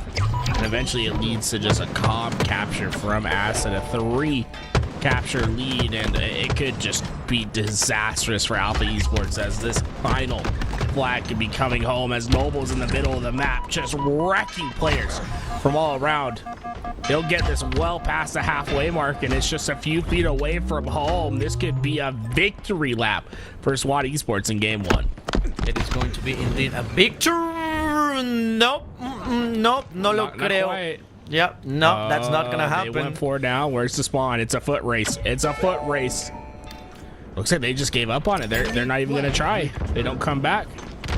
That return, wow, on the goal line stand from across the map. Honestly surprised at how far away everyone was from that flag for SWAT Esports, and Alpha Esports suddenly have an opportunity to find a counter capture off this. There's only 5 minutes left in neutral time in this game, but I would not be surprised if we start to see a couple flag captures for Alpha off that momentous play. This has switched entirely. Both flags are back in their place, and what could have been a quick 5th and last capture for SWAT Esports have now switched into Alpha, starting to gain terrain and starting to gain momentum in order to get those flag capture going. Roche now trying to see if he can spot well, not Magic, it was actually Noble. Noble will get taken down by the war. Now Roche trying to push forward. We see that he's just taking his time and will run into Tapping. That nade is not going to do much damage. Zepsor is able to assist his teammate, and now as they push, they're able to get the flag running. Let's see if this could be a capture. Zepsor is still not going to be taken down, and it's going to be quite the capture if he's able to pull through, and it seems that he might be able to get stopped right at the stairs. Not going to quite able to get it. Now the war with the overshield just going to fly through, get some nades going, and of course both flags are out, but the closer one is going to be from Alpha Esports. Leor has a decision. Does he go for the return, or does he try to stand strong in his own base? He understands the push is coming, touches that flag, and while that overshield is out, there's only one player to worry about, and that will be perfect shot. And he reversals his opponent. Big moment by Leor. It cuts the lead down to 2. 3 minutes and 20 seconds for Alpha Esports to tie this thing up. More than enough time to work around the disadvantage, which Roche couldn't wait until all were passing through that door, and he gets punished for it. 4 down for Alpha Esports. We might be witnessing right now the beginning of the end as Acid starts grabbing the flag and starts to run. 3 minutes remain, and the flag is almost halfway there, as we can see while watching Tapping Bottoms just taking down teammates from Alpha Esports. 3 down, the flag has been stopped, but the question is who will be able to stop Tapping, as Tapping is now starting to make those jumps, making sure it gets into account, and of course right around the corner this game is over. SWAT Esports takes it over Alpha Esports 5-2 on this first game. Fantastic work from Tapping. 11 plus 11 for his team, and 23 kills. Just seemed as if he was a one-man army at points, took it over completely, and the rare back-to-back Aquarius into Aquarius, that's a good sign for SWAT, right? You played so well in game 1. Just continue your trend, continue doing everything. And it looks like Acid may be a little confused about the back-to-backs as well. They might wonder they might go for a GA right here. As it has Slayer, Aquarius, and the word's just like, it's what it says. What does Panzan mean? It's like a pet name from Fat, like trying to be like all nice about it. Like it's just not used as an insult, but rather it's just to be like as friends. Like big fella. Yeah, like big fella. Yeah, that's it. So I got you. That was really funny. Interesting. That was fun. Well, looks like we will be getting the back-to-back Aquarius. There's no GAs to be found here. Too many gentlemen over in Mexico, huh? Look at this. Fancy work from Borsch, but it was not enough for his team to even get a flag capture on it. That was incredible. I mean, we just started, like, we just got dropped into the game and we saw the overkill. I was about to jump. I even forgot that the medal in Spanish is called Exterminio. So, I mean, that was great. That was a great overkill by Roche. Unfortunately, it wasn't enough to quite pull ahead into the capture. So, yeah, I mean, great stuff. SWAT Esports still has not only to win this series, but if they win this series, they need to win yet another one in order to claim victory, because they need to reset the bracket. Let's remember, ladies and gentlemen, Alpha Esports took down SWAT Esports 3-0 in the winners bracket and sent them down to a lower bracket. And now, as we're heading into a Slayer in Aquarius, a back-to-back Aquarius action, the question remains, will Alpha Esports be able to yet again do the feat, or will SWAT Esports will reset the bracket? Well, you know, special moment, special occasion in this grand finals. I think we gotta give the people the bilingual cast once again, first as we get back into this series. A little special action. You know, can you give us a little Spanish intro for map 2? Let me clear my throat a little bit, but sure, yeah. Damas y caballeros, bienvenidos al HCS de México, traído por ustedes gracias a LVT Halo. Estamos en el juego número 2 entre SWAT Esports y Alpha Esports, la gran final de este gran torneo. Mi nombre es Versilam, junto a mí se encuentra el gran Toolez. Llévanos a la acción. So far, SWAT Esports has been pushing it wherever they can, and the trades move in their favor. 2-kill lead early into this game, and with Thruster in the hands of tapping buttons, he finds himself another critical kill on the map, and desperately trying to take down tapping buttons is Alpha Esports, but he's just too damn good. They cannot get the shots to land, and his movement keeps him alive for just a bit longer. Tapping sobre las escaleras, el Slayer está relativamente parejo, excelente la utilización del thruster, perfecta kill de tapping. Ahora trata de llevarse excelente la asistencia, va a intentar perseguirlo con los thrusters, se le va a poner enfrente también a Strike, que está en problemas tapping, cuidado con las granadas de plasma que pueden también dañar a tus aliados, pero aún así logra llevarse Acid la kill y siguiendo adelante, Strikey mantiene muy bien la paciencia, ya lo vio y ahora nos está desesperando, va a intentar ir por la kill, lo consigue, sí, pero al precio de su propia vida. Huge trades. Keeps his lead at 3 for SWAT Esports, and you can start to see things will slow down just a bit. SWAT Esports all congregating together towards this generator room, and what will break the camels back? This is a tough spot for Alpha Esports, but they do find their way in, and honestly, great job by them not to get too desperate to make sure they time their pushes into that room the correct way, and it's coming out in multiple rewards. Not only do they find those kills, tie up this game, but they're also gonna take the lead in an overshield with it. Fantastic work to understand the game state, slow it down, and push at the same time. No va a servir de mucho el escudo, el sobre escudo, pero me gustó mucho la forma en la que LeWar supo que no tenía que seguir disparándole al que tenía enfrente, sino dispararle al que básicamente tenía el sobre escudo a punto de equipar, y eso eso es lo que divide mucho a los jugadores y separa a los buenos de los regulares. Es eso, las decisiones rápidas, y eso es lo que LeBron nos acaba de enseñar. Striker recibiendo bastante daño, dando algunos de tiros, pero aún así logrando llevarse un poco de daño a su favor. Tapping, haciendo 2v1, logra llevarse la kill sobre Zepstars, y creo que ayudó un poquito a que se llevaran la kill sobre Drip, pero aún así, sobre Acid, perdón. Pero Tapping, aún así, manteniéndose con un cómodo 8-3. More damage on range. Tapping's doing his best to find those kills, but the trade outs move in favor of Alpha Esports, keeping this game tied.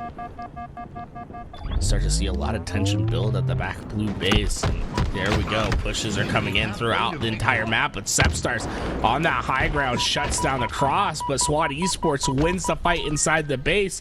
Sepstars suddenly is in trouble as this push comes through. SWAT Esports and Tapping buttons just can't miss a shot. Luego recibiendo bastantes granadas. Roach intentando pushear sin escudos. Eso puede ser un error grande que le puede costar la vida, pero aún así Strike logra llevarse la kill sobre Drift. Vemos que las cosas están cambiando. 30 a 27 a que se haga ahora 30 a 28 a que Strike logra llevarse la kill sobre Noble. Intenta seguir pusheando.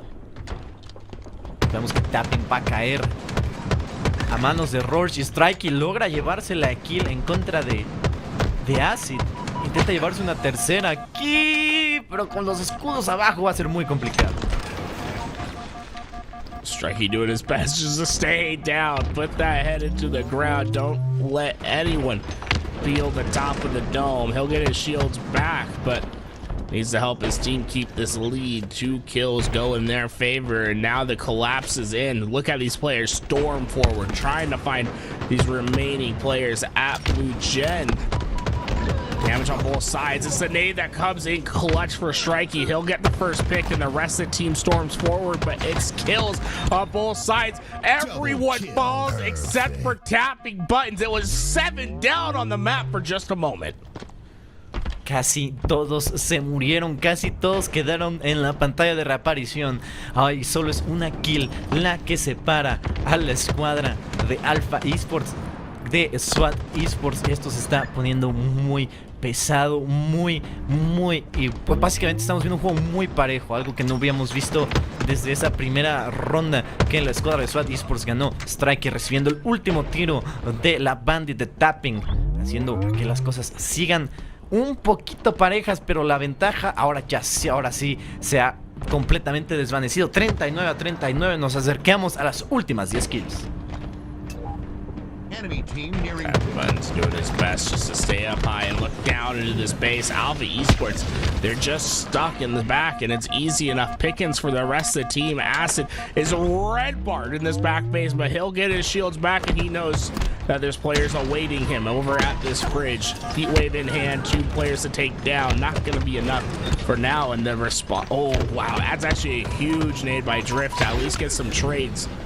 But Overshield does go into the hands of Alpha Esports, and SWAT with no quick response. The lead changes at a critical moment in this game, and with only 5 kills left, Sepstars can put them over the edge with these extra shields. 44-46, vemos que Sepstar está empezando a tomar demasiado terreno. Excelente la asistencia, no logra la doble, pero aún así logra ponerse suficiente a la delantera. Vemos que ya los están marcando. Una kill es lo que necesita la escuadra de Alpha Esports para llevarse este Slayer en contra de la escuadra de SWAT Esports. Sepstars buscando y brincando las cajitas, está buscando a alguien. Vemos que toda la escuadra de SWAT Esports se encuentra en esa zona. LeWar intentando los tiros, no lo consigue. Por favor, que alguien trate de dar los tiros. Todavía nada para nadie. Strikey recibiendo bastante daño y dando bastante daño. Cuidado que se queda sin escudo, se queda sin balas, lo está persiguiendo, sabe que no se decide si ir o no ir, pero Rush consigue la última kill sobre Acid, lo que le da la victoria a la escuadra de Alpha Esports 50-45.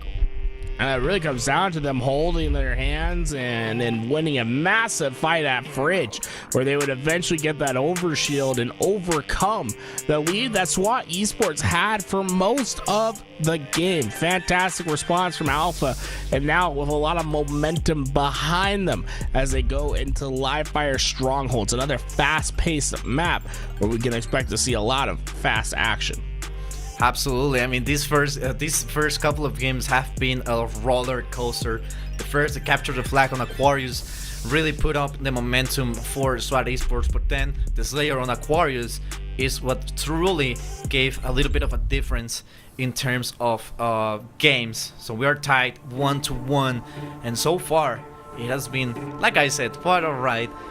Both teams are pulling up an immense amount of effort in trying to keep themselves up in not only in the bracket, but at the same time on these grand finals. So this is going to be, well, a key map for both of these teams. Whoever is able to win this will claim advantage over the other team. So basically what both of these teams are trying to do is put that game 4 pressure over to the enemy team.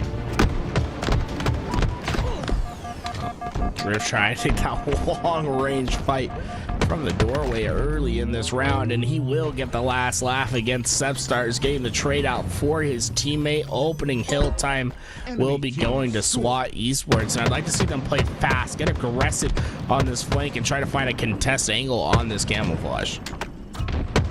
Strike mantiene muy bien la distancia y al mismo tiempo quedarse hasta cierto punto a pie, no importa, manteniendo su lugar y evitando que se acerquen. Lo consigue ahora Drift con el camuflaje activo, logra capturar y tenemos un triple cap de parte de la escuadra de SWAT Esports, lo que puede complicar mucho las cosas para Alpha Esports, sobre todo porque si ellos llegan a ganar estarían amenazando con un bracket reset, y eso es algo que Alpha Esports no quiere.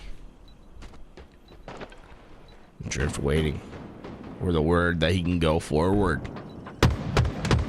Is cautious, but eventually that camouflage does run out, and it's right when he enters that hill. It'll be trades on both sides, but trades you're pretty content with if you're SWAT Esports, as you still are in a winning position. You do have to fight against a sniper rifle here, but honestly, with how this game has been going, it feels like they just can't lose a gunfight.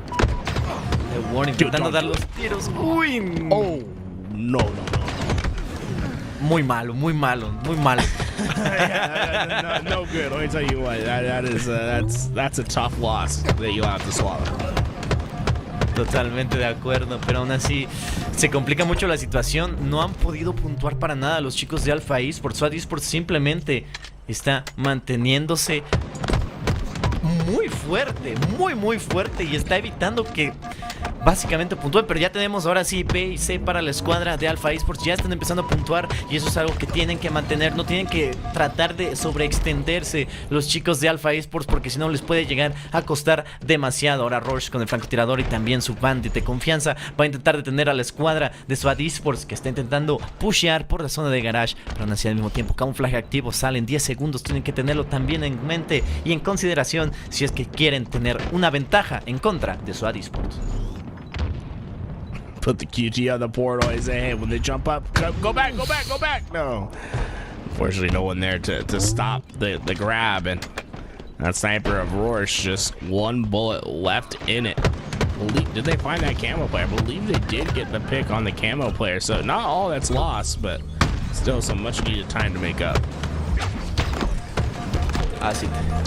Intentando llevarse la kill sobre Roche, no lo va a conseguir. Sabe que tiene que detener que esté consiguiendo el punto de A, pero aún así A y C, B y C siguen siendo, por supuesto, de parte de la escuadra de Alpha East, porque ya están recuperando. Ojalá, solamente quedan 20 puntos de diferencia, 20 segundos. Acid cae, no logra posicionarse bien en la zona de B, y Tapping ahora se está enfrentando en contra de alguien. No alcancé a ver, pero aún así 2 caídos para la escuadra de SWAT Esports. Tapping retrocede, sabe que tiene que reagruparse con sus compañeros, y ahora sí se complican las cosas para la escuadra de SWAT.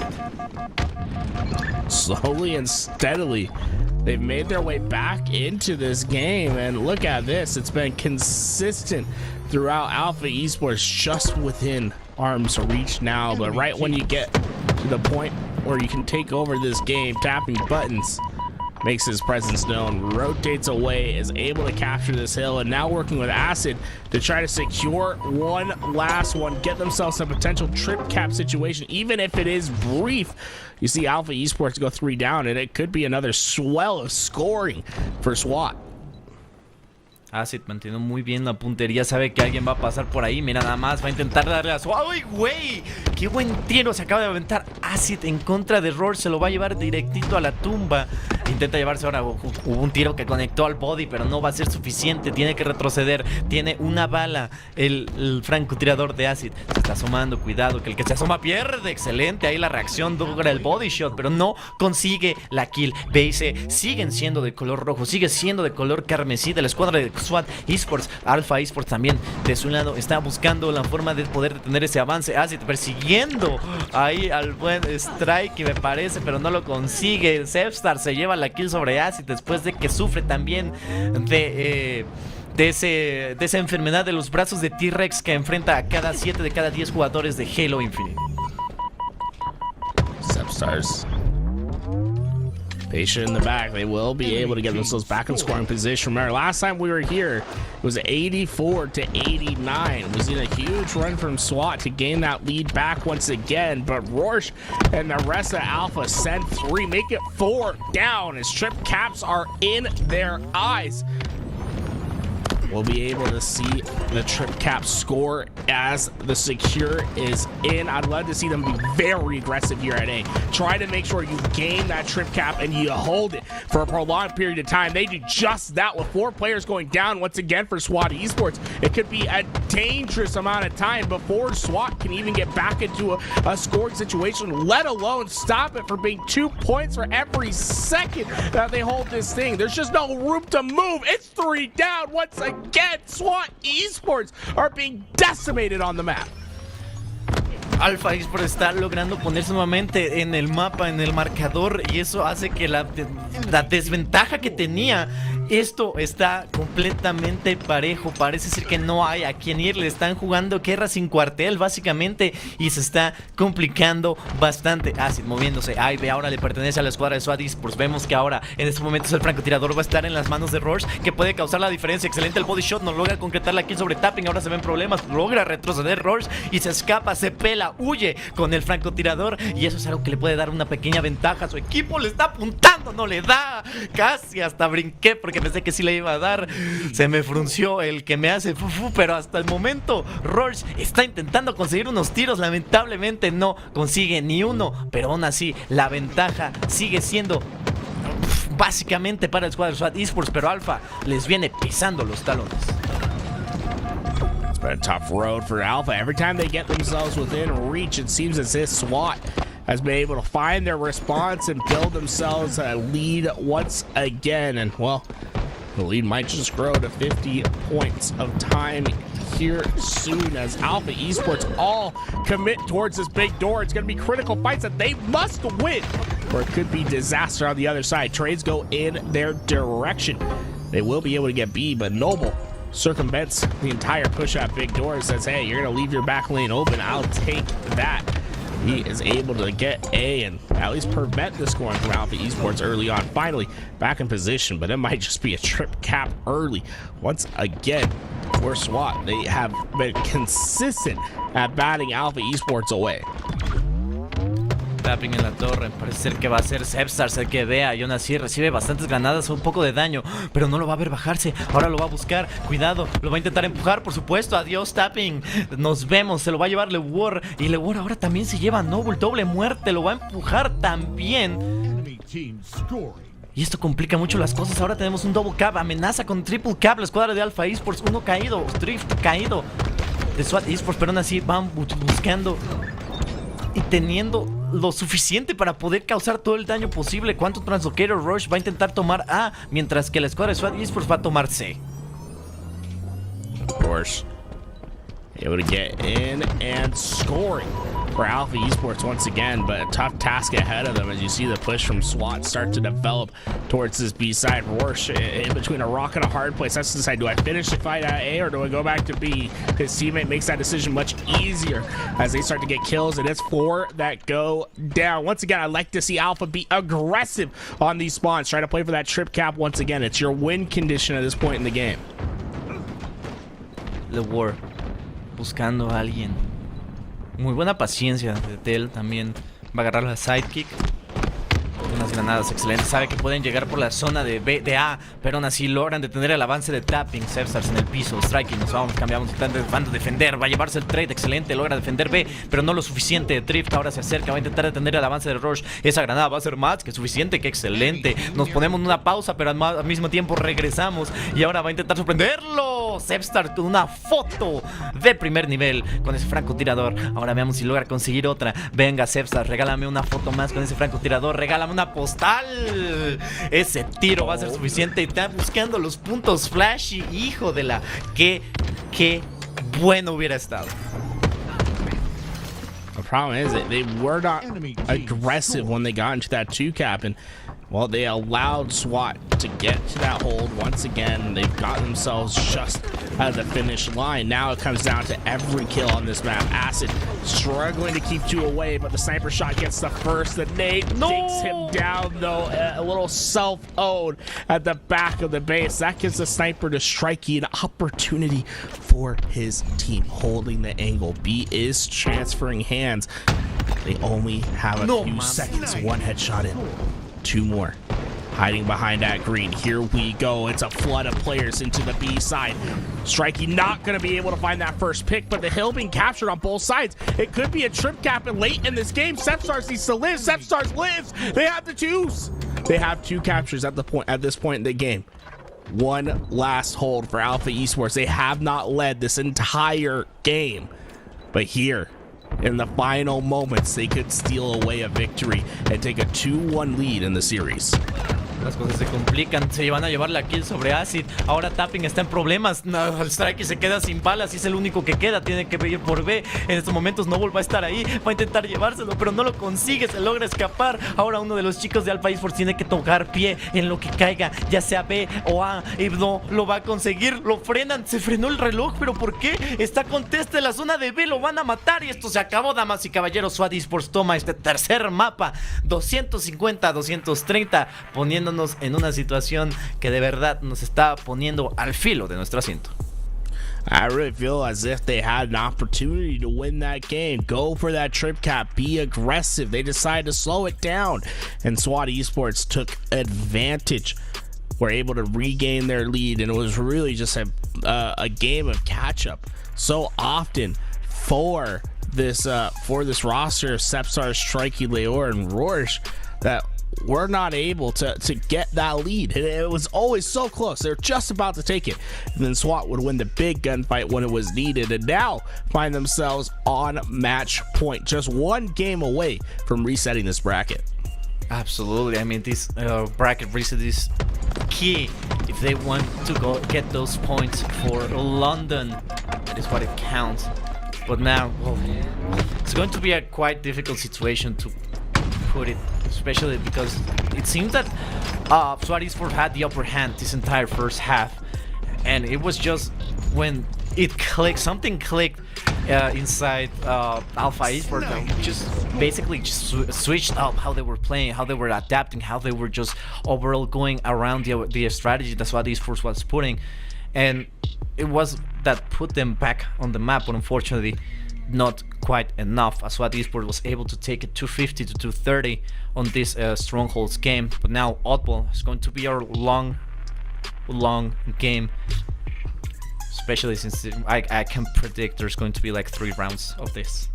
Yeah, it seems like these teams are just so neck and neck that you would expect it to go the distance, and we know Oddball, right? It can take a while for a team to come out the victor. So strap in, go get yourself some snacks.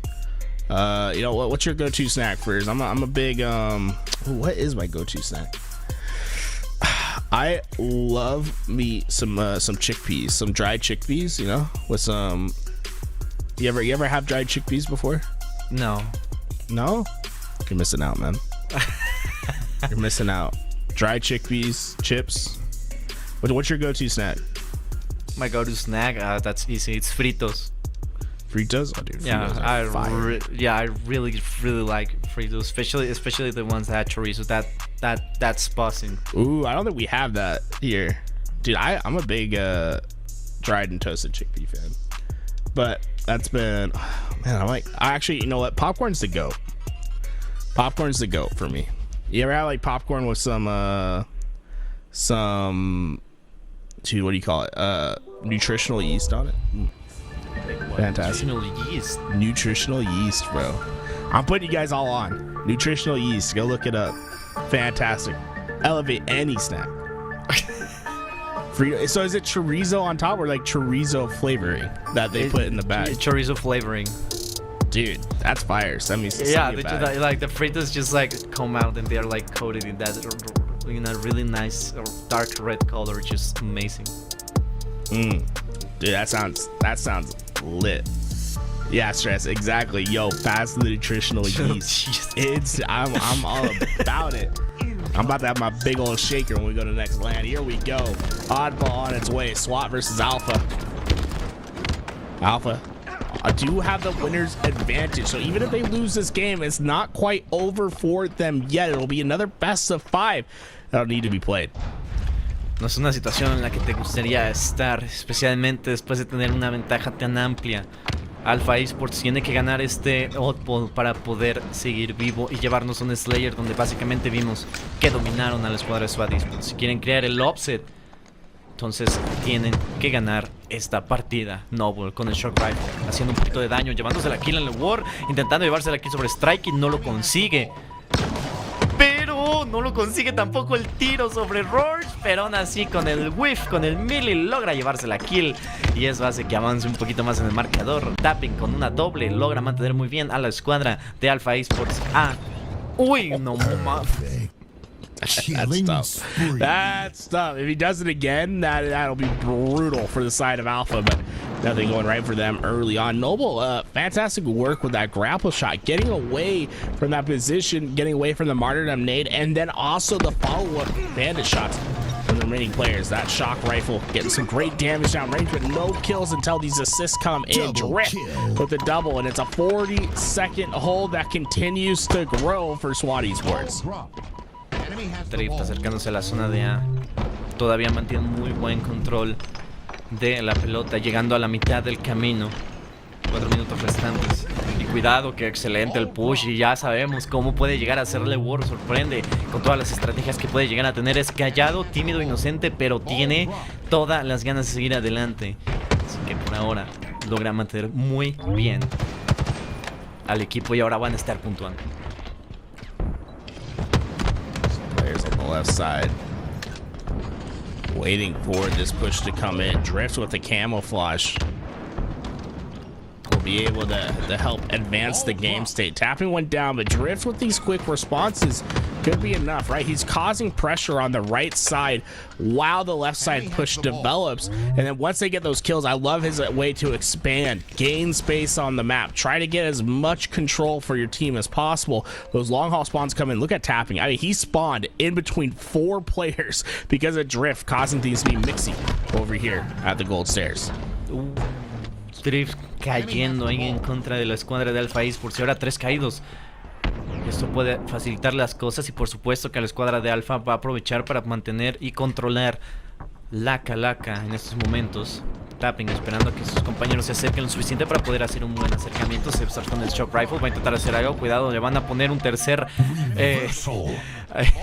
una tercer pelota ahí al Strikey, que va a complicar las cosas. Tapping ahora subiendo las escaleras. They just been so efficient. I mean, every time it feels like SWAT gets a kill or two, they're just immediate on the pickup of that ball and getting time. On the other side, it feels like as if Alpha, they've had to get that 3-4 down in order to get some effective time. Oh, Tapping, he's feeling himself. Look how aggressive he's playing off spot. Block screened on the other side. And then the spot control from SWAT Esports has been on another level. Primera ronda para la escuadra de SWAT Esports, poniéndose muy fuerte y nuevamente la repetición. No hay nada que decir, no hay nada que opinar de esa jugada. Realmente pues fue como algo bastante duro. ¿Qué tan duro va eso? Camouflage up for that grab. No team going for it right away. Instead, they opt for the Slays on the perimeter. So Slays going in favor of SWAT Esports allows Camo to fall into the hands of Acid. Well, he'll get the reward with it as well. Go mid-air, you're going to get punished. Great damage down range, tapping with the finish. Acid! Perfect shots with the shock rifle, and it's just one player, Strikey, who has to hold and wait for his teammates. Well, it always feels bad when you wait because you know the time will just keep accumulating. Oh, no!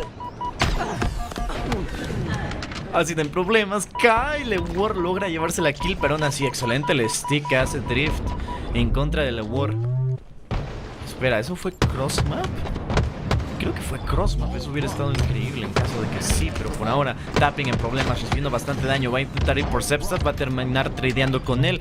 36-0, la ventaja es clara para la escuadra de SWAT Esports en estos momentos. La escuadra de Alpha no ha podido puntuar nada en esta segunda ronda, lo que pone y complica la situación para que puedan llevarse este segundo, más bien este tercer juego, esta segunda ronda necesaria. Detonación remota para Drift. Oh, he got a 2-for-1 combo as well. That second grenade never blew up. He said, hey, come again. I'll get the shot in, and the second kill comes through after that initial damage. Tapping buttons, tries to do his best. Unfortunately, gets traded out, and that might be a big trade out because of these next spawn cycles, or it would have been. You see, Strikey went for that ball, but it resets right before he could get there. And now, although his team has that high ground and can have an easy time to get to ball, they're not going to be able to get it right away because of the dilemma of camouflage being up on the map. They're looking for him. They spot him. There he is. Oh, he's running away. I believe it's Noble just hightailing it out. Noble intentando escapar como puede. La situación se complica, pero logra sobrevivir. Ese camuflaje activo sirvió nada más para ponerse a salvo. Y cuidado que se le volteó rápidamente. Lo alcanzó a ver en la esquina de su ojo y logra tradear Strikey con él. Ahora Tapping, acercándose a la pelota, intentando poner más puntos dentro del marcador a nombre de la escuadra de SWAT Esports. Logra hacer que retrocedan.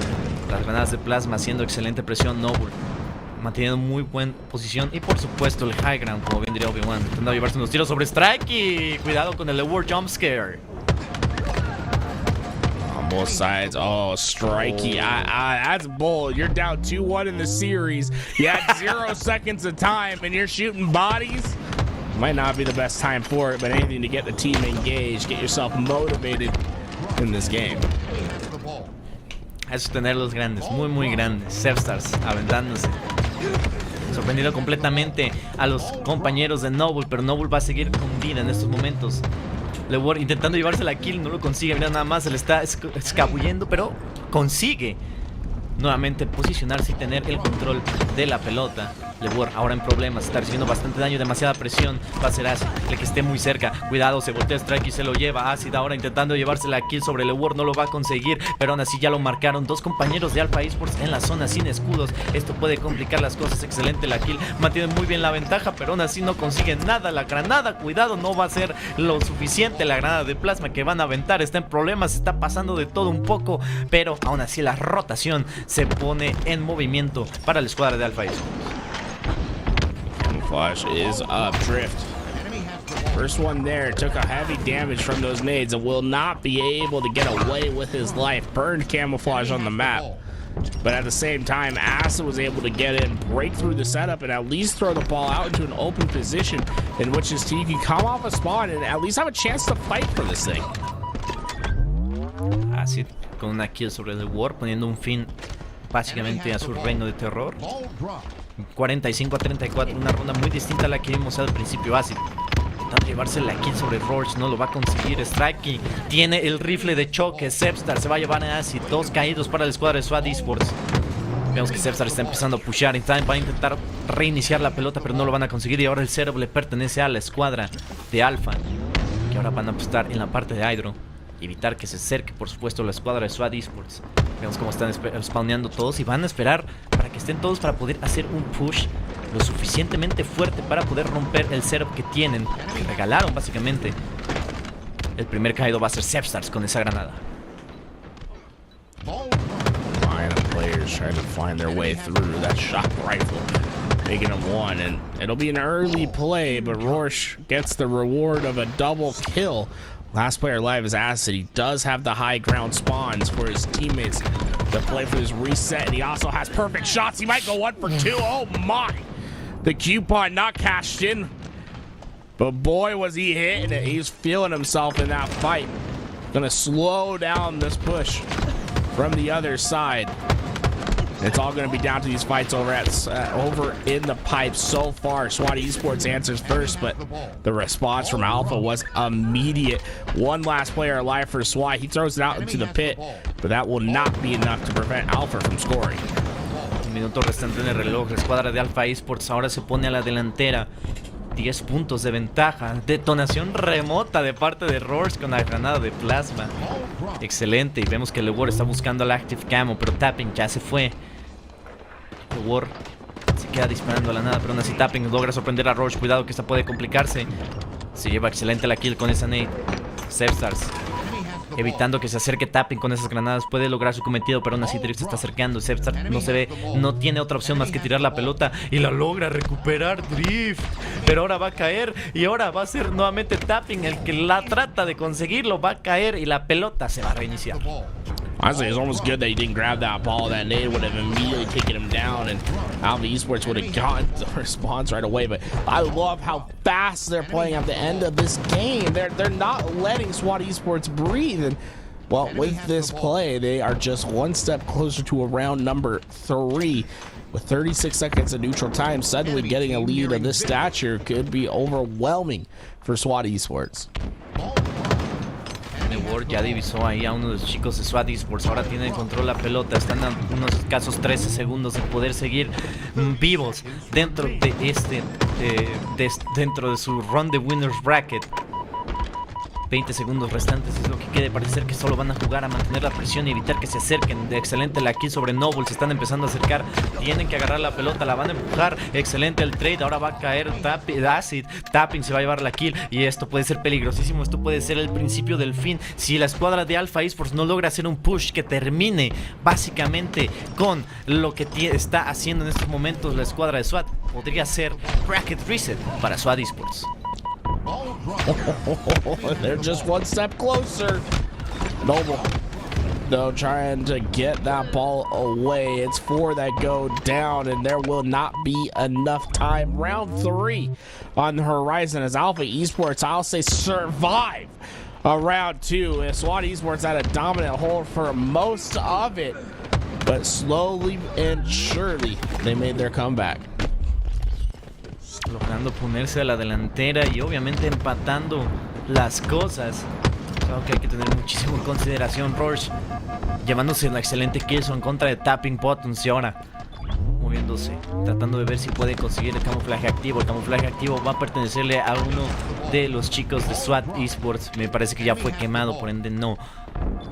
Importantísimo, importantísimo que ganen esta ronda, porque así nos estarían llevando un juego 5 y ambos estarían en una cuerda. We're staying up high, and this is so far an interesting hold from the side of Alpha Esports that could become more. Oh, Acid going down. For Acid getting the kill on late, or could just prevent everything from going right for Alpha. They had a great setup with that ball having an option to go either pipes or towards C, but once that camo went down, it limited their options and it allowed SWAT Esports to know where the choke point was. They swarm in, they collapse, and what could have been a nice chunk of time turns into disaster as SWAT Esports make up everything and overkill for Noble as things continue to go wrong for Alpha Esports.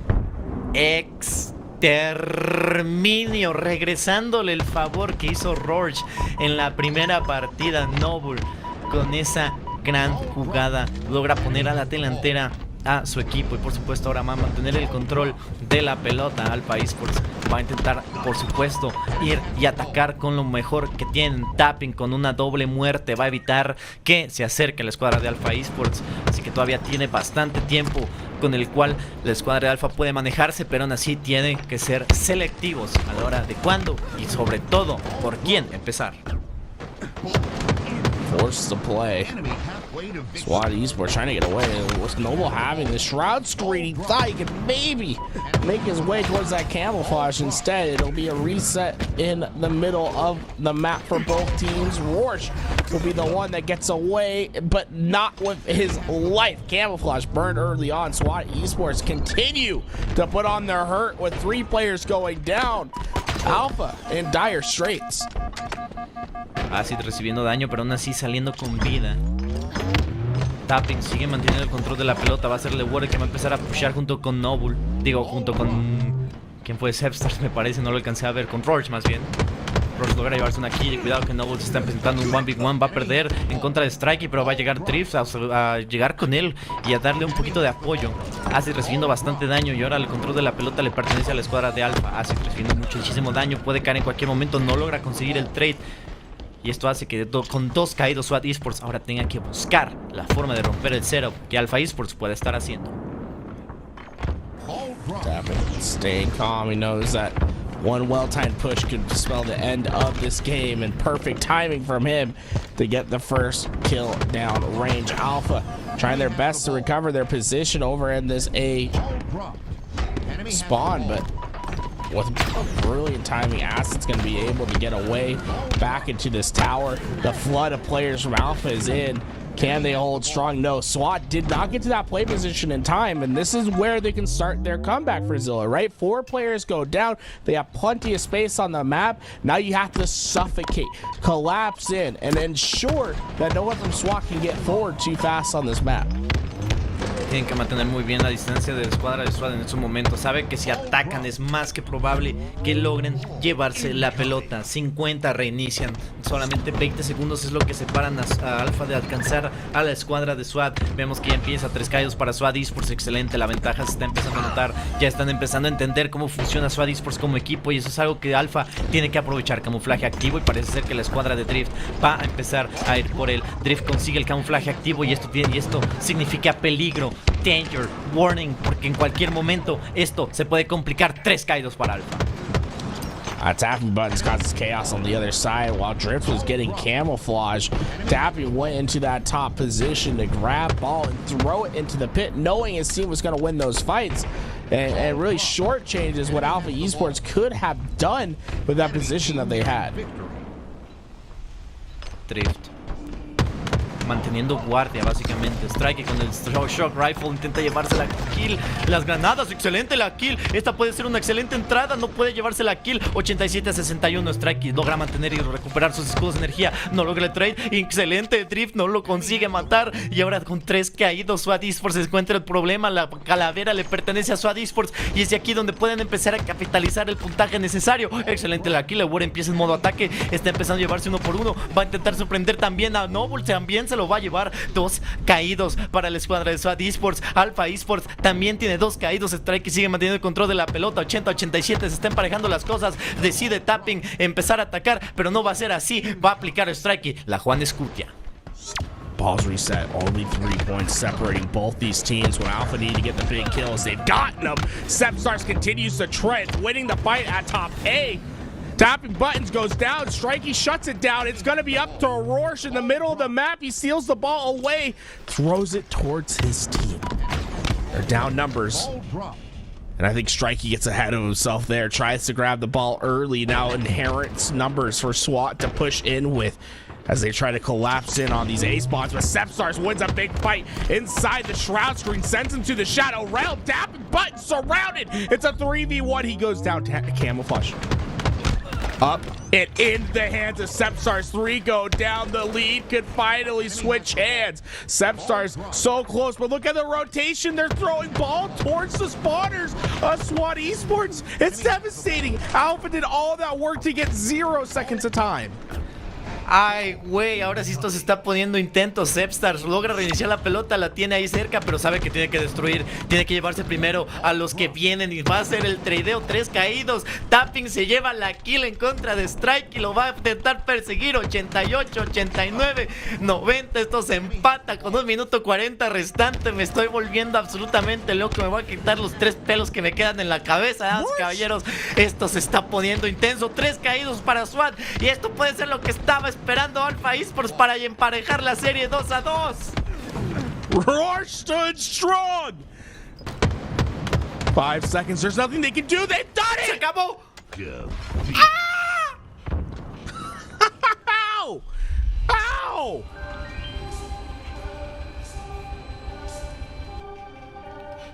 What? No mames, that's all I can say. No mames, that's amazing. What a game. What a game. Bro, oh my god. What an amazing game this has been. I am about to turn my space station towel right here because I cannot believe what is happening. It has been an amazing game. What was thought lost, but there we go. What I thought was gonna be the end, it basically didn't meant. So I mean, Alpha Esports was just able to go ahead and completely turn over the tide of the battle and bring us into a game number 5. That was Slayer Solitude. Last Slayer was won by Alpha, but SWAT needs to stop Alpha dead on its track, needs to give us a bracket reset, needs to stop Alpha from winning this qualifier. Game 5. Here we go. As we'll get themselves reset into that lobby once again. Rorsch made a final stand at the end of that oddball game. In fact, we have it on replay, Louis, where we go look at that last push in that game. I think that was one of the best 1v2 plays I've ever seen in Halo right now. He's getting pushed from 2 directions, perfectly places out his nades, is able to get the kill at Sneaky, and then at the same time has his separate nade kill the player that was pushing in through the doorway. Just look at this, right? His teammate goes down. Rorsch is in a 1v2. What? Tapping takes a different position from his teammate. Boom, shot in. Rorsch gets the nade on the other player. The 1v2's won, and that buys enough time for the teammates to come back. Rorsch still being aggressive, forcing players to deal with him, and Noble just had no chance. Like, it just phenomenal plays. Rorsch coming up big in the 1v2 that made all the difference and pushes his team to a game 5. Oh my god, I'm even losing my voice. But what a way, what a game. It has been an amazing night. Yet again, amazing shoutouts to LVT for putting this up. I always enjoy coming up and be able to cast both in English and Spanish, and to do it yet again now with this whole region, it means a lot. It means that we are being seen, we are being heard, and of course we are giving absolutely our moment to shine. So now, without further ado, damas y caballeros, del lado carmesí, la escuadra mexicana, los reyes definitivos de la TAM, SWAT Esports. Y del lado azul, del lado Cobra, la escuadra de Alpha Esports, desde Winners, haciendo el offset en contra de SWAT Esports, llevándose 3-0 ese primer juego en la gran final. Nos vamos a un juego 5 para ver si SWAT Esports logra resetear el bracket o si Alpha Esports se lleva la victoria en contra de los Reyes. Solitude Slayer will be where the damage is done. Sniper in the hands of any of these players is always a dangerous commodity. Keep it isolated, try to ensure your team has it in their hands at all times, but that does not mean don't worry about what else comes up on this map. Thruster, Repulse, Camouflage, dangerous all in their own right. What you'll be seeing a lot on this map is forcing spawn traps. The spawn's very predictable, take a lot of space, and either try to force players through the lift spawn, back blue, or loop. Rinse and repeat, keep those spawns isolated, and make sure that you're collapsing in on players whenever the chance arises. We are loading in. This has been an incredible series, and the one and only SWAT Esports are able to keep going and extend these grand finals by resetting the bracket. Oddball was a really hard breaking loss, and they were able to just go ahead and take game number 4, and we are heading into this game number 5. Slayer, if we remember, 45-50, Alpha was able to walk away with victory, so now Alpha will need to get something done. They don't want to get thrown out of the tournament and let Alpha take it all together. So it is going to be quite an amazing round. Both teams are going to give it all. Tools, let's get going. Here we go. It's a fight for the shock rifle early on. Drift, Minky is back there. He'll get it for free. No one getting any sort of contest, and the first kill is going to SWAT Esports as well. Couldn't ask for a better start, given the shock rifle in Drift's hands. Primer golpe, verá nada más, Drift se lleva la segunda, intenta la tercera, no consigue. Aún así tiene todavía bastante cartucho para poder trabajar. Drift acercándose por la rampa de C, va a intentar sorprender a Zepstar, que está ahí junto con su equipo. Roach, que está intentando mantenerse a la segura, logra un poquito de daño con electricidad, pero aún así no es suficiente, recibe bastante daño. 4-2, esto pues está empezando, pero aún así tiene pinta de ser una gran serie. Doble muerte para Drift.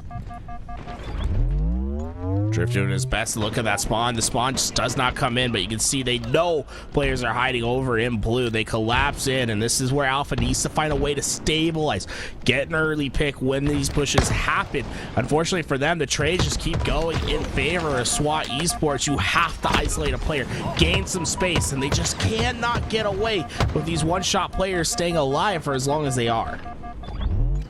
Tapping sin escudo, intentando seguir. Drift ahora se lleva la kill en contra de Roche. Una situación muy complicada para la escuadra de Alpha Esports en estos momentos. 7 kills de desventaja, y eso es algo que no le gusta a uno ver. Drift ahí haciendo unos poquitos de bailecitos, pero aún así 13-6. El que me auguré en el chat, le voy a dar un zape. Y así, aún así logra mantener muy bien. Strike lo va a intentar ver, pero no logra conseguirlo. Noble se lleva la kill sobre Strike. Takes. Zepstar's playing slow, waiting for that help to come in from the other side. This battle for camouflage, good change of tide for Alpha Esports, but they know how important the first pick is. And Zepstar's, he's made one shot, but he put damage down on 3 different players, got that info to his team, and well, they find the first pick, although it's easily traded out. Alpha Esports could win the fight for camo. Just one more player to deal with. Zepstar, no! Noble shuts him down. Strikey tries to run away with this camouflage. He will get away, but a huge win from Noble. As it. Solamente son 6 kills de ventaja lo que tienen en estos momentos. Strike va subiendo, excelente, logra llevarse la kill, puede llevarse una segunda, va a hacer la asistencia lo suficiente. Camuflaje activo, Strike puede hacer las suyas, puede hacer las cochinas. Strike, por supuesto, subiendo ahora por la plataforma, acercándose a la zona de jardín, buscando a ver si alguien estaba ahí, pero ya divisó a todos, ya sabe dónde están en la rampa este. Tapping con unas granadas de plasma, intentando crear un poquito de daño, un poquito de separación en el equipo, pero no va a ser suficiente. Strikey sigue apuntando, esperando a que pase Tapping. Claro que sí lo va a esperar, excelente los tiros, se agacha y todo, pero no logra ser suficiente. Ahora va a ser Zepstars el que va a intentar hacerlo. Acid se va a llevar a LeWar en la parte de atrás, y ahorita Strikey brinca, pero no logra llevarse la kill. 21-15, 6 kills de diferencia. Acid started to cause all sorts of chaos by getting that first pick on Alpha, and now you see Alpha splitting across this map as they're able to find those trade outs, but all of his teammates starting to see the respawn screen. Drift trying to do his best to find value, and getting that double kill will slow Alpha just enough to make SWAT in a position in which they don't really have to worry too much about losing this map control. A full clip, a sniper for Roche still to work with, but his team is down 5 in this game thus far. It's going to be up to some big picks that do not get traded. Next camouflage up. Last time Alpha got it, it was a great play by Strikey to get 2 kills at the back of nest. They're going to need big momentum plays like that if they want to come back in this game. But Tapping going high. Roche sends him back to the respawn screen. Gets the help for his teammate. Double kill. As camouflage is up for the grabs. Camuflaje activo en las manos de Roche. que todavía tiene un poquito de munición en su shock rifle. La situación se está emparejando y esto se puede poner peligroso. I need to switch to English real quick because right now it's only a 2-kill difference, and this could be key for Alpha Esports in order to being able to go ahead and claim victory. Roars with the shock rifle, not being able to quite hit it, but yeah, basically, if Alpha Esports is able to put themselves on the lead at least by 2 kills, I can 100% say it could be over. SWAT, they're very condensed on this map. Everyone playing towards gold. It might be feasting time for Roar. She's able to find one, trying his best to stay alive. And he will be able to get away. Just 2 kills to separate. SWAT Esports starting to move as a flock. 3 players all on top of each other. Tapping goes down. Is there a trade out to be found? Yes. Immediate trades for SWAT. Players taking heavy damages in order to do so. It's a 1v2 push. Drift in trouble. Strikey keeping them contained while the push comes in from the other side. Leor's ready to strike. He finds the first. The second gets shots in. And here we go. We're even. Once again, the lead has switched hands. Alpha Esports have made their comeback. El comeback es real, es verdadero. Alpha Esports ahora se está poniendo a la delantera. Strike extendiéndose mucho, sabe que tiene que retroceder. Alcanzó a ver a 3 jugadores de la escuadra de SWAT Esports y ahora Lewor se lleva una kill. Intenta llevarse a la segunda, claro que sí lo va a lograr. Regálame una tercera, no lo va a conseguir. Va a ser Tapping rápidamente el que se lo va a llevar. Tapping intenta llevarse a Zepstars, no lo va a conseguir. 34-37. Este es el momentum que estaba esperando Alpha Esports para poder derrocar a los reyes de la TAM, regresarlos. Ahora sí, de donde volvieron, de donde salieron. Pero al mismo tiempo Noble está intentando con ese Active Camo poner todavía en lo más alto a SWAT Esports. Noble's gone incognito, and he's found 3 kills because of it. Back to even.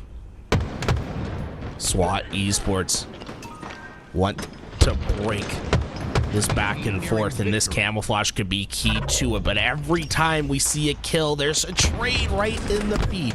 Shock rifle up. It's 1st to 10, folks. Tied 40 all in this game. These fights right here will determine it all. It's the first pick for Alpha, but Sepstars can't live. A trade for trade, kill for kill, time and time again. Here comes the push from SWAT, but the flank in from Leor. It trades once again. 42 all. 42-42, esto está empatadísimo. 3 caídos para Alpha. Una kill de diferencia. Noble con ese shock rifle logra poner un poquito a la delantera a su equipo. Y otra vez ya estoy jalando mi toallita de Space Station porque de verdad esto está súper interesante. Noble sabe que ya está el Lewor ahí esperando. Ya sabe que está ahí. Solamente tiene que asomar la cabecita para que le dé de toques, para que lo deje ahora sí. Todo tieso en el piso, ya no sé ni qué más decir. 45-43, se está empezando a separar. SWAT Esports está empezando a tomar la ventaja. Están amenazando con llevarnos a un bracket reset. Camouflage will be up in 10 seconds. Noble has plenty of shock rifles still to work with. Drift finds another kill, opens up the lead to 2. Sepstars gets aggressive and is stuck in blue. Can Rorsch get back to help him in time? No. Suddenly the lead has grown to 4 and it continues on. Just one more kill for SWAT. They do it. Bracket reset is in.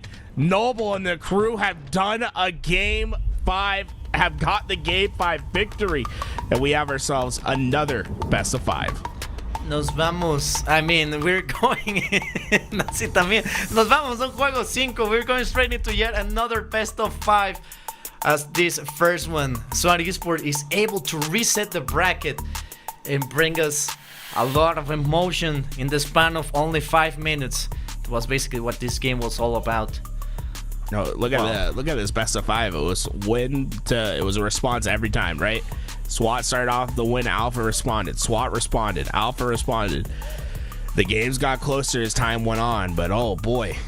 We saw a banger of a game 5 right there. Everything went right for SWAT at the end of the game, but Alpha did a great job to come back and make it a close one. Now we clean the slate. Just one more best of 5. 3 games for either side will determine who comes home the champion of week 1 of the London split for Mexico, for the Mexico HCS Open Series. It has been quite the amazing series so far. It's been, like you said, it's being answered over and over, and now we have here the new maps. Live Fire, King of the Hill, Streets Slayer, Argyle captured the flag, Recharge Strongholds, and last but not least, what we start is what we finish. It's going to be Slayer on Live Fire. Ooh, Argyle, I'm curious whether we play it. I think, correct me if I'm wrong, Frizzo, but I believe the players in Mexico GA out of Argyle. Any confirmation on that? Not really. I don't think they okay, we'll see. Yeah. I'll be glad if they play it, because I would love to see some Argyle, 2 snipers. I'm actually a fan of Argyle, believe it or not. But I might just have some bad information over there. Live Fire on King of the Hill is where we start, though. Sniper rifle to play with. It's going to be quite an amazing series. We're just halfway now, officially halfway through the tournament, as we have yet another best of 5 to witness here. And what a way to start with a King of the Hill on Live Fire.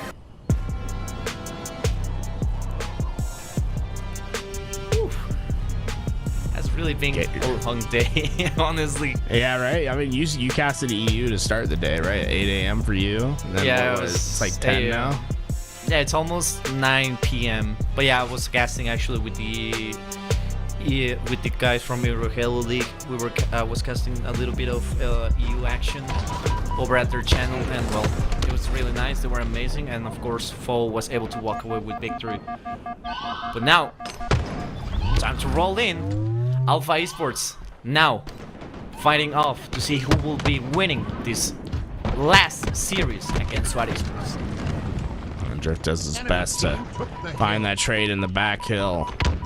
We see so far SWAT with their early lead into the hill, but Alpha Esports, they prioritize other places on the map. Were able to play around those perimeters, got themselves to that camouflage, but Acid was just patrolling, waiting for the information to come through. He immediately finds the answer on the camouflage, and here comes the response. Players flying from SWAT Esports back towards this hill. Tapping sabe que el francotirador está ahí, por supuesto que lo va a agarrar, intentando llevarse la kill sobre Zepstar, si lo va a conseguir. Ahora rápidamente por el túnel se va a dirigir directo hacia la zona de pilares, donde va a tener un mejor ángulo para poder tener los tiros de francotirador. Que por supuesto que se va a llevar a The War, por supuesto que va a intentar llevar su strike y no lo va a lograr, pero va a ser Noble el que sí lo va a conseguir, y ahora pueden posicionarse dentro de la colina y empezar a puntuar. Noble ahora está empezando a crear problemas para la escuadra de Alpha Esports. Noble into this back hill. Oh, yeah, he pops up and instantly is shot by 3 different players. The nades just not enough. Oh, how is he alive? His teammates get the kills. The time continues on for SWAT as they get themselves just mere moments away from capturing their first hill in the game. Enemy team scored. Esta primera captura le pertenece a la escuadra de SWAT Esports. Logran ponerla sin ningún problema alguno. Strike empezando sus tiros en contra de Acid. No logra conseguir la kill, pero va a ser Rush el que va a lograr la asistencia para llevárselo. Tapping acercándose junto con sus compañeros. Se va a topar a alguien ahí. Excelente el uso del repulsor para mandarlo lejos. Ahora Drift va a intentar rodear, pero con un excelente kill en contra de Drift logra poner en desventaja a la escuadra de SWAT con 2 caídos. Alpha ahora se posiciona en la colina y empieza a puntuar, y al mismo tiempo están empezando a ir para conseguir el camuflaje activo. Drift en problemas, recibiendo mucho daño. The War se lo va a llevar. I love the aggressive play by Loyor to bounce his way over towards sandbags. Got some much space, got some big picks on the other side. Now, the only problem is he weakened the defense at the home. And so far, it's been a scrappy battle at the hill, but if they win it, they could be in a dominant position with this camouflage and sniper combination that will be coming up soon, right? Get that sniper, work yourself into a position where you can play for that camo that'll come up in just a minute later. Uy, alguien pasó ahí deslizándose, lo alcancé a ver. Tapping llevándose el killjoy en contra de uno de los chicos de Zepstars de Alpha ahí. Ahora sí tiene todavía bastante con qué trabajar. LeWar. Vámonos, LeWar, pa'l piso.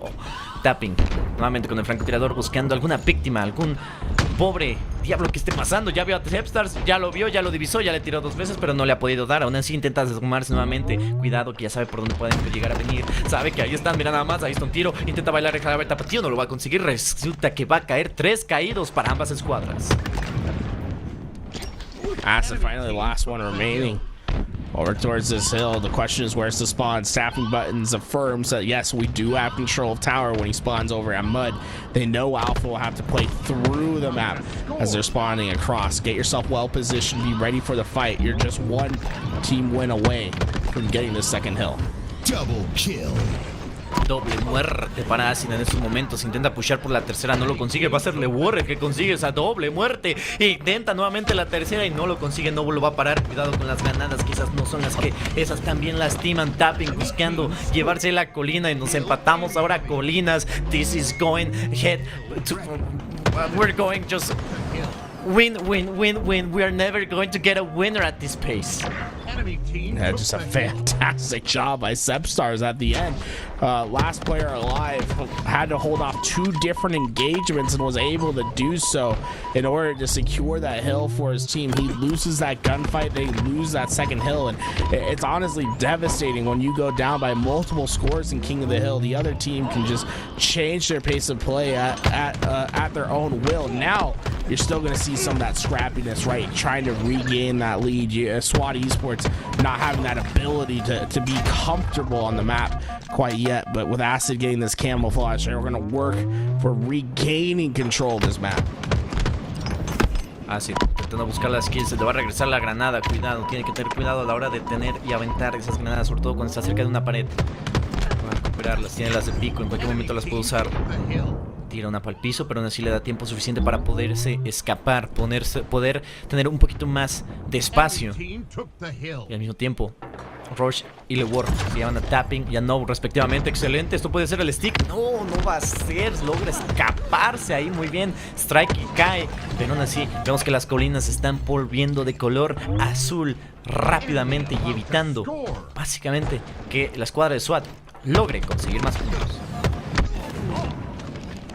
Players playing towards that green, they have to find the break quickly, and LeWar find that double kill. There's no opportunity, and LeWar, not only did he find that double kill, but look at the position in which he found that double kill, right? He was working onto that back side of hill, and although they eventually take him out and still win those counter spawns, what the result is, because of LeWar getting that damage down, getting those kills, it results in Strikey getting a sniper rifle that they can use to try to break this hill early on.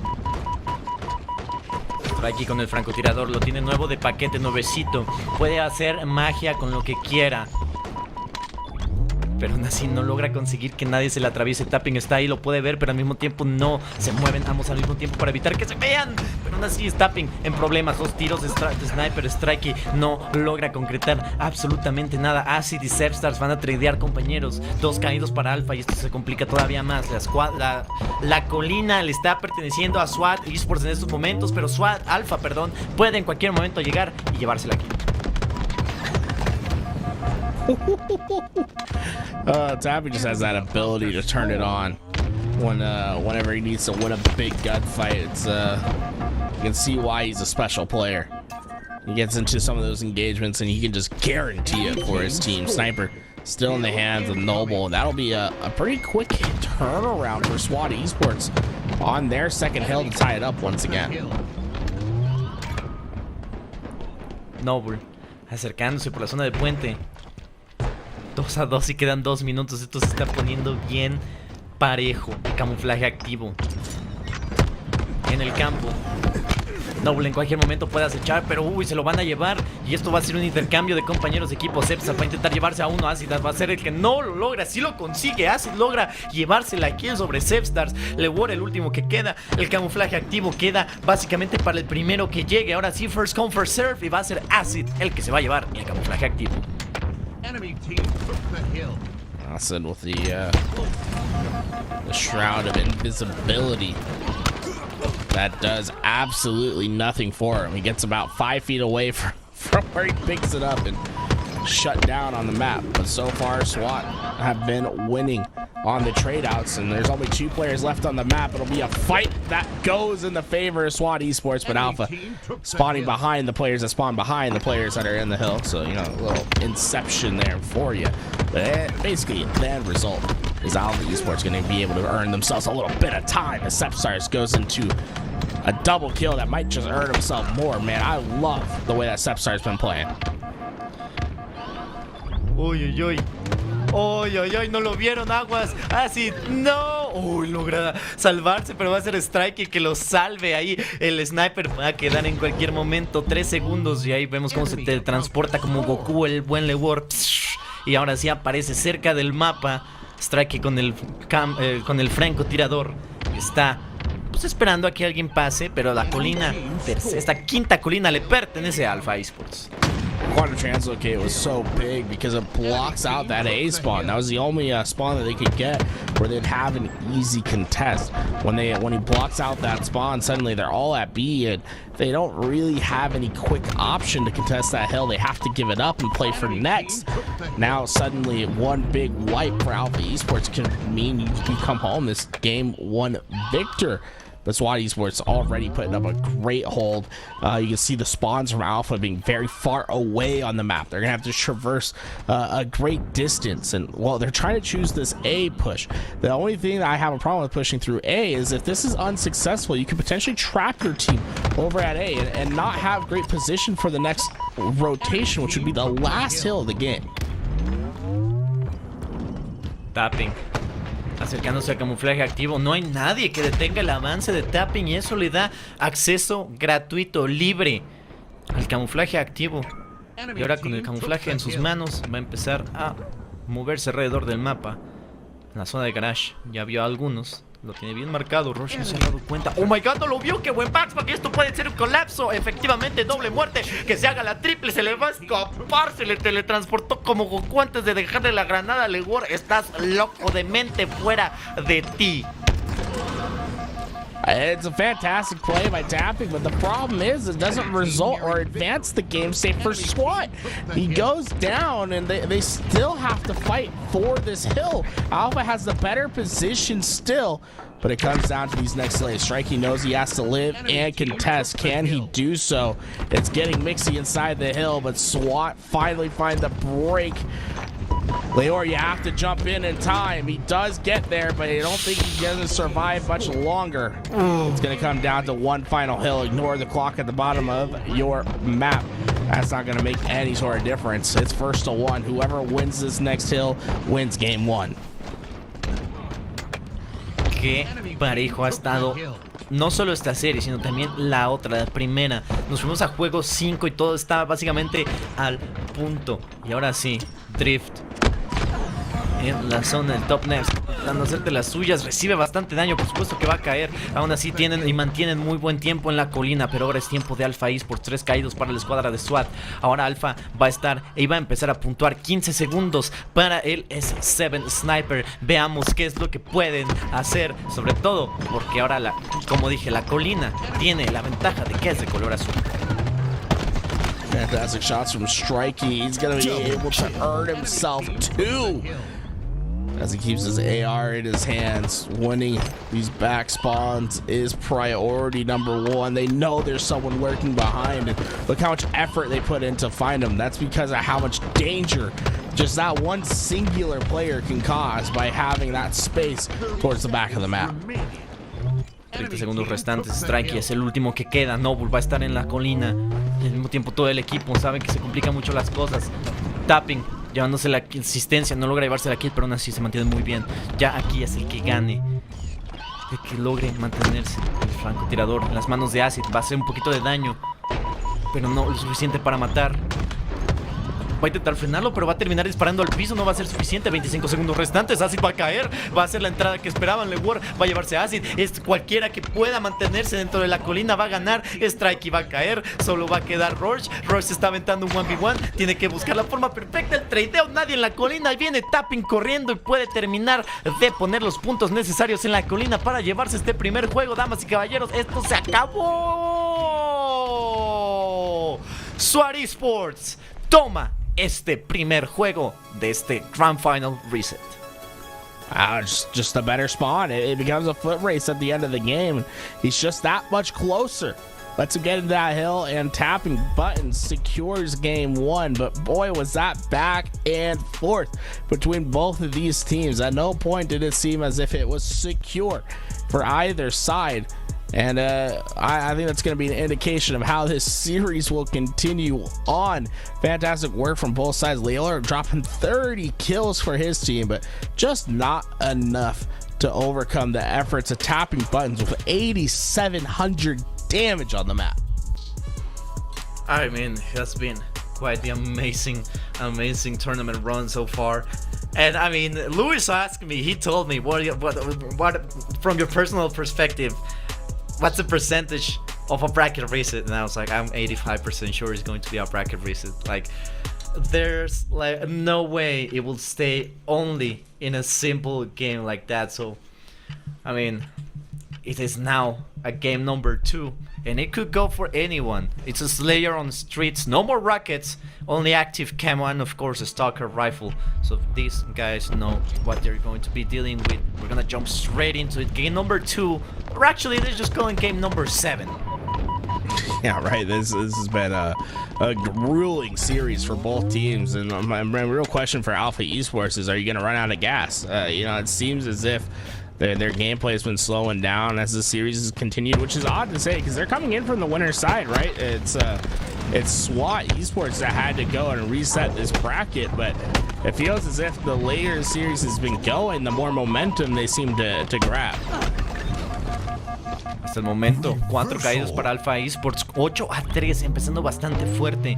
Y es algo que Alpha Esports tiene que mantener y tiene que seguir consiguiendo. Y mira nada más, todos están spawneando en la zona de PD. Bueno, PD, diciéndolo con el acento de español, pero así tapping. No esperan a nadie por la zona de tires. Está peleando, excelente, le va a caer como la grande techo. ¡Oh, what! ¿Qué pasó ahí? No vi. Como que no le pegó.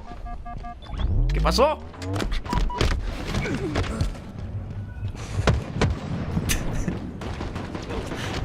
Great shots.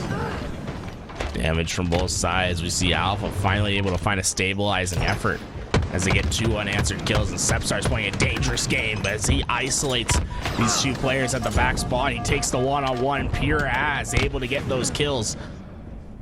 SWAT eventually find those answers, but not before you can feel that constricting push from Alpha. But fortunately enough, the defense of SWAT Esports strong as they're able to ward off those players. They find 3 down, and although Tapping's left a going home present as that barbed nade lands in his chest, you can see the camo spawn fight is going to be what's important. SWAT, they have that C position where they can look down onto that camouflage, but Alpha, they're going to be able to fill multiple lanes where they'll have opportunities from either side to grab camo. And it looks like Strikey will be the one rewarded with the incognito play.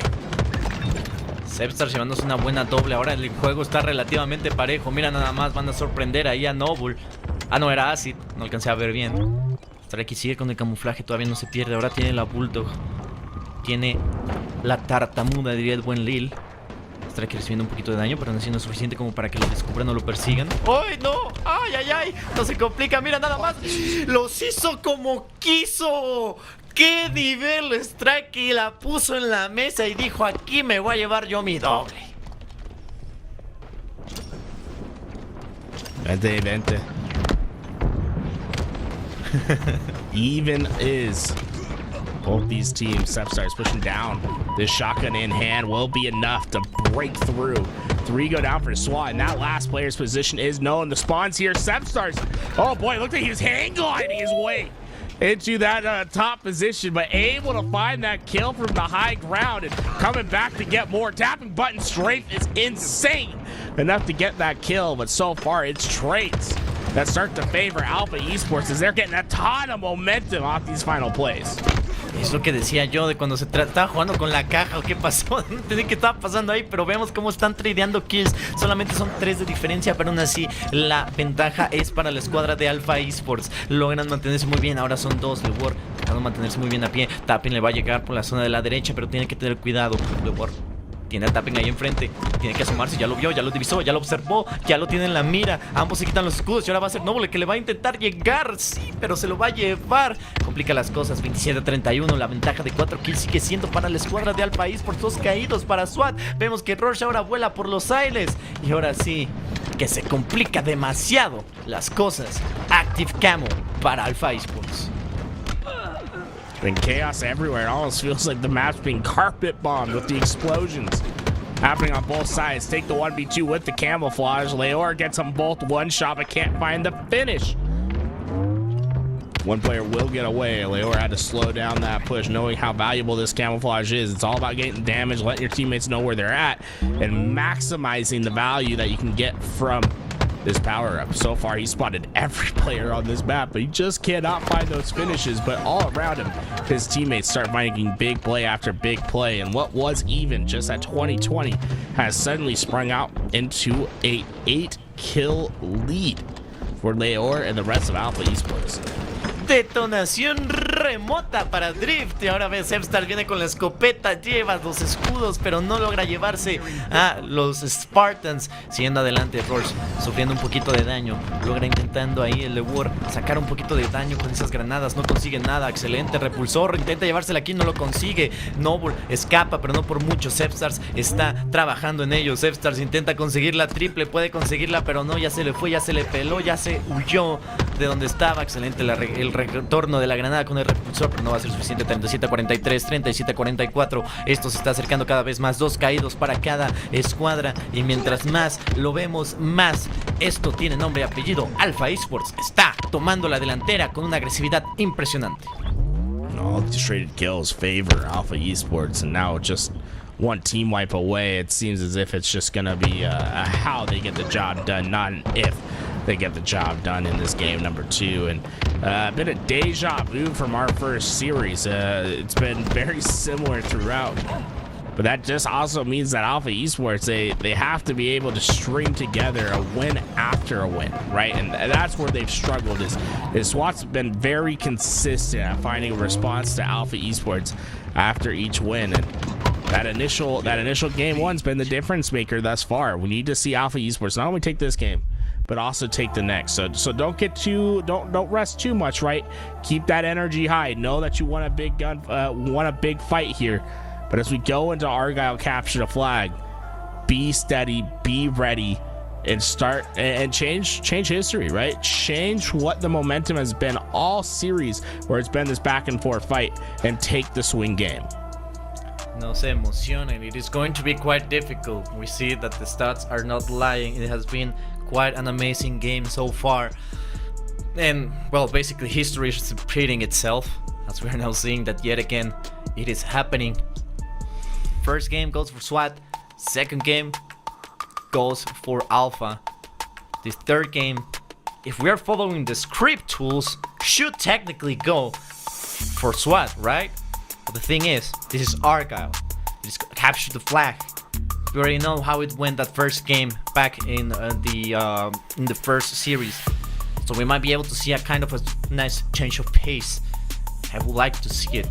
Alpha Esports, of course, has the momentum right now, coming right up fresh from winning that Slayer game and putting on a really difficult situation SWAT Esports. So I have no doubt that it is going to be a series that could change who wins this tournament. I like the point that you make, that this game is going to be one that can go for much longer than some of the others that we've seen. This is the series that things need to change. I think if you let SWAT go up 2-1, I think it's just a matter of how they get the job done, not if, right? And it's gonna be a big one, and with Acid getting this sniper right away, Roarsh, you better be careful. Oh boy, he takes the challenge nonetheless. Acid will get away with the opposing team sniper though. Acid recibiendo bastante daño, apenas si alcanza a irse. Roarsh ya lo tiene divisado. En cualquier momento le puede disparar. ¡Ay! Se quedó corto. Le acaba de hacer un corte miedo-terror. Roche ahora con el francotirador puede hacer de las suyas. Qué bonita skin es esa, por cierto. Roche ahora se voltea. Sabe que está en problemas. Excelente el uso del gancho, pero va a topar pared. Y va a ser el buen tapping el que va a estar ahí directito. Va a ser drift más bien, pero me lo van a sentar rápidamente Strike con ese francotirador. ¡Ay, ay, ay, ay, ay, ay, ay! Y lo va a sorprender Noble, por supuesto. Noble, that quick flank will be able to get away with that sniper. Just like the repulse play. I feel like maybe wasting your repulses at this point, Noble. You know, sometimes just because you have it doesn't mean you have to use it. He's back into the fight, trying to help his teammate. Hit the big shot. No. Shut down. Leor takes over that sniper. And, Acid, he flew into this base to pull out this flag, but his teammates all went down. Can't see this one going any further than to the elbow as all the players from SWAT Esports eventually take their turn looking at the respawn screen. LeWar siendo adelante. La bandera de Alpha está fuera, pero al mismo tiempo puede en cualquier momento ir por ella LeWar. La bandera de Alpha, por supuesto, que va a regresar a su pedestal dentro de la base azul. SWAT Esports, ¿no? Hasta el momento va a hacer hasta lo imposible para evitar que se lleven la bandera, pero Roche y Zepstar se van a llevar a tapping a Noble y ahora sí van a empezar a correr la bandera, pues esta puede ser la captura que estaba esperando Alpha. Se lleva la kill sobre Drift y por supuesto que yes, of course my horse, tenemos la primera captura para Alpha Esports. Flag is out once again. This could be a back-to-back situation. But we're going to start to see things stabilize out. It's going to be another fight for map position. Instead, as Sepstars takes the high ground, MVP of just one game before. Trying to find his opportunity here. Gets the 3-shot beat down and dodges the backup nade. The martyrdom not going to connect. Big kills coming in the way of Alpha Esports to stop this push short from SWAT. Instead, SWAT gonna have to slow the roll, wait for the spawners, and they're only gonna get a little bit more map control than I think they were bargaining for. They really wanted to start finding themselves an opportunity to pull this flag. Tapping con el francotirador a punto de hacer lo que mejor sabe y es crear lo necesario. Por supuesto que sí, Strike iba a caer snipeadísimo por el buen tapping. Ahora acercándose por la tubería, sabe que su compañero viene de ahí. Ya vio a Zepstars, cuidado, es un 2 contra 1, Noble en problemas, lo van a snipear, Zepstars va a caer. Ahora tapping tiene que salir corriendo y mira, excelente, nunca había visto que utilizaran esos espejitos, esos vidrios ahí para ver. Ya tanto se está poniendo intenso que hasta mi perrito está ladrando. An all-out fight for that sniper, but that sniper stays in the hands of SWAT. As Acid finds another big kill, he'll get that remaining ammo for his team. Oh man, almost had the opportunity to peel a young man off spawn. Couldn't get that reticle in time before the D-scope comes through, and so far what we've seen is a lot of fight in the middle of the map, and they haven't really been able to progress too much past the middle map. So Alpha Esports has done a fantastic job whenever they come off the spawn to find their initial pick and just to slow them down just enough. But Acid might just change all of that. That grapple shot might have made all the difference, taking down the player, opening up a lane. Noble, can he finish Leor? Noble aventándose un 1v1 en contra de Strikey. Va a ser lo suficiente para llevarse el daño y la kill. Por supuesto, Noble va a intentar terminar como pueda con el acercamiento, con el approach de la escuadra de Alpha Esports. Y Noble ahorita se está poniéndose en graves problemas estando ahí, pero su compañero de equipo viene y ahora el run de SWAT Esports comienza. Ya que lograron sacar la bandera, pero la cosa es que la lleven directo a su base, evitando que Alpha Esports evite ese push. Love how Noble's just playing around on this high ground. He knows that he is responsible for a lot of these kills, and the big thing is having this grapple in his back pocket. At any point in time, he's going to be the one that needs to take over that responsibility of flag running if needed. But I think they've done enough work. That second flag should come in, and tapping buttons causes mayhem. We're tied 1 apiece. Leor will eventually win his fight for that sniper, but not before this score is evened up. Todavía queda bastante tiempo para que puedan trabajar alrededor de esa desventaja que se acaba de crear, más bien. LeWar con el francotirador. Vemos que el juego se ha estado tranquilizando. No lo suficiente porque LeWar anda buscando sangre, anda buscando cabezas que quitar de sus cuerpos. Con ese francotirador. Escuchamos los tiros también. LeWar en problemas recibiendo tiros. Logra el trade con Drift, más bien. Sí, se lleva la kill. Y cuidado que también tiene el francotirador. Puede ver en cualquier momento a Zepstars. Ya lo vio, pero no tiene las ganas de seguir adelante. No, bueno, no las ganas, sino la posibilidad de seguir con ese tiro. Pero aún así logra muy buen tiro en contra de Strike. Strike has to slow himself down as Acid at the big shot. Look at that. He gets her where he says, teammate says, hey, come grab this grapple from me. I'll go take this repulse. Keep all that equipment in your team's hands. Sniper shot onto Sepstars. And, well, Sepstars, I don't think you're living anytime soon. He's flying to find his position. Sep goes down, killing spree for Acid as they're knocking on the door. Interesting strategy here to waste the ammo. He's trying to throw it out. One sniper bullet will remain, as Acid wasn't confident he was going to be able to stay alive in that spot. Strike llevándose la kill contra Tapping. Teniendo un poquito de presión. Drift, por supuesto, recibiendo algo de daño y cayendo. Ahora la bandera de SWAT va a caer. Doble muerte para Acid. No hay forma de hacerla una triple. Agarra el rifle de batalla y va a salir volando. La bandera se va a regresar y el francotirador va a estar en manos de Acid. Solamente 2 balas. Termina sorprendiendo ahí a Noble. Y con una última bala, Acid tiene lo necesario para seguir adelante. Roche va a llevarse a Tapping y esto se complica. Intenta seguir adelante y Acid cae. Once again, it's been this fight for the mid-map that's caused all this mayhem. Leor waits for this repulse, and now he's going to make his move. I'd like to see him get deep into this space, start playing these positions on the corner where you can potentially send someone off the map. They overextend into him. Here we go. He's trying to... Oh, he tried so hard. Oh, he almost got the kill anyway, but heads up play by Leor. He tries to jump over the head while looking down to repulse that player. When you're looking down and repulsing from above, sometimes you get enough air time to send a player off, but that repulse just not getting that full connection. Love the attempt, though. Con el francotirador puede hacer de las suyas. Ahora ya ven, el translocador cuántico está en manos de Sepstars, que puede cambiar cómo lo va a utilizar.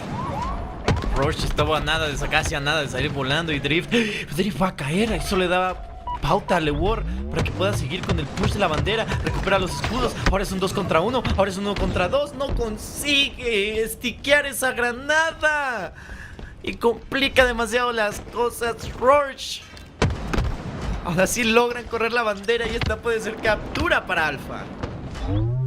There's something so close to coming back home, and it looks like it will go in. Sepstars putting that second flag in, and Roche perfectly positioned to take down Acid on the retake attempt. Tapping's not going to fare much better. Roche in a perfect position to take down the counter push. And this will stabilize the efforts of Alpha and finally might be able to change history. So far, we've always seen that tit-for-tat gameplay between these two teams, where it's been map 1 goes to one, map 2 goes to the other, and they alternate wins. We could see 2 strung in a row for Alpha Esports, and that might just be enough to push them over the edge in our Grand Finals reset. Estoy dando brinquitos en mi silla porque de verdad esto está increíble. Yo le voy a ambos equipos, de verdad quiero mucho a ambos chavos en SWAT, a todos los en Alpha, pero ver que ya todos están mejorando, simplemente dando cada vez lo mejor de ellos mismos, ya sea en este torneo o los que siguen, de verdad es algo que a mí me llena de felicidad. Strikey, por cierto, acercándose, ya tiene la mira Acid, también a Tapping, puede llevárselo, pero decide que su compañero es mejor, así que Strikey ahora va a intentar acercarse. Excelente, ahora tiene que tener cuidado, esa granada impacta directo, se lleva a Noble. Excelente, la kill no va a ser suficiente para detener el avance de la escuadra de SWAT. Así que por ahora Rush logra agarrar el QT, el translocador cuántico, y Lewar con una doble muerte a su nombre, con ese francotirador, va a hacer las cosas de colores para la escuadra de SWAT Esports. No los deja avanzar. Hijo de la... ¡Qué buen tiro! Lewar, te estás volviendo loco, cabrón, loco. He knows that the sniper's still on the ground. Repositions. He knows there's a one shot, able to pick it up. Big swing for Leor, but the sniper falls off the map. No opportunity for his teammates to pick it up on that tail end. Roar drops down for 2. But Drift cleans it all up. Sepstar's last alive for Alpha on this big push. He'll take one, get back, and just wait for the teammates to spawn in and get to a position in which they can help. Lebora está en modo diablo en estos momentos, te lo juro. Lebora intentando asegurarse de que no haya nadie. Ahora sí, tiene la costa libre y va a agarrar la bandera. Va a empezar a correr, que siempre no se le va a aparecer a Inoble y va a intentar detener su avance. Ahora Tapping tiene la bandera. Tienen solamente 45 segundos para capturar esa bandera, porque si no, estarían llevándonos a un juego número 3, que sería nombre de Alpha Esports. Y eso es algo que SWAT no quiere para nada. Noble recibiendo bastante daño, va a caer. Roar se lo va a llevar. Ahora Acid está intentando y por supuesto que va a agarrar la bandera, pero no lo suficiente. Se la va a llevar. 3 caídos para ambas escuadras. Tapping, SWAT empieza a correr y esto puede ser la captura que tan solo con 20 segundos restantes estaban esperando. Ya están. Qué manera de utilizar el gancho, güey. No inventes.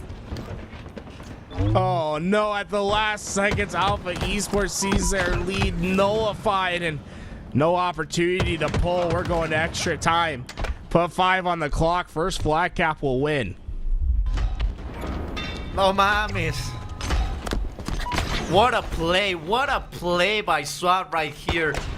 They were just waiting for it, and Noble with the hook shot just going and taking it home, planting, and of course giving us a great moment to just gaze that we're heading into an overtime.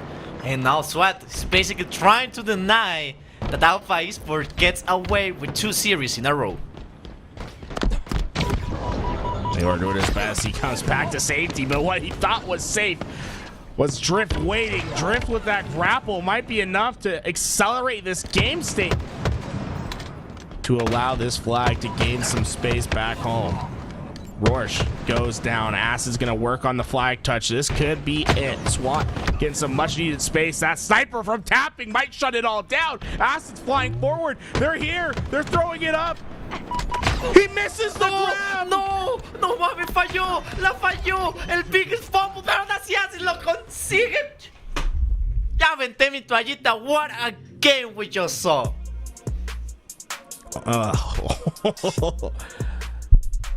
Local.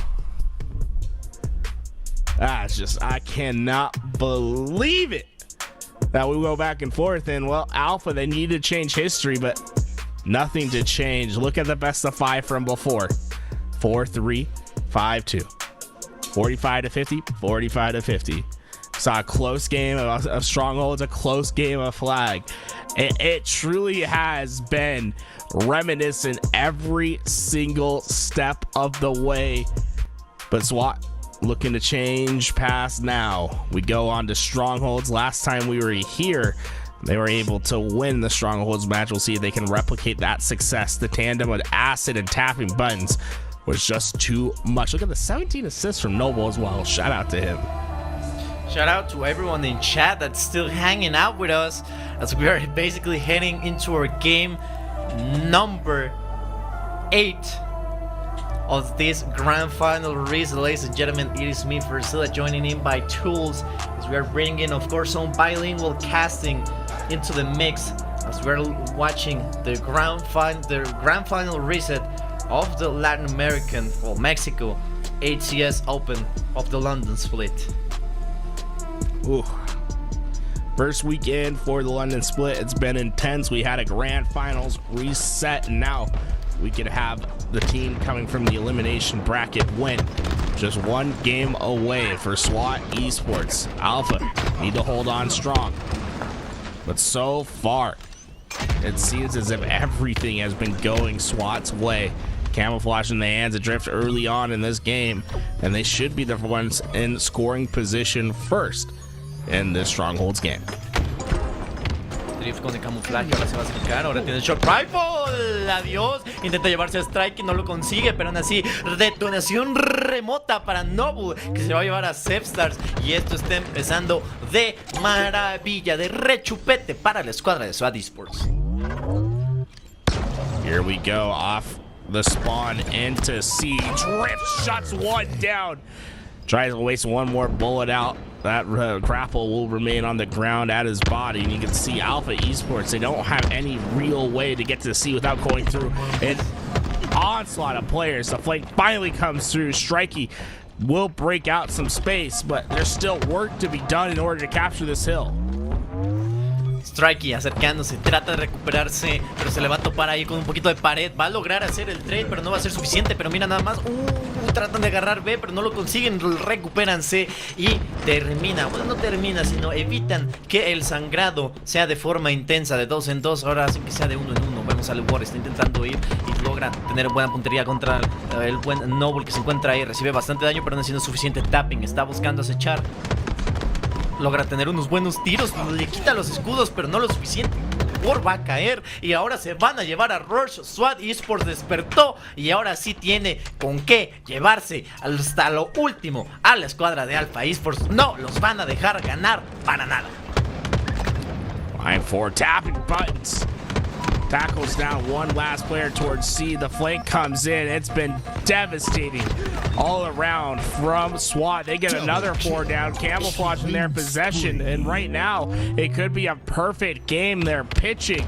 Noble looking to throw a splitter down the plate for another strikeout. As there's 3 players, 3 chances for them to hold off the onslaught. But instead, they go 3 down. And oh my, SWAT is playing a perfect game. Esto se está poniendo ahora sí de colores, en blanco y negro. Drift se lleva la kill sobre Rush. Noble con el camuflaje que se acaba de desaparecer. Esto se puede terminar en cualquier momento. La escuadra de SWAT Esports está demostrando por qué son los reyes de la TAM. No le están dejando a Alpha Esports respirar para nada. 178, 179 a 0, a nada. Así como mi boleta de calificaciones, mi Cardex, 0. No hay nada que pueda detener el avance de SWAT Esports y se está viendo muy complicado que pueda detener la escuadra de Alpha Esports a la escuadra de SWAT. Well, Alpha finally stabilizes, but stabilizing is still getting scored on in this game. They put 2 players into C immediately to try to capture this, but Noble has plans of his own. He takes down the first. They're still scoring. A single point, just 1 point. Can they get there? Finally, they get on the board. It's not going to be a clean sweep. Se complica mucho la situación. Ahora sí Alpha logra ponerse en el marcador. Pero, and I'm gonna say this in English, I just need you to remember, Toolez, the situation that happened back on Arlington.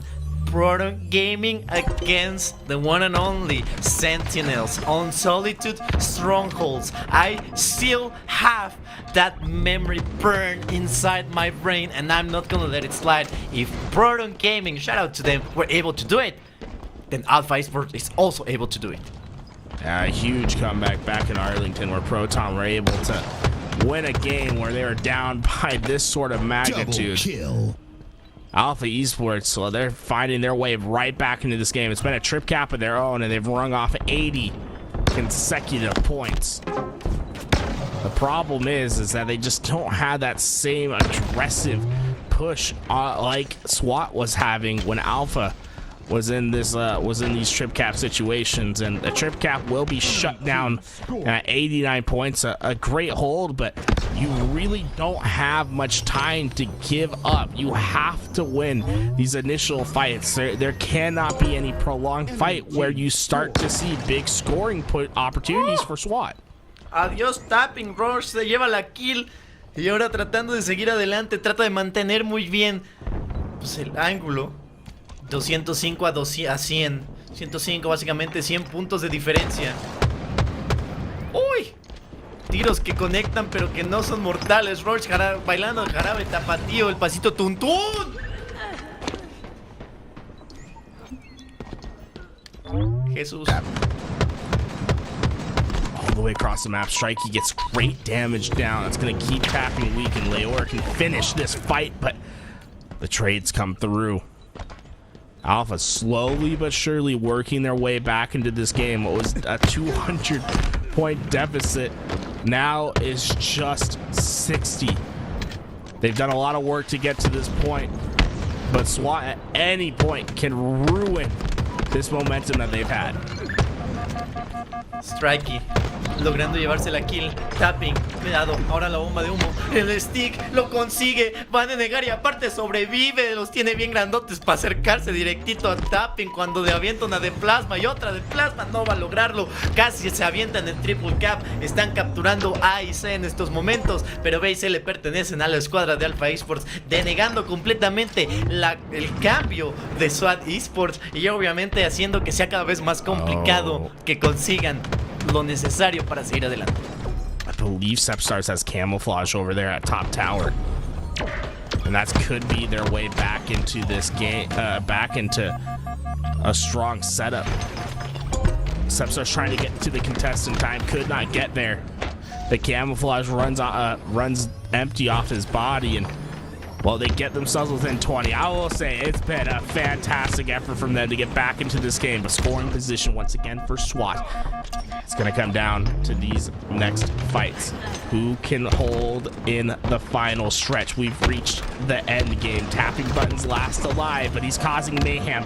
Plenty of nades, keeping these players off of C. They keep scoring. The nades come through. Somehow, some way, they find 2 kills. They're slowing Alpha down, and every point feels like a dagger in the back. 20 segundos es todo lo que se necesita para que SWAT Esports logre conseguir la victoria, pero SWAT Alpha no quiere que eso pase. Vemos cómo están tradeando ahí, excelente. Uy, Baxmap, Sepstars logra llevarse la kill, 2 caídos, la de Plasma va a complicar las cosas, pero tienen que meterse a una zona, pero urgente, pero a la de ya right now, así de que tienen que hacerlo y brincar a la zona, no lo están consiguiendo. B, logran ponerse en B, 3 caídos, Noble es el último que queda, logran voltear B y empezar a puntuar. Si la fallan con solo 6 segundos que no puedan meterse a la zona, va a ser suficiente. Se están acercando a los 20, a los 200 puntos y esto puede ser absolutamente todo. Están empezando a tomar A, pero al mismo tiempo están tomando C los chicos de Alpha, lo que complica las cosas. Strike en problemas, va a caer. B se quiere poner de color carmesí, pero no lo van a lograr. Sepstar sabe que tiene que detenerlos, va a intentar darle unos tiros, pero va a caer. 3 caídos para la escuadra de Alpha Esports, y si no se ponen pilas, esto se puede acabar. Drift está en C, pueden hacer que sea de a 2. Agárrate porque esto se está poniendo intenso. Este juego puede que ya se acabe. There's just no time. There's just no time. They can't die in this hill. Stay alive. No mames. No mames. Listen. They're still in this game, but they cannot let a point go SWAT's way. They have to be fast and efficient on these trades. Noble playing around. You see the 2-2 split from Alpha. They're sending 2 players towards A, 2 towards that long haul. They're eventually going to try to break through into pipes. Noble trying to circumvent that, playing fast towards A. He spotted Sepstars out. He knows that he can win this fight. He wins at the elbow of truth. He's in A. They're scoring. They're going to be scoring. They have both hills. The trip gap is in. They've done it. No, no puede ser. SWAT lo toma 250, 230 en una jugada de sumo peligro. And just like that, ladies and gentlemen, we have your first HCS Open Series MX champions, the ones, the only SWAT Esports. What a game, and look at the series. It was the same score on the Strongholds. I'm out. This script has been intense. Tell Tashi he did an amazing job with Mexico's script. It's insane how this series sort of replicated itself time and time again. The Slayers being the same in game 2, the Strongholds being the same score, the flags being you know, it's absurd. It's absurd. But that being said, we've been live for 13 and a half hours today, bringing you guys all of this Halo action. We got our top 12 that'll continue on in North America this Thursday. Mark your calendar, be there. See the likes of Sentinels and Space Station Gaming. Sentinels having a huge upset against FaZe earlier today, and then we just saw the finish of the Mexico finals. Thank you, Frazilla, for coming on. Any last words that you have for the stream? I know that you've been working in for well over like 12 hours today. So anything you want to say before you go? No mames. Keep it going, folks. Whenever we have any of these occasions where we're able to watch Mexico, we love having Priscilla and being able to provide for some of our Spanish speaking audience. That being said, it's been a fantastic day today, and I have some stuff to plug, because if you like Halo today and you've been loving this action, well, let me tell you what, you'll love some of the action that you'll see at Orlando later next month, guys. We have a LAN coming up in Orlando. Be there May 17th through the 19th. If you're local to Florida, make yourself a team. I want to see you there. We have deals for $75 hotels in the link !Orlando to go check that out. We already have some confirmed teams, like Shopify Rebellion will be there. So there's going to be some great teams. You can get some great action. Make sure that you show up and that you play on LAN. If you haven't had the chance to play on LAN, like, and you're in Florida, like, this is the perfect chance, guys. I tell you, there's nothing like playing on LAN. It's a completely different experience. If you have the opportunity, come hang out, come play. That'll be live on LVT Halo. Like I said, I'll tell you what, you can't get much cheaper than $75 hotels plus flights to Orlando. They're dirt cheap. This is a great opportunity for you guys to have an opportunity to play on LAN later next month. In the future, guys, if you want to see more of the action, maybe a little highlight of what's happened today, you guys can go check out the YouTube, where All-in-One's been posting some of our great highlights. Go check it out. Go give us a subscription. I believe we just hit 8,000 subs there, and everyone that's watching on YouTube, shout out to you guys. GG fam. I want to see how many subs we have on the YouTube right now. We have 8,100 subs. Yeah, so we just hit 8,000 like a week ago or something. Fantastic, guys. I'd love to try to get to 10,000 earlier, by like next month, maybe by summer. You know what I'm saying, guys? Let's make a big push over there. And if you like the show and you want to support more, well, there's a couple ways you can do it. Sub to the channel. It helps us out. Maybe you have a Prime sub, just a regular sub. They go a long way. That those recurring subs help fund us to put on these productions. Everyone that works here today gets paid, right? There is no free work over here at LVT Halo. We go to these LANs, we buy those flights and rooms for our casters and our production staff, so that they have the opportunity to be out there and providing some of this coverage. So go, help any way you can. There's also a donation link if you go !Donate to also help with those funds. That being said, it's been 13 and a half hours of a Halo today. I'm sure you guys are all ready for whatever's to come next. That does it for our broadcast. Be back on Thursday, folks, for the continuation of Top 12. We'll have Space Station and Sentinels on one side, so it's Space Station and Rebellion going up against each other versus Reversal Perfy and Sentinels on the other side. In the losers bracket, FaZe will be going up against Business, Native against Cloud9, Complexity, Bittersweet, Sober, and still deciding that roster with Collect. So plenty of great action to be found on either side. That does it, folks. We're done. Thank you for coming out. Thank you for watching. Holy moly, it's been a hell of a stream. Thank you all, and good night.